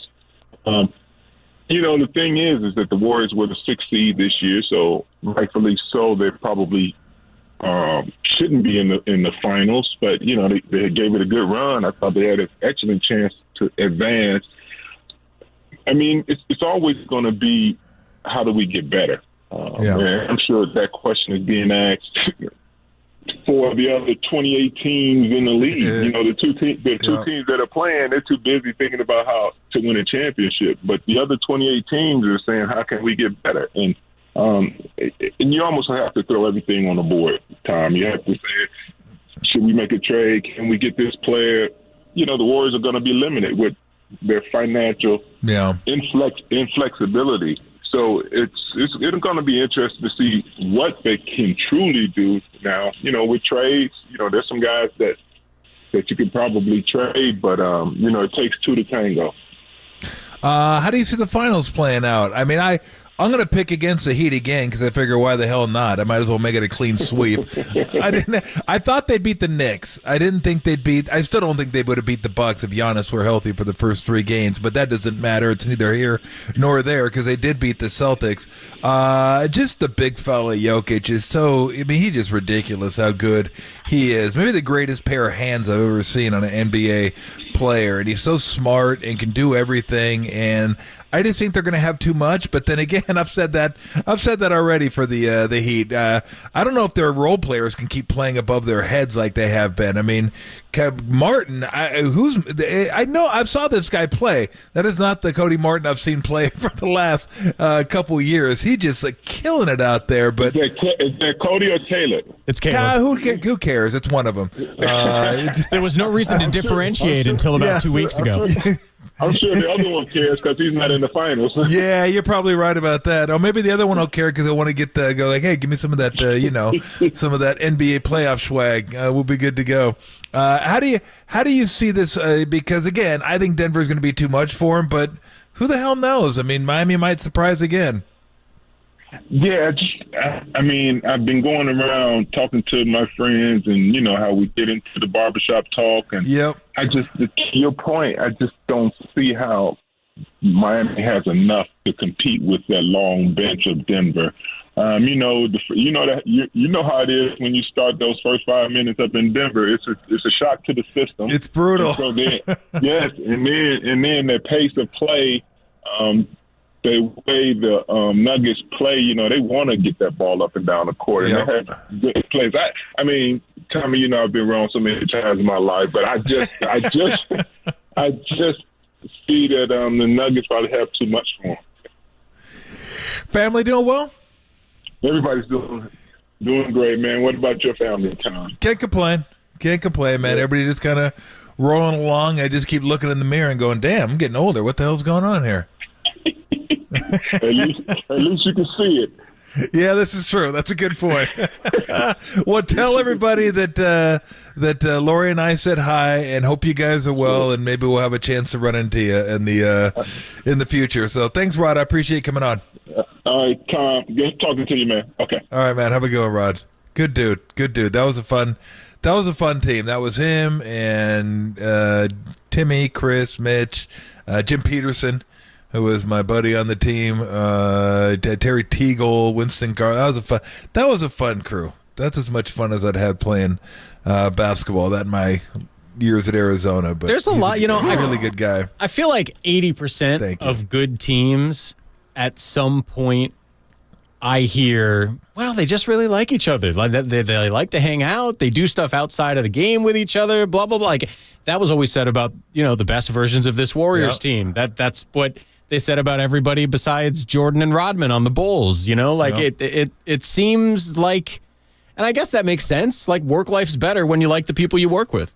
No, absolutely. Well, we weren't even that good. We were like a little over 500, but I would have liked to have seen if we could have stuck together for a couple more years. Well, I think we could have been a little bit better, but who knows? Maybe that's about as celebrated a team that didn't win a ton as we've had.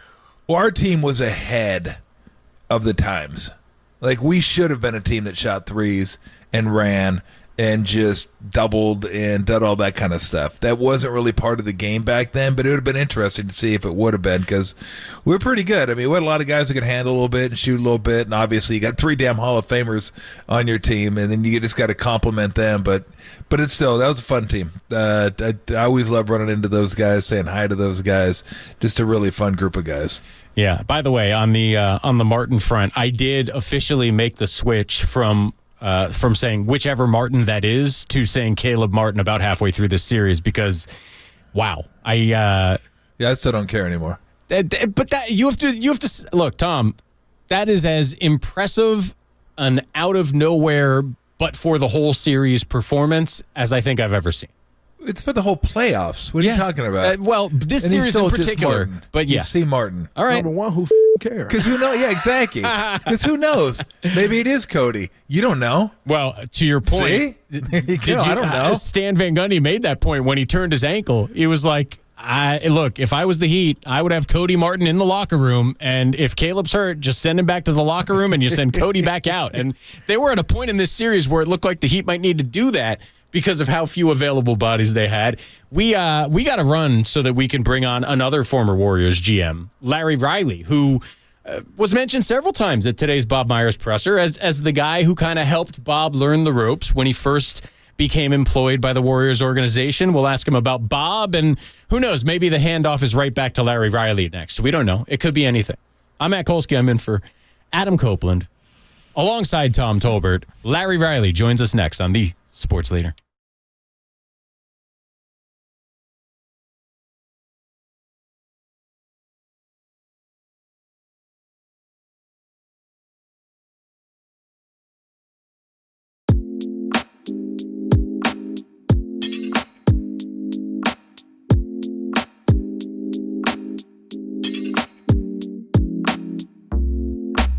The Hall of Famer Mark Spears joined Murph and Mac this morning. Saw Mark Spears on the floor at the end of the Eastern Conference Finals last night, but he was up bright and early talking with Murph and Mac about how the Warriors will handle this offseason without Bob Myers. That podcast and more trending now on the all-new KNBR app.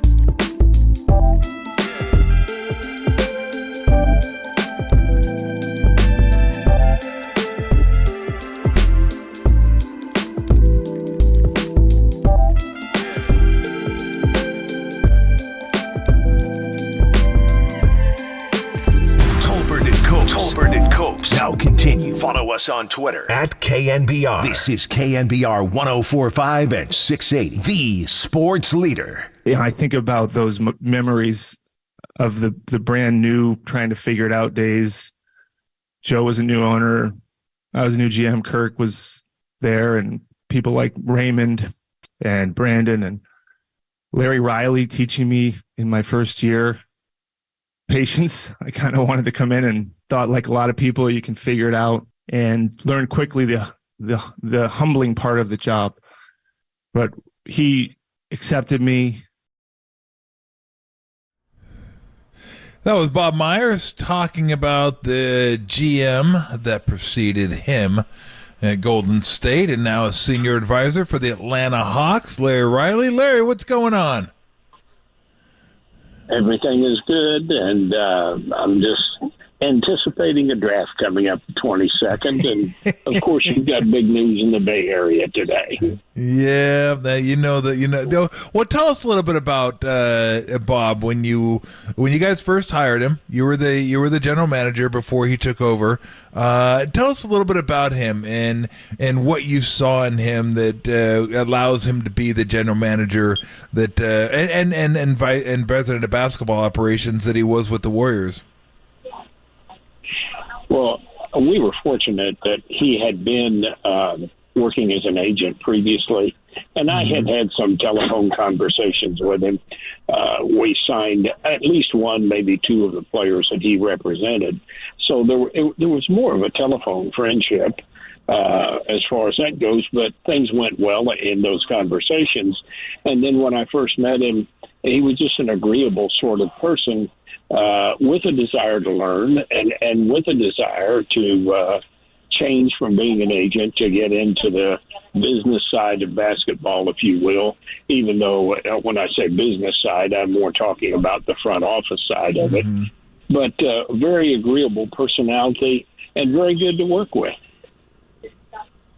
When we've spent a lot of time this morning or this afternoon, good God, when do I wake up, talking about the relationships and how Bob, just as a guy, had great relationships both with the people above him and below him in the organization. How much do you see his departure affecting the players in terms of not necessarily their contracts or whether they're traded or what have you, but in having that resource of the human being, Bob Myers, to talk to about what was going on with the Warriors? There's certainly a factor that he handled things very well, as you've already alluded to. When there's a personal relationship where players and management get along, it's quite helpful. And they'll miss that certainly for a while. I do think that the Warriors will find someone, of course, to fill the job, and that person will have to come in and win the respect of the staff around him as well as the players. And that probably will happen. But Bob Myers will be missed by a lot of people, and because of the way he approached things. And, there is a relationship that's going to be missing. There'll be a new one. How tough is that, Larry, as someone who has had that job? We asked Rod Higgins this, who you know, and he also was work for the Hawks, and he understands how you got to deal with the owner, you got to deal with the players, you got to deal with the coaches, you got to deal with the staff. How tough is that to navigate where you're doing all your basketball stuff, but communication is such a huge part of what you do? you have just hit the nail on the head. There's all kinds of different areas. It's not just basketball. And I would never say that basketball is the easy part of it, but to some degree it is. And then you've got all of the other things that you have to deal with. And, of course, Bob had been an agent, so dealing with agents was something that, he could do quite easily, and he understood where everybody was coming from.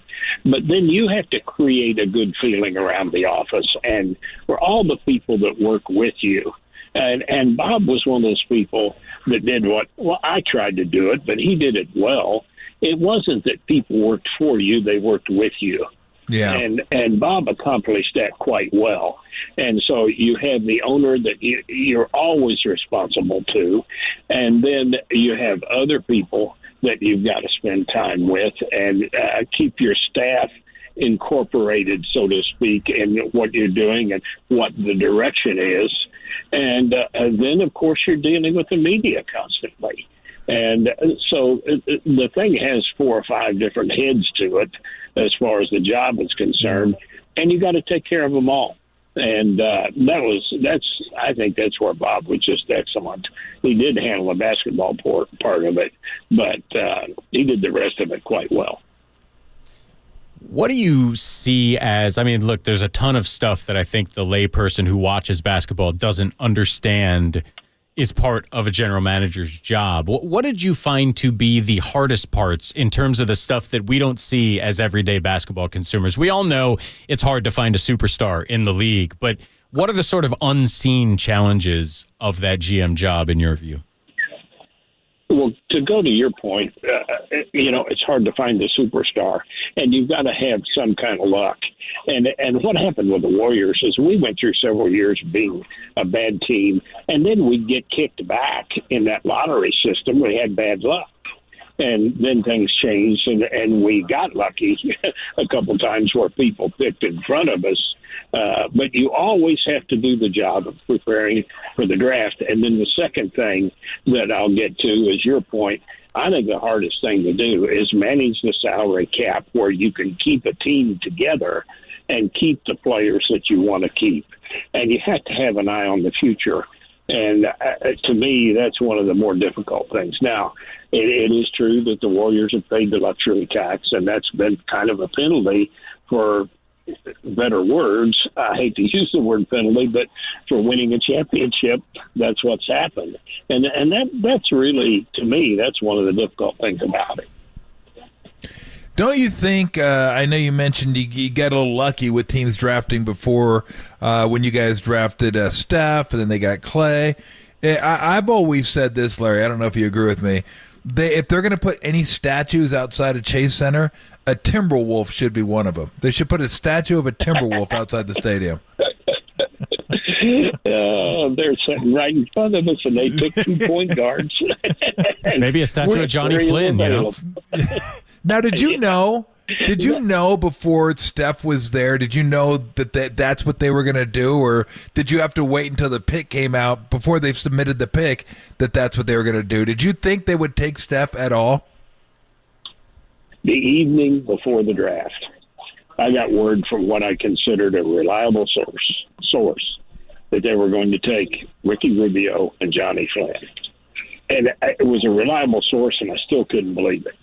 And of course, I didn't sleep much. And, but, then the next morning, I got another call saying the same thing. And I thought, okay, there's the chance. But, that's the luck I'm referring to. Yep. People say there's no luck in basketball. There certainly is.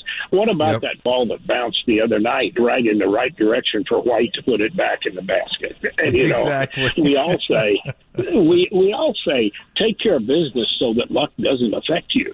We'd love to do that at game time. But, and then we had the same thing in the Clay Thompson draft.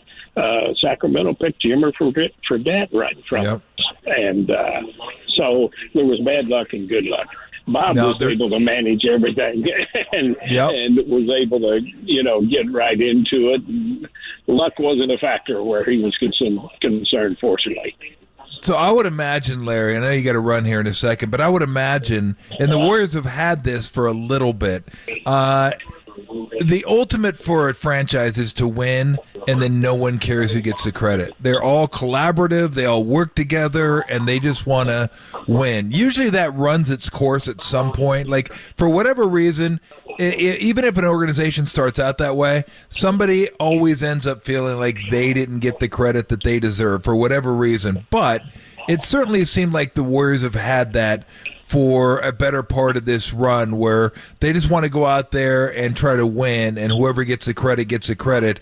They seemingly have been able to live that for a while. I don't know how much longer, but they've been able to live it for a while, and that seems like that would be a great way to go about business if you can achieve it. That's such a rare thing, and you're right on point. The Warriors, and I'm a little bit to the outside of it now. Yeah. But I still have a little bit of a pulse for it. The Warriors have done exactly what you said. It's all about winning titles and not who gets the credit, because once you win titles, then everybody gets credit. And they didn't just win one of them. It wasn't a fly-by-night thing. They've been able to keep it going. And, that all is the credit to the coaches, the front office, ownership, the players.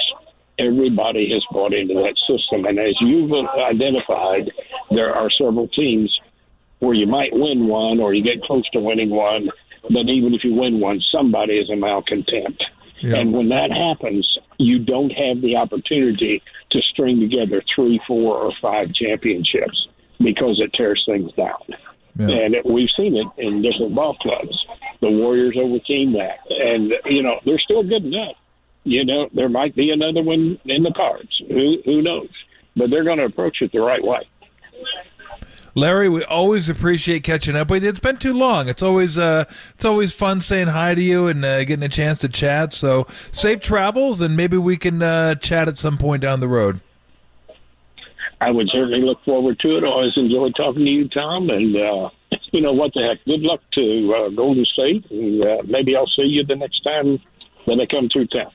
All right, Larry. Have a good one, and thank you so much. I appreciate it. You bet.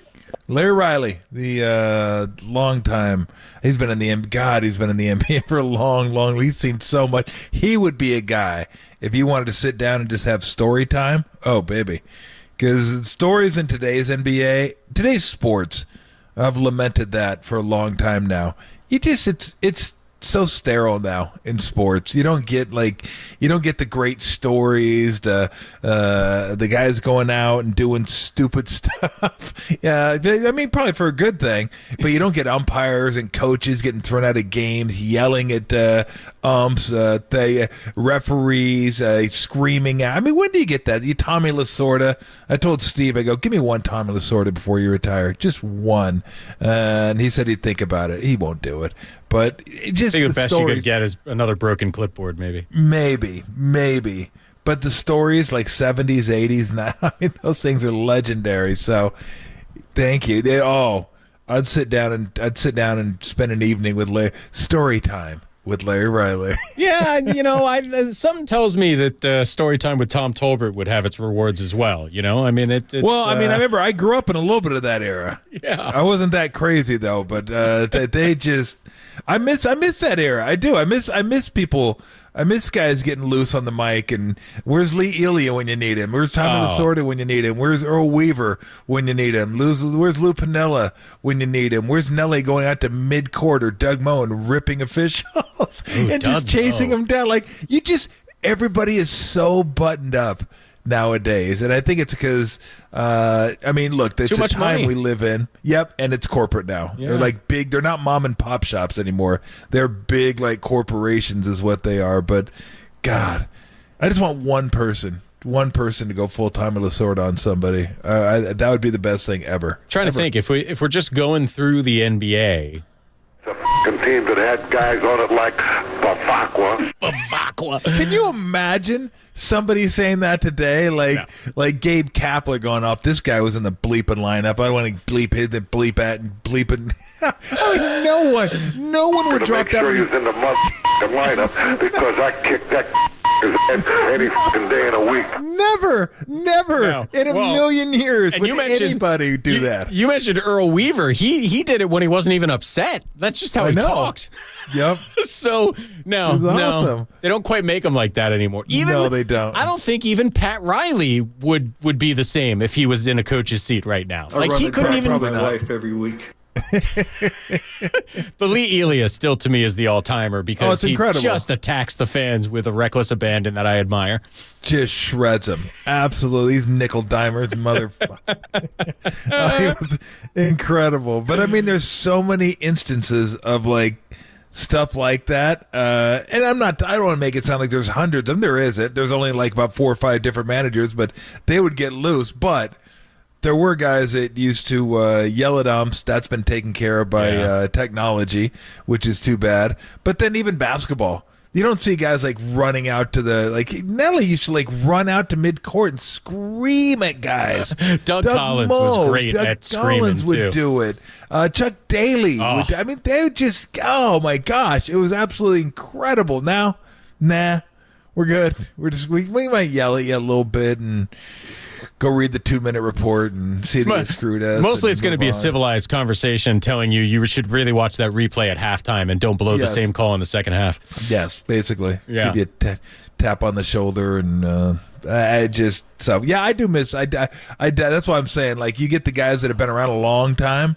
Their stories are legendary, just legendary. And It's I'm not the even color. talking about debauchery. I'm just talking about just holy crap, you guys used to do that. Like, that's what practice was like. Oh my gosh, like just travel stories, just really good stuff. Yeah, well, I mean, they were still flying coach when I believe I did. Yeah, My I was first going to year. say I'm pretty sure that at least one of the championship Bulls teams I watched as a kid was flying in a normal airplane with other human beings, not on their own charter plane. It has changed a lot in what feels like a short time, but it's probably just to people over the age of 40 that it feels like a short time. I don't think anyone else sees it that way. We will come back and continue on with our Bob Myers discussion, but also Bob Myers or no Bob Myers, this was going to be an interesting offseason for the Warriors, and I want to get Tom's perspective on that a little bit. I am Matt Kolsky in for Adam Copeland today.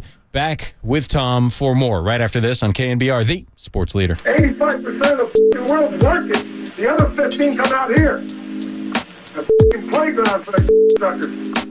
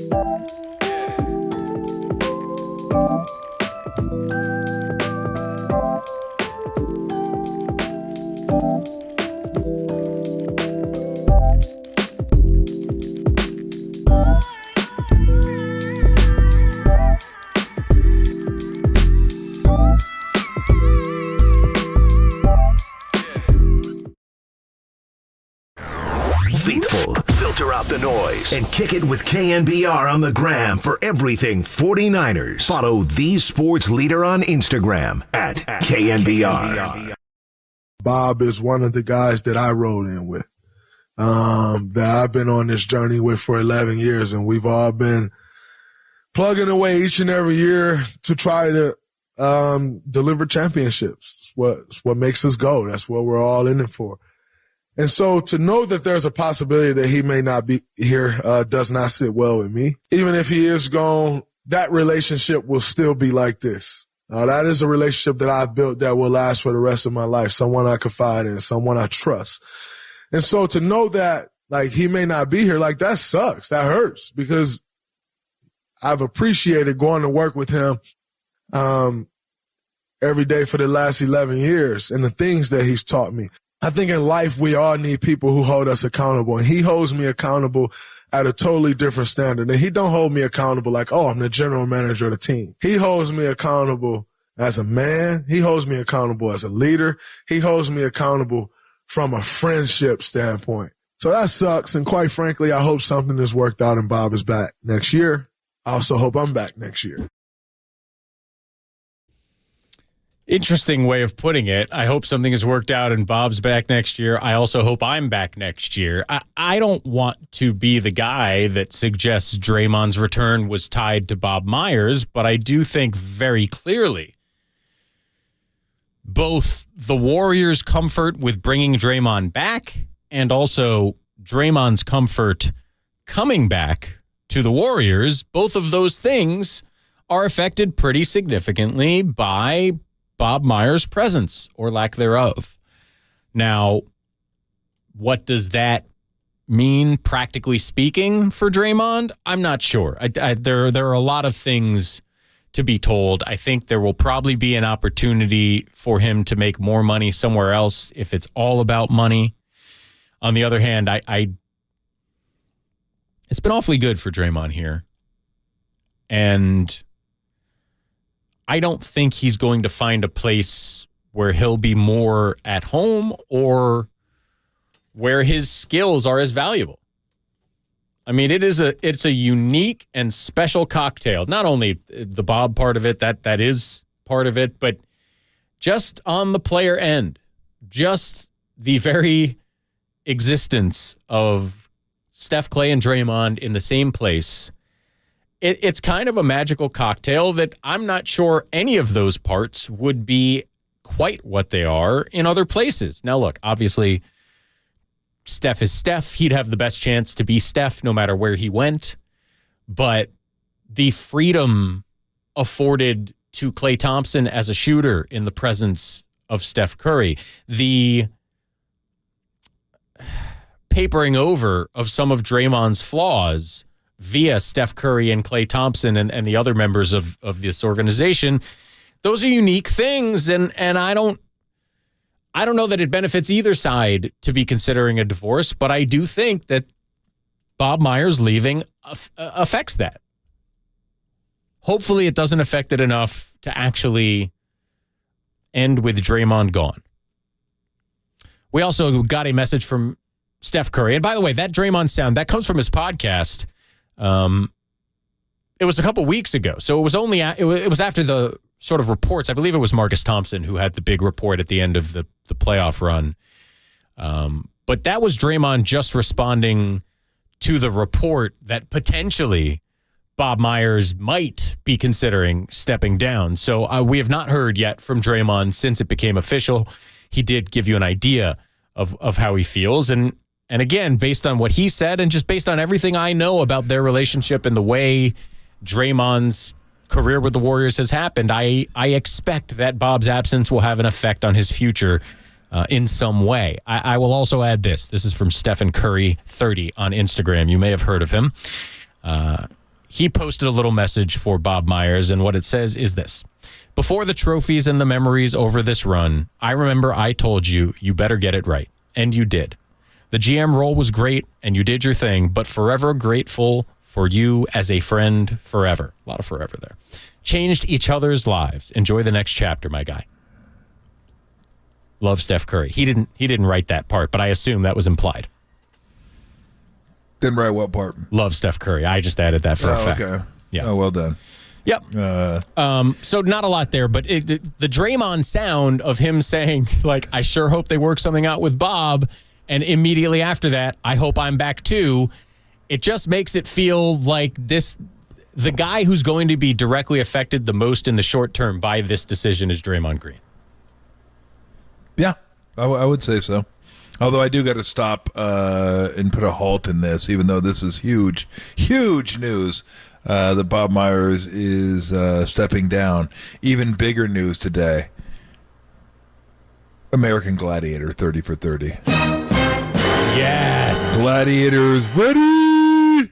Okay. Contestants ready. Oh, I love it. And it's two parts.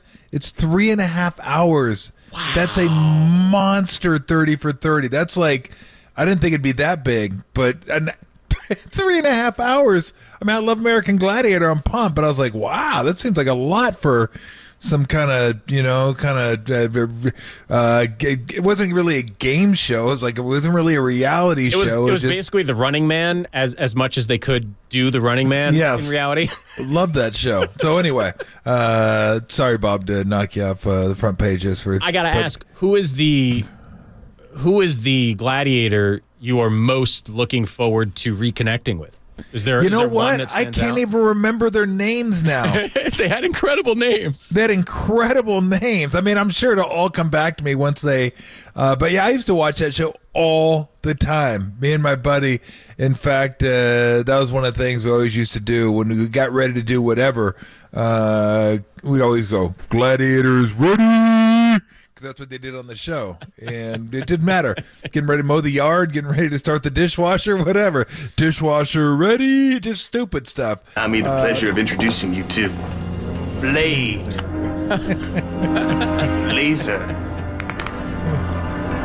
Blazer.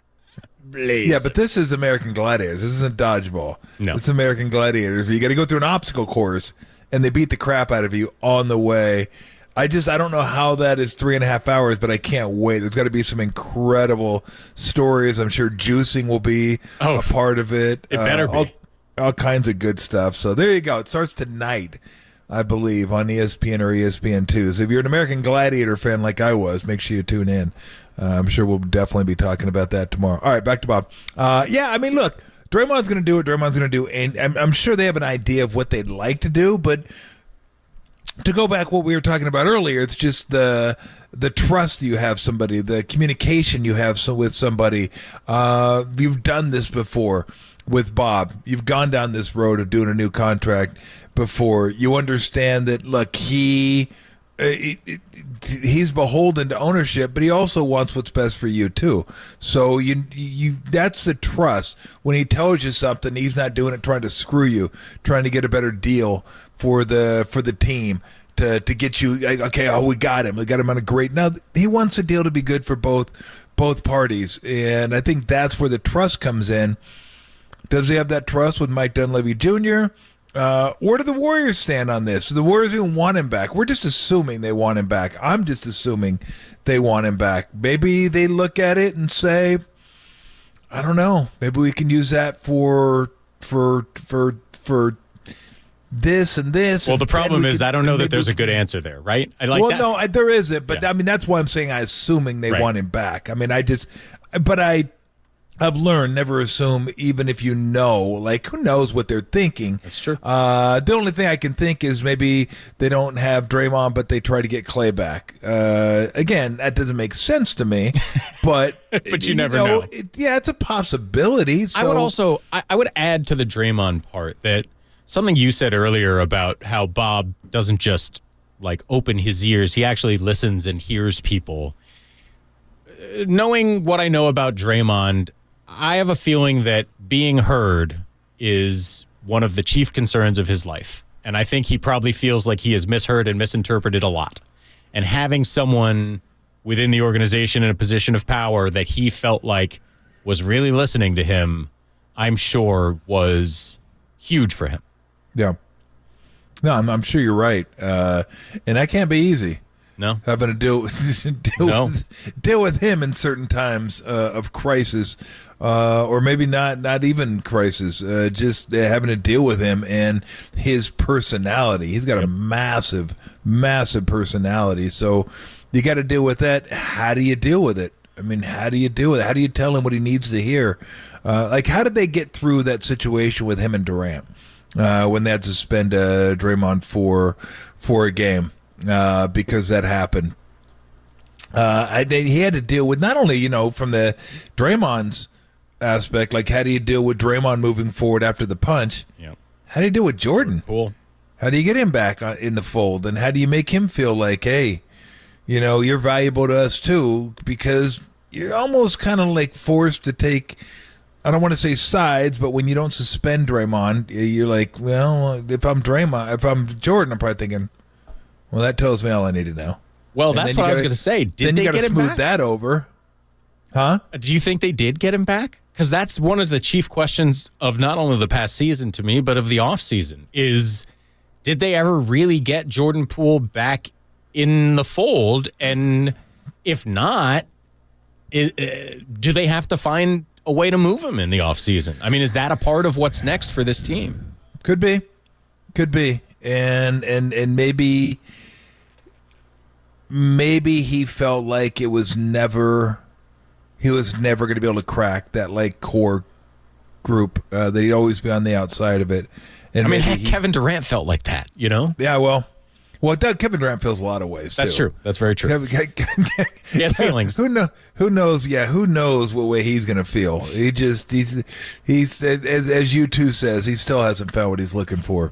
But Jordan Poole, I don't know. I think he kind of felt like that at the end of last year, but then that trust was just crushed by a right hand to the face. And who knows how he felt about it? Like, I know how he felt about the punch, but who knows how he felt about the punishment? Because it wasn't really a punishment. It was like he's taking time away, right, and then he comes back and he plays. Well, if I'm Jordan Poole, I'm thinking, well, that was nothing. That was just kind of like, take your time, collect your thoughts, and it would make me think, did they think I did something wrong? Do they think I deserved it? Are they siding with the guy that helped them win championships? So those are things that be going through my mind. But Bob had to handle all this stuff. Right. Like, Bob has to handle No wonder he's all this stressed. stuff. Yeah, over and over he has to handle it. So again, when Rod was saying, have your phone on at 3 a.m., I'd be like, hell with you. You call me at 5. I'm not getting up between 2 and 5, okay? Leave me alone. But, I mean, if that's what you signed up for, that's what you signed up for. I would be so upset if somebody woke me up after I've been asleep for an hour. And that's why you're the home game radio color man instead of the general manager. Exactly. I'm like, are you kidding me? You just woke me up? I'm going to drive over your house and knock the crap out of you is what I'm going to do. But, I mean, that's it. And it's not just – thank you. It's not just getting phone calls from – I mean, bad enough you're getting phone calls from one place. You could be getting phone calls from anybody. You could be getting phone calls from the owner. You could be getting phone calls from one of your players. You could be getting phone calls from one of your coaches. You could be getting phone calls from one of your agents. You could be getting phone calls from people that you work with, like in the executive level. It's just never ending. The people, and that's the thing that I think would be the toughest. And maybe that, like I said, I think that's ultimately what wore him out, is like just having to deal with that all the time. It's never ending. You heard what Rod said. I mean, it just doesn't end. It's 24 hours. It's 365. It's every single day. And I'm sure they have vacation, but don't tell me they don't have their phones on during vacation. You know damn well they have their phones on during vacation. Yeah. Well, it's like when my friends who don't have kids ask me, what's hard about it. Obviously, a million things are wonderful about having children, and there's plenty of downsides, if you will. But to me, it's the relentlessness of it. They're here forever. Yep.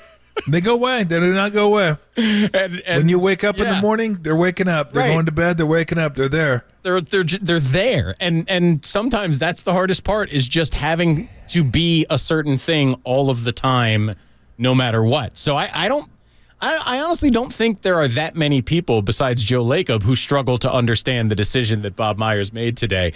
But that said, the Warriors still have to find a way to move forward. And I have some more questions about that I will pose to Tom right after this break. Matt Kolsky in for Adam Copeland today with Tom Tolbert on KNBR, the sports leader.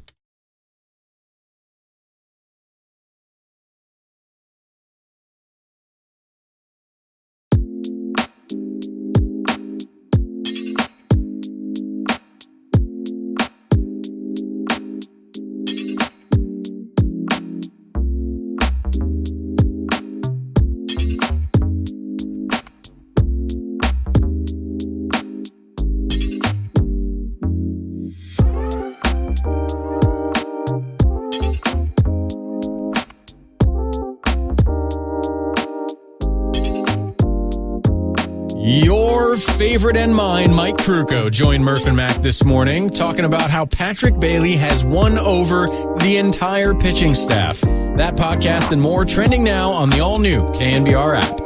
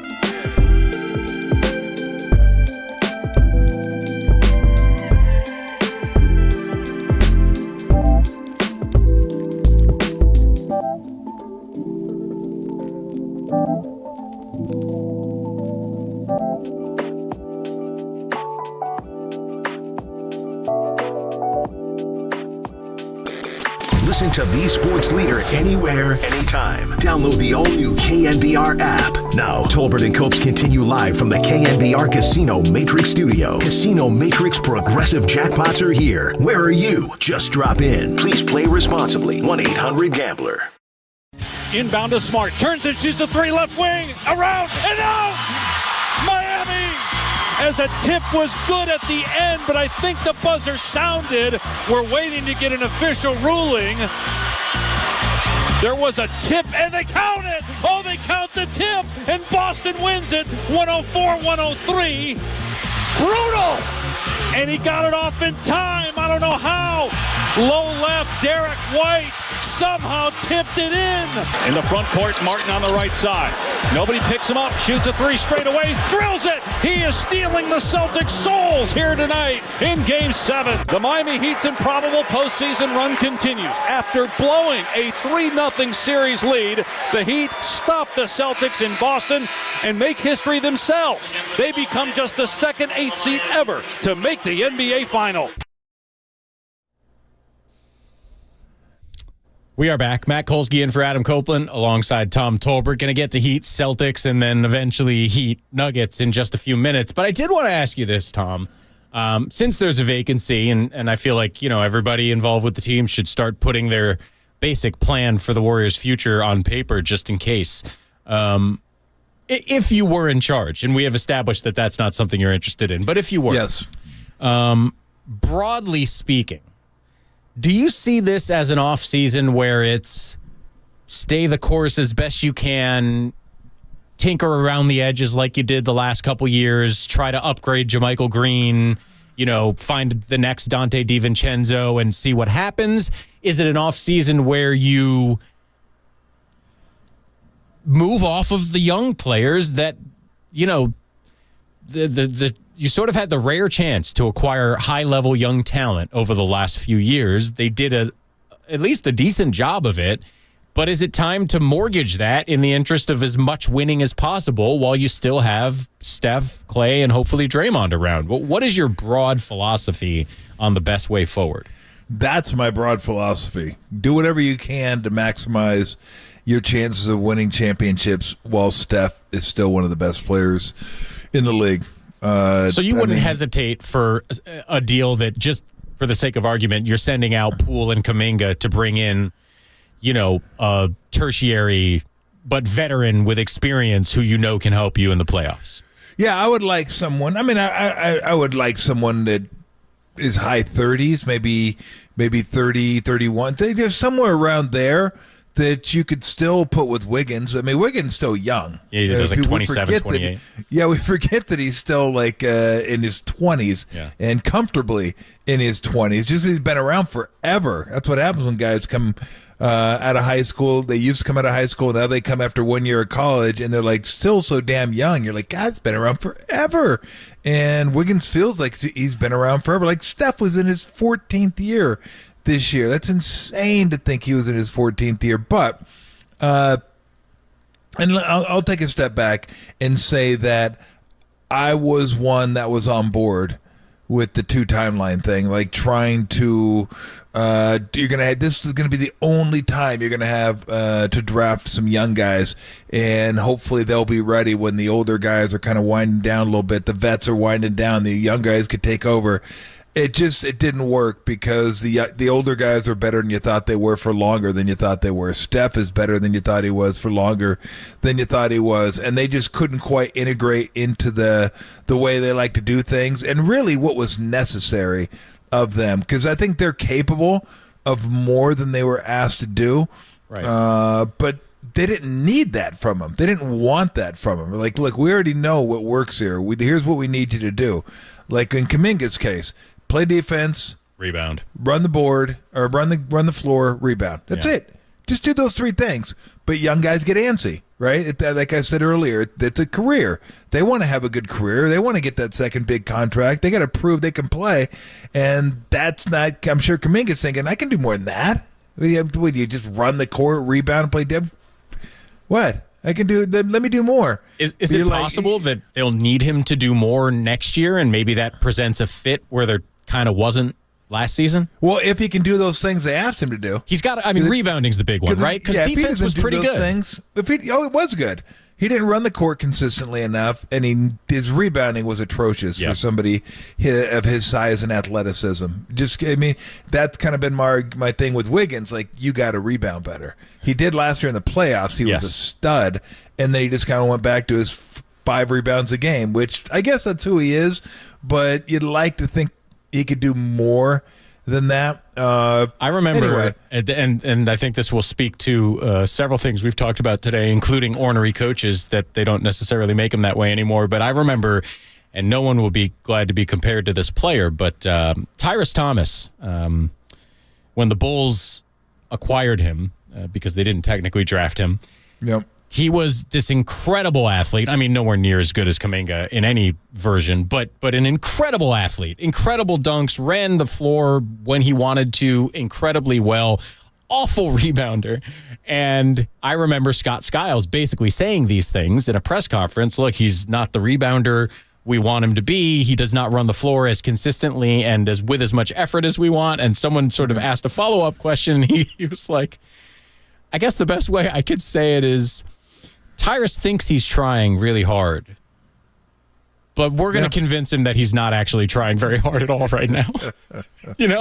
And like, I think there is, when it comes to rebounding at the NBA level, it's hard for super athletes who've never had to worry about that to actually understand what it takes. Yeah, I mean, it's consistent effort. It's reading the shot, and it's just doing it. Just getting in there and doing it. And it's doing it over and over and over. Yeah, exactly. Again. You may go 10 straight times, and guess what? They may make 10 straight shots, and you've just felt like, God, what a waste of effort. But you have to go there because on the off chance they're going to miss that shot, or you're going to miss that, your team's going to miss the shot, putting yourself in that position. Do you think Looney wants to go to offensive rebound when Steph shoots a 3? He's probably like, why? But he goes. Every time. Probably not every time, but he goes most of the time. Yeah. That's just the mindset. Like, you got to go. Because 1 out of 10 times you're going to get it. Or the one time you don't go, that'll be the time they miss, and it'll go right where you're used to going. Like, that's right where I thought the shot was going to go there. I didn't get there. So he's got to get that. But so anyway, that thing has kind of crumbled a little bit. So the young guys really are Kuminga, Poole, and Moody. Wiggins. Those are kind of your young guys. No Moody? If you, I always forget about Moody because he plays older. Yeah, he plays a little bit more like a vet than those other guys. The younger guys play. No, absolutely, I would include Moody. Baldwin, we don't know enough about. Rollins, I don't know enough about. Sure. So I would, and this is just me, I would do whatever you have to put the best team on the court to help you win a championship in the next 2-3 years. Especially if, not especially if Draymond and Clay are going to stay. If they're not going to stay, then you might as well forget it anyway, because if Draymond doesn't stay, then your chances of winning are, I won't say they're nil, because Steph's on the team, and I can't do that in good conscience with Steph on the team, but they take a massive, massive hit. Like, I can't even imagine them being a top 4 seed next year. It's just very hard to replace that particular set of skills. For this team. Yeah. It's that set of skills for this team. And then who knows what happens to Clay. But if those guys, you can keep those guys for a couple years anyway, then yes, I could move Poole. I could move Kuminga. I can move Moody. I don't want to move all of them, but, the ones that, Kuminga and Poole will be the ones that are most likely to draw attention. And who knows? Maybe nobody knows if Jordan Poole's tied to this organization like all the other guys are. Maybe he wants to go somewhere and start. Because he's not starting here until Clay and Steph leave. He's just not. I know there's been a lot of discussion about, well, maybe Clay should come. That's not going to happen. I do not believe it's not going to happen. So maybe he's not even tied to being here. He got his money. Maybe he wants to start now and average 25 a game, 26 a game. Maybe he wants to make his mark in the NBA, and he's won a championship, so he doesn't feel as beholden to this franchise or feel the need to win like another one coming off the bench. He'd rather start. He'd rather play his consistent 30 minutes a night because his minutes down toward the end of the year were like 15 a game, like 12, 15. he was just in a bad spot mentally. And he did. Look, he has, over the course of the years where he's been a viable NBA player, so tossing out his rookie year, he has been significantly better as a starter. And we can criticize him for that if we want, but it's just a fact. So I couldn't necessarily blame him for wanting a starting job. And I think it's very possible that, in a way, because he got his new contract, that the Warriors might get 2 or 3 lower level but contributing role players who are veterans, and that might actually benefit them in the long run versus bringing Jordan Poole off the bench, especially if you think about the fact that, especially with Kuminga falling out of the rotation, it got really short on that bench in this year's postseason run. Yeah. Really short. Yeah, I think what you'd be looking at if they did trade him would be probably 2 guys for one instead of 1 for 1, because I don't think his stock is, certainly it's not as high as it was after last year's season. So you're not going to get comparable talent in a one-on-one deal. But you could get 2 really good players or 2 not decent, but solid players, rotational players for Poole. They might look at the upside of having, we got the best player in the deal. This guy can average 25, 26. He's is a shot maker, a shot creator, a good ball handler.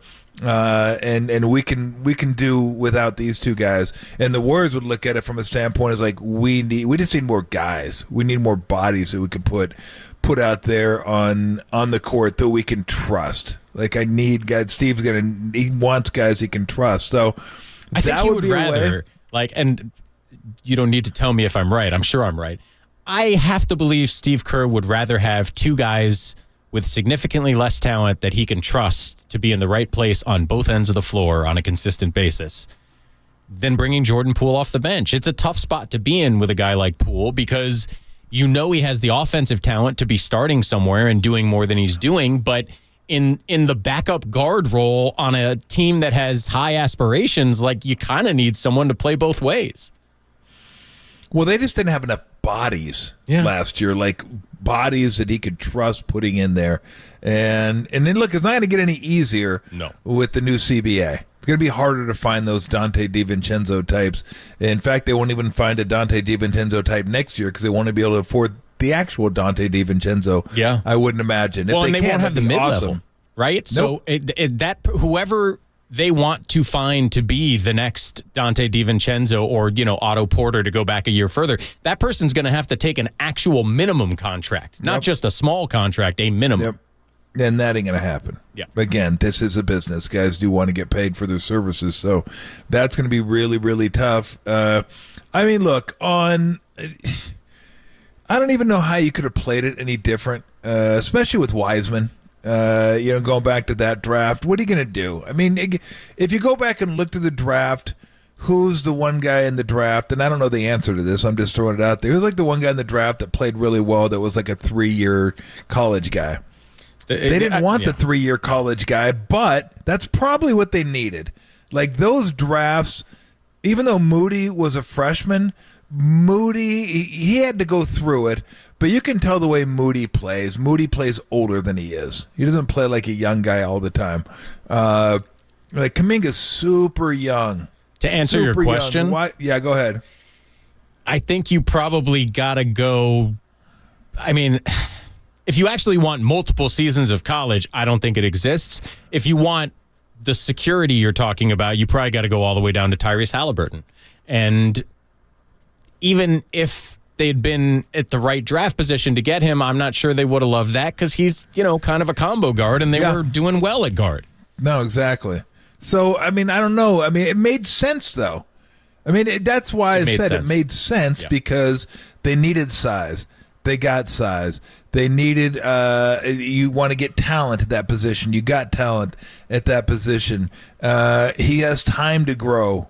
He's young. He'll come into his time, but it just did not click. And it was a combination of things. It was injuries. It was the fit. It was, he's not, defense was not his strength, and it was the thing they needed most from him. There are so many reasons. And the biggest criticism at the time and in the couple years after that draft was, they should have taken LaMelo Ball. Look how good he is. But I'm not sure that would have worked out great here either, because he would not have been allowed to just run his freewheeling stuff, all having fun and shooting 35-footers like he has been in Charlotte. He'd have been on the bench behind Stephen Clay, and it would have been similar to the Jordan Poole situation we have now, where it's like, this guy probably should be starting.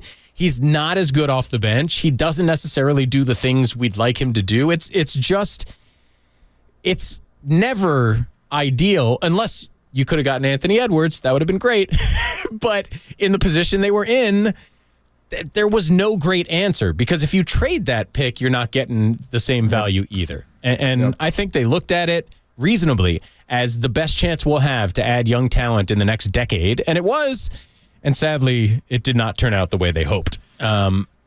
We need to talk about the basketball that is still being played, because 2 hours of basketball that has been over for a while and won't start again for several months, I think, is enough for the time being. The Miami Heat become the second 8 seed ever. And if I'm not mistaken, the first 8 seed to make the NBA Finals beat the number 1 seeded Heat in the first round that season. I think that's the 99 Knicks, if I recall correctly.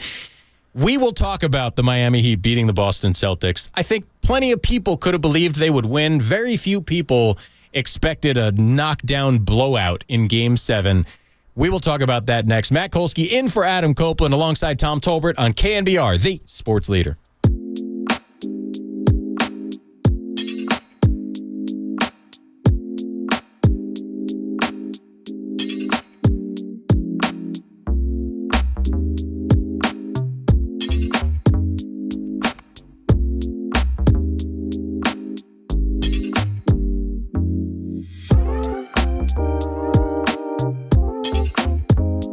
It is the end of an era. After 12 years at the head of the organization, Bob Myers is stepping down as president of basketball operations for the Golden State Warriors. That story and more trending now on the all-new KNBR app.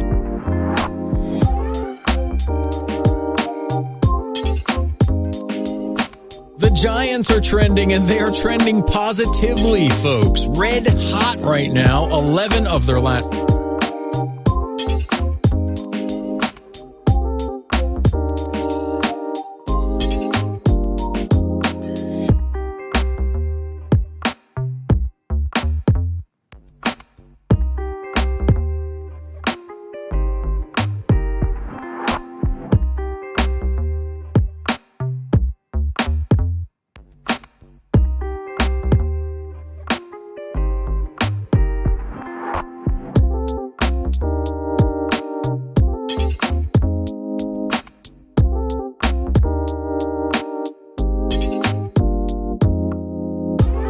Hey everybody, Mr. T here for Xfinity. Summer just around the corner. In fact, some say it is here. Memorial Day, traditionally the start of summer.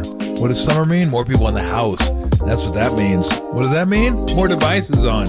And that means friends coming over. More devices on. Everyone has their devices on. You want to make sure you're entertaining everybody. And somebody still may be going to school from home.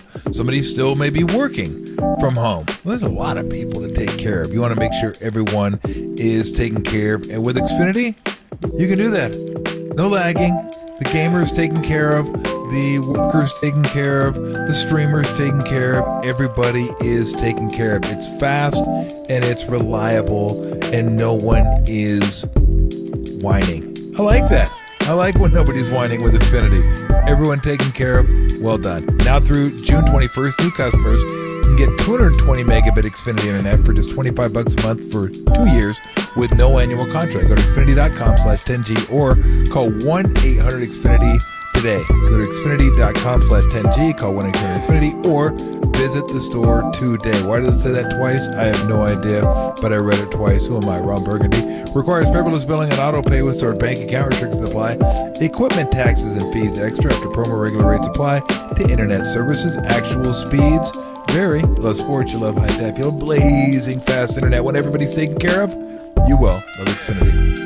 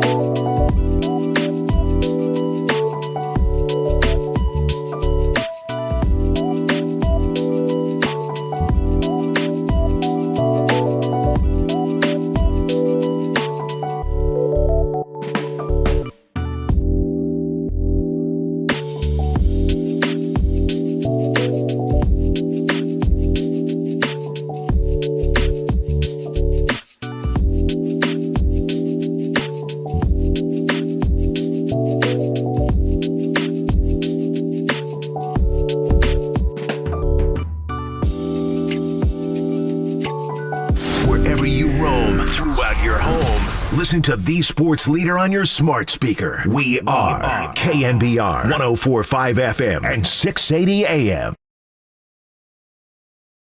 It is the Tolbert & Copes Show. I'm Matt Kolsky in for Adam Copeland today, and Tolbert & Copes is sponsored by Redwood Credit Union. Start earning cash back on your everyday spending with a Redwood Credit Union free checking account.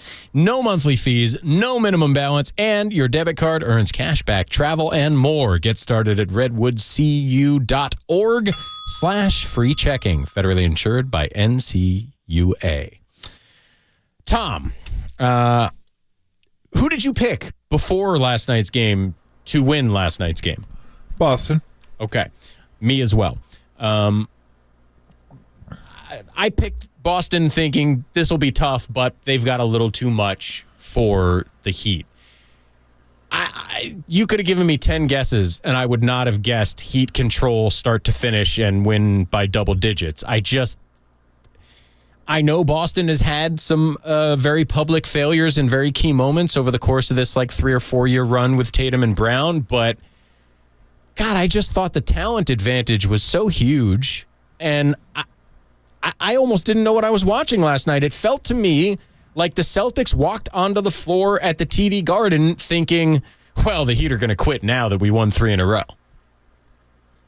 Well, I mean, you also have to take into consideration that their best player got hurt the first play of the game. No doubt. I mean, his ankle was not right the entire game. Now, does that explain everything? No, because a lot of the things that happened in that game happened when he was healthy as well.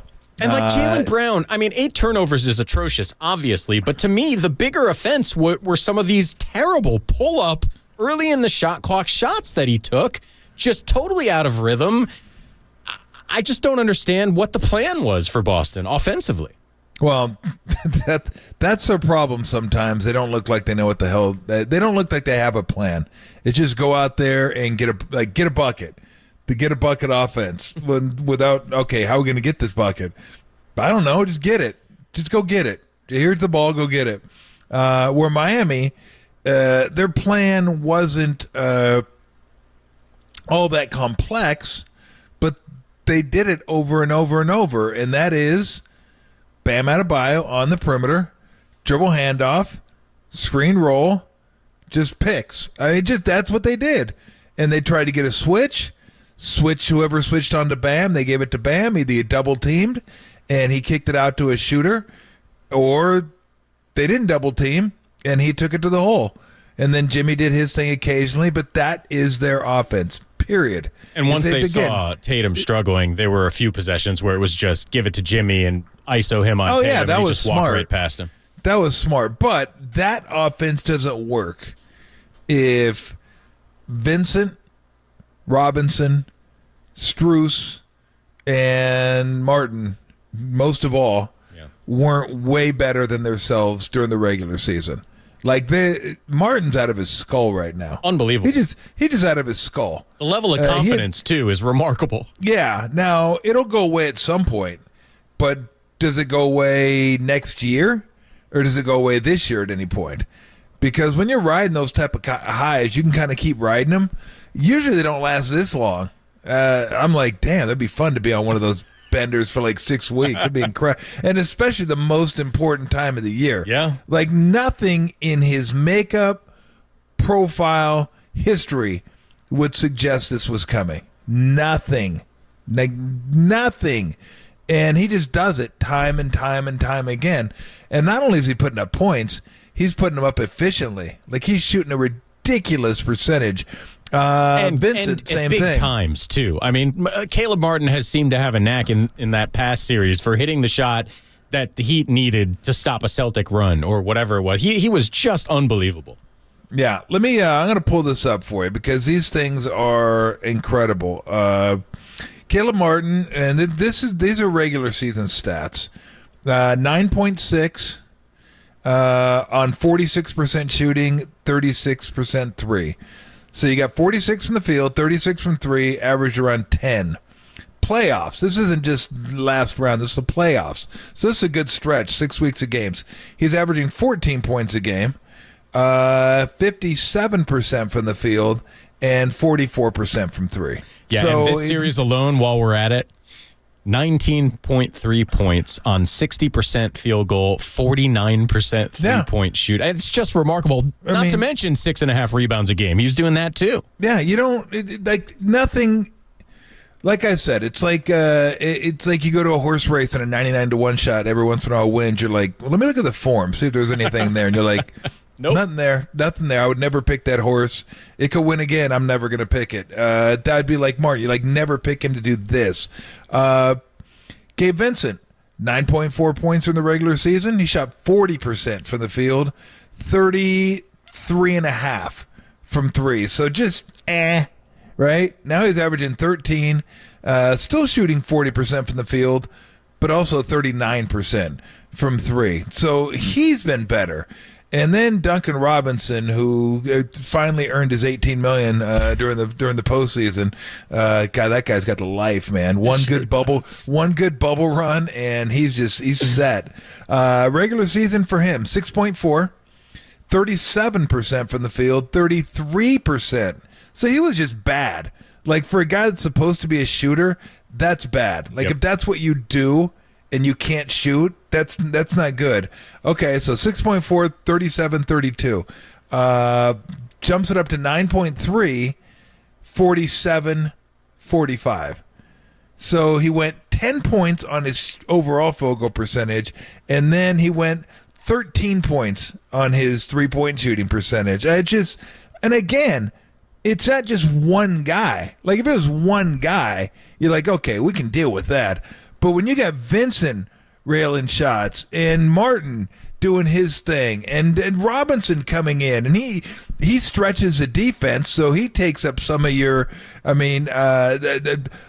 the word I'm looking for? I'll just say you're preoccupied by him. Like he doesn't stretch the court like Steph does, but it's that There's a little same kind attention of there.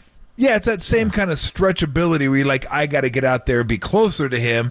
So that in and unto itself opens up driving lanes, passing lanes, stuff like that.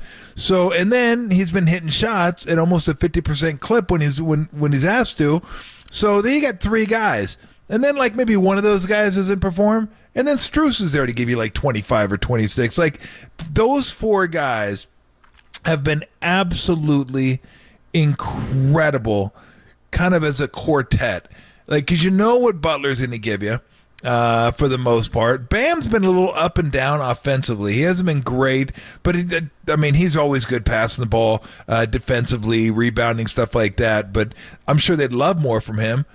But this is a team who really didn't do much offensively. They kind of got going a little bit toward the end of the season, but there's nothing in their profile that would suggest this. And their most explosive offensive player has been out this whole time, too. I mean, he's not their Tyler best player, Hero's but been out. He's the guy who Exactly. can go off for them offensively speaking. And I guess may be back just in time, although I hate to do this. And especially I saw another of those, another ESPN BPI thing, the same one that gave the Celtics a 90% chance to win the finals last year and a 95% chance to beat the Heat. Well, the Nuggets will be sad to know that they're 92% likely to beat the Miami Heat in the finals. I want to talk to you about that matchup and just how different it will be for them right after this. We also have Sam Amick coming up for a little more Bob Myers and NBA Finals talk at 4:50. I'm Matt Kolsky in for Adam Copeland alongside Tom Tolbert on KNBR, the sports leader.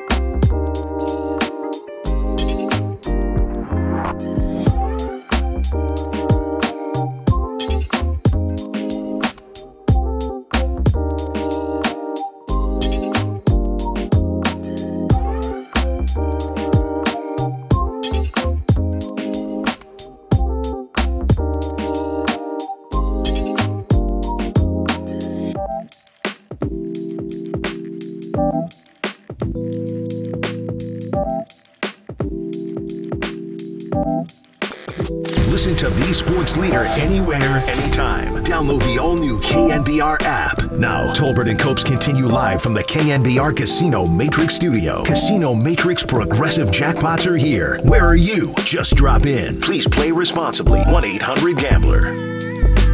I'm just confident. I know the work that we all put into it, so I know what we're capable of. But nobody's satisfied. We haven't done anything.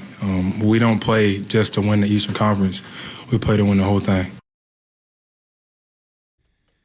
We are back. Matt Kolsky in for Adam Copeland with Tom Tolbert. Jimmy Butler, who you just heard. I'll tell you what, as a Chicago Bulls fan, a friend of mine tweeted this not long ago. It is embarrassing as a Chicago Bulls fan that we got rid of a player as Chicago as Jimmy Butler. He really is just everything that my youth in that city prepared me to love in a basketball player, and it makes me sad. But also, I love watching him succeed. That being said, he has a very tough mountain to climb, and not just him. I mean, Butler was very good in this series, not good enough if he's that good against the Nuggets. And you mentioned Bam. He's just going to have to be better if they want to have a chance in this series, right? I mean, that to me is the biggest thing. Yeah, I would think so. The one thing about them is there's this resolve in this team, and I know you hear that a lot, but they've been down so much. They were down 16 in the game they eliminated Milwaukee in the fourth. Like I don't know how many times I saw them this year down double digits in the fourth quarter, come back to win a game, and just kind of hang around. They have a bunch of guys that aren't afraid to take shots. They are not a team that looks to get the ball. Just get it to Butler, let him do his thing. No. I mean, all the guys that I just mentioned, none of those guys are afraid to take a big shot at the end of the game. None of them. And it's Lowry massive too. That they all, well, that could be a problem. He should be afraid. But they all believe in one another. It's pretty amazing stuff. How much credit do you give to Spoelstra for that? Oh, a ton. Yeah. Ton. That guy's nails. He's absolutely nails. He built that whole thing there. I mean, from Riley to him, and it's his baby now. It's not. It's been his baby for a while. It used to be like, oh yeah, it's Riley, and Riley's doing this, and Riley, and now this is his thing, and he built this thing. Whatever his core principles are in that team. Then I'll bet you resilience, fight, togetherness, belief, all those things are in there because you could see it in that team. So I absolutely give them a chance to win this series. But boy,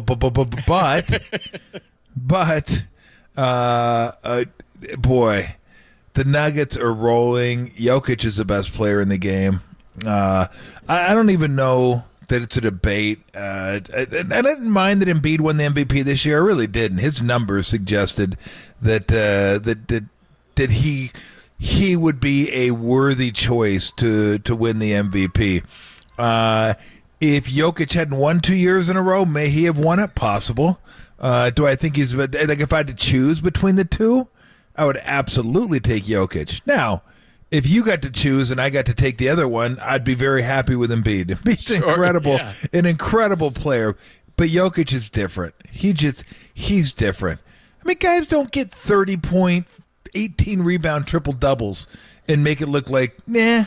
Like, they just don't do that. Like, I hope people don't start saying, yeah, but what if he played against Akeem? What if he played against Shaq? What if he played against Robin? What if he played? I don't care who this guy plays against. This guy can compete with anybody in the history of the game. Anybody. I mean, that's how good he is. His skill level is so absurd.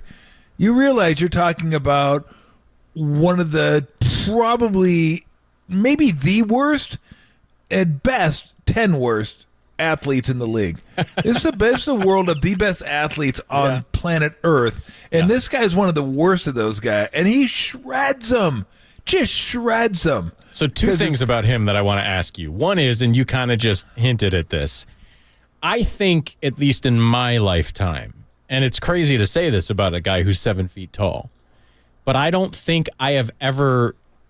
I think he is, in my life, the person with the, like, across the board. If you were doing an EA Sports thing, right, where you gave number values to each offensive basketball skill, I think he has both the highest across the board average of all offensive skills and also the highest low. In other words, like, whatever he is worst at offensively, I don't even know what it is, but shooting, passing, just an incredible sense for the floor in general. Every single offensive skill that guy possesses at an elite level. I don't know that I've ever seen anything quite like it. But the one guy that he makes me think of all the time, and there's probably some like xenophobia wrapped up in this somewhere, but I believe you played against Arvydas Sabonis. I think I might have been there for a year. Okay. Now, I don't know that we played against each other. Okay. But he wasn't the Arvydas Sabonis I knew when I watched him play for the Russian team. Like, he was a little older by the time he came over here. The knees were kind of shot. Yeah, he couldn't move bigger. at all. Yeah, when he was younger, like in the 80s, right? That guy was like, wow. Well, similar sort of thing, good. Right? Just the level of skill across the board at that size, it just does not happen. Yep. No, absolutely. It does not. You don't get guys that big that can rebound, pass, and shoot, and then dominate down low. Like, thing about Jokic is he can hit you with a three. He can hit you from the elbow. I mean, I guess the only thing he really doesn't have is like a pull-up game. But, I mean, you want to really start nitpicking, then go ahead and nitpick his pickup game. But he can kill you from the low block. Yep. He gets to the free throw line. His footwork is impeccable. And if you double team him, you're screwed. Yeah, his hands are probably the softest hands. It's like he soaks them in Palmolive like his entire life. And he just comes out like, oh, look how soft my hands are. Like, it's just incredible watching this guy play. And then the feel he plays with, he can score 50 but doesn't care if he scores at all. That is rarely the case for guys that can score 50. Guys that can score 50 want to score 50. They don't say, if I score, I score. If I don't, I don't. I'll get you 18 rebounds and 18 assists. Yeah. And maybe I'll get you 4 points. That's totally fine, just as long as we win. Now, he has been incredible, but really what makes them, there's a couple components for them. One, Jamal Murray back to being who he can be is awesome for them, because then they got the 1-2 punch.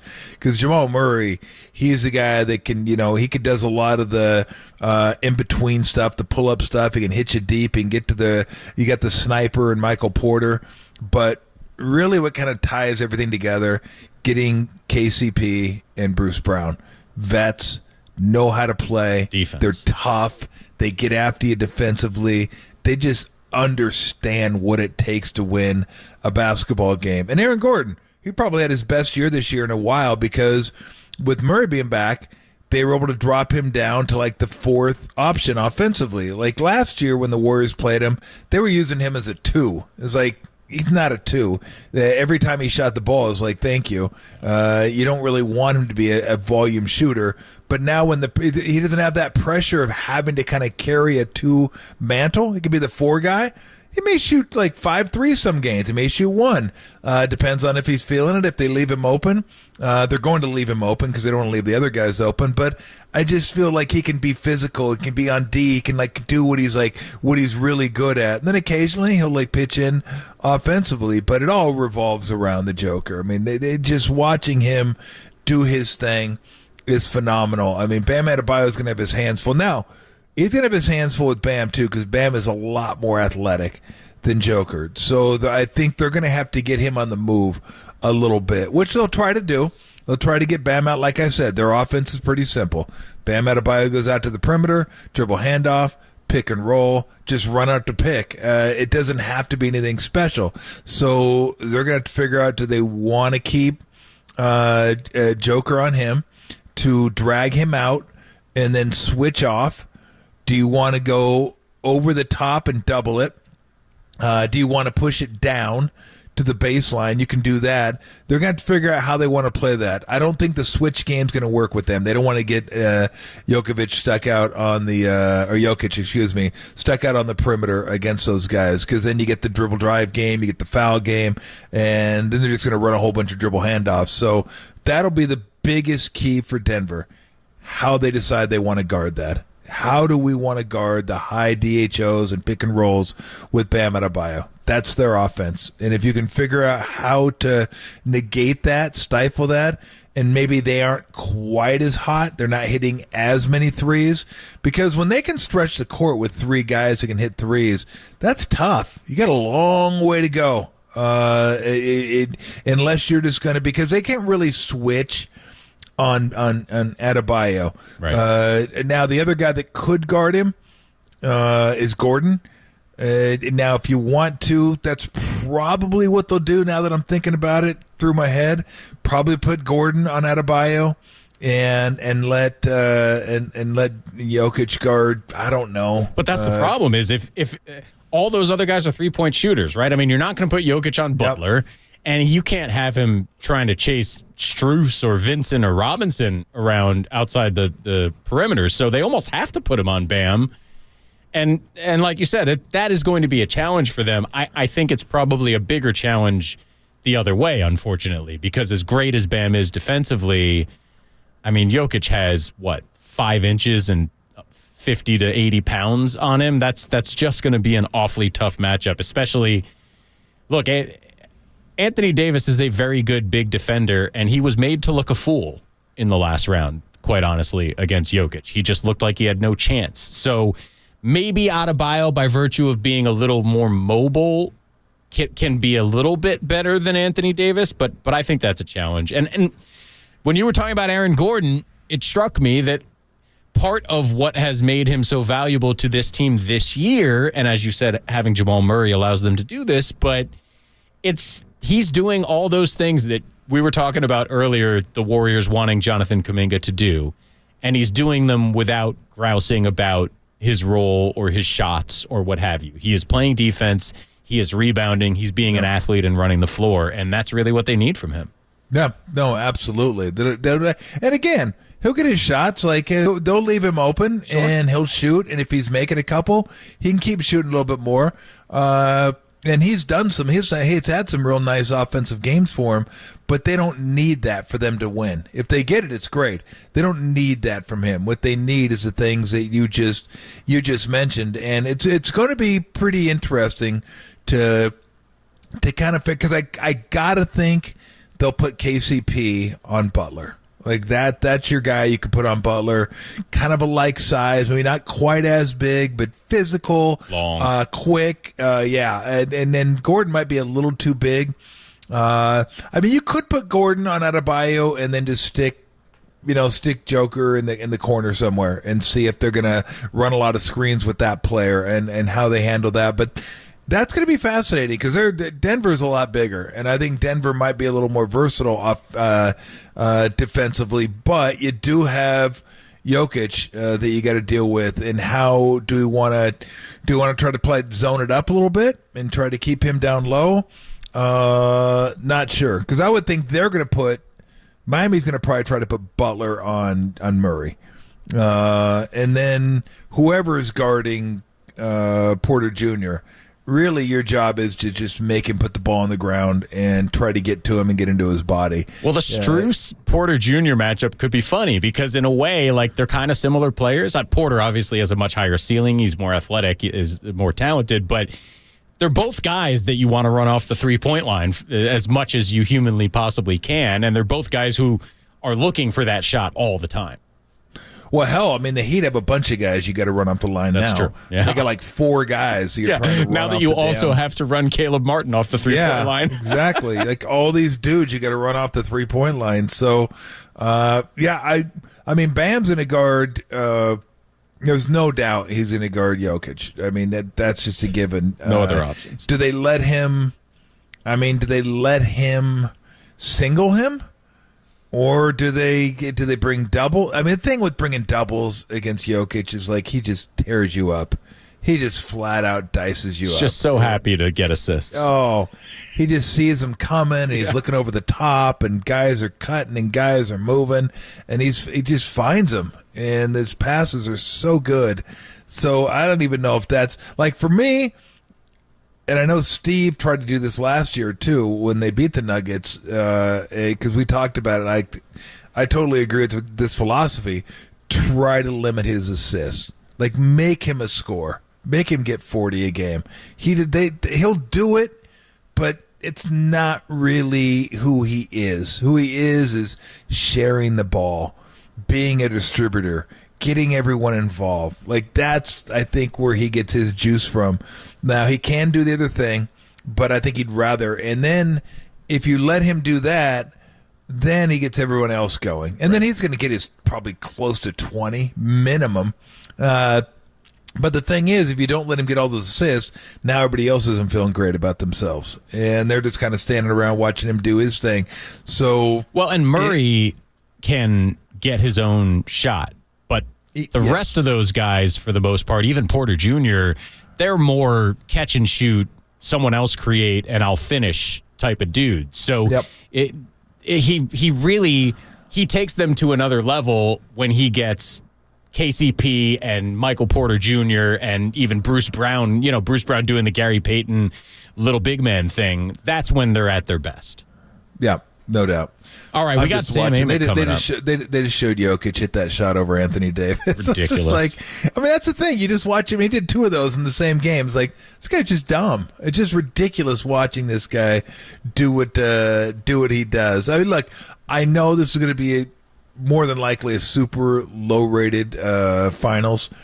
I'm fascinated by it. I think it's going to be fun. You get a true David Goliath. You get a 1 seed, an 8 seed, which you never get a chance to see in the finals. And you get 2 styles that are totally different. And 2 great coaches, by the way. 2 very, very good coaches. The matchups are intriguing. Neither of them have a real deep bench, which is going to be interesting.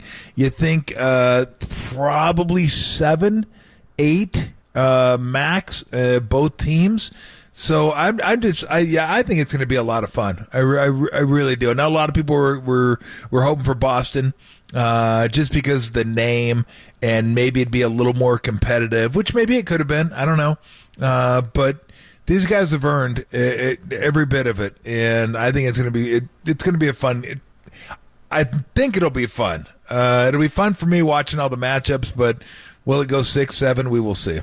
Yeah, it'll definitely be fun for a few games for basketball nerds. I can say that with great confidence. Speaking of basketball nerds, the one and only Sam Amick set to join us next. But first, Tolbert & Cope, sponsored by Redwood Credit Union. Start earning cash back on your everyday spending with a Redwood Credit Union free checking account. No monthly fees, no minimum balance, and your debit card earns cash back, travel, and more. Get started at redwoodcu.org/free checking. Federally insured by NCUA. Matt Kolsky in for Adam Copeland.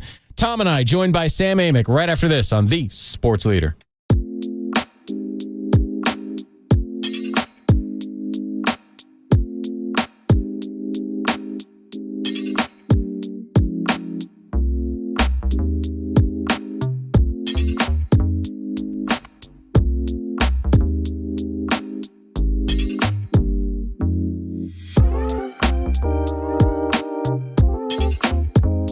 The Giants are trending, and they are trending positively, folks. Red hot right now. 11 of their last 14 have gone into the win column, including a 14-4 thrashing of the Pirates on Memorial Day. That story and more trending now on the all-new KNBR app. We've got our friend Steve Moskowitz on the line right now. And Steve, what can you tell us about the ERC?